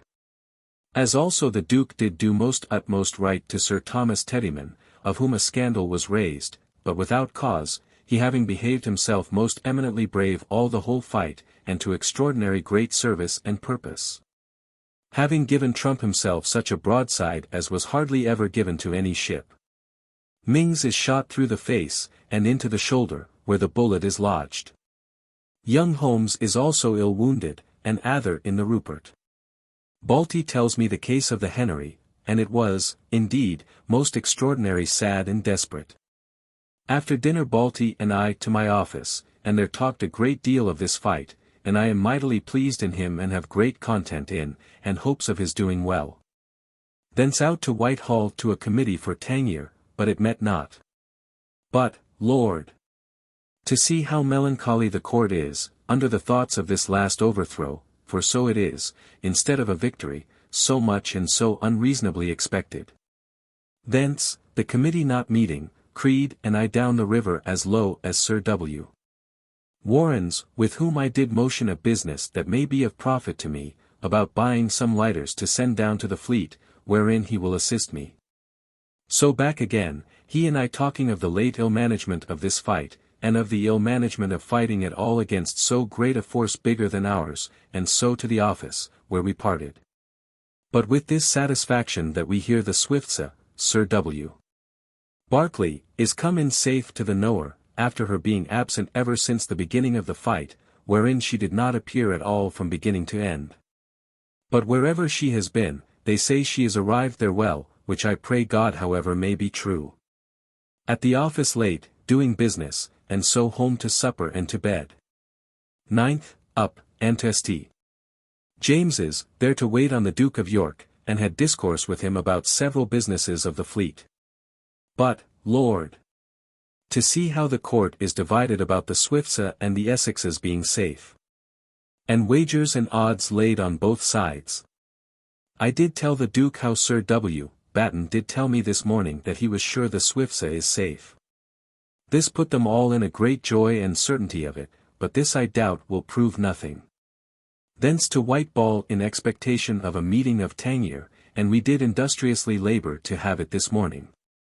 But we could not get a fifth person there, so after much pains and thoughts on my side on behalf of Ypsiley, we were fain to break up. But, Lord! To see with what patience Lord Ashley did stay all the morning to get a committee, little thinking that I know the reason of his willingness. So I home to dinner and back again to Whitehall, and, being come thither a little too soon, went to Westminster Hall, and bought a pair of gloves, and to see how people do take this late fight at sea. And I find all give over the thoughts of it as a victory and to reckon it a great overthrow. So to Whitehall, and there when we were come all together in certain expectation of doing our business to Ypsiley's full content, and us that were his friends, my Lord Peterborough, whether through some difference between him and my Lord Ashley, or him and me or Povey, or through the falseness of creed, I know not, do bring word that the Duke of York, who did expressly bid me wait at the committee for the dispatch of the business, would not have us go forward in this business of allowing the loss of the ships till Sir G. Carteret and Sir W. Coventry were come to town, which was the very thing indeed which we would have avoided. This being told us, we broke up doing nothing, to my great discontent, though I said nothing, and afterwards I find by my Lord Ashley's discourse to me that he is troubled mightily at it. And indeed it is a great abuse of him and of the whole commissioners that nothing of that nature can be done without Sir G. Carteret or Sir W. Coventry. No sooner was the committee up, and I going, through, the court homeward, but I am told Sir W. Coventry is come to town. So I to his chamber, and there did give him an account how matters go in our office, and with some content I parted from him. After we had discoursed several things of the haste requisite to be made in getting the fleet out again and the manner of doing it. But I do not hear that he is at all pleased or satisfied with the late fight, but he tells me more news of our suffering, by the death of one or two captains more than I knew before. But he do give over the thoughts of the safety of the Swiftses or Essex. Thence homewards, landed at the Old Swan, and there find my pretty Betty Michelle and her husband at their door in Thames Street, which I was glad to find, and went into their shop, and they made me drink some of their strong water. The first time I was ever with them there. I do exceedingly love her. After sitting a little and talking with them about several things at great distance I parted and home to my business late. But I am to observe how the drinking of some strong water did immediately put my eyes into a fit of soreness again as they were the other day. I mean my right eye only. Late at night I had an account brought me by Sir W. Warren that he has gone through 4 lighters for me, which pleases me very well. So home to bed, much troubled with our disappointment at the Tangier Committee. 10th, Lord's Day. Up very betimes, and down the river to Deptford, and did a good deal of business in sending away and directing several things to the fleet. That being done, back to London to my office, and there at my office till after church time fitting some notes to carry to Sir W. Coventry in the afternoon. At noon home to dinner, where my cousin Joyces, both of them, they, and their wives and little Will, come by invitation to dinner to me, and I had a good dinner for them, but, Lord! How sick was I of W. Joyce's company, both the impertinencies of it and his ill manners before me at my table to his wife, which I could hardly forbear taking notice of. But being at my table and for his wife's sake, I did, though I will prevent his giving me the like occasion again at my house I will warrant him. After dinner I took leave and by water to Whitehall, and there spent all the afternoon in the gallery, till the council was up, to speak with Sir W. Coventry. Walking here I met with Pierce the surgeon, who is lately come from the fleet, and tells me that all the commanders, officers, and even the common seamen do condemn every part of the late conduct of the Duke of Albemarle, both in his fighting at all, in his manner of fighting, running among them in his retreat, and running the ships on ground. So as nothing can be worse spoken of. That Holmes, Spragg, and Smith do all the business, and the old and wiser commanders nothing. So as Sir Thomas Teddyman, whom the king and all the world speak well of, is mightily discontented, as being wholly slighted. He says we lost more after the prince come, than before too. The prince was so maimed, as to be forced to be towed home. He says all the fleet confessed their being chased home by the Dutch, and yet the body of the Dutch that did it, was not above 40 sail at most. And yet this put us into the fright, as to bring all our ships on ground. He says, however, that the Duke of Albemarle is as high almost as ever, and pleases himself to think that he hath given the Dutch their bellies full, without sense of what he hath lost us, and talks how he knows now the way to beat them. But he says, that even Smith himself, one of his creatures, did himself condemn the late conduct from the beginning to the end. He tells me further, how the Duke of York is wholly given up to his new mistress, my Lady Denham, going at noonday with all his gentlemen with him to visit her in Scotland Yard, she declaring she will not be his mistress, as Mrs. Price, to go up and down the privy stairs, but will be owned publicly, and so she is. Mr. Brunker, it seems, was the pimp to bring it about, and my Lady Castlemaine, who designs thereby to fortify herself by the Duke. There being a falling out the other day between the king and her, on this occasion, the Queen, in ordinary talka before the ladies in her drawing-room, did say to my Lady Castlemaine that she feared the king did take cold by staying so late abroad at her house. She answered before them all, that he did not stay so late abroad with her, for he went betimes thence, though he do not before 1, 2, or 3 in the morning, but must stay somewhere else. The king then coming in and overhearing, did whisper in the ear aside, and told her she was a bold impertinent woman, and bid her to be gone out of the court, and not come again till he sent for her. Which she did presently, and went to a lodging in the Pall Mall, and kept there 2 or 3 days, and then sent to the king to know whether she might send for her things away out of her house. The king sent to her, she must first come and view them, and so she come, and the king went to her, and all friends again. He tells me she did, in her anger, say she would be even with the king, and print his letters to her. So putting all together, we are and are like to be in a sad condition. We are endeavoring to raise money by borrowing it of the city, but I do not think the city will lend a farthing. By and by the council broke up, and I spoke with Sir W. Coventry about business, with whom I doubt not in a little time to be mighty well, when I shall appear to mind my business again as I used to do, which by the grace of God I will do. Gone from him I endeavoured to find out Sir G. Carteret, and at last did at Mr. Ashburnham's, in the old palace yard, and thence he and I stepped out and walked an hour in the churchyard, under Henry VII's chapel, he being lately come from the Fleet. And tells me, as I hear from every body else, that the management in the late fight was bad from top to bottom. That several said this would not have been if my Lord Sandwich had had the ordering of it. Nay, he tells me that certainly had my Lord Sandwich had the misfortune to have done as they have done, the king could not have saved him. There is, too, nothing but discontent among the officers, and all the old experienced men are slighted.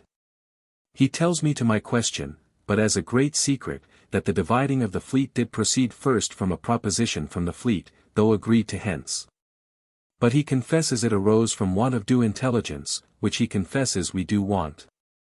He do, however, call the fleet's retreat on Sunday a very honourable retreat, and that the Duke of Albemarle did do well in it, and would have been well if he had done it sooner, rather than venture the loss of the fleet and crown.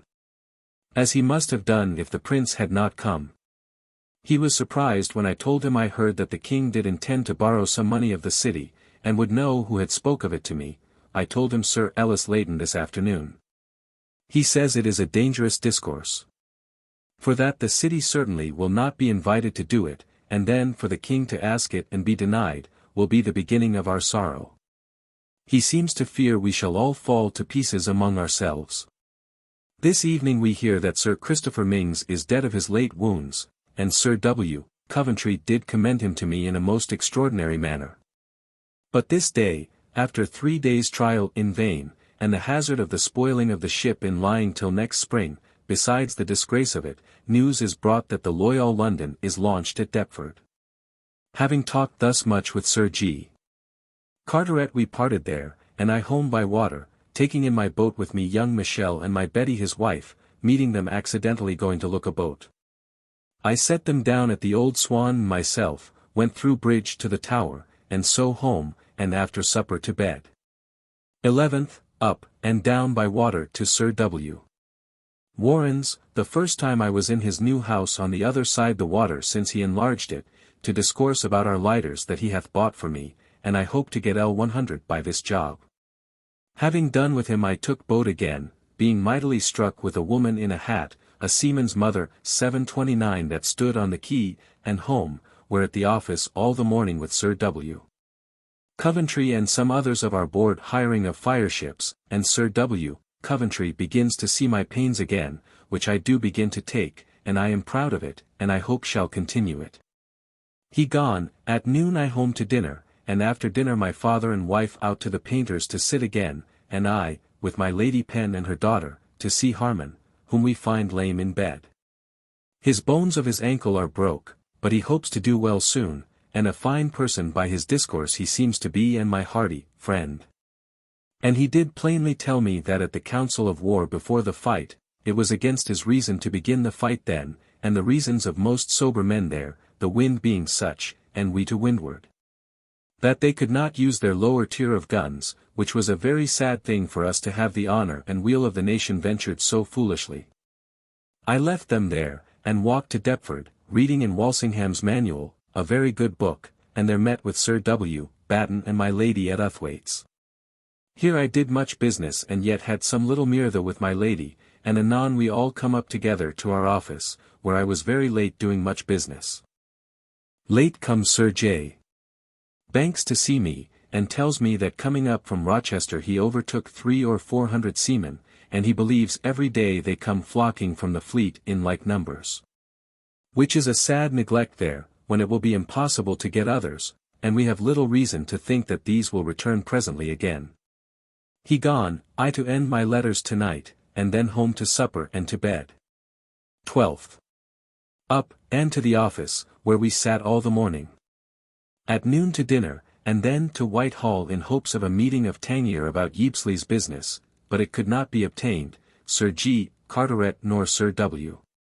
Coventry being able to be there, which still vexes me, to see the poor man forced still to attend, as also being desirous to see what my profit is, and get it. Walking here in the galleries I find the ladies of honor dressed in their riding garbs, with coats and doublets with deep skirts, just for all the world like mine, and button their doublets up the breast, with periwigs and with hats. So that, only for a long petticoat dragging under their men's coats, nobody could take them for women in any point whatever, which was an oddie sight, and a sight did not please me. It was Mrs. Wells and another fine lady that I saw thus. Thence down by water to Deptford, and there late seeing some things dispatched down to the fleet, and so home, thinking indeed to have met with Bagwell, but I did not, to write my letters very late, and so to supper and to bed. 13th. Up, and by coach to St. James's, and there did our business before the Duke as usual, having, before the Duke come out of his bed, walked in an antechamber with Sir H. Cholmondeley, who tells me there are great jars between the Duke of York and the Duke of Albemarle, about the later's turning out one or two of the commanders put in by the Duke of York. Among others, Captain Dutel, a Frenchman, put in by the Duke of York, and mightily defended by him, and is therein led by Monsieur Blancford, that it seems hath the same command over the Duke of York as Sir W. Coventry hath. Which raises ill blood between them. And I do in several little things observe that Sir W. Coventry hath of late, by the by, reflected on the Duke of Albemarle and his captains, particularly in that of old Teddyman, who did deserve to be turned out this fight, and was so, but I heard Sir W. Coventry say that the Duke of Albemarle put in one as bad as he is in his room, and one that did as little. After we had done with the Duke of York, I with others to Whitehall, there to attend again a committee of Tangier, but there was none, which vexed me to the heart, and makes me mighty doubtful that when we have one. It will be prejudiced against poor Ypsley and to my great disadvantage thereby, my Lord Peterborough making it his business, I perceive, whether in spite to me, whom he cannot but smell to be a friend to it, or to my Lord Ashley, I know not, to obstruct it, and seems to take delight in disappointing of us. But I shall be revenged of him. Here I stayed a very great while, almost till noon, and then meeting Balty I took him with me, and to Westminster to the Exchequer about breaking of 2 tallies of L2000 each into smaller tallies, which I have been endeavouring a good while. But to my trouble it will not, I fear, be done, though there be no reason against it, but only a little trouble to the clerks. But it is nothing to me of real profit at all. Thence with Balty to Hales's by coach, it being the 7th day from my making my late oaths, and by them I am at liberty to dispense with any of my oaths every 7th day after I had for the 6 days before going performed all my vows. Here I find my father's picture begun, and so much to my content, that it joys my very heart to think that I should have his picture so well done. Who, besides that he is my father, and a man that loves me, and hath ever done so, is also, at this day, one of the most careful and innocent men, in the world. Thence with mighty content homeward, and in my way at the stocks did buy a couple of lobsters, and so home to dinner, where I find my wife and father had dined, and were going out to Hales's to sit there, so Balty and I alone to dinner. And in the middle of my grace, praying for a blessing upon these his good creatures, my mind fell upon my lobsters, upon which I cried, Odd zooks. And Balty looked upon me like a man at a loss what I meant, thinking at first that I meant only that I had said the grace after meat instead of that before meat. But then I cried, What is become of my lobsters? Whereupon he run out of doors to overtake the coach, but could not, so came back again, and mighty merry at dinner to think of my surprise. After dinner to the excise office by appointment, and there find my Lord Bellis's and the commissioners, and by the whole company come to dispute the business of our running so far behindhand there, and did come to a good issue in it. That is to say, to resolve upon having the debt due to us, and the household and the guards from the excise stated, and so we shall come to know the worst of our condition and endeavour for some help from my Lord Treasurer. Thence home, and put off Balty, and so, being invited, to Sir Christopher Mings's funeral, but find them gone to church. However I into the church, which is a fair, large church, and a great chapel, and there heard the service, and stayed till they buried him, and then out. And there met with Sir W. Coventry, who was there out of great generosity, and no person of quality there but he, and went with him into his coach, and being in it with him there happened this extraordinary case, one of the most romantique that ever I heard of in my life. And could not have believed, but that I did see it. Which was this, about a dozen able, lusty, proper men come to the coach side with tears in their eyes, and one of them that spoke for the rest begun and says to Sir W. Coventry, we are here a dozen of us that have long known and loved, and served our dead commander, Sir Christopher Mings, and have now done the last office of laying him in the ground. We would be glad we had any other to offer after him, and in revenge of him. All we have is our lives. If you will please to get His Royal Highness to give us a fireship among us all, here is a dozen of us, out of all which choose you one to be commander, and the rest of us, whoever he is, will serve him. And, if possible, do that shall show our memory of our dead commander, and our revenge.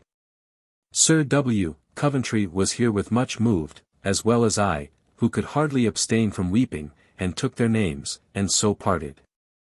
Telling me that he would move His Royal Highness as in a thing very extraordinary, which was done. Thereon see the next day in this book. So we parted. The truth is, Sir Christopher Mings was a very stout man, and a man of great parts, and most excellent tongue among ordinary men, and as Sir W. Coventry says, could have been the most useful man at such a pinch of time as this. He was come into great renown here at home, and more abroad in the West Indies. He had brought his family into a way of being great. But dying at this time, his memory and name, his father being always and at this day a shoemaker, and his mother a hoyman's daughter, of which he was used frequently to boast, will be quite forgot in a few months as if he had never been, nor any of his name be the better by it, he having not had time to will any estate, but is dead poor rather than rich. So we left the church and crowd, and I home, being set down on Tower Hill, and there did a little business, and then in the evening went down by water to Deptford, it being very late, and there I stayed out as much time as I could. And then took boat again homeward, but the officers being gone in, returned and walked to Mrs. Bagwell's house, and there, it being by this time pretty dark and past 10 o'clock, went into her house and did what I would. But I was not a little fearful of what she told me but now, which is, that her servant was dead of the plague, that her coming to me yesterday was the first day of her coming forth, and that she had new whitened the house all below stairs. But that above stairs they are not so fit for me to go up to, they being not so. So I parted thence, with a very good will, but very civil, and away to the waterside, and sent for a pint of sack and so home, drank what I would and gave the waterman the rest, and so adieu. Home about 12 at night, and so to bed, finding most of my people gone to bed. In my way home I called on a fisherman and bought 3 eels, which cost me 3 shillings. 14th, up, and to the office, and there sat all the morning. At noon dined at home, and thence with my wife and father to Hales's, and there looked only on my father's picture, which is mighty like, and so away to Whitehall to a committee for Tangier, where the Duke of York was, and Sir W. Coventry, and a very full committee. And instead of having a very prejudiced meeting, they did, though indeed inclined against Yeapsley, yield to the greatest part of his account, so as to allow of his demands to the value of L7000 and more. And only give time for him to make good his pretence to the rest. Which was mighty joy to me, and so we rose up. But I must observe the force of money, which did make my Lord Ashley to argue and behave himself in the business with the greatest friendship, and yet with all the discretion imaginable. And, it will be a business of admonition and instruction to me concerning him, and other men, too, for aught I know, as long as I live. Thence took Creed with some kind of violence and some hard words between us to St. James's, to have found out Sir W.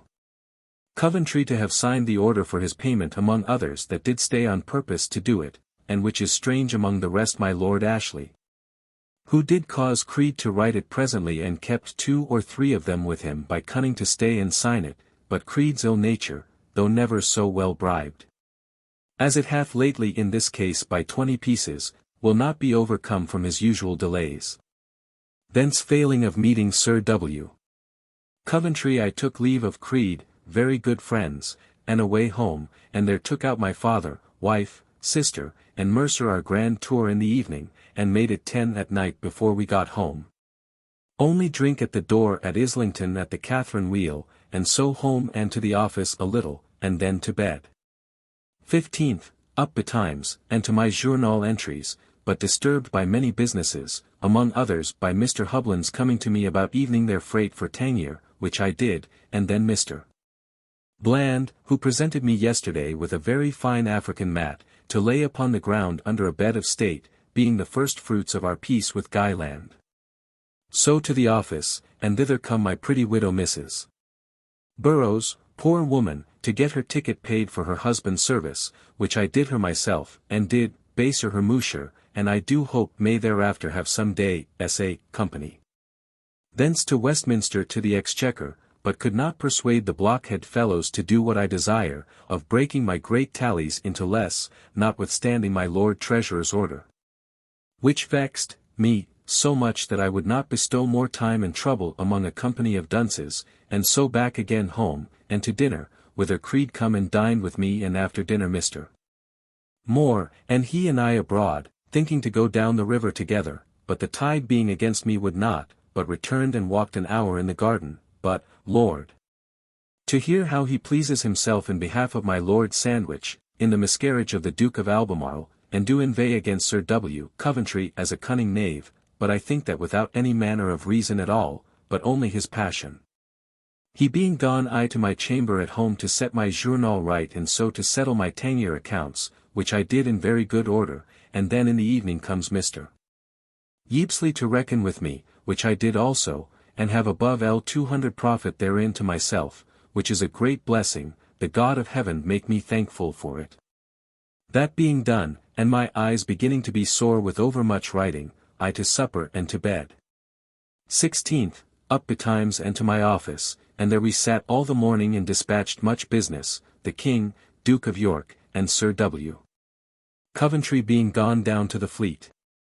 At noon home to dinner and then down to Woolwich and Deptford to look after things, my head aching from the multitude of businesses I had in my head yesterday in settling my accounts. All the way down and up, reading of The Mayor of Quinborough, a simple play. At Deptford, while I am there, comes Mr. Williamson, Sir Arthur Ingram and Jack Fun, to see the new ships, which they had done, and then I with them home in their boat, and a very fine gentleman Mr. Williamson is. It seems the Dutch do mightily insult of their victory, and they have great reason. 730. Sir William Berkeley was killed before his ship taken, and there he lies dead in a sugar chest, for every body to see, with his flag standing up by him.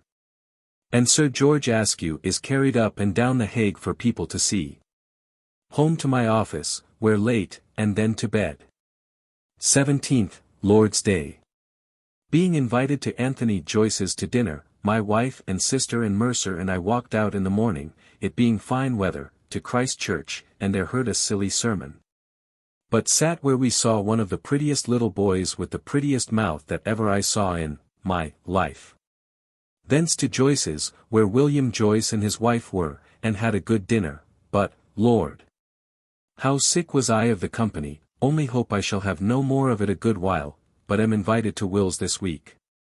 And his wife, poor unhappy woman, cried to hear me say that I could not be there, she thinking that I slight her, so they got me to promise to come. Thence my father and I walked to Gray's Inn Fields, and there spent an hour or two walking and talking of several businesses. First, as to his estate, he told me it produced about L80 per ann, but then there goes L30 per ann. Taxes and other things, certain charge, which I do promise to make good as far as this L30, at which the poor man was overjoyed and wept. As to Paul, he tells me he is mightily satisfied with Ensom, and so I promise to give her L500 presently, and to oblige myself to 100 more on the birth of her first child, he insuring her in L10 per ann. For every L100, and in the meantime till she do marry I promise to allow her L10 per ann.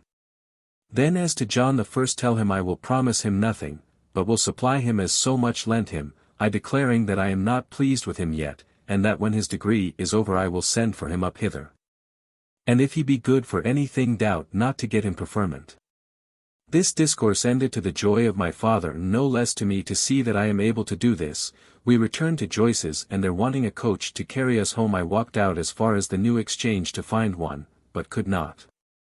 So down to the milk house, and drank 3 glasses of whey, and then up into the Strand again, and there met with a coach, and so to Joyce's and took up my father, wife, sister, and Mercer, and to Islington, where we drank. And then our tour by Hackney home, where, after a little, business at my office and then talk with my lady and Peg Pen in the garden, I home and to bed, being very weary. 18th, up betimes and in my chamber most of the morning setting things to rights there, my journal and accounts with my father and brother, then to the office a little, and so to Lombard Street, to borrow a little money upon a tally, but cannot. Thence to the Exchequer, and there after much wrangling got consent that I should have a great tally broken into little ones.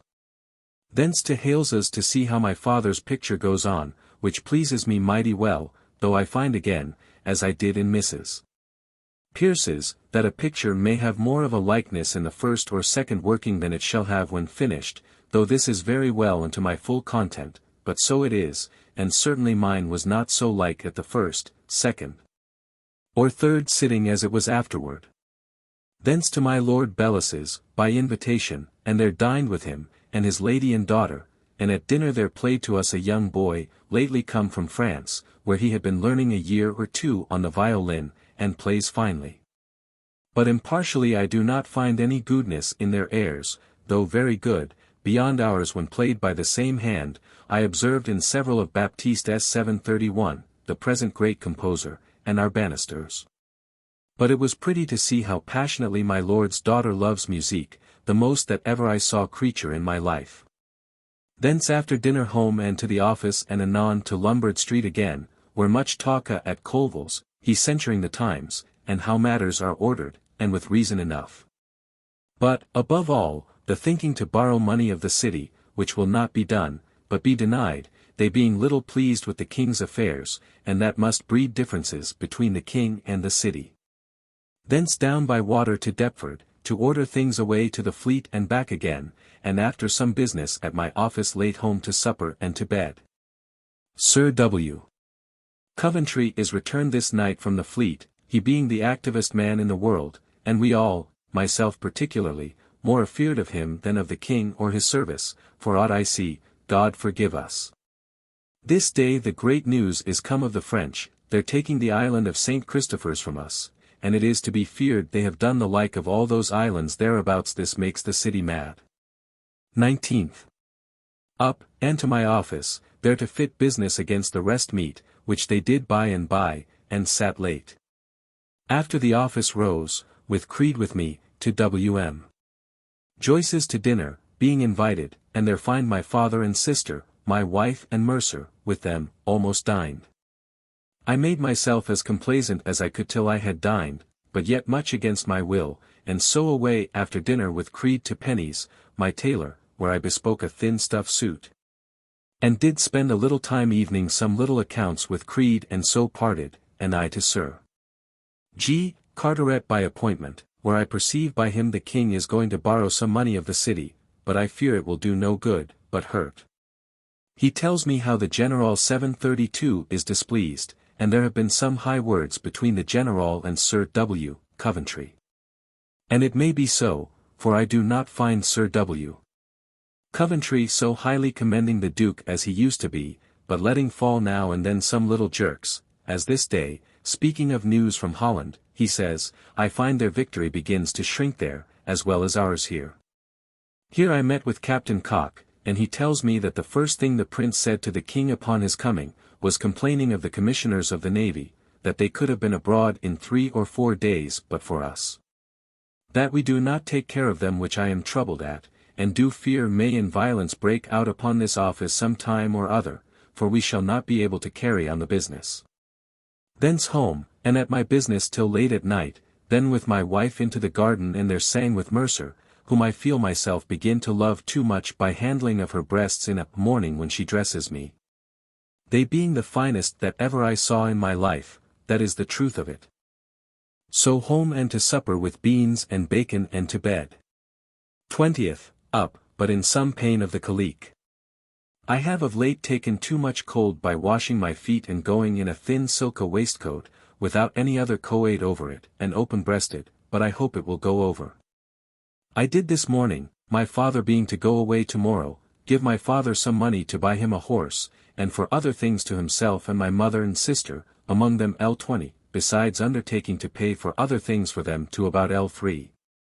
Which the poor man takes with infinite kindness, and I do not think I can bestow it better. Thence by coach to St. James's as usual to wait on the Duke of York, after having discoursed with Colonel Fitzgerald, whom I met in my way, and he returned with me to Westminster, about paying him a sum of 700 and odd pounds, and he bids me defalk L25 for myself. 733, which is a very good thing. Having done with the Duke I to the Exchequer, and there after much ado do get my business quite over of the difficulty of breaking a great tally into little ones, and so shall have it done tomorrow. Thence to the Hall and with Mrs. Martin home and stayed with her a while, and then away to the Swan and sent for a bit of meat and dined there, and thence to Faithorn, the picture sellers, and there chose 2 or 3 good cuts to try to varnish. And so to Hales's to see my father's picture, which is now near finished and is very good, and here I stayed and took a nap of an hour, thinking my father and wife would have come, but they did not. So I away home as fast as I could, fearing lest my father this day going abroad to see Mr. Honeywood at Major Russell's might meet with any trouble, and so in great pain home, but to spite me, in Cheapside I met Mrs. Williams in a coach, and she called me, so I must needs light and go along with her, and poor Nip, who is so big as she can tumble and looks every day to lie down, as far as Paternoster Row. Which I did do, and there stayed in Bennett's shop with them, and was fearful lest the people of the shop, knowing me, should ask after my father and give Mrs. Williams any knowledge of me to my disgrace. Having seen them done there and accompanied them to Ludgate I light and into my own coach and home, where I find my father and wife had had no intent of coming at all to Hales's. So I at home all the evening doing business, and at night in the garden, it having been these 3 or 4 days mighty hot weather, singing in the evening, and then home to supper and to bed. 21st, up, and at the office all the morning. Whereby several circumstances I find Sir W. Coventry and the Duke of Albemarle do not agree as they used to do, Sir W. Coventry commending Aylett, in some reproach to the Duke, whom the Duke hath put out for want of courage. And found fault with Steward, whom the Duke keeps in, though as much in fault as any commander in the fleet. At noon home to dinner, my father, sister, and wife dining at Sarah Giles's, poor woman, where I should have been, but my pride would not suffer me. After dinner to Mr. Debesty's to speak with Sir Robert Viner, a fine house and a great many fine ladies. He used me mighty civilly. My business was to set the matter right about the letter of credit he did give my Lord Bellasis, that I may take up the tallies lodged with Viner for his security in the answering of my Lord's bills, which we did set right very well. And Sir Robert Viner went home with me and did give me the 5,000 tallies presently. Here at Mr. Debesty's I saw, in a gold frame, a picture of a outer playing on his flute which, for a good while, I took for painting, but at last observed it a piece of tapestry, and is the finest that ever I saw in my life for figures. And good natural colours, and a very fine thing it is indeed. So home and met Sir George Smith by the way, who tells me that this day my Lord Chancellor and some of the court have been with the city, and the city have voted to lend the King L100,000. Which, if soon paid, as he says he believes it will be a greater service than I did ever expect at this time from the city. So home to my letters and then with my wife in the garden, and then upon our leads singing in the evening and so to supper, while at supper comes young Michel, whose wife I love, little Betty Howlett, to get my favour about a ticket. And I am glad of this occasion of obliging him and give occasion of his coming to me, for I must be better acquainted with him and her, and after supper to bed. 22nd, up, and before I went out Mr. Peter Barr sent me a tierce of claret, which is very welcome. And so abroad down the river to Deptford and there did some business, and then to Westminster, and there did with much ado get my tallies, my small ones instead of one great one of L2000. And so away home and there all day upon my 10-year accounts with Creed, and, he being gone, with myself, in settling other accounts till past 12 at night, and then every body being in bed, I to bed, my father, wife, and sister laid abroad upon the water, and Mercer being gone to her mother's and stayed so long she could not get into the office, which vexed me. 23rd. My father and sister very betimes took their leave. And my wife, with all possible kindness, went with them to the coach, I being mightily pleased with their company thus long, and my father with his being here, and it rejoices my heart that I am in condition to do anything to comfort him. And could, were it not for my mother, have been contented he should have stayed always here with me, he is such innocent company. They being gone, I to my papers, but vexed at what I heard but a little of this morning, before my wife went out, that Mercer and she fell out last night, and that the girl is gone home to her mother's for altogether, this troubles me. Though perhaps it may be an ease to me of so much charge. But I love the girl, and another we must be forced to keep I do foresee and then shall be sorry to part with her. At the office all the morning, much disquiet in my mind in the middle of my business about this girl. Home at noon to dinner, and what with the going away of my father today and the loss of Mercer, I after dinner went up to my chamber and there could have cried to myself, had not people come to me about business. In the evening down to Tower Wharf thinking to go by water, but could not get watermen, they being now so scarce, by reason of the great presa. So to the Custom House, and there, with great threats, got a couple to carry me down to Deptford, all the way reading Pompey the Great, a play translated from the French by several noble persons. Among others, my Lord Buckhurst, that to me is but a mean play, and the words and sense not very extraordinary. From Deptford I walked to Redriff, and in my way was overtaken by Bagwell, lately come from sea in the Providence, who did give me an account of several particulars in the late fight, and how his ship was deserted basely by the York. Captain Swanley, Commander. So I home and there after writing my letters home to supper and to bed, fully resolved to rise betimes, and go down the river tomorrow morning, being vexed this night to find none of the officers in the yard at 7 at night. Nor any body concerned as if it were a Dutch war. It seems Mercer's mother was here in the morning to speak with my wife, but my wife would not. In the afternoon I and my wife in writing did instruct W. Hewer in some discourse to her, and she in the evening did come and satisfy my wife, and by Mercer did come, which I was mighty glad of and eased of much pain about her. 24th, Sunday. Midsummer Day. Up, but, being weary the last night, not so soon as I intended. Then being dressed, down by water to Deptford, and there did a great deal of business, being in a mighty hurry, Sir W. Coventry writing to me that there was some thoughts that the Dutch fleet were out or coming out. Business being done in providing for the carrying down of some provisions to the fleet, I away back home and after dinner by water to Whitehall, and there waited till the council rose, in the boarded gallery. And there among other things I hear that Sir Francis Prejean is dead, after being married to a widow about a year or thereabouts. He died very rich, and had, for the last year, lived very handsomely, his lady bringing him to it. He was no great painstaker in person, yet died very rich, and, as Dr. Clerk says, was of a very great judgment, but hath writ nothing to leave his name to posterity. In the gallery among others met with Major Halsey, a great creature of the Duke of Albemarle's. Who tells me that the Duke, by name, hath said that he expected to have the work here up in the river done, having left Sir W. Batten and Mr. Phipps there. He says that the Duke of Albemarle do say that this is a victory we have had, having, as he was sure, killed them 8,000 men, and sunk about 14 of their ships, but nothing like this appears true. He lays much of the little success we had, however, upon the fleets being divided by order from above, and the want of spirit in the commanders. And that he was commanded by order to go out of the Downs to the gun fleet, and in the way meeting the Dutch fleet, what should he do? Should he not fight them? Especially having beat them heretofore at as great disadvantage.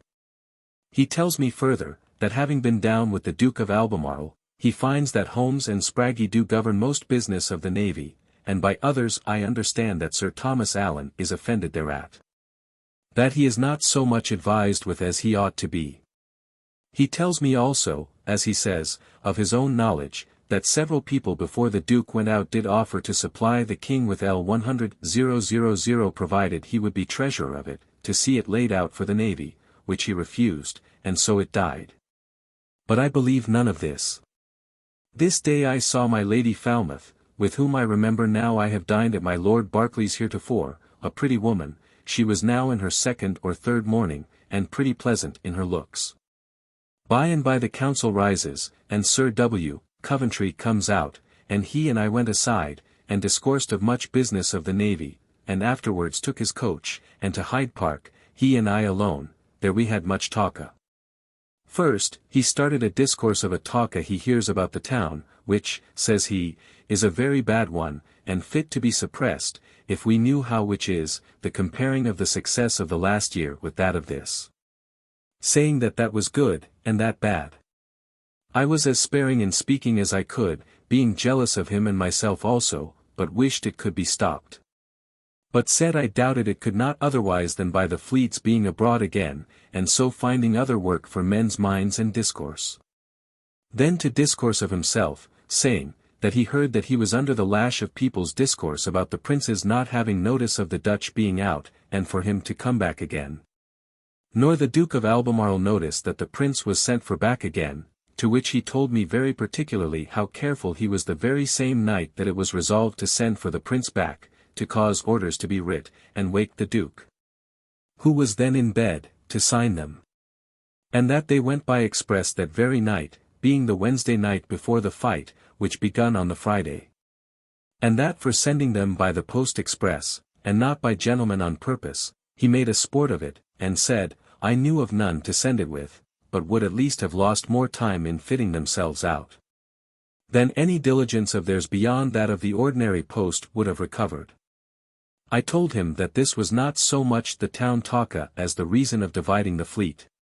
To this he told me he ought not to say much, but did assure me in general that the proposition did first come from the fleet, and the resolution not being prosecuted with orders so soon as the General thought fit, the General did send Sir Edward Spraggy up on purpose for them.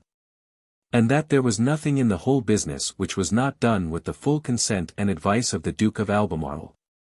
But he did add as the Catholics call, le secret de la masse, that Sir Edward Spraggy, who had even in Sir Christopher Mings's time put in to be the great favourite of the prince, but much more now had a mind to be the great man with him.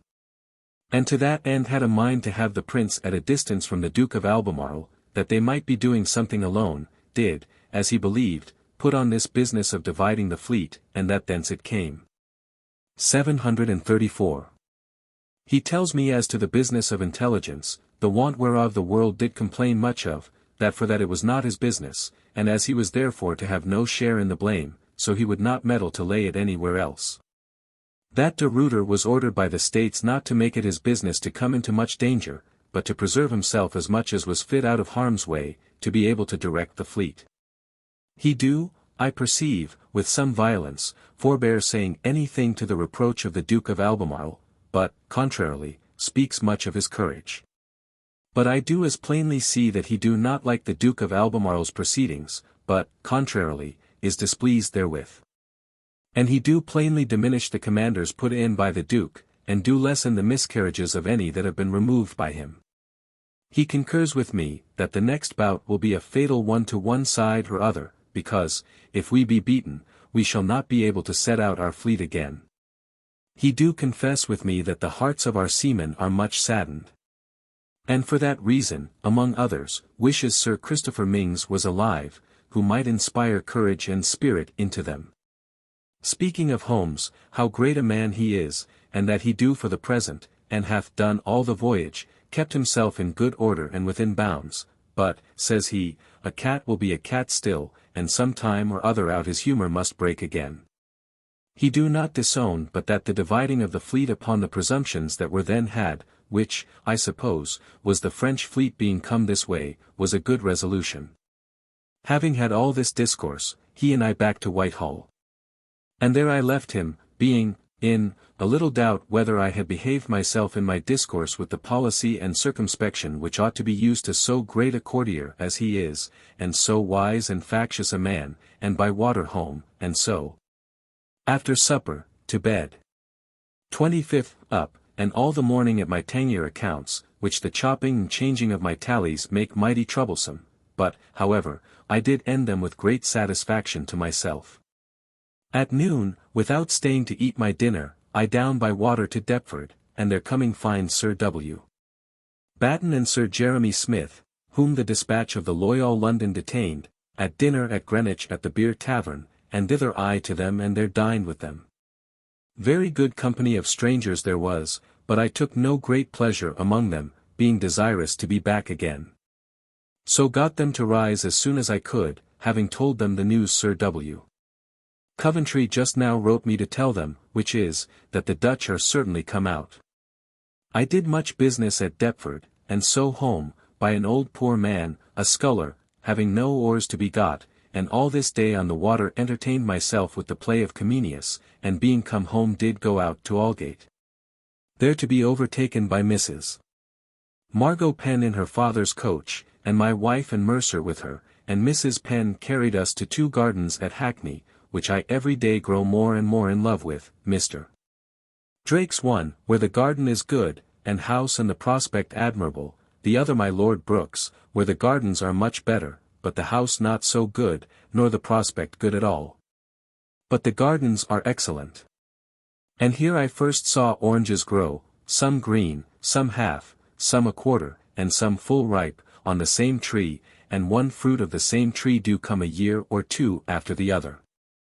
I pulled off a little one by stealth, the man being mighty curious of them, and eat it, and it was just as other little green small oranges are, as big as half the end of my little finger. Here were also great variety of other exotique plants, and several labyrinths, and a pretty aviary.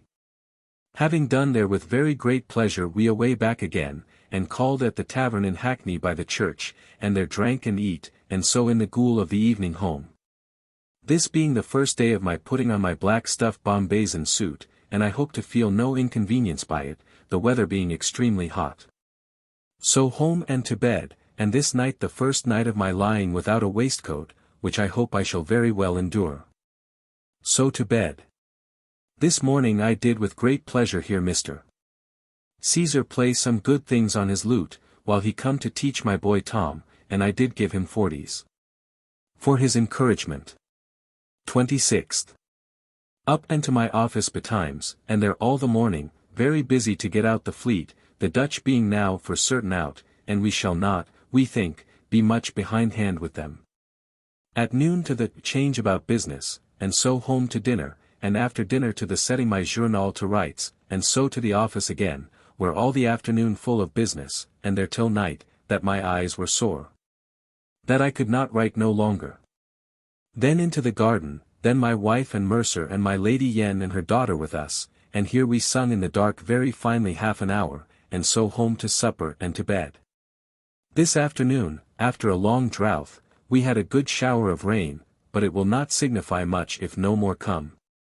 This day in the morning come Mr. Chichley to Sir W. Coventry, to tell him the ill success of the guns made for the Loyal London. Which is, that in the trial every one of the great guns, the whole cannon of 7, as I take it, broke in pieces, which is a strange mishap, and that which will give more occasion to people's discourse of the king's business being done ill.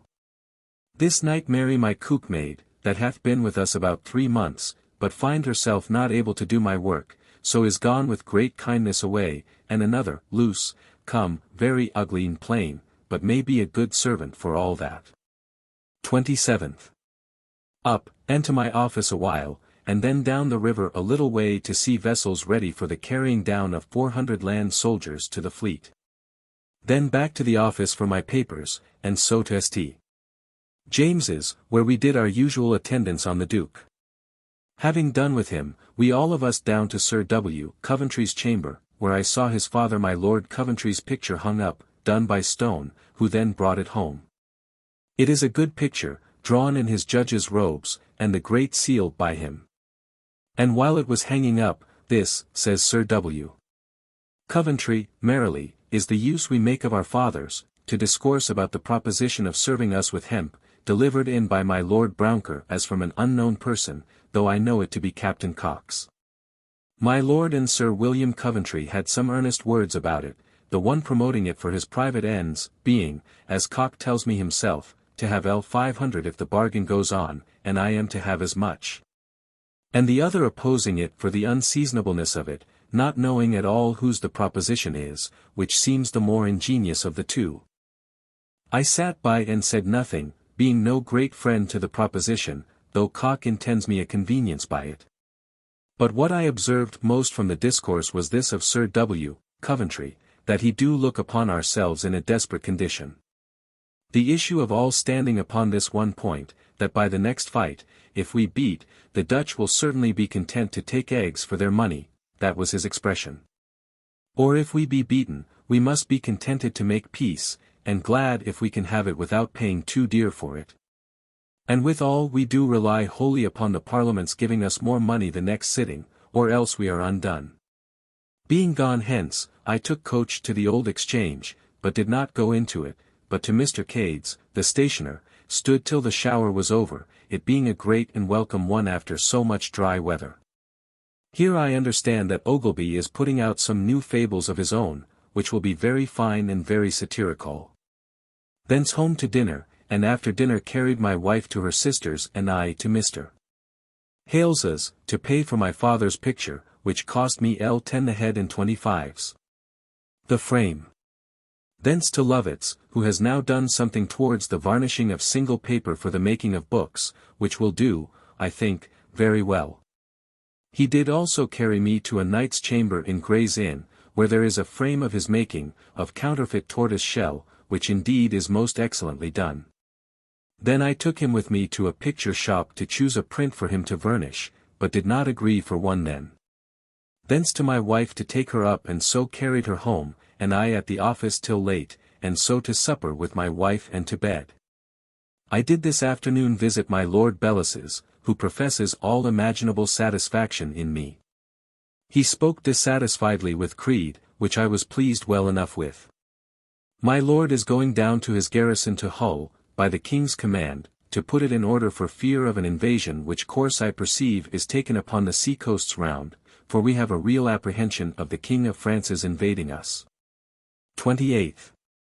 Up, and at the office all the morning. At noon home to dinner, and after dinner abroad to Lombard Street, there to reckon with Sir Robert Viner for some money, and did set all straight to my great contempt, and so home, and all the afternoon and evening at the office.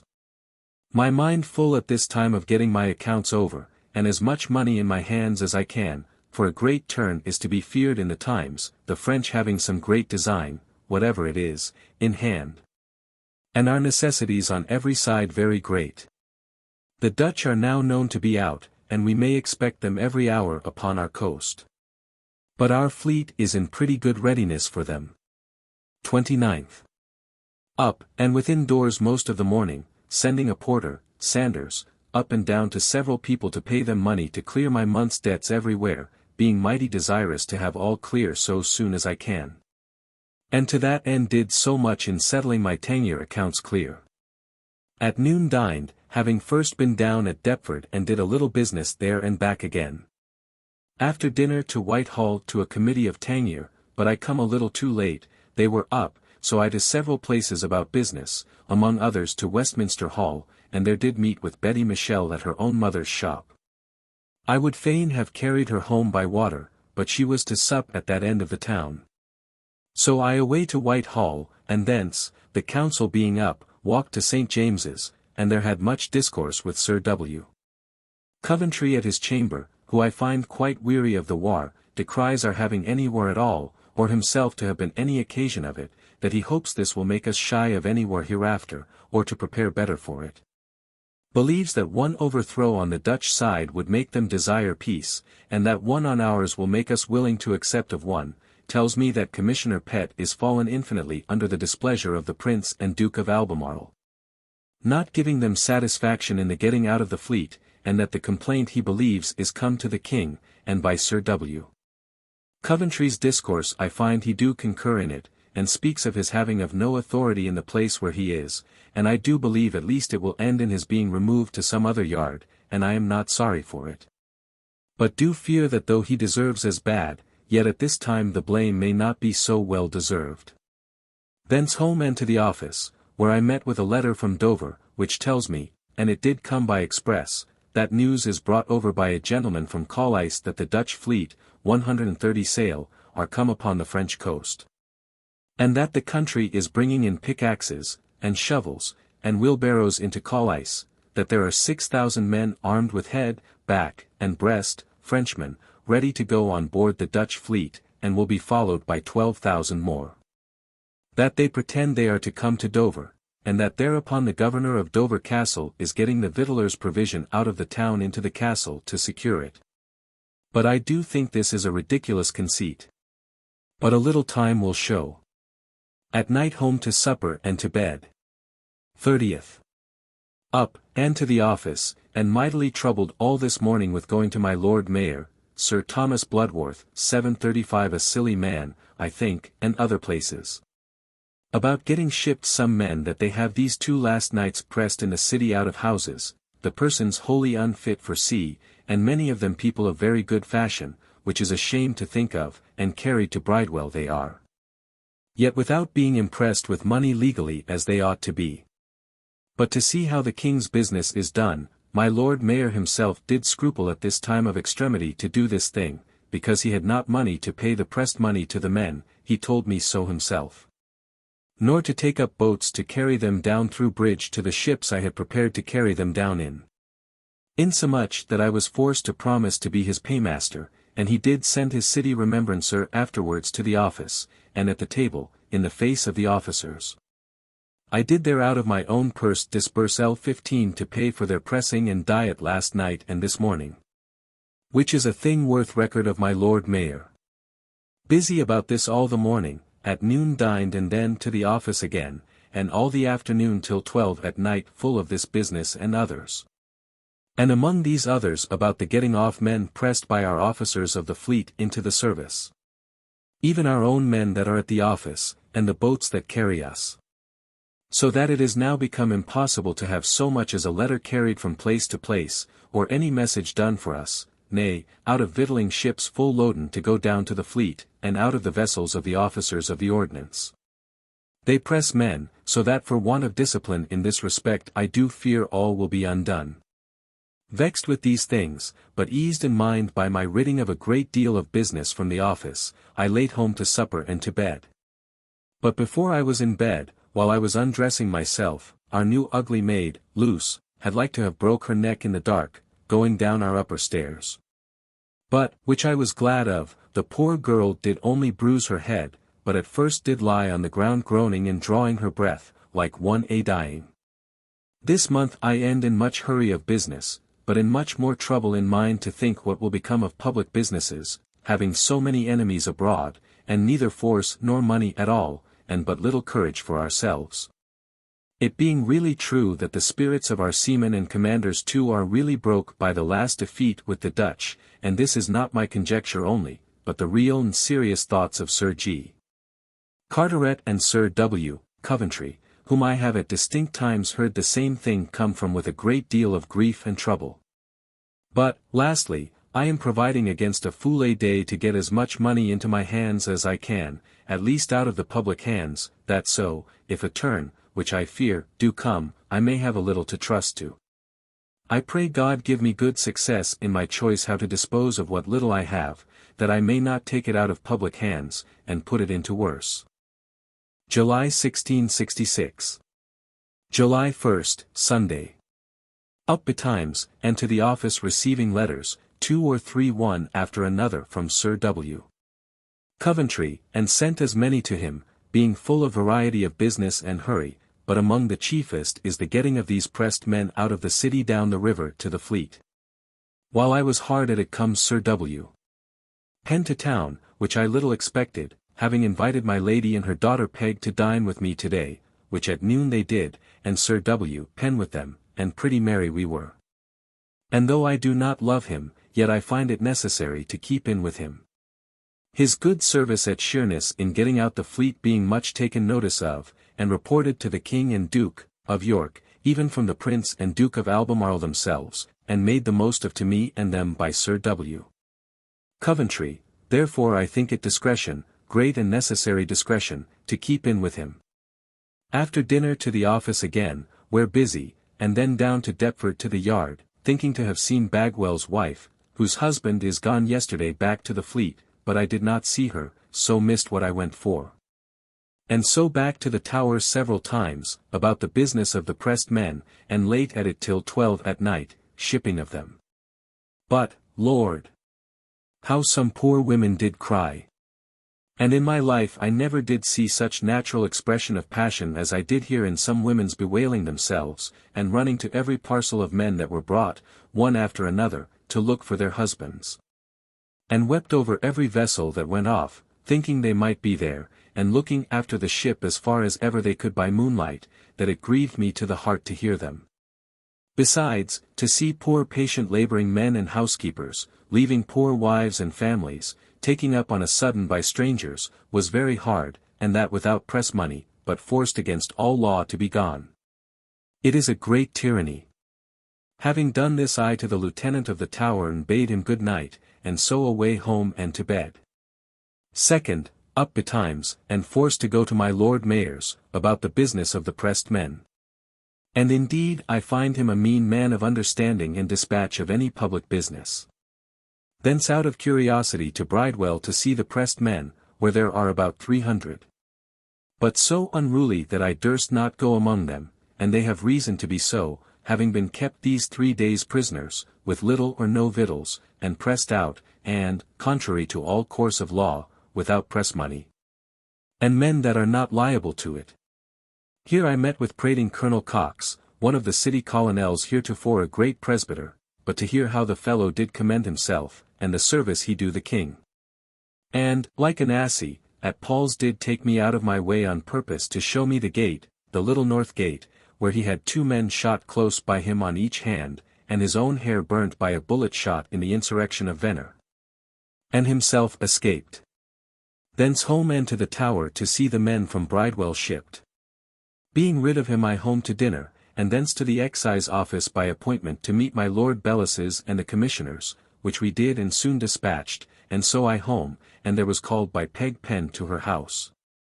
Where her father and mother, and Mrs.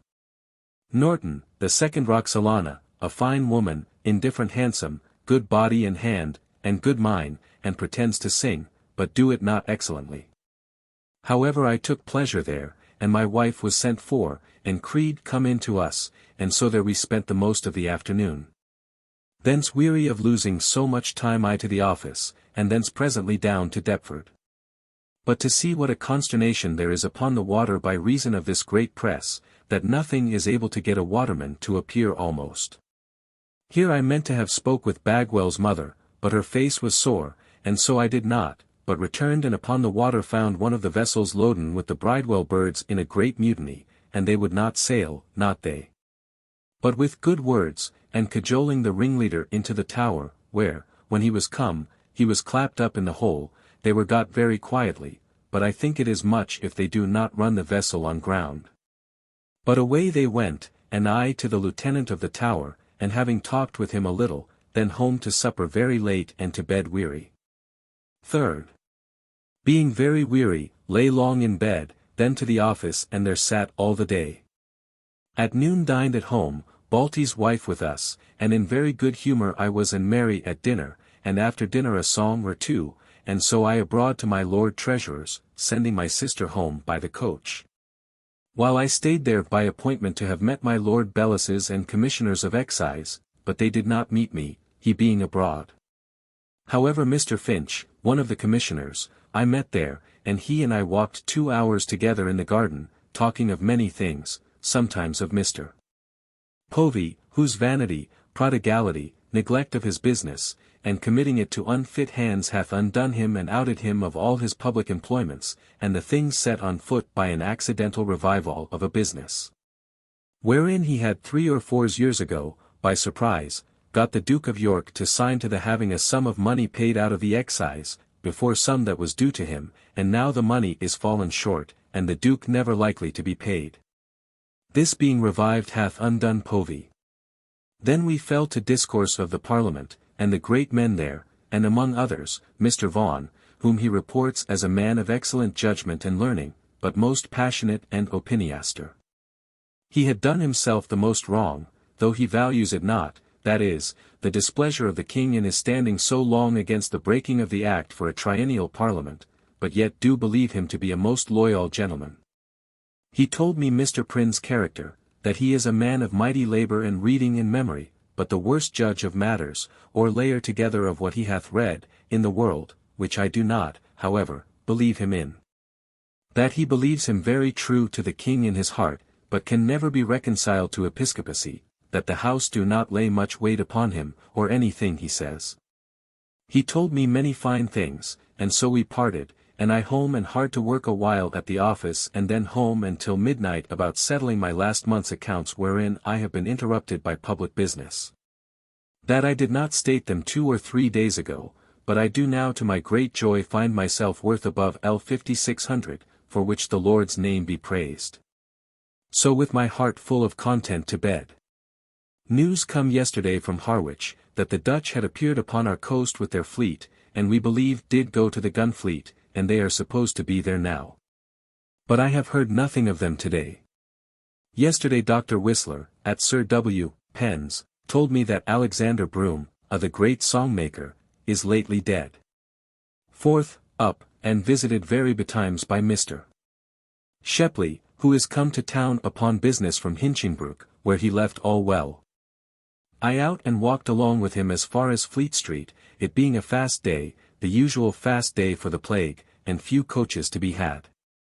Thanks be to God, the plague is, as I hear, increased but to this week, but in the country in several places it rages mightily, and particularly in Colchester, where it hath long been, and is believed will quite depopulate the place.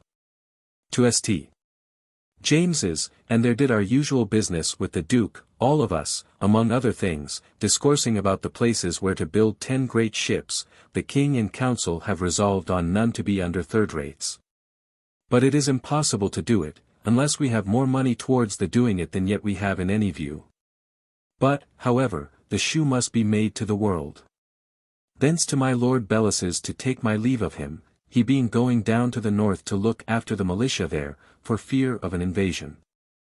Thence home and dined, and then to the office, where busy all day, and in the evening Sir W. Penn come to me, and we walked together, and talked of the late fight.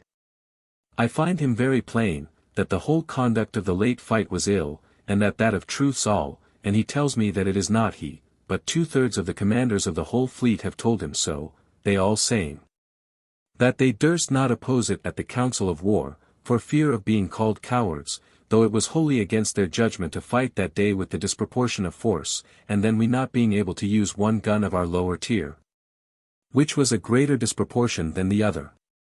Besides, we might very well have stayed in the Downs without fighting, or anywhere else, till the prince could have come up to them, or at least till the weather was fair, that we might have the benefit of our whole force in the ships that we had. He says 3 things must be remedied, or else we shall be undone by this fleet. 1. That we must fight in a line, whereas we fight promiscuously, to our utter and demonstrable ruin, the Dutch fighting otherwise, and we, whenever we beat them. 2. We must not desert ships of our own in distress, as we did, for that makes a captain desperate, and he will fling away his ship, when there is no hopes left him of succor.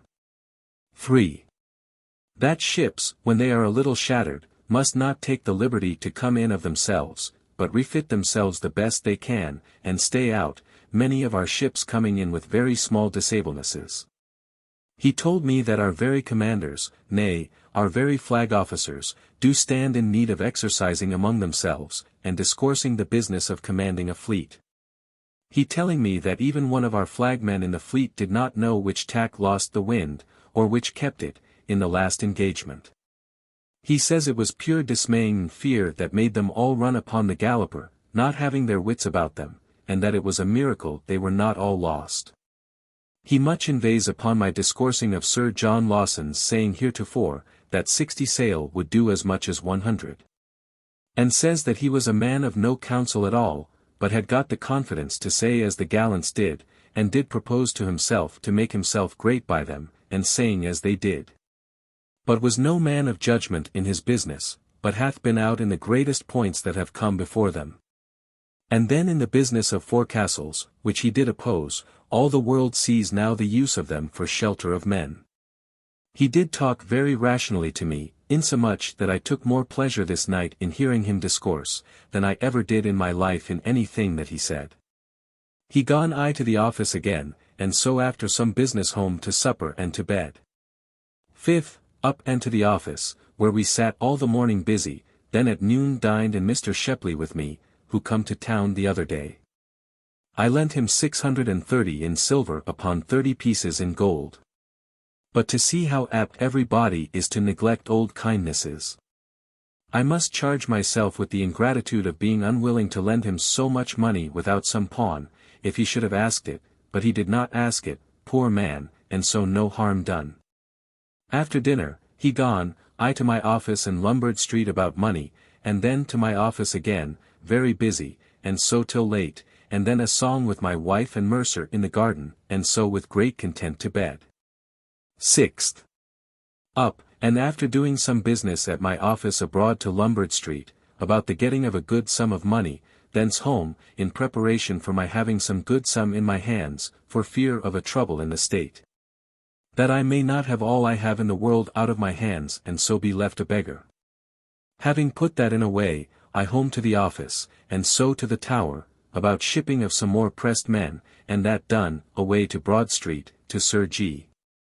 Carteret, who is at a pay of tickets all alone, and I believe not less than 1,000 people in the streets. But it is a pretty thing to observe that both there and everywhere else, a man shall see many women nowadays of mean sort in the streets, but no men, men being so afeard of the press. I dined with Sir G. Carteret, and after dinner had much discourse about our public business, and he do seem to fear every day more and more what I do, which is, a general confusion in the state. Plainly answering me to the question, who is it that the weight of the war depends upon? That it is only Sir W. Coventry.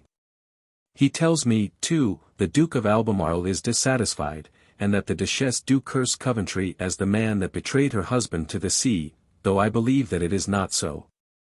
Thence to Lombard Street, and received L 2000, and carried it home, whereof L 1000 in gold. The greatest quantity not only that I ever had of gold, but that ever I saw together, and is not much above half a 100 pounds, bag full, but is much weightier. This I do for security's sake, and convenience of carriage, though it costs me above L 70 the change of it, at 18/1/2d. per piece. Being at home, I there met with a letter from Bab Allen, 736 to invite me to be godfather to her boy, with Mrs. Williams, which I consented to, but know not the time when it is to be. Thence down to the Old Swan, calling at Michel's, he not being within, and there I did steal a kiss or two of her, and staying a little longer, he come in, and her father, whom I carried to Westminster, my business being thither. And so back again home, and very busy all the evening. At night a song in the garden and to bed. 7th. At the office all the morning, at noon dined at home and creed with me, and after dinner he and I 2 or 3 hours in my chamber discoursing of the fittest way for a man to do that hath money. And find all he offers of turning some into gold and leaving some in a friend's hand is nothing more than what I thought of myself, but is doubtful, as well as I, what is best to be done of all these or other ways to be thought on. He tells me he finds all things mighty dull at court, and that they now begin to lie long in bed, it being, as we suppose, not seemly for them to be found playing and gaming as they used to be. Nor that their minds are at ease enough to follow those sports, and yet not knowing how to employ themselves, though there be work enough for their thoughts and counsels and pains, they keep long in bed. But he thinks with me, that there is nothing in the world can help us but the king's personal looking after his business and his officers, and that with that we may yet do well. But otherwise must be undone, nobody at this day taking care of anything, nor hath any body to call him to account for it. Thence left him and to my office all the afternoon busy, and in some pain in my back by some bruise or other I have given myself in my right testicle this morning, and the pain lies there and hath done, and in my back thereupon all this day. At night into the garden to my wife and Lady Pen and Peg, and Creed, who stayed with them till 2 at night. My Lady Pen did give us a tart and other things, and so broke up late and I to bed. It proved the hottest night that ever I was in my life, and thundered and lightened all night long and rained hard. But, Lord! To see in what fears I lay a good while, hearing of a little noise of somebody walking in the house, so rung the bell, and it was my maid's going to bed about 1 o'clock in the morning. But the fear of being robbed, having so much money in the house, was very great, and is still so, and do much disquiet me. 8th, Lord's Day. Up, and pretty well of my pain, so that it did not trouble me at all, and I do clearly find that my pain in my back was nothing but only accompanied my bruise in my stones. To church, wife and Mercer and I, in expectation of hearing some mighty preacher today, Mrs. Mary Batelier sending us word so, but it proved our ordinary silly lecturer, which made me merry, and she laughed upon us to see her mistake. At noon W. Hewer dined with us, and a good dinner, and I expected to have had news sent me of Nip's christening today, but, hearing nothing of it, I did not go, though I fear it is but their forgetfulness and so I may disappoint them. To church, after dinner, again, a thing I have not done a good while before, go twice in one day. After church with my wife and Mercer and Tom by water through bridge to the spring garden at Foxhall, and thence down to Deptford and there did a little business, and so back home and to bed. 9th, up betimes, and with Sir W. Pen in his coach to Westminster to Sir G. Downing's, but missed of him, and so we parted, I by water home, where busy all the morning, at noon dined at home, and after dinner to my office, where busy till come to by Lovett and his wife, who have brought me some sheets of paper varnished on one side, which lies very white and smooth and, I think, will do our business most exactly, and will come up to the use that I intended them for. And I am apt to believe will be an invention that will take in the world. I have made up a little book of it to give Sir W. Coventry tomorrow, and am very well pleased with it. Home with them, and there find my Aunt White with my wife come to take her leave of her, being going for the summer into the country. And there was also Mrs. Mary Batelier and her sister, newly come out of France, a black, very black woman, but mighty good-natured people both, as ever I saw. Here I made the black one sing a French song, which she did mighty innocently. And then Mrs. Lovett play on the lute, which she do very well, and then Mercer and I sang. And so, with great pleasure, I left them, having shewed them my chamber, and L1000 in gold, which they wondered at, and given them sweetmeats, and shown my Aunt White my father's picture, which she admires.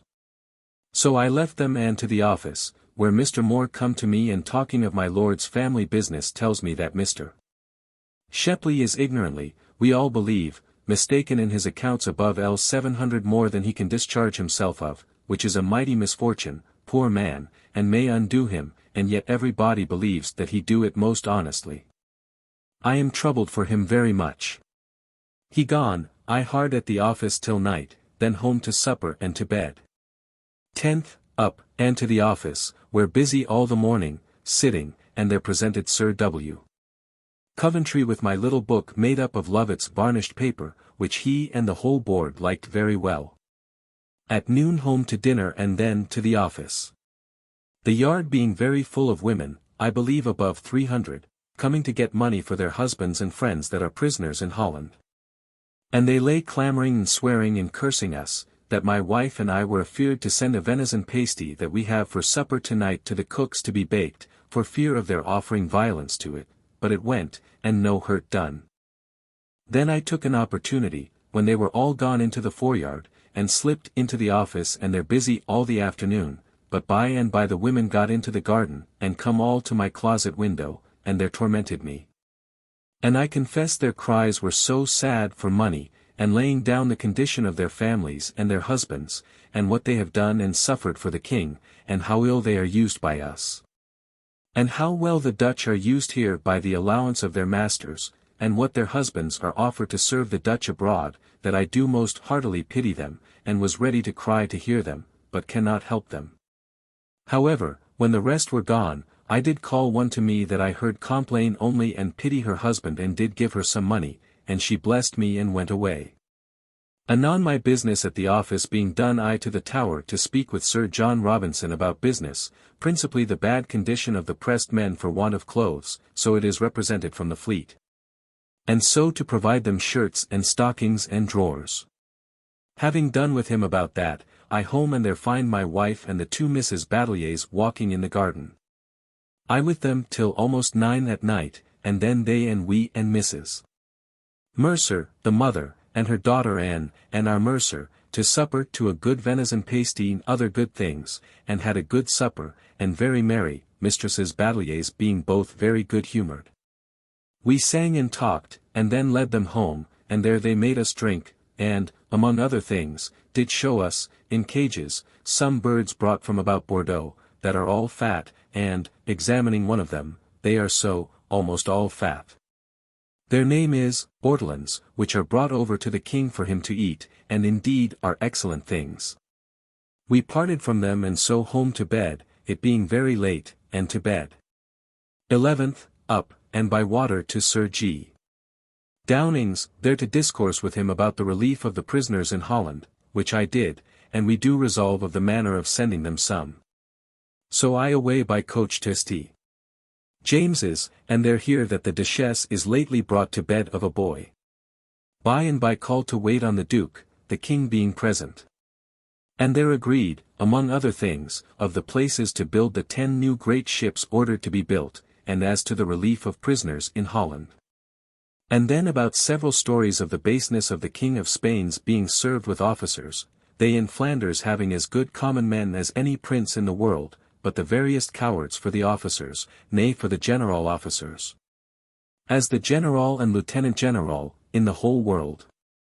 But, above all things, the king did speak most in contempt of the ceremoniousness of the king of Spain, that he do nothing but under some ridiculous form or other, and will not piss but another must hold the chamber pot. Thence to Westminster Hall and there stayed a while, and then to the Swan and kissed Sarah, and so home to dinner, and after dinner out again to Sir Robert Viner. And there did agree with him to accommodate some business of tallies so as I shall get in near L2000 into my own hands, which is in the king's, upon tallies. Which will be a pleasure to me, and satisfaction to have a good sum in my own hands, whatever evil disturbances should be in the state, though it troubles me to lose so great a profit as the king's interest of 10% for that money. Thence to Westminster, doing several things by the way, and there failed of meeting Mrs. Lane, and so by coach took up my wife at her sister's, and so away to Islington, she and I alone, and so through Hackney, and home late. Our discourse being about laying up of some money safe in prevention to the troubles I am afeard we may have in the state, and so sleepy, for want of sleep the last night, going to bed late and rising betimes in the morning, home. But when I come to the office, I there met with a command from my Lord Arlington, to go down to a galliot at Greenwich, by the King's particular command, that is going to carry the Savoy envoy over. And we fear there may be many Frenchmen there on board. And so I have a power and command to search for and seize all that have not passes from one of the Secretaries of State, and to bring them and their papers and everything else in custody somewhither. So I to the Tower, and got a couple of musketeers with me, and Griffin and my boy Tom and so down. And, being come, found none on board but 2 or 3 servants, looking to horses and dogs, there on board, and, seeing no more, I stayed not long there, but away and on shore at Greenwich, the night being late and the tide against us. So, having sent before, to Mrs. Clerk's and there I had a good bed, and well received, the whole people rising to see me, and among the rest young Mrs. Daniel, whom I kissed again and again alone, and so by and by to bed and slept pretty well. 12th. But was up again by 5 o'clock, and was forced to rise, having much business, and so up and dressed myself, inquiring, was told that Mrs. Tooker was gone hence to live at London, and away with Poundy to the Tower, and thence, having shifted myself, but being mighty drowsy for want of sleep, I by coach to St. James's, to Goring House, there to wait on my Lord Arlington to give him an account of my night's work, but he was not up, being not long since married, so, after walking up and down the house below. Being the house I was once at Hartlib's sister's wedding, and is a very fine house and finely furnished, and then thinking it too much for me to lose time to wait my lord's rising, I away to St. James's, and there to Sir W. Coventry, and wrote a letter to my Lord Arlington giving him an account of what I have done, and so with Sir W. Coventry into London, to the office. And all the way I observed him mightily to make mirth of the Duke of Albemarle and his people about him, saying, that he was the happiest man in the world for doing of great things by sorry instruments. And so particularized in Sir W. Clerk, and Riggs, and Halsey, and others. And then again said that the only quality eminent in him was, that he did persevere, and indeed he is a very drudge, and stands by the king's business. And this he said, that one thing he was good at, that he never would receive an excuse if the thing was not done, listening to no reasoning for it, be it good or bad. But then I told him, what he confessed, that he would however give the man, that he employs, orders for removing of any obstruction that he thinks he shall meet with in the world. And instanced in several warrants that he issued for breaking open of houses and other outrages about the business of prizes, which people bore with either for affection or fear, which he believes would not have been borne with from the king, nor duke, nor any man else in England, and I think he is in the right, but it is not from their love of him, but from something else I cannot presently say. Sir W. Coventry did further say concerning Warcup, his kinsman, that had the simplicity to tell Sir W. Coventry, that the Duke did intend to go to sea and to leave him his agent on shore for all things that related to the sea. But, says Sir W. Coventry, I did believe but the Duke of York would expect to be his agent on shore for all sea matters.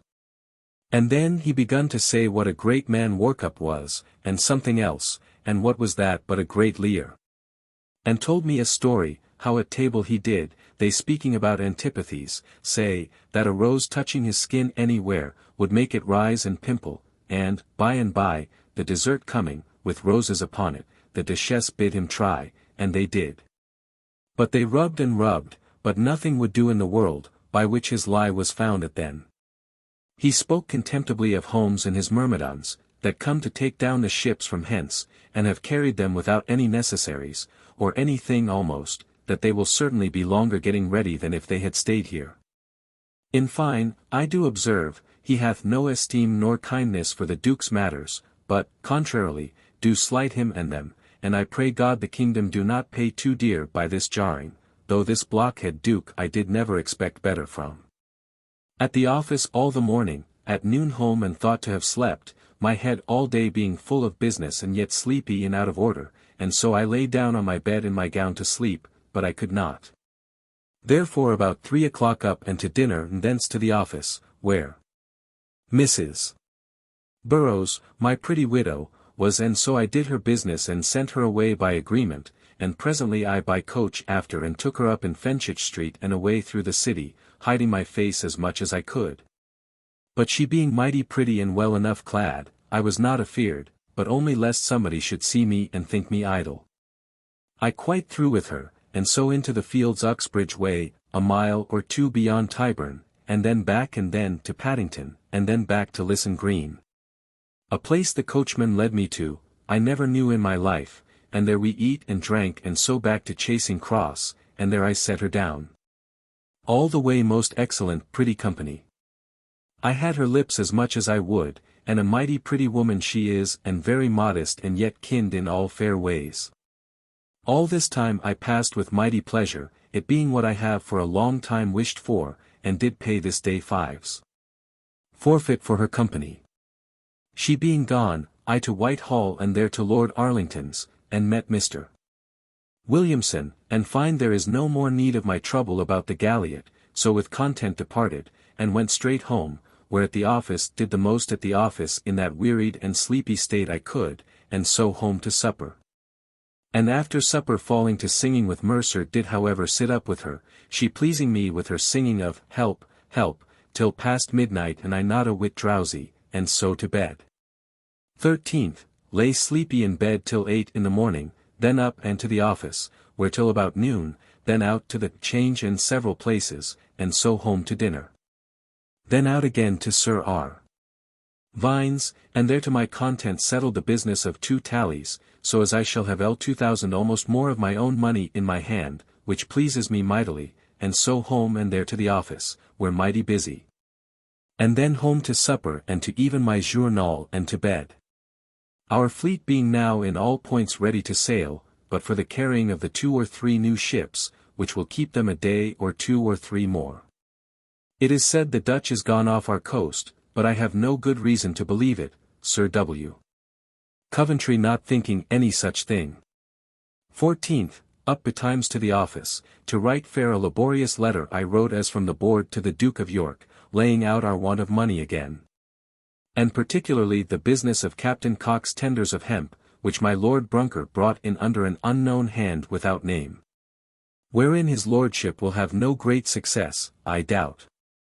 That being done, I down to Thames Street, and there agreed for 4 or 5 tons of cork, to send this day to the fleet, being a new device to make barricadoes with, instead of junkie. By this means I come to see and kiss Mr. Hill's young wife, and a blithe young woman she is. So to the office and at noon home to dinner, and then sent for young Michel and employed him all the afternoon about weighing and shipping off of the cork, having by this means an opportunity of getting him 30 or 40s. Having set him a-doing, I home and to the office very late, very busy, and did indeed dispatch much business, and so to supper and to bed. After a song in the garden, which, and after dinner, is now the greatest pleasure I take, and indeed do please me mightily, to bed, after washing my legs and feet with warm water in my kitchen. This evening I had Davila 737 brought home to me, and find it a most excellent history as ever I read. 15th, Lord's Day. Up, and to church, where our lecturer made a sorry silly sermon, upon the great point of proving the truth of the Christian religion. Home and had a good dinner, expecting Mr. Hunt, but there comes only young Michel and his wife, whom my wife concurs with me to be a pretty woman, and with her husband is a pretty innocent couple. Mightily pleasant we were, and I mightily pleased in her company and to find my wife so well pleased with them also. After dinner he and I walked to Whitehall, not being able to get a coach. He to the Abbey, and I to Whitehall, but met with nobody to discourse with, having no great mind to be found idling there, and be asked questions of the fleet, so walked only through to the park, and there, it being mighty hot nigh weary, lay down by the canal, upon the grass, and slept a while, and was thinking of a lampoon which hath run in my head this week, to make upon the late fight at sea, and the miscarriages there. But other businesses put it out of my head. Having lain there a while, I then to the Abbey and there called Michel, and so walked in great pain, having new shoes on, as far as Fleet Street and there got a coach, and so in some little ease home and there drank a great deal of small beer. And so took up my wife and Betty Michel and her husband, and away into the fields, to take the air, as far as beyond Hackney, and so back again, in our way drinking a great deal of milk, which I drank to take away my heartburn, wherewith I have of late been mightily troubled, but all the way home I did break abundance of wind behind, which did presage no good but a great deal of cold gotten. So home and supped and away went Michel and his wife, of whom I stole 2 or 3 salutes, and so to bed in some pain and in fear of more, which accordingly I met with. For I was in mighty pain all night long of the wind griping of my belly and making of me shit often and vomit too, which is a thing not usual with me, but this I impute to the milk that I drank after so much beer, but the cold to my washing my feet the night before. 16th, lay in great pain in bed all the morning and most of the afternoon, being in much pain, making little or no water, and indeed having little within to make any with. And had great twinges with the wind all the day in my belly with wind, and a looseness with it, which however made it not so great as I have heretofore had it. A wonderful dark sky, and shower of rain this morning, which at Harwich proved so too with a shower of hail as big as walnuts. I had some broth made me to drink, which I love, only to fill up room. Up in the afternoon, and passed the day with Balty, who is come from sea for a day or 2 before the fight, and I perceive could be willing fairly to be out of the next fight, and I cannot much blame him, he having no reason by his place to be there. However, would not have him to be absent, manifestly to avoid being there. At night grew a little better and took a glister of sack, but taking it by halves it did me not much good, I taking but a little of it.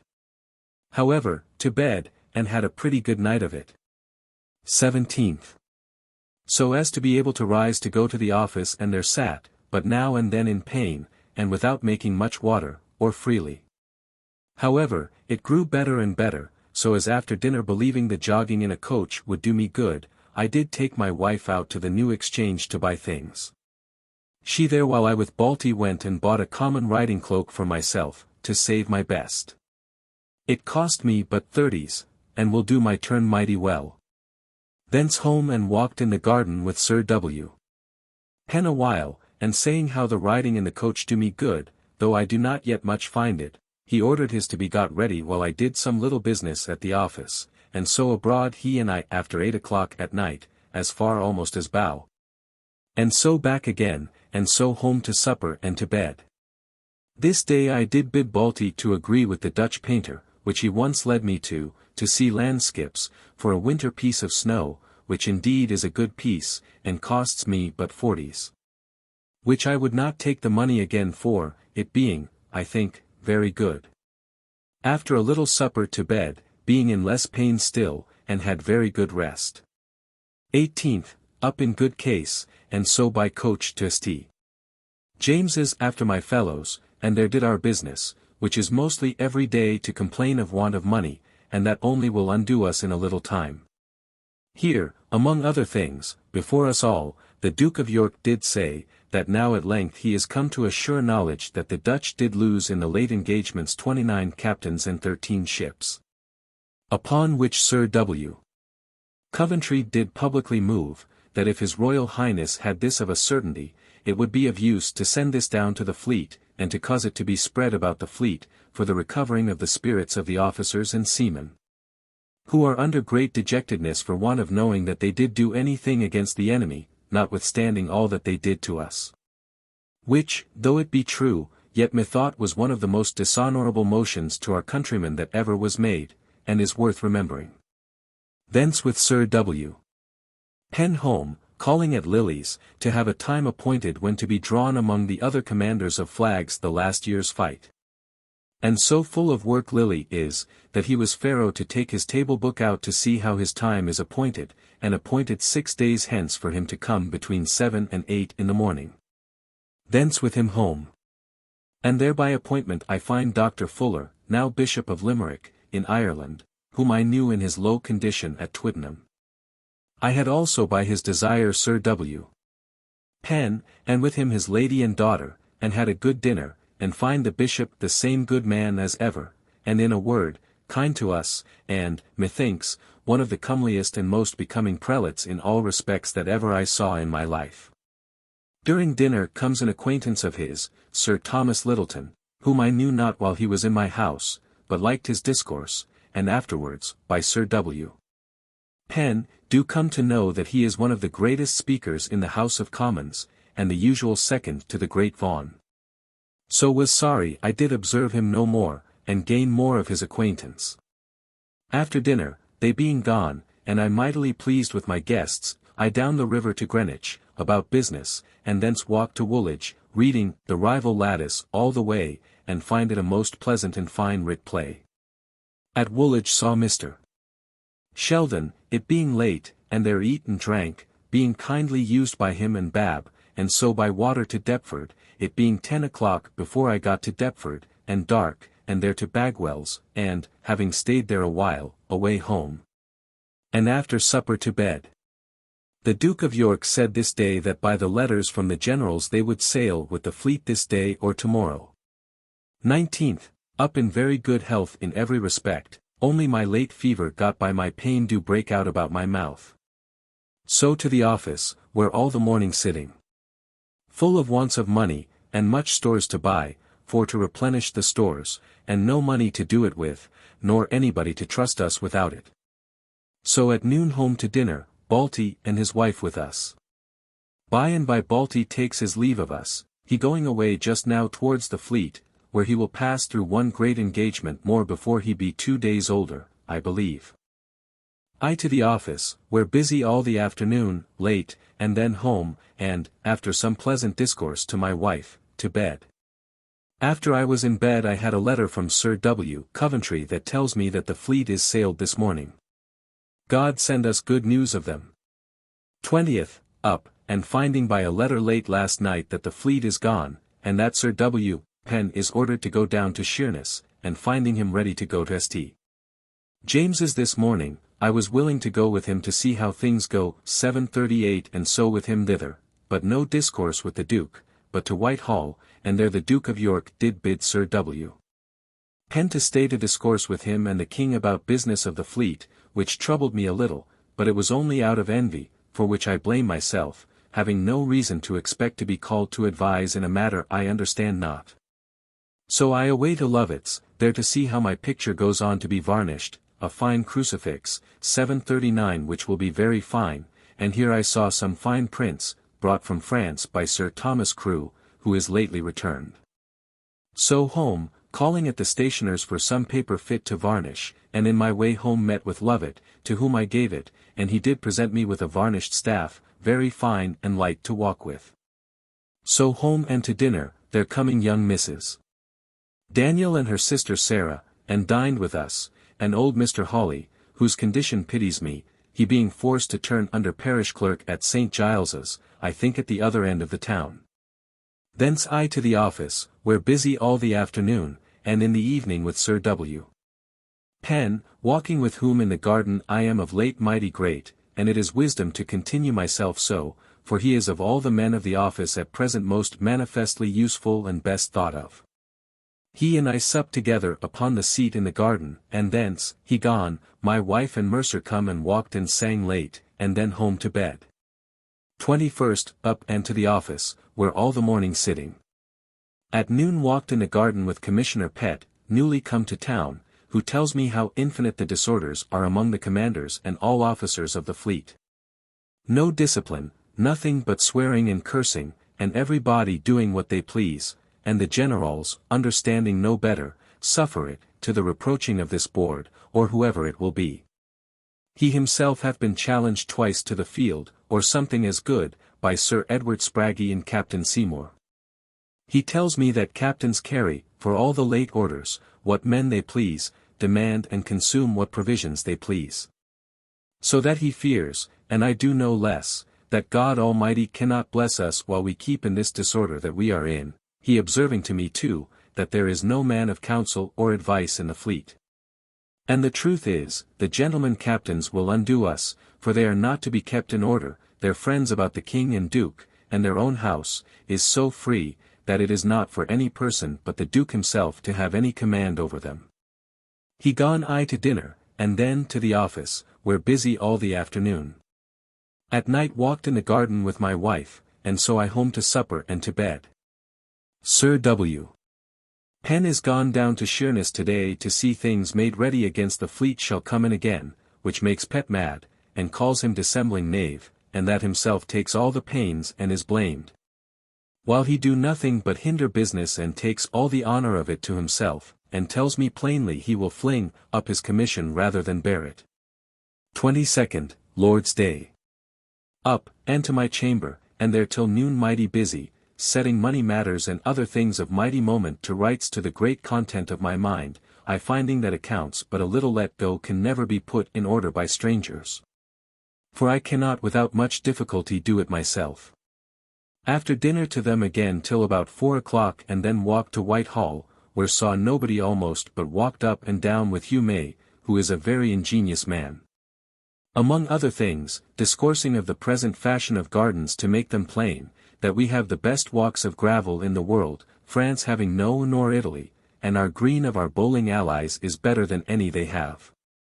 So our business here being air, this is the best way, only with a little mixture of statues, or pots, which may be handsome, and so filled with another pot of such and such a flower or green as the season of the year will bear.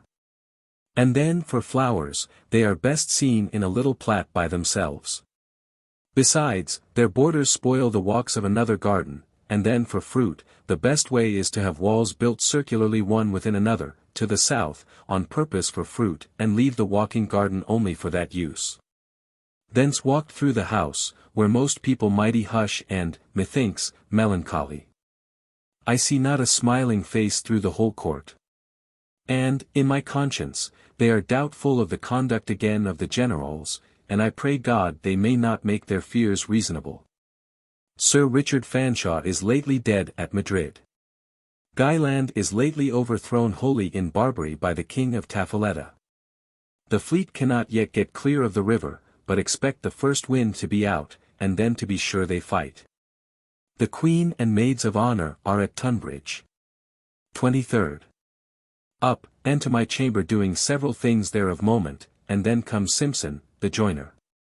And he and I with great pains contriving presses to put my books up in, they now growing numerous, and lying one upon another on my chairs, I lose the use to avoid the trouble of removing them, when I would open a book.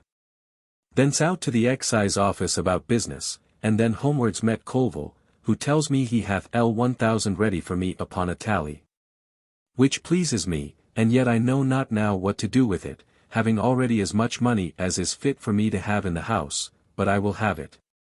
I did also meet Alderman Bacule, who tells me of the hard usage he now finds from Mr. Fun, in not getting him a bill or two paid, now that he can be no more useful to him. Telling me that what by his being abroad and Shaw's death he hath lost the ball, but that he doubts not to come to give a kicka at it still, and then he shall be wiser and keep it while he hath it.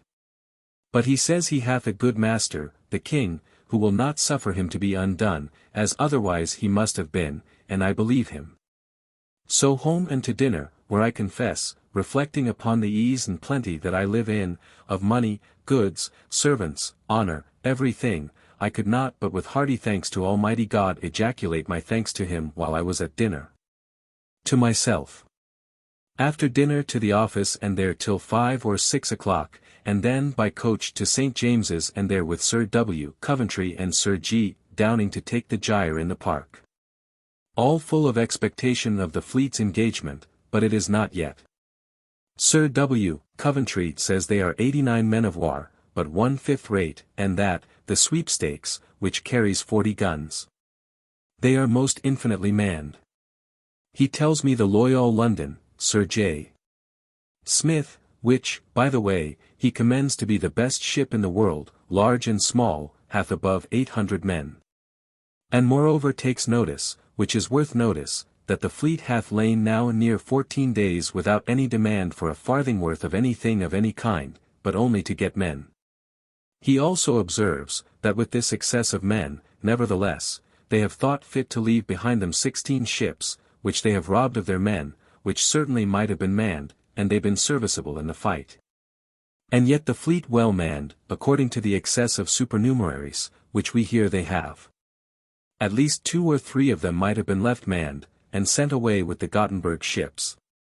They conclude this to be much the best fleet, for force of guns, greatness and number of ships and men, that ever England did see. Being, as Sir W. Coventry reckons, besides those left behind, 89 men of war and 20 fireships, though we cannot hear that they have with them above 18. The French are not yet joined with the Dutch, which do dissatisfy the Hollanders, and if they should have a defeat, will undo de wit, the people generally of Holland do hate this league with France.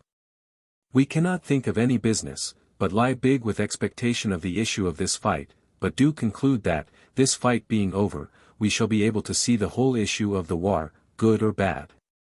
So homeward, and walked over the park St. James's, with Sir G. Downing, and at Whitehall took a coach, and there to supper with much pleasure and to bed. 24th. Up, and to the office, where little business done, our heads being full of expectation of the fleet's being engaged, but no certain notice of it, only Shepherd in the Duke's yacht left them yesterday morning within a league of the Dutch fleet. And making after them, they standing into the sea.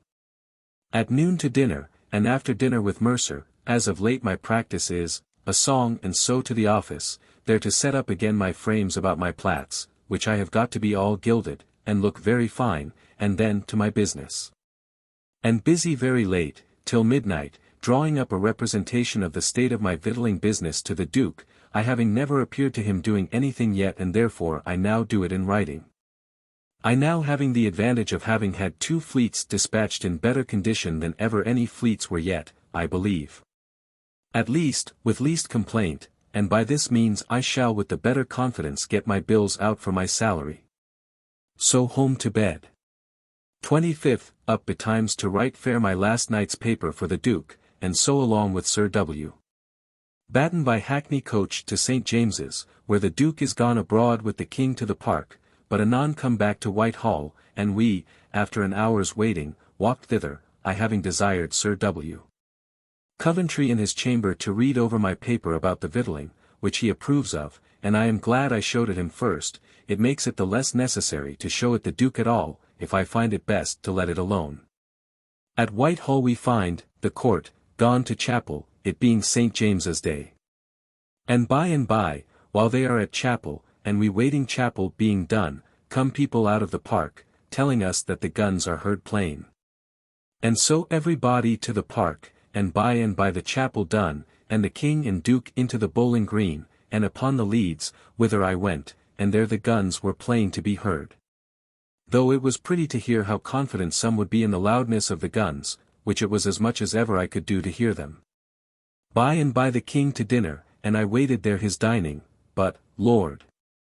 How little I should be pleased, I think, to have so many people crowding about me, and among other things it astonished me to see my Lord Berkshire waiting at table, and serving the King drink, in that dirty pickle as I never saw a man in my life. Here I met Mr.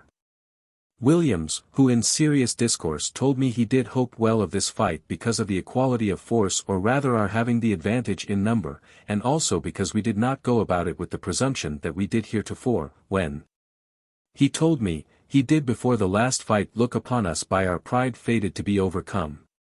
He would have me to dine where he was invited to dine, at the back stairs. So after the king's meat was taken away, we thither. But he could not stay, but left me there among 2 or 3 of the king's servants, where we dined with the meat that come from his table. Which was most excellent, with most brave drink cooled in ice, which at this hot time was welcome, and I drinking no wine, had metheglin for the king's own drinking, which did please me mightily. Thence, having dined mighty nobly, I away to Mrs. Martin's new lodgings, where I find her, and was with her close, but, Lord, how big she is already. She is, at least seems, in mighty trouble for her husband at sea, when I am sure she cares not for him, and I would not undeceive her, though I know his ship is one of those that is not gone, but left behind without men. Thence to Whitehall again to hear news, but found none, so back toward Westminster, and there met Mrs. Burrows, whom I had a mind to meet, but being undressed did appear a mighty ordinary woman. Thence by water home, and out again by coach to Lovett's to see my crucifix, which is not done. So to Whitehall again to have met Sir G. Carteret, but he is gone, abroad, so back homewards, and seeing Mr.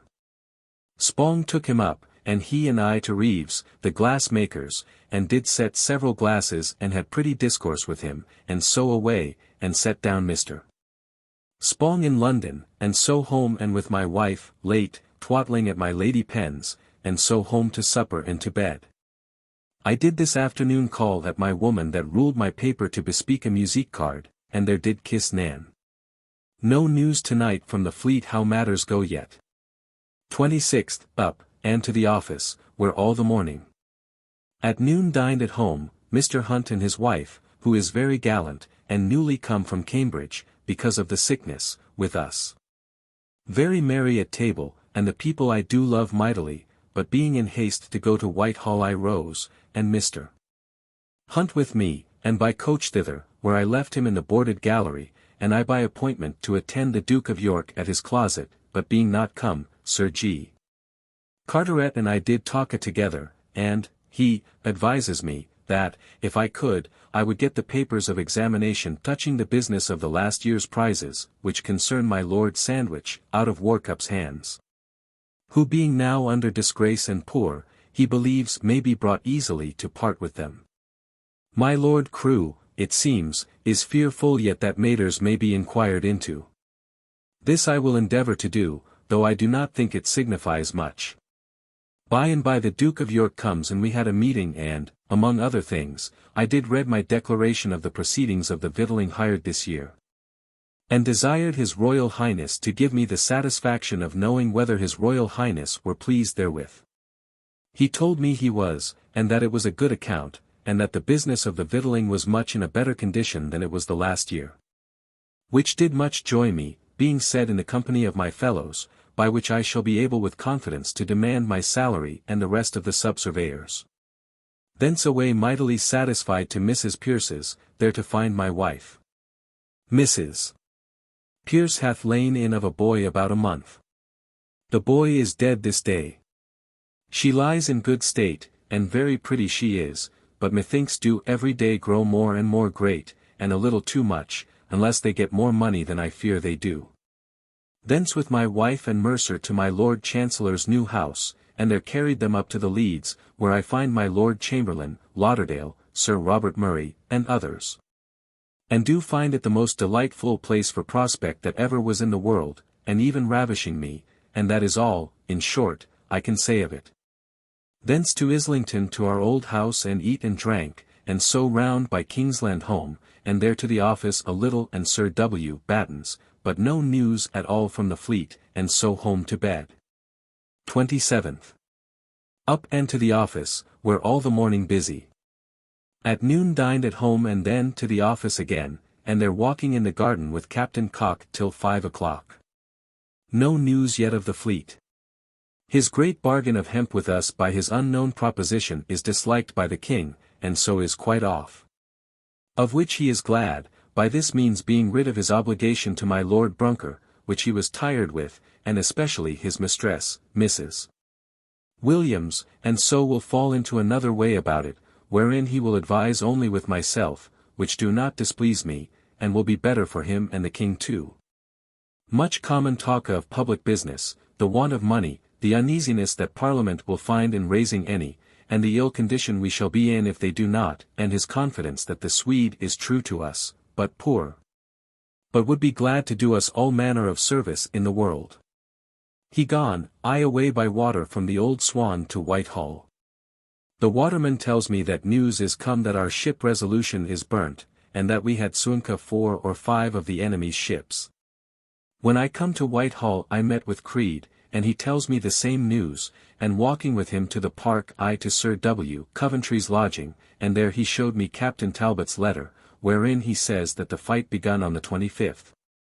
That our white squadron begun with one of the Dutch squadrons, and then the red with another so hot that we put them both to giving way, and so they continued in pursuit all the day. And as long as he stayed with them, that the blue fell to the Zealand squadron. And after a long dispute, he against 2 or 3 great ships, he received 8 or 9 dangerous shots, and so come away, and says, he saw the Resolution burned by one of their fire ships, and 4 or 5 of the enemy's.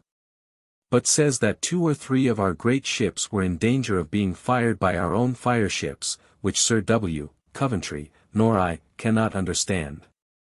But upon the whole, he and I walked 2 or 3 turns in the park under the great trees, and do doubt that this gallant is come away a little too soon, having lost never a mast nor sail. And then we did begin to discourse of the young gentlemen captains, which he was very free with me in speaking his mind of the unruliness of them. And what a loss the king hath of his old men, and now of this Hannum, of the Resolution, if he be dead, and that there is but few old sober men in the fleet, and if these few of the flags that are so should die. He fears some other gentlemen captains will get in, and then what a council we shall have, God knows. He told me how he is disturbed to hear the commanders at sea called cowards here on shore, and that he was yesterday concerned publicly at a dinner to defend them, against somebody that said that not above 20 of them fought as they should do. And indeed it is derived from the Duke of Albemarle himself, who wrote so to the king and duke, and that he told them how they fought 4 days, 2 of them with great disadvantage. The Count de Guiche, who was on board de Ruyter, writing his narrative home in French of the fight, do lay all the honor that may be upon the English courage above the Dutch, and that he himself, Sir W.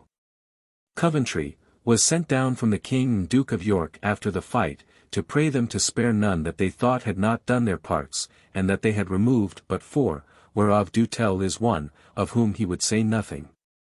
But, it seems, the Duke of York hath been much displeased at his removal, and hath now taken him into his service, which is a plain affront to the Duke of Albemarle, and 2 of the others, Sir W. Coventry did speak very slenderly of their faults.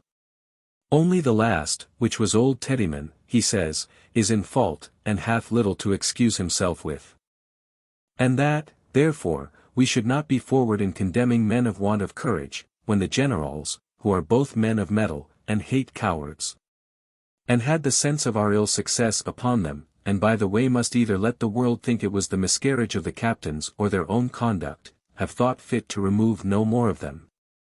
When desired by the King and Duke of York to do it, without respect to any favour any of them can pretend to in either of them. At last we concluded that we never can hope to beat the Dutch with such advantage as now in number and force and a fleet in want of nothing. And he hath often repeated now and at other times industriously that many of the captains have, declared that they want nothing, and again, that they did lie 10 days together at the Nore without demanding of any thing in the world but men. And of them they afterward, when they went away, the generals themselves acknowledged that they have permitted several ships to carry supernumeraries, but that if we do not speed well, we must then play small games and spoil their trade in small parties. And so we parted, and I, meeting Creed in the park again, did take him by coach and to Islington, thinking to have met my Lady Pen and wife, but they were gone, so we eat and drank and away back, setting him down in Cheapside and I home. And there after a little while making of my tune to, it is decreed, to bed. 28th, up, and to the office, where no more news of the fleet than was yesterday. Here we sat and at noon to dinner to the Pope's Head, where my Lord Brunker and his mistress dined and Commissioner Pett, Dr. Charlton, and myself, entertained with a venison pasty by Sir W. Warren. Here very pretty discourse of Dr. Charlton's, concerning nature's fashioning every creature's teeth according to the food she intends them. And that men's, it is plain, was not for flesh, but for fruit, and that he can at any time tell the food of a beast unknown by the teeth. My Lord Brunker made one or two objections to it, that creatures find their food proper for their teeth rather than that the teeth were fitted for the food, but the doctor, I think, did well observe that creatures do naturally and from the first, before they have had experience to try, do love such a food rather than another, and that all children love fruit, and none brought to flesh, but against their wills at first. Thence with my Lord Brunker to Whitehall, where no news. So to St. James's to Sir W. Coventry, and there hear only of the Breda as being come in, and gives the same small account that the other did yesterday, so that we know not what is done by the body of the fleet at all, but conceive great reason to hope well. Thence with my lord to his coach house, and there put in his 6 horses into his coach, and he and I alone to Highgate. All the way going and coming I learning of him the principles of optics, and what it is that makes an object seem less or bigger, and how much distance do lessen an object, and that it is not the eye at all, or any rule in optiques that can tell distance, but it is only an act of reason comparing of one mark with another, which did both please and inform me mightily. Being come thither we went to my Lord Lauderdale's house to speak with him, about getting a man at Leith to join with one we employ to buy some prize goods for the king. We find him, and his lady and some Scotch people at supper.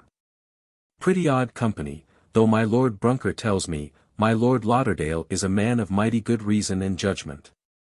But at supper there played one of their servants upon the violin some Scotch tunes only. Several, and the best of their country, as they seem to esteem them, by their praising and admiring them, but, Lord, the strangest air that ever I heard in my life, and all of one cast. But strange to hear my Lord Lauderdale say himself that he had rather hear a cat mew, than the best musique in the world, and the better the musique, the more sick it makes him. And that of all instruments, he hates the lute most, and next to that, the bagpipe. Thence back with my lord to his house, all the way good discourse, informing of myself about optiques still, and there left him and by a hackney home, and after writing 3 or 4 letters, home to supper and to bed. 29th, Lord's Day. Up and all the morning in my chamber making up my accounts in my book with my father and brother and stating them. Towards noon before sermon was done at church comes news by a letter to Sir W. Batten, to my hand, of the late fight, which I sent to his house, he at church. But, Lord, with what impatience I stayed till sermon was done, to know the issue of the fight, with 1,000 hopes and fears and thoughts about the consequences of either. At last sermon is done and he come home, and the bells immediately rung soon as the church was done. But coming, to Sir W. Batten to know the news, his letter said nothing of it, but all the town is full of a victory. By and by a letter from Sir W. Coventry tells me that we have the victory. Beat them into the Wheelings. 740 had taken 2 of their great ships, but by the orders of the generals they are burned. This being, methought, but a poor result after the fighting of 2 so great fleets, and 4 days having no tidings of them, I was still impatient, but could know no more. So away home to dinner, where Mr. Spong and Reeves dined with me by invitation. And after dinner to our business of my microscope to be shown some of the observables of that, and then down to my office to look in a dark room with my glasses and tube, and most excellently things appeared indeed beyond imagination. This was our work all the afternoon, trying the several glasses and several objects, among others, one of my plates, where the lines appeared so very plain that it is not possible to think how plain it was done. Then satisfied exceedingly with all this we home and to discourse many pretty things, and so stayed out the afternoon till it began to be dark, and then they away and I to Sir W. Batten, where the lieutenant of the Tower was, and Sir John Minns, and the news I find is no more or less than what I had heard before. Only that our blue squadron, it seems, was pursued the most of the time, having more ships, a great many, than its number allotted to her share. Young Seymour is killed, the only captain slain. The Resolution burned. But, as they say, most of her crew and commander saved. This is all, only we keep the sea, which denotes a victory, or at least that we are not beaten, but no great matters to brag of, God knows. So home to supper and to bed. 30th. Up, and did some business in my chamber, then by and by comes my boy's lute master, and I did direct him hereafter to begin to teach him to play his part on the theorbo, which he will do, and that in a little time I believe.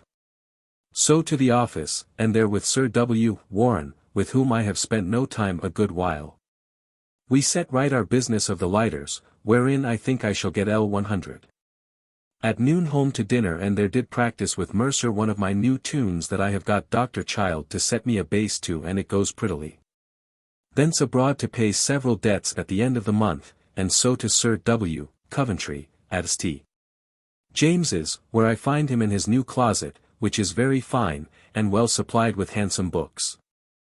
I find him speak very slightly of the late victory, dislikes their staying with the fleet up their coast, believing that the Dutch will come out in 14 days, and then we with our unready fleet, by reason of some of the ships being maimed, shall be in bad condition to fight them upon their own coast, is much dissatisfied with the great number of men, and their fresh demands of 24 victualling ships, they going out but the other day as full as they could stow. I asked him whether he did never desire an account of the number of supernumeraries, as I have done several ways, without which we shall be in great error about the victuals. He says he has done it again and again, and if any mistake should happen they must thank themselves. He spoke slightly of the Duke of Albemarle, saying, when de Ruyter come to give him a broadside, now, says he, chewing of tobacco the while, will this fellow come and give me 2 broadsides, and then he will run. But it seems he held him to it 2 hours, till the Duke himself was forced to retreat to refit, and was towed off, and de Ruyter stayed for him till he come back again to fight. One in the ship saying to the Duke, Sir, methinks de Ruyter hath given us more than 2 broadsides. Well, says the Duke, but you shall find him run by, and so he did, says Sir W. Coventry. But after the Duke himself had been first made to fall off. The Resolution had all brass guns, being the same that Sir J. Lawson had in her in the Straits. It is observed that the 2 fleets were even in number to 1 ship. Thence home. And to sing with my wife and Mercer in the garden, and coming in I find my wife plainly dissatisfied with me, that I can spend so much time with Mercer, teaching her to sing, and could never take the pains with her. Which I acknowledge. But it is because that the girl do take musique mighty readily, and she do not, and musique is the thing of the world that I love most, and all the pleasure almost that I can now take. So to bed in some little discontent, but no words from me. 31st, good friends in the morning up to the office, where sitting all the morning, and while at table we were mightily joyed with news brought by Sir J. Minns and Sir W. Batten of the death of de Ruyter, but when Sir W. Coventry come, he told us there was no such thing, which quite dashed me again, though, God forgive me. I was a little sorry in my heart before lest it might give occasion of too much glory to the Duke of Albemarle. Great bandying this day between Sir W. Coventry and my Lord Brunker about Captain Cock, which I am well pleased with, while I keep from any open reliance on either side, but rather on Sir W. Coventry's. At noon had a haunch of venison boiled and a very good dinner besides, there dining with me on a sudden invitation the 2 maiden sisters, Bateliers, and their elder brother, a pretty man, understanding and well discoursed. Much pleased with his company. Having dined myself I rose to go to a committee of Tangier, and did come thither time enough to meet Povey and Creed and none else. The court being empty, the king being gone to Tunbridge, and the Duke of York hunting. I had some discourse with Povey, who is mightily discontented, I find, about his disappointments at court, and says, of all places, if there be hell, it is here. No faith, no truth, no love, nor any agreement between man and wife, nor friends. He would have spoke broader, but I put it off to another time, and so parted. Then with Creed and read over with him the narrative of the late fight, which he makes a very poor thing of, as it is indeed, and speaks most slightingly of the whole matter. Povey discoursed with me about my Lord Peterborough's L50 which his man did give me from him, the last year's salary I paid him, which he would have Povey pay him again. But I have not taken it to myself yet, and therefore will most heartily return him, and mark him out for a coxcomb. Povey went down to Mr. Williamson's, and brought me up this extract out of the Flanders letters today come, that Admiral Everson, and the Admiral and Vice-Admiral of Friesland, with many captains and men, are slain. That de Ruyter is safe, but lost 250 men out of his own ship, but that he is in great disgrace, and Trump in better favour, that Bankert's ship is burned, himself hardly escaping with a few men on board de Hayes. That 15 captains are to be tried the 7th of August, and that the hangman was sent from Flushing to assist the council of war. How much of this is true, time will shew. Thence to Westminster Hall and walked an hour with Creed talking of the late fight, and observing the ridiculous management thereof and success of the Duke of Albemarle. Thence parted and to Mrs. Martin's lodgings, and sat with her a while, and then by water home, all the way reading the narrative of the late fight in order, it may be, to the making some marginal notes upon it. At the Old Swan found my Betty Michel at the door, where I stayed talking with her a pretty while, it being dusky, and kissed her and so away home and writ my letters, and then home to supper. Where the brother and Mary Batelier are still and Mercer's 2 sisters. They have spent the time dancing this afternoon, and we were very merry, and then after supper into the garden and there walked, and then home with them and then back again, my wife and I and the girl, and sang in the garden and then to bed. Colville was with me this morning, and to my great joy I could now have all my money in, that I have in the world. But the times being open again, I think it is best to keep some of it abroad.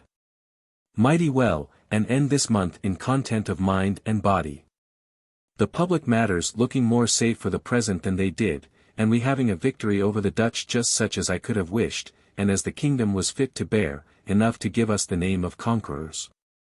And leave us masters of the sea, but without any such great matters done as should give the Duke of Albemarle any honour at all, or give him cause to rise to his former insolence. August 1666. August 1st, up betimes to the settling of my last month's accounts, and I bless God I find them very clear, and that I am worth L5700, the most that ever my book did yet make out. So prepared to attend the Duke of York as usual, but Sir W. Penn, just as I was going out, comes home from Sheerness, and held me in discourse about public business, till I come by coach too late to St.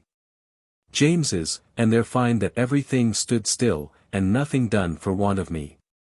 Thence walked over the park with Sir W. Coventry, who I clearly see is not thoroughly pleased with the late management of the fight, nor with anything that the generals do. Only is glad to hear that de Ruyter is out of favour, and that this fight hath cost them 5,000 men, as they themselves do report. And it is a strange thing, as he observes, how now and then the slaughter runs on one hand. There being 5,000 killed on theirs, and not above 400 or 500 killed and wounded on ours, and as many flag officers on theirs as ordinary captains in ours. There being Everson, and the Admiral and Vice-Admiral of Friesland on theirs, and Seymour, Martin, and on ours. I left him going to chapel, it being the common fast day, and the Duke of York at chapel. And I to Mrs. Martin's, but she abroad, so I sauntered to or again to the Abbey, and then to the parish church, fearful of being seen to do so, and so after the parish church was ended, I to the Swan and there dined upon a rabbit, and after dinner to Mrs.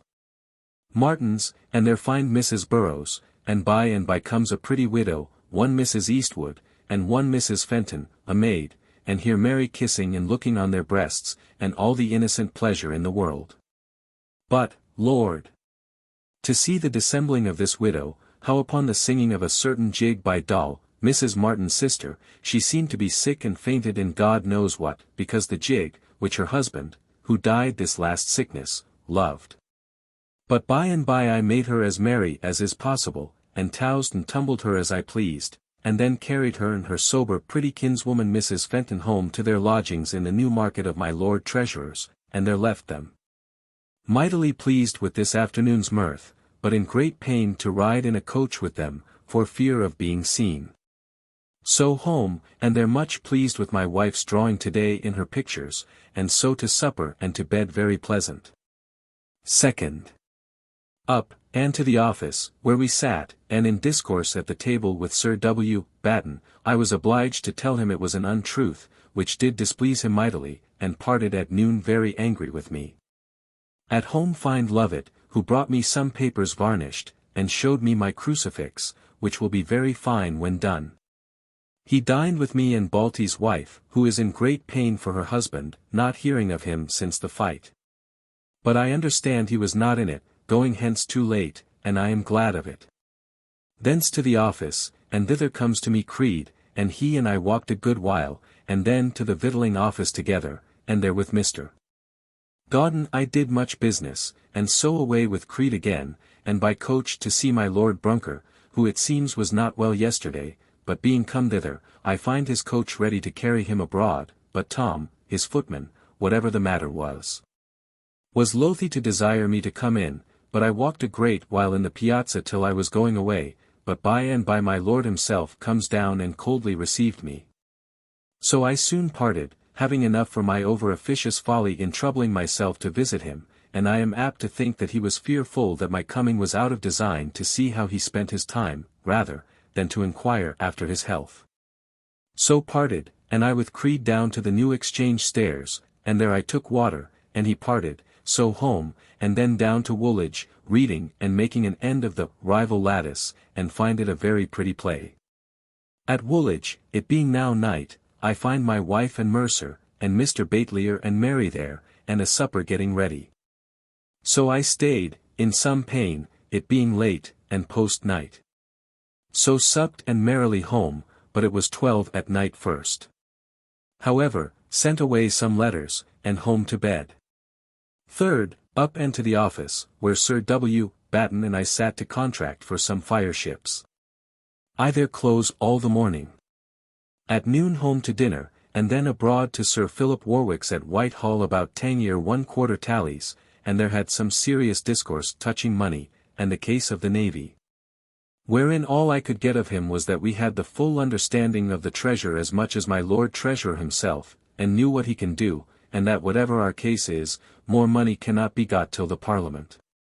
So talked of getting an account ready as soon as we could to give the Parliament, and so very melancholy parted. So I back again, calling my wife at her sister's, from whose husband we do now hear that he was safe this week, and going in a ship to the fleet from the buoy of the Nore, where he has been all this while, the fleet being gone before he got down. So home, and busy till night, and then to Sir W. Penn, with my wife, to sit and chat, and a small supper, and home to bed.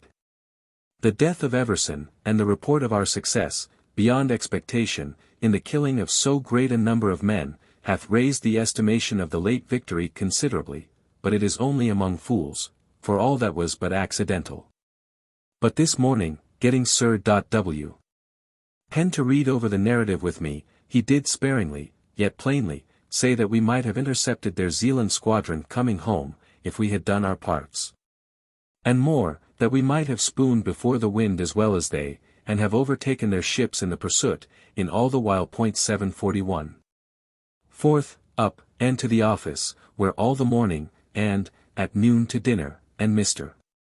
Cook dined with us, who is lately come from Hinchingbroke, Lord Hinchingbroke, who is also come to town, the family all well.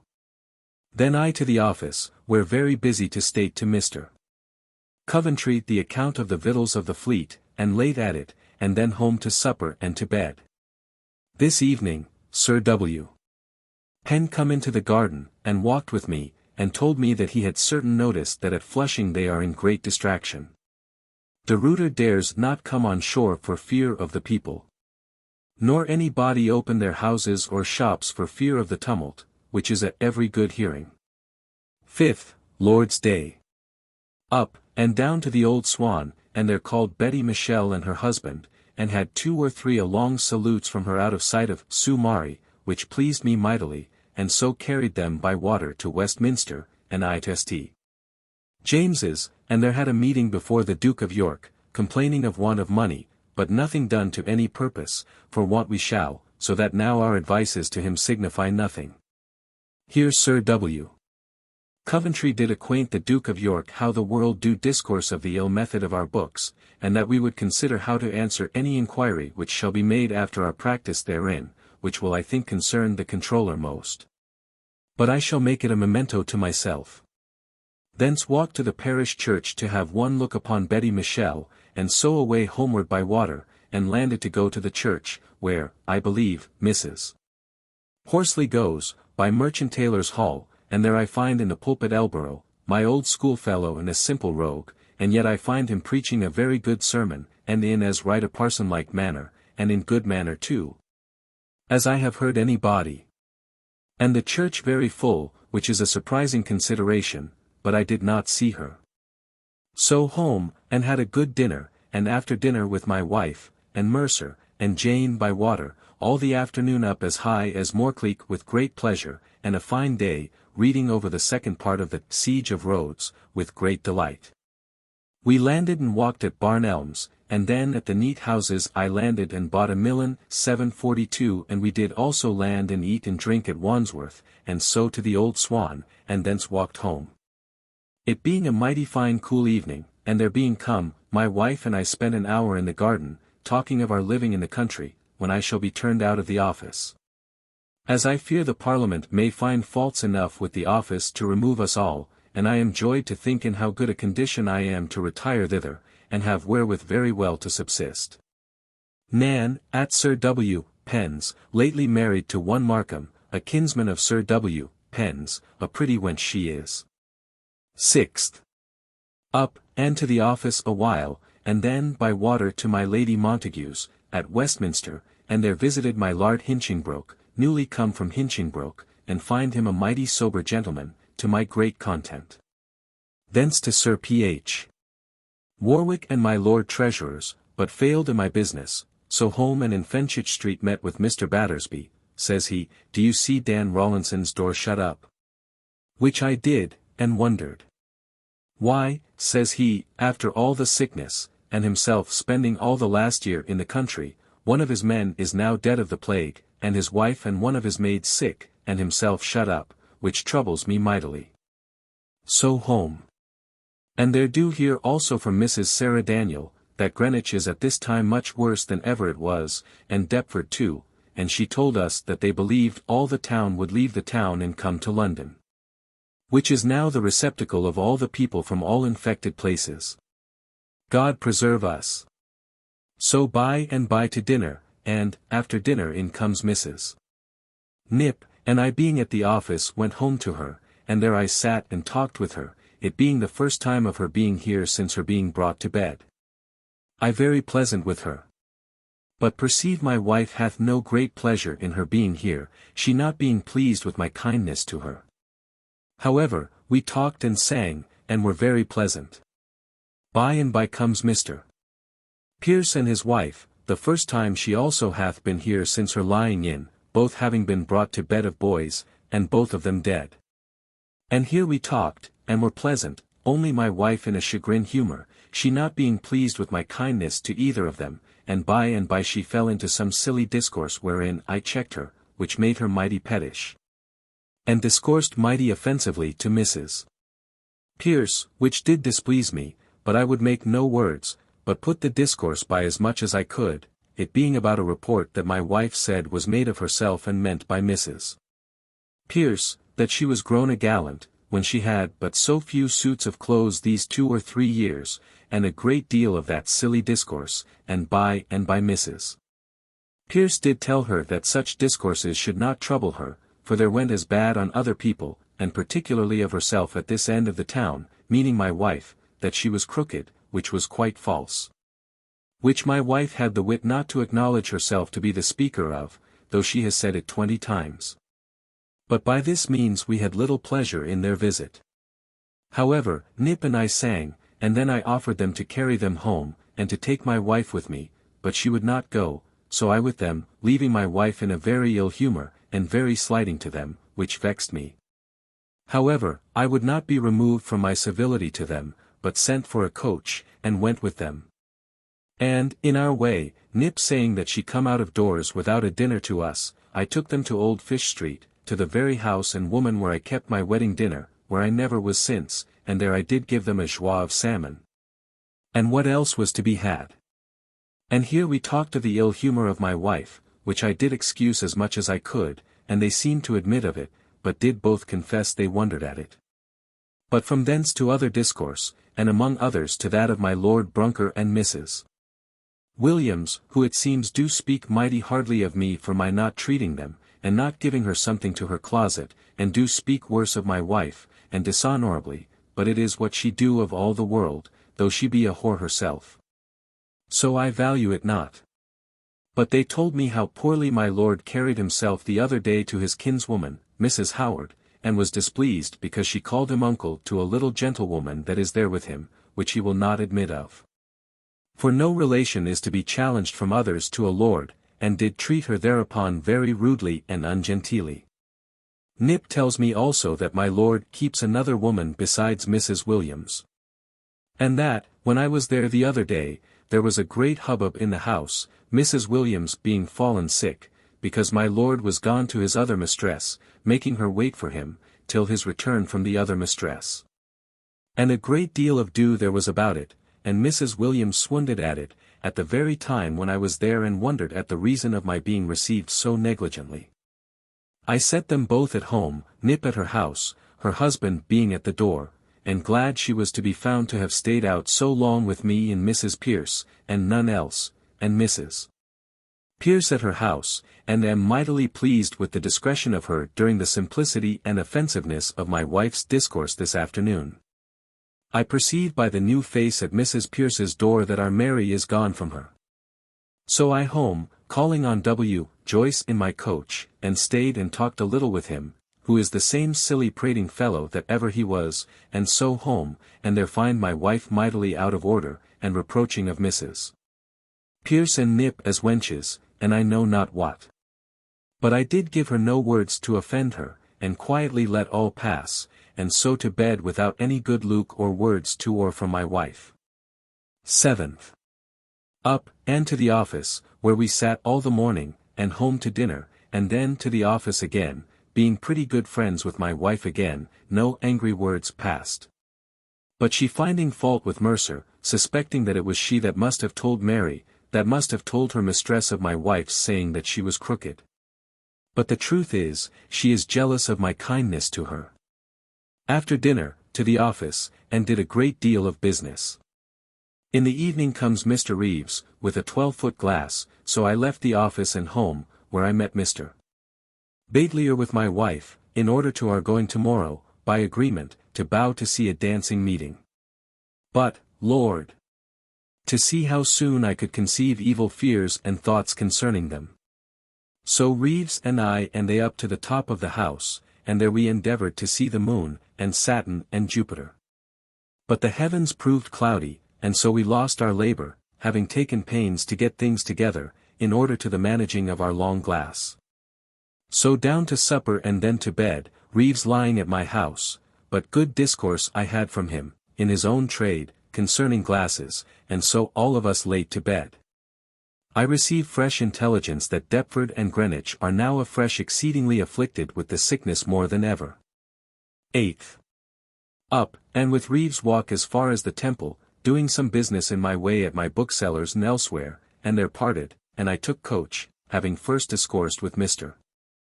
Hook a little, whom we met in the street, about the nature of sounds, and he did make me understand the nature of music, all sounds made by strings, mighty prettily. And told me that having come to a certain number of vibrations proper to make any tone, he is able to tell how many strokes a fly makes with her wings, those flies that hum in their flying, by the note that it answers to in musique during their flying. That, I suppose, is a little too much refined, but his discourse in general of sound was mighty fine. There I left them, and myself by coach to St. James's, where we attended with the rest of my fellows on the Duke, whom I found with 2 or 3 patches upon his nose and about his right eye, which come from his being struck with the bough of a tree the other day in his hunting. And it is a wonder it did not strike out his eye. After we had done our business with him, which is now but little, the want of money being such as leaves us little to do but to answer complaints of the want thereof, and nothing to offer to the Duke. The representing of our want of money being now become useless, I into the park, and there I met with Mrs. Burrows by appointment, and did agree, after discoursing of some business of hers, for her to meet me at New Exchange, while I by coach to my Lord Treasurer's, and then called at the New Exchange. And thence carried her by water to Parliament Stairs, and I to the Exchequer about my 10-year quarter tallies, and that done I took coach and to the west door of the Abbey, where she come to me. And I with her by coach to Lisson Green where we were last, and stayed an hour or 2 before dinner could be got for us, I in the meantime having much pleasure with her, but all honest. And by dinner come up, and then to my sport again, but still honest. And then took coach and up and down in the country toward Acton, and then toward Chelsea, and so to Westminster, and there set her down where I took her up, with mighty pleasure in her company, and so I by coach home, and thence to Bow.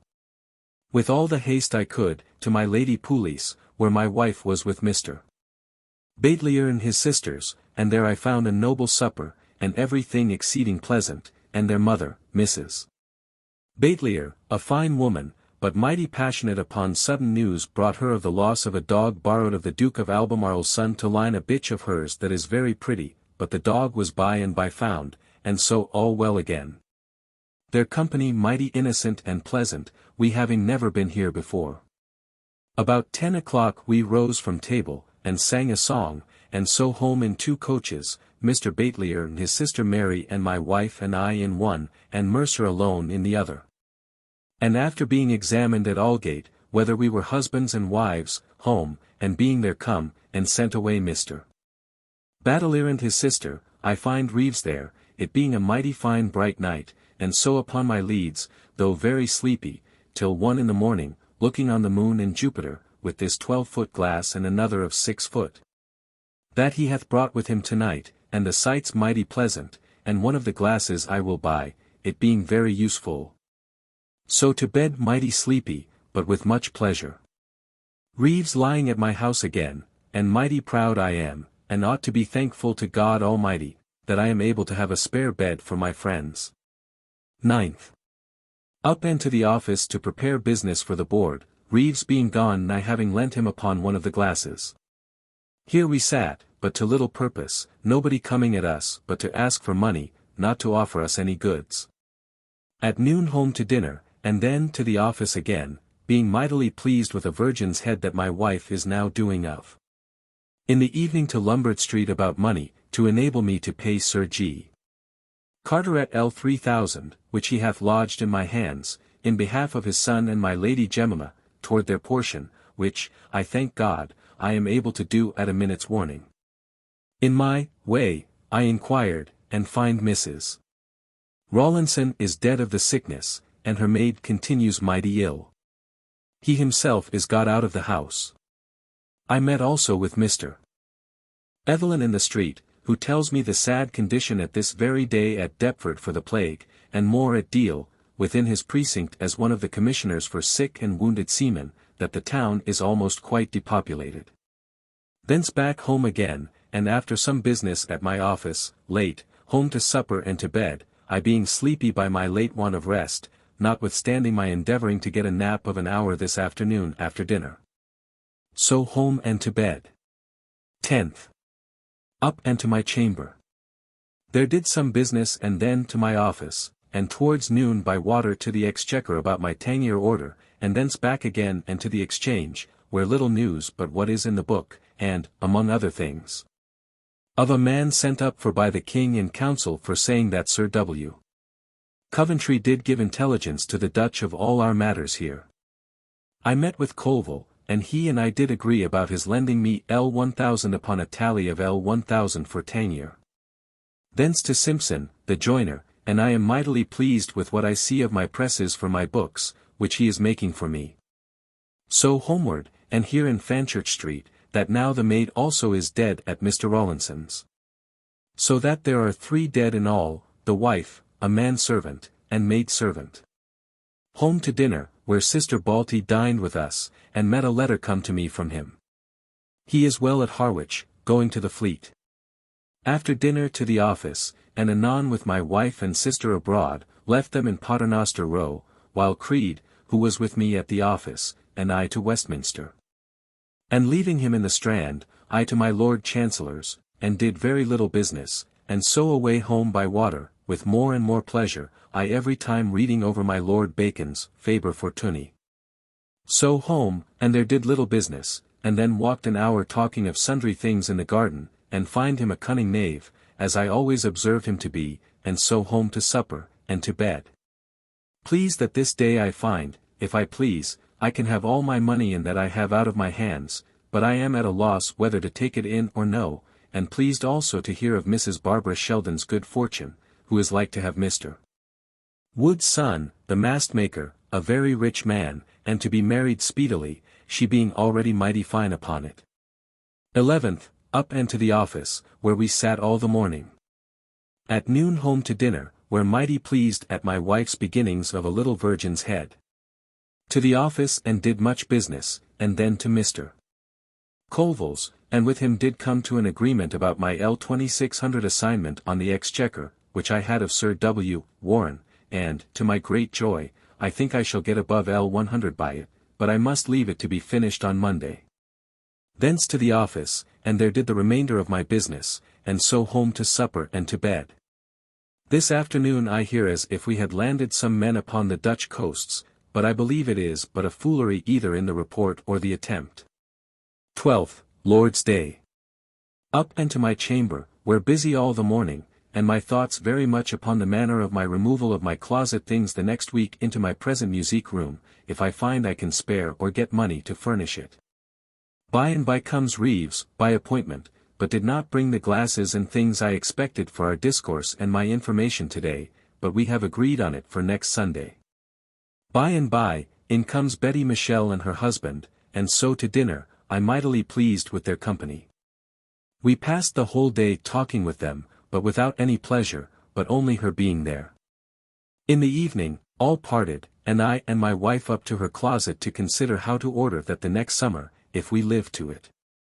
And then down to my chamber at night to examine her kitchen accounts, and there I took occasion to fall out with her for her buying a laced handkerchief and pinner without my leave. Though the thing is not much, yet I would not permit her begin to do so, lest worse should follow. From this we began both to be angry, and so continued till bed, and did not sleep friends. 13th. Up, without being friends with my wife, nor great enemies, being both quiet and silent. So out to Colville's, but he not being come to town yet, I to Paul's Churchyard, to treat with a bookbinder, to come and gild the backs of all my books, to make them handsome, to stand in my new presses, when they come. So back again to Colville's, and there did end our treaty, to my full content, about my Exchequer assignment of L2600 of Sir W. Warren's, for which I give him L170 to stand to the hazard of receiving it. So I shall get clear by it L230, which is a very good job. God be praised for it. Having done with him, then he and I took coach, and I carried him to Westminster, and there set him down, in our way speaking of several things. I find him a bold man to say anything of anybody, and finds fault with our great ministers of state that nobody looks after anything. And I thought it dangerous to be free with him, for I do not think he can keep counsel, because he blabs to me what hath passed between other people and him. Thence I to St. James's, and there missed Sir W. Coventry, but taking up Mr. Robinson in my coach, I towards London, and there in the way met Sir W. Coventry, and followed him to Whitehall, where a little discourse very kind, and so I away with Robinson, and set him down at the Change, and thence I to Stokes the goldsmith, and sent him to and again to get me L1000 in gold. And so home to dinner, my wife and I friends, without any words almost of last night. After dinner, I abroad to Stokes, and there did receive L1000 worth in gold, paying 18 1/2d. And 19d. 4 others exchange. Home with them, and there to my office to business, and anon home in the evening, there to settle some of my accounts, and then to supper and to bed. 14th, Thanksgiving Day, 7:43. Up, and comes Mr. Foley and his man, with a box of a great variety of carpenters' and joiners' tools, which I had bespoke, to me, which pleased me mightily, but I will have more. Then I abroad down to the Old Swan, and there I called and kissed Betty Michelle, and would have got her to go with me to Westminster, but I find her a little colder than she used to be, methought, which did a little molest me. So I away not pleased, and to Whitehall, where I find them at chapel, and met with Povey, and he and I together, who tells me how mad my letter makes my Lord Peterborough, and what a furious letter he hath writ to me in answer. Though it is not come yet. This did trouble me, for though there be no reason, yet to have a nobleman's mouth open against a man may do a man hurt, so I endeavoured to have found him out and spoke with him, but could not. So to the chapel, and heard a piece of the Dean of Westminster's sermon, and a special good anthem before the king, after a sermon, and then home by coach with Captain Cock, who is in pain about his hemp. Of which he says he hath bought great quantities, and would gladly be upon good terms with us for it, wherein I promise to assist him.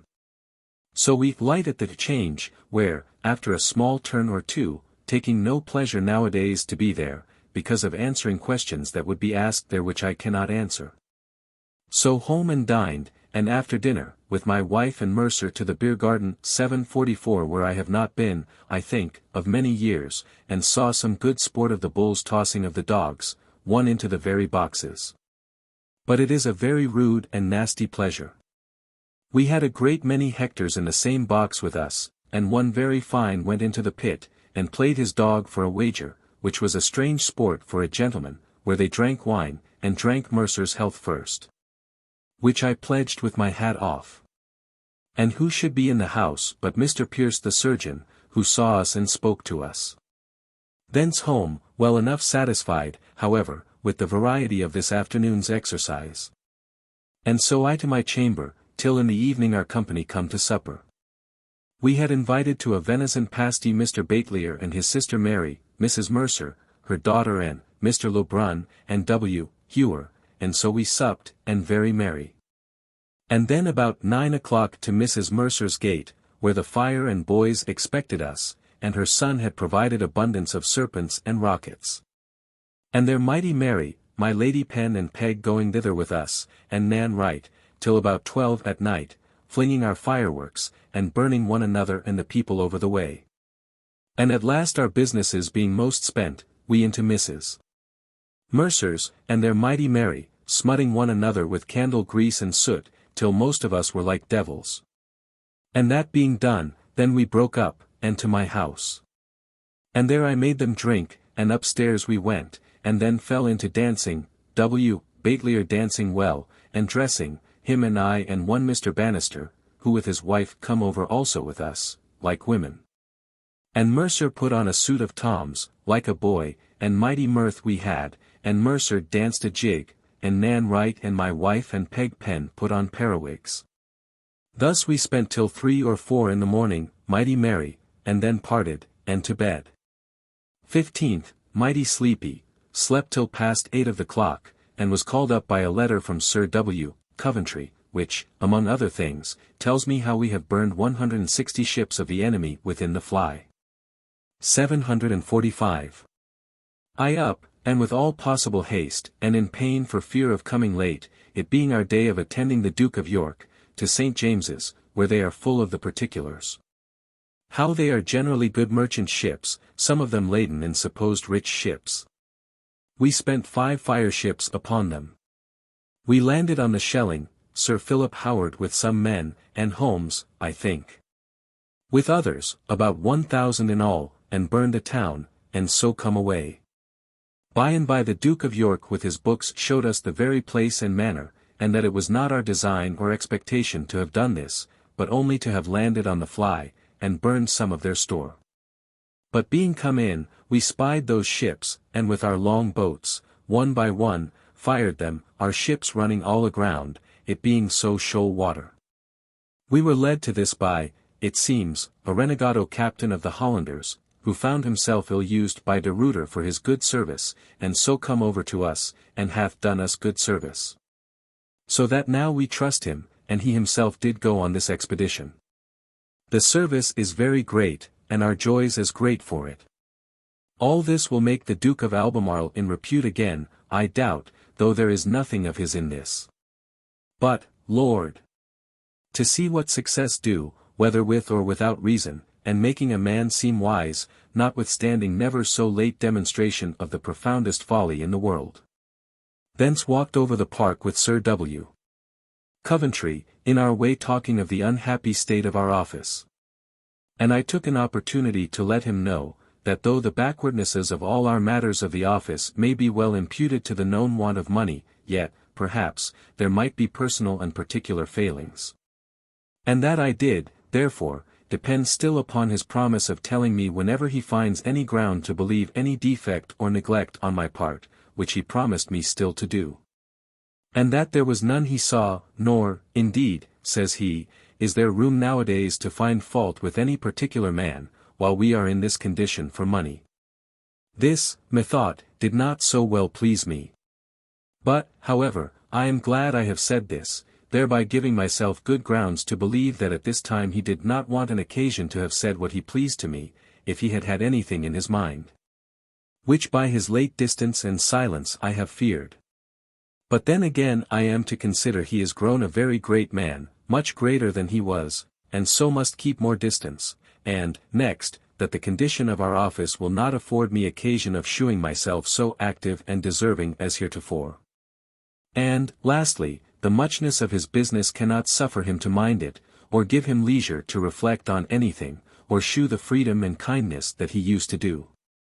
But I think I have done something considerable to my satisfaction in doing this, and that if I do but my duty remarkably from this time forward, and not neglect it, as I have of late done, and minded my pleasures, I may be as well as ever I was. Thence to the Exchequer, but did nothing, they being all gone from their offices.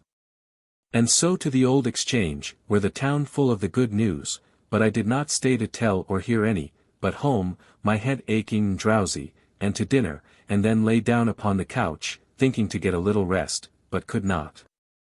So down the river, reading The Adventures of 5 Hours, which the more I read the more I admire.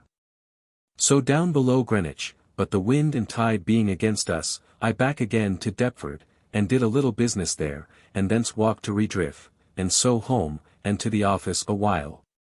In the evening comes W. Batelier and his sister, and my wife, and fair Mrs. Turner into the garden, and there we walked, and then with my Lady Pen and Peg in a doors, and eat and were merry, and so pretty late broke up, and to bed. The guns of the tower going off, and there being bonfires also in the street for this late good success.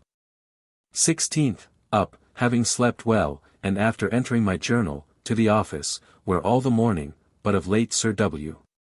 Coventry hath not come to us, he being discouraged from the little we have to do but to answer the clamours of people for money. At noon home, and there dined with me my Lady Pen only and W. Hewer at a haunch of venison boiled, where pretty merry, only my wife vexed me a little about demanding money to go with my Lady Pen to the Exchange to lay out. I to the office, where all the afternoon and very busy and doing much business. But here I had a most eminent experience of the evil of being behindhand in business. I was the most backward to begin anything, and would fain have framed to myself an occasion of going abroad, and should, I doubt, have done it, but some business coming in, one after another, kept me there. And I fell to the ridding away of a great deal of business, and when my hand was in it was so pleasing a sight to see my papers disposed of, and letters answered, which troubled my book and table, that I could have continued there with delight all night long, and did till called away by my Lady Pen and Peg and my wife to their house to eat with them. And there I went, and exceeding merry, there being Nan Wright, now Mrs. Markham, and sits at table with my lady.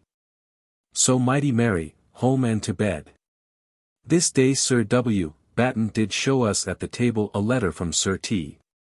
Allen, which says that we have taken 10 or 12-foot ships, since the late great expedition of burning their ships and town, laden with hemp, flax, tar, deals, and c.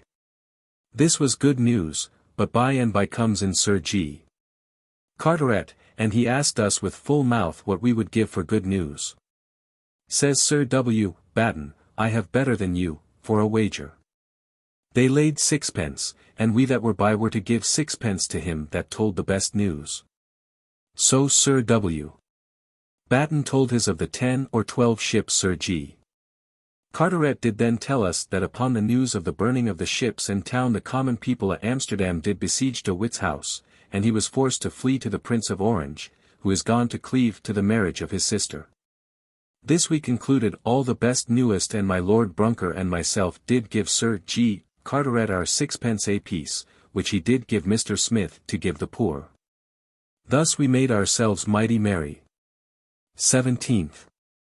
Up and betimes with Captain Irwin down by water to Woolwich, I walking alone from Greenwich thither, making an end of the Adventures of 5 Hours, which when all is done is the best play that ever I read in my life. Being come thither I did some business there and at the rope yard, and had a piece of bride cake sent me by Mrs. Barbary into the boat after me, she being here at her uncle's, with her husband, Mr. Wood's son, the mast maker, and mighty nobly married, they say, she was, very fine, and he very rich, a strange fortune for so odd a looked maid, though her hands and body be good, and nature very good, I think. Back with Captain Irwin, discoursing about the East Indies, where he hath often been. And among other things he tells me how the King of Siam seldom goes out without 30 or 40,000 people with him, and not a word spoke, nor a hum or cough in the whole company to be heard. He tells me the punishment frequently there for malefactors is cutting off the crown of their head, which they do very dexterously, leaving their brains bare, which kills them presently. He told me what I remember he hath once done heretofore, that every body is to lie flat down at the coming by of the king, and nobody to look upon him upon pain of death. And that he and his fellows, being strangers, were invited to see the sport of taking of a wild elephant, and they did only kneel, and look toward the king. Their drug German did desire them to fall down, for otherwise he should suffer for their contempt of the king. The sport being ended, a messenger comes from the king, which the drug German thought had been to have taken away his life. But it was to inquire how the strangers liked the sport. The drug German answered that they did cry it up to be the best that ever they saw, and that they never heard of any prince so great in every thing as this king. The messenger being gone back, Irwin and his company asked their drug German what he had said, which he told them. But why, say they, would you say that without our leave, it being not true? It is no matter for that, says he, I must have said it, or have been hanged, for our king do not live by meat, nor drink, but by having great lies told him. In our way back we come by a little vessel that come into the river this morning, and says he left the fleet in Sole Bay, and that he hath not heard, he belonging to Sir W. Jennings, in the fleet, of any such prizes taken as the 10 or 12 I inquired about, and said by Sir W. Batten yesterday to be taken, so I fear it is not true. So to Westminster, and there, to my great content, did receive my L2000 of Mr. Spicer's telling, which I was to receive of Colville, and brought it home with me, to my house by water, and there I find one of my new presses for my books brought home, which pleases me mightily. As, also, do my wife's progress upon her head that she is making. So to dinner, and thence abroad with my wife, leaving her at unthanks, I to Whitehall, waiting at the council door till it rose, and there spoke with Sir W. Coventry, who and I do much fear our victuallers, they having missed the fleet in their going. But Sir W. Coventry says it is not our fault, but theirs, if they have not left ships to secure them. This he spoke in a chagrined sort of way, methought. After a little more discourse of several businesses, I away homeward, having in the gallery the good fortune to see Mrs. Stewart, who is grown a little too tall, but is a woman of most excellent features. The narrative of the late expedition in burning the ships is in print, and makes it a great thing, and I hope it is so. So took up my wife and home, there I to the office, and thence with Simpson the joiner home to put together the press he hath brought me for my books this day, which pleases me exceedingly. Then to Sir W. Batten's, where Sir Richard Ford did very understandingly, methought, give us an account of the origin all of the Hollands Bank 746 and the nature of it, and how they do never give any interest at all to any person that brings in their money. Though what is brought in upon the public faith interest is given by the state for the unsafe condition of a bank under a monarch, and the little safety to a monarch to have any, or corporation alone, as London in answer to Amsterdam, to have so great a wealth or credit, it is, that makes it hard to have a bank here. And as to the former, he did tell us how it sticks in the memory of most merchants how the late king, when by the war between Holland and France and Spain all the bullion of Spain was brought hither, 1/3 of it to be coined. And indeed it was found advantageous to the merchant to coin most of it, was persuaded in a strait by my Lord Coddington to seize upon the money in the Tower, which, though in a few days the merchants concerned did prevail to get it released, yet the thing will never be forgot. So home to supper and to bed, understanding this evening, since I come home, that our victuallers are all come into the fleet, which is good news.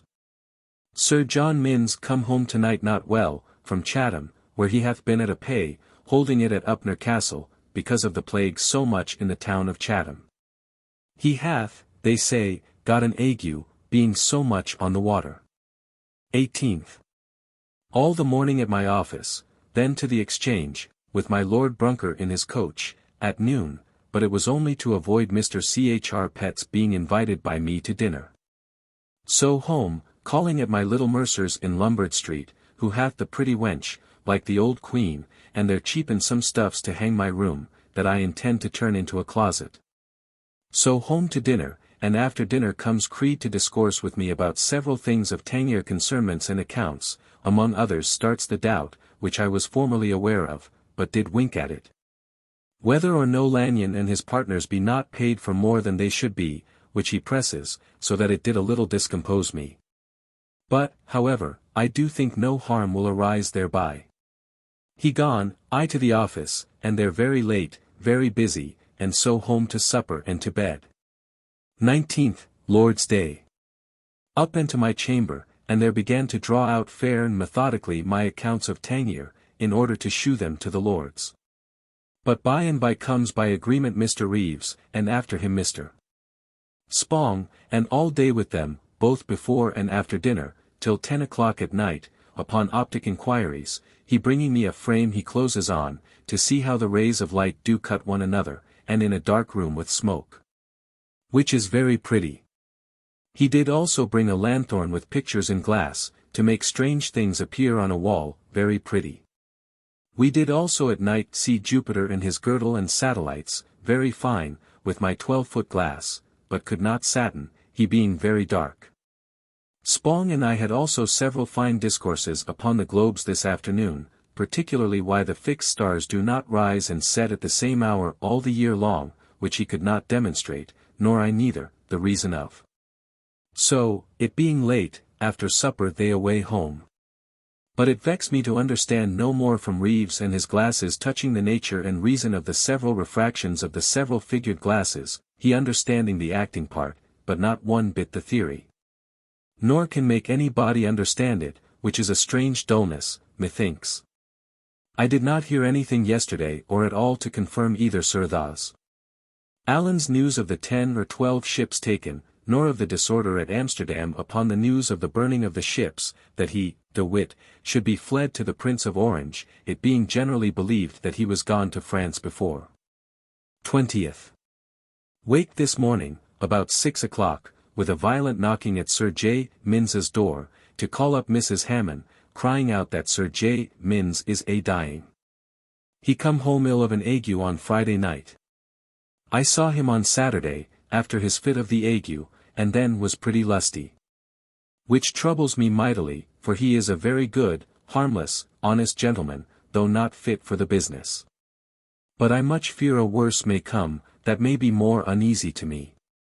Up, and to Deptford by water, reading Othello, more of Venice, which I ever heretofore esteemed a mighty good play, but having so lately read The Adventures of 5 Hours, it seems a mean thing.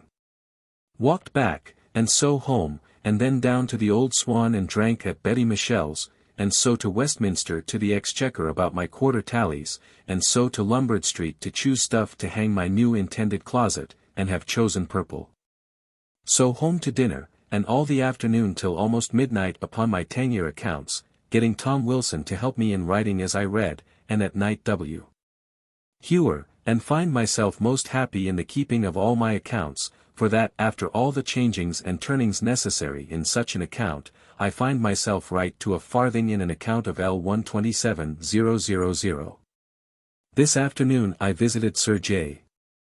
Minns, who, poor man, is much impatient by these few days' sickness, and I fear indeed it will kill him. 21st, up, and to the office, where much business and Sir W. Coventry there, who of late hath wholly left us, most of our business being about money, to which we can give no answer, which makes him weary of coming to us. He made an experiment today, by taking up a heap of petitions that lay upon the table. They proved 17 in number, and found them thus: one for money for reparation for clothes, for desire to have tickets made out to them, and the other 12 were for money. Dined at home, and Sister Balty with us. My wife snappish because I denied her money to lay out this afternoon, however, good friends again, and by coach set them down at the New Exchange, and I to the Exchequer, and there find my business of my tallies in good forwardness. I pass down into the hall, and there hear that Mr. Bowles, the grocer, after 4 or 5 days' sickness, is dead, and this day buried. So away, and taking up my wife, went homewards. I light and with Harmon to my mercer's in Lombard Street, and there agreed for our purple serge for my closet, and so I away home. So home and late at the office, and then home, and there found Mr. Batelier and his sister Mary, and we sat chatting a great while, talking of witches and spirits, and he told me of his own knowledge, being with some others at Bordeaux, making a bargain with another man at a tavern for some clarets. They did hire a fellow to thunder, which he had the art of doing upon a deal board, and to rain and hail, that is, make the noise of, so as did give them a pretence of undervaluing their merchants' wines. By saying this thunder would spoil and turn them. Which was so reasonable to the merchant, that he did abate 2 pistoles per ton for the wine in belief of that, whereas, going out, there was no such thing. This Batelier did see and was the cause of to his profit, as is above said. By and by broke up and to bed. 22nd, up and by coach with L100 to the Exchequer to pay fees there. There left it, and I to St. James's, and therewith, the Duke of York. I had opportunity of much talk with Sir W. Penn today, he being newly come from the fleet.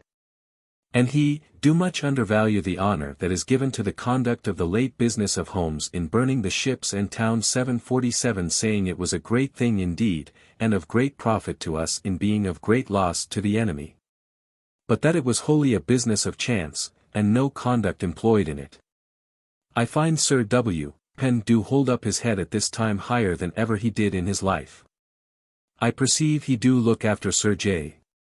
Minns's place if he dies, and though I love him not nor do desire to have him in, yet I do think, he, is the first man in England for it. To the Exchequer, and there received my tallies, and paid my fees in good order, and so home, and there find Mrs. Nip and my wife going to dinner. She tells me my song, of Beauty Retire, is mightily cried up, which I am not a little proud of. And do think I have done, it is decreed, better, but I have not finished it. My closet is doing by upholsters, which I am pleased with, but fear my purple will be too sad for that melancholy room. After dinner and doing something at the office, I with my wife, Nip, and Mercer, by coach to Moorfields, and there saw Policanello, which pleases me mightily, and here I saw our Mary, our last chambermaid, who is gone from Mrs. Pierce's it seems. Thence carried Nip home, calling at the Cock Ale House at the door and drank, and so home, and there find Reeves, and so up to look upon the stars, and do like my glass very well. And did even with him for it and a little perspective and the lanthorn that shows tricks, altogether costing me L9 fives. 0d, so to bed, he lying at our house. 23rd.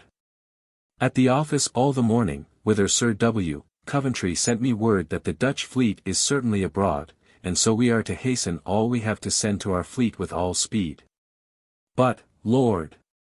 To see how my Lord Brunker undertakes the dispatch of the fire ships, when he is no more fit for it than a porter, and all the while Sir W. Penn, who is the most fit, is unwilling to displease him, and do not look after it. And so the king's work is like to be well done. At noon dined at home, love it with us. But he do not please me in his business, for he keeps things long in hand, and his paper do not hold so good as I expected, the varnish wiping off in a little time, a very sponge. And I doubt by his discourse he is an oddie kind of fellow, and, in plain terms, a very rogue. He gone, I to the office, having seen and liked the upholster's work in my room, which they have almost done, and they're late, and in the evening find Mr. Batelier and his sister there, and then we talked and eat and were merry, and so parted late, and to bed. 24th. Up, and dispatched several businesses at home in the morning, and then comes Simpson to set up my other new presses 748 for my books, and so he and I fell into the furnishing of my new closet, and taking out the things out of my old. And I kept him with me all day, and he dined with me, and so all the afternoon till it was quite dark hanging things, that is my maps and pictures and drafts, and setting up my books, and as much as we could do. To my most extraordinary satisfaction. So that I think it will be as noble a closet as any man hath, and light enough, though, indeed, it would be better to have had a little more light. He gone, my wife and I to talk, and sup, and then to setting right my Tangier accounts and enter my journal, and then to bed with great content in my day's work. This afternoon comes Mrs. Barbary Sheldon, now Mrs. Wood, to see my wife. I was so busy I would not see her. But she came, it seems, mighty rich in rings and fine clothes, and like a lady, and says she is matched mighty well, at which I am very glad, but wonder at her good fortune and the folly of her husband. And vexed at myself for not paying her the respect of seeing her, but I will come out of her debt another time. 25th. All the morning at the office. At noon dined at home, and after dinner up to my new closet, which pleases me mightily, and there I proceeded to put many things in order as far as I had time, and then set it in washing, and stood by myself a great while to see it washed. And then to the office, and then wrote my letters and other things, and then in mighty good humor home to supper and to bed.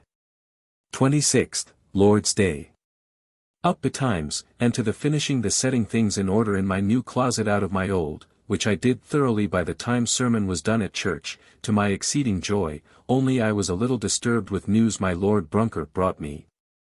That we are to attend the King at Whitehall this afternoon, and that it is about a complaint from the generals against us. Sir W. Penn dined by invitation with me, his lady and daughter being gone into the country. We very merry. After dinner we parted, and I to my office, whither I sent for Mr. Lewis and instructed myself fully in the business of the victualling, to enable me to answer in the matter, and then Sir W. Penn and I by coach to Whitehall, and there stayed till the King and Cabinet were met in the Green Chamber, and then we were called in, and there the King begun with me, to hear how the victuals of the fleet stood. I did in a long discourse tell him and the rest, the Duke of York, Lord Chancellor, Lord Treasurer, both the Secretaries, Sir G. Carteret, and Sir W. Coventry, how it stood, wherein they seemed satisfied, but pressed mightily for more supplies. And the letter of the generals, which was read, did lay their not going or too soon returning from the Dutch coast, this next bout, to the want of victuals. They then proceeded to the inquiry after the fireships. And did all very superficially, and without any severity at all. But, however, I was in pain, after we come out, to know how I had done, and hear well enough. But, however, it shall be a caution to me to prepare myself against a day of inquisition.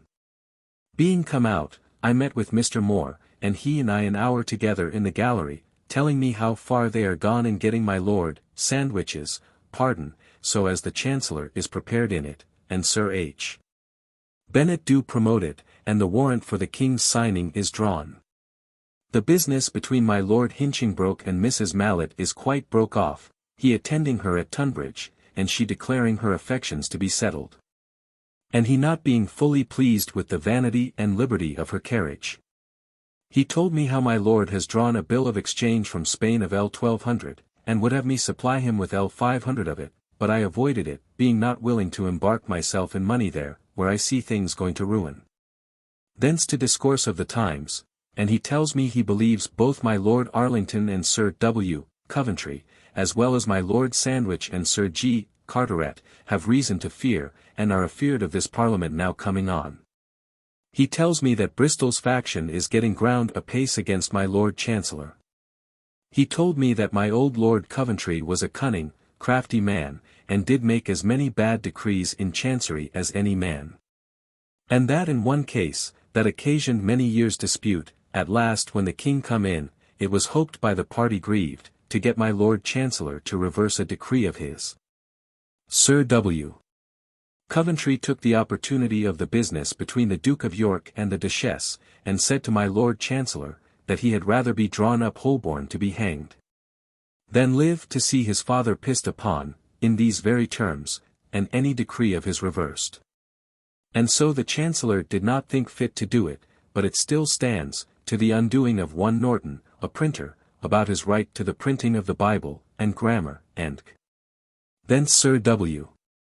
Penn and I to Islington and there drank at the Catherine Wheel, and so down the nearest way home, where there was no kind of pleasure at all. Being come home, hear that Sir J. Minns has had a very bad fit all this day, and a hiccup do take him, which is a very bad sign, which troubles me truly. So home to supper a little and then to bed. 27th. Up, and to my new closet, which pleases me mightily, and there did a little business. Then to break open a window, to the lead side in my old closet, which will enlighten the room mightily, and make it mighty pleasant. So to the office, and then home about one thing or other, about my new closet, for my mind is full of nothing but that. So at noon to dinner, mightily pleased with my wife's picture that she is upon. Then to the office, and thither come and walked an hour with me Sir G. Carteret, who tells me what is done about my lord's pardon, and is not for letting the Duke of York know any thing of it beforehand, but to carry it as speedily and quietly as we can. He seems to be very apprehensive that the Parliament will be troublesome and inquisitive into faults, but seems not to value them as to himself. He gone, I to the victualling office, there with Lewis and Wilson setting the business of the state of the fleet's victualling even and plain, and that being done, and other good discourse about it over, Mr. Wilson and I by water down the river for discourse only, about business of the office, and then back, and I home, and after a little at my office home to my new closet. And there did much business on my Tangier account and my journal for 3 days. So to supper and to bed. We are not sure that the Dutch fleet is out. I have another memento from Sir W. Coventry of the want of provisions in the fleet, which troubles me, though there is no reason for it. But will have the good effect of making me more wary. So, full of thoughts, to bed. 28th, up, and in my new closet a good while doing business. Then called on Mrs. Martin and Burrows of Westminster about business of the former's husband. Which done, I to the office, where we sat all the morning.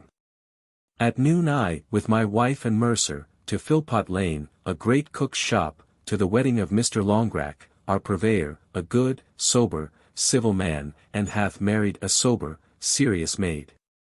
Here I met much ordinary company, I going thither at his great request, but there was Mr. Madden and his lady, a fine, noble, pretty lady, and he, and a fine gentleman seems to be. We 4 were most together. But the whole company was very simple and innocent. A good dinner, and, what was best, good music. After dinner the young women went to dance, among others Mr. Christopher Pett his daughter, who is a very pretty, modest girl, I am mightily taken with her, and that being done about 5 o'clock, home, very well pleased with the afternoon's work.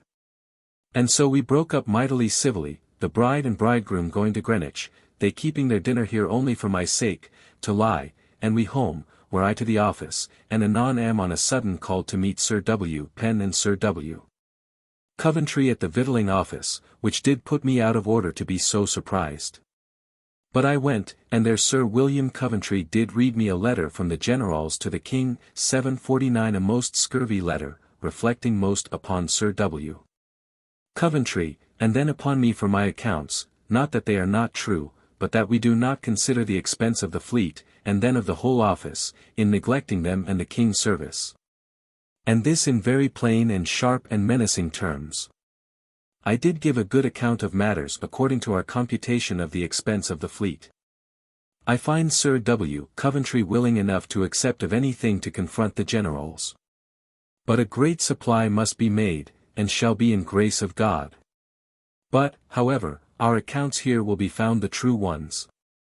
Having done here, and much work set me, I with greater content home than I thought I should have done, and so to the office a while, and then home, and a while in my new closet, which delights me every day more and more, and so late to bed.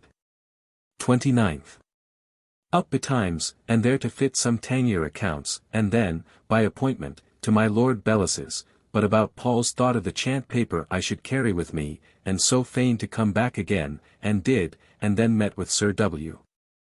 Penn, and with him to my Lord Bellas's, he sitting in the coach the while I up to my lord and there offered him my account of the bills of exchange I had received and paid for him, wherein we agree all but 1 200 bill of Vernity's drawing.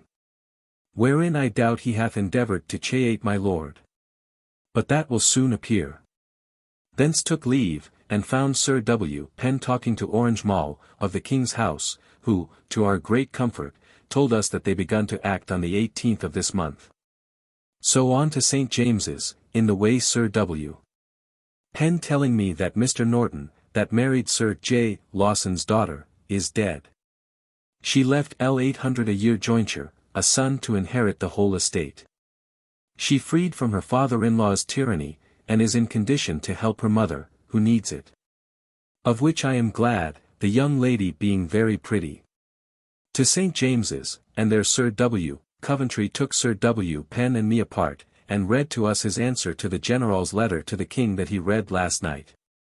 Wherein he is very plain, and states the matter in full defence of himself and of me with him, which he could not avoid, which is a good comfort to me, that I happen to be involved with him in the same cause.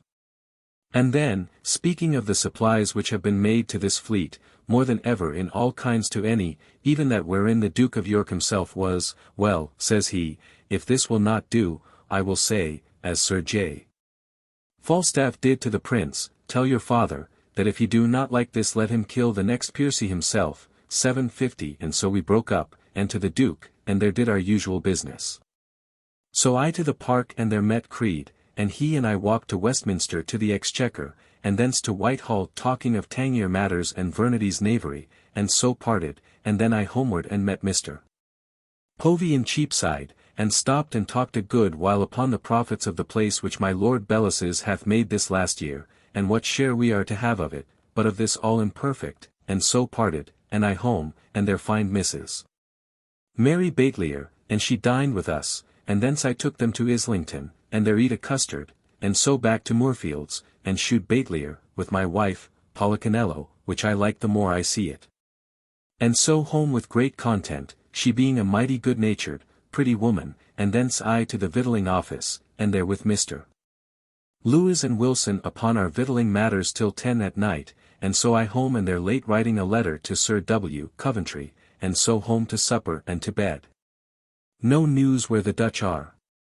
We begin to think they will steal through the Channel to meet Beaufort. We think our fleet sailed yesterday, but we have no news of it. 30th. Up and all the morning at the office, dined at home, and in the afternoon, and at night till 2 in the morning, framing my great letter to Mr. Hayes about the victualling of the fleet, about which there has been so much ado and exceptions taken by the generals. 31st. To bed at 2 or 3 in the morning and up again at 6 to go by appointment to my Lord Bellas's, but he out of town, which vexed me. So back and got Mr. Pointer to enter into my book while I read from my last night's notes the letter, and that being done to writing it fair. At noon home to dinner, and then the boy and I to the office, and there he read while I writ it fair, which done I sent it to Sir W. Coventry to peruse and send to the fleet by the first opportunity, and so pretty betimes to bed. Much pleased today with thoughts of gilding the backs of all my books alike in my new presses.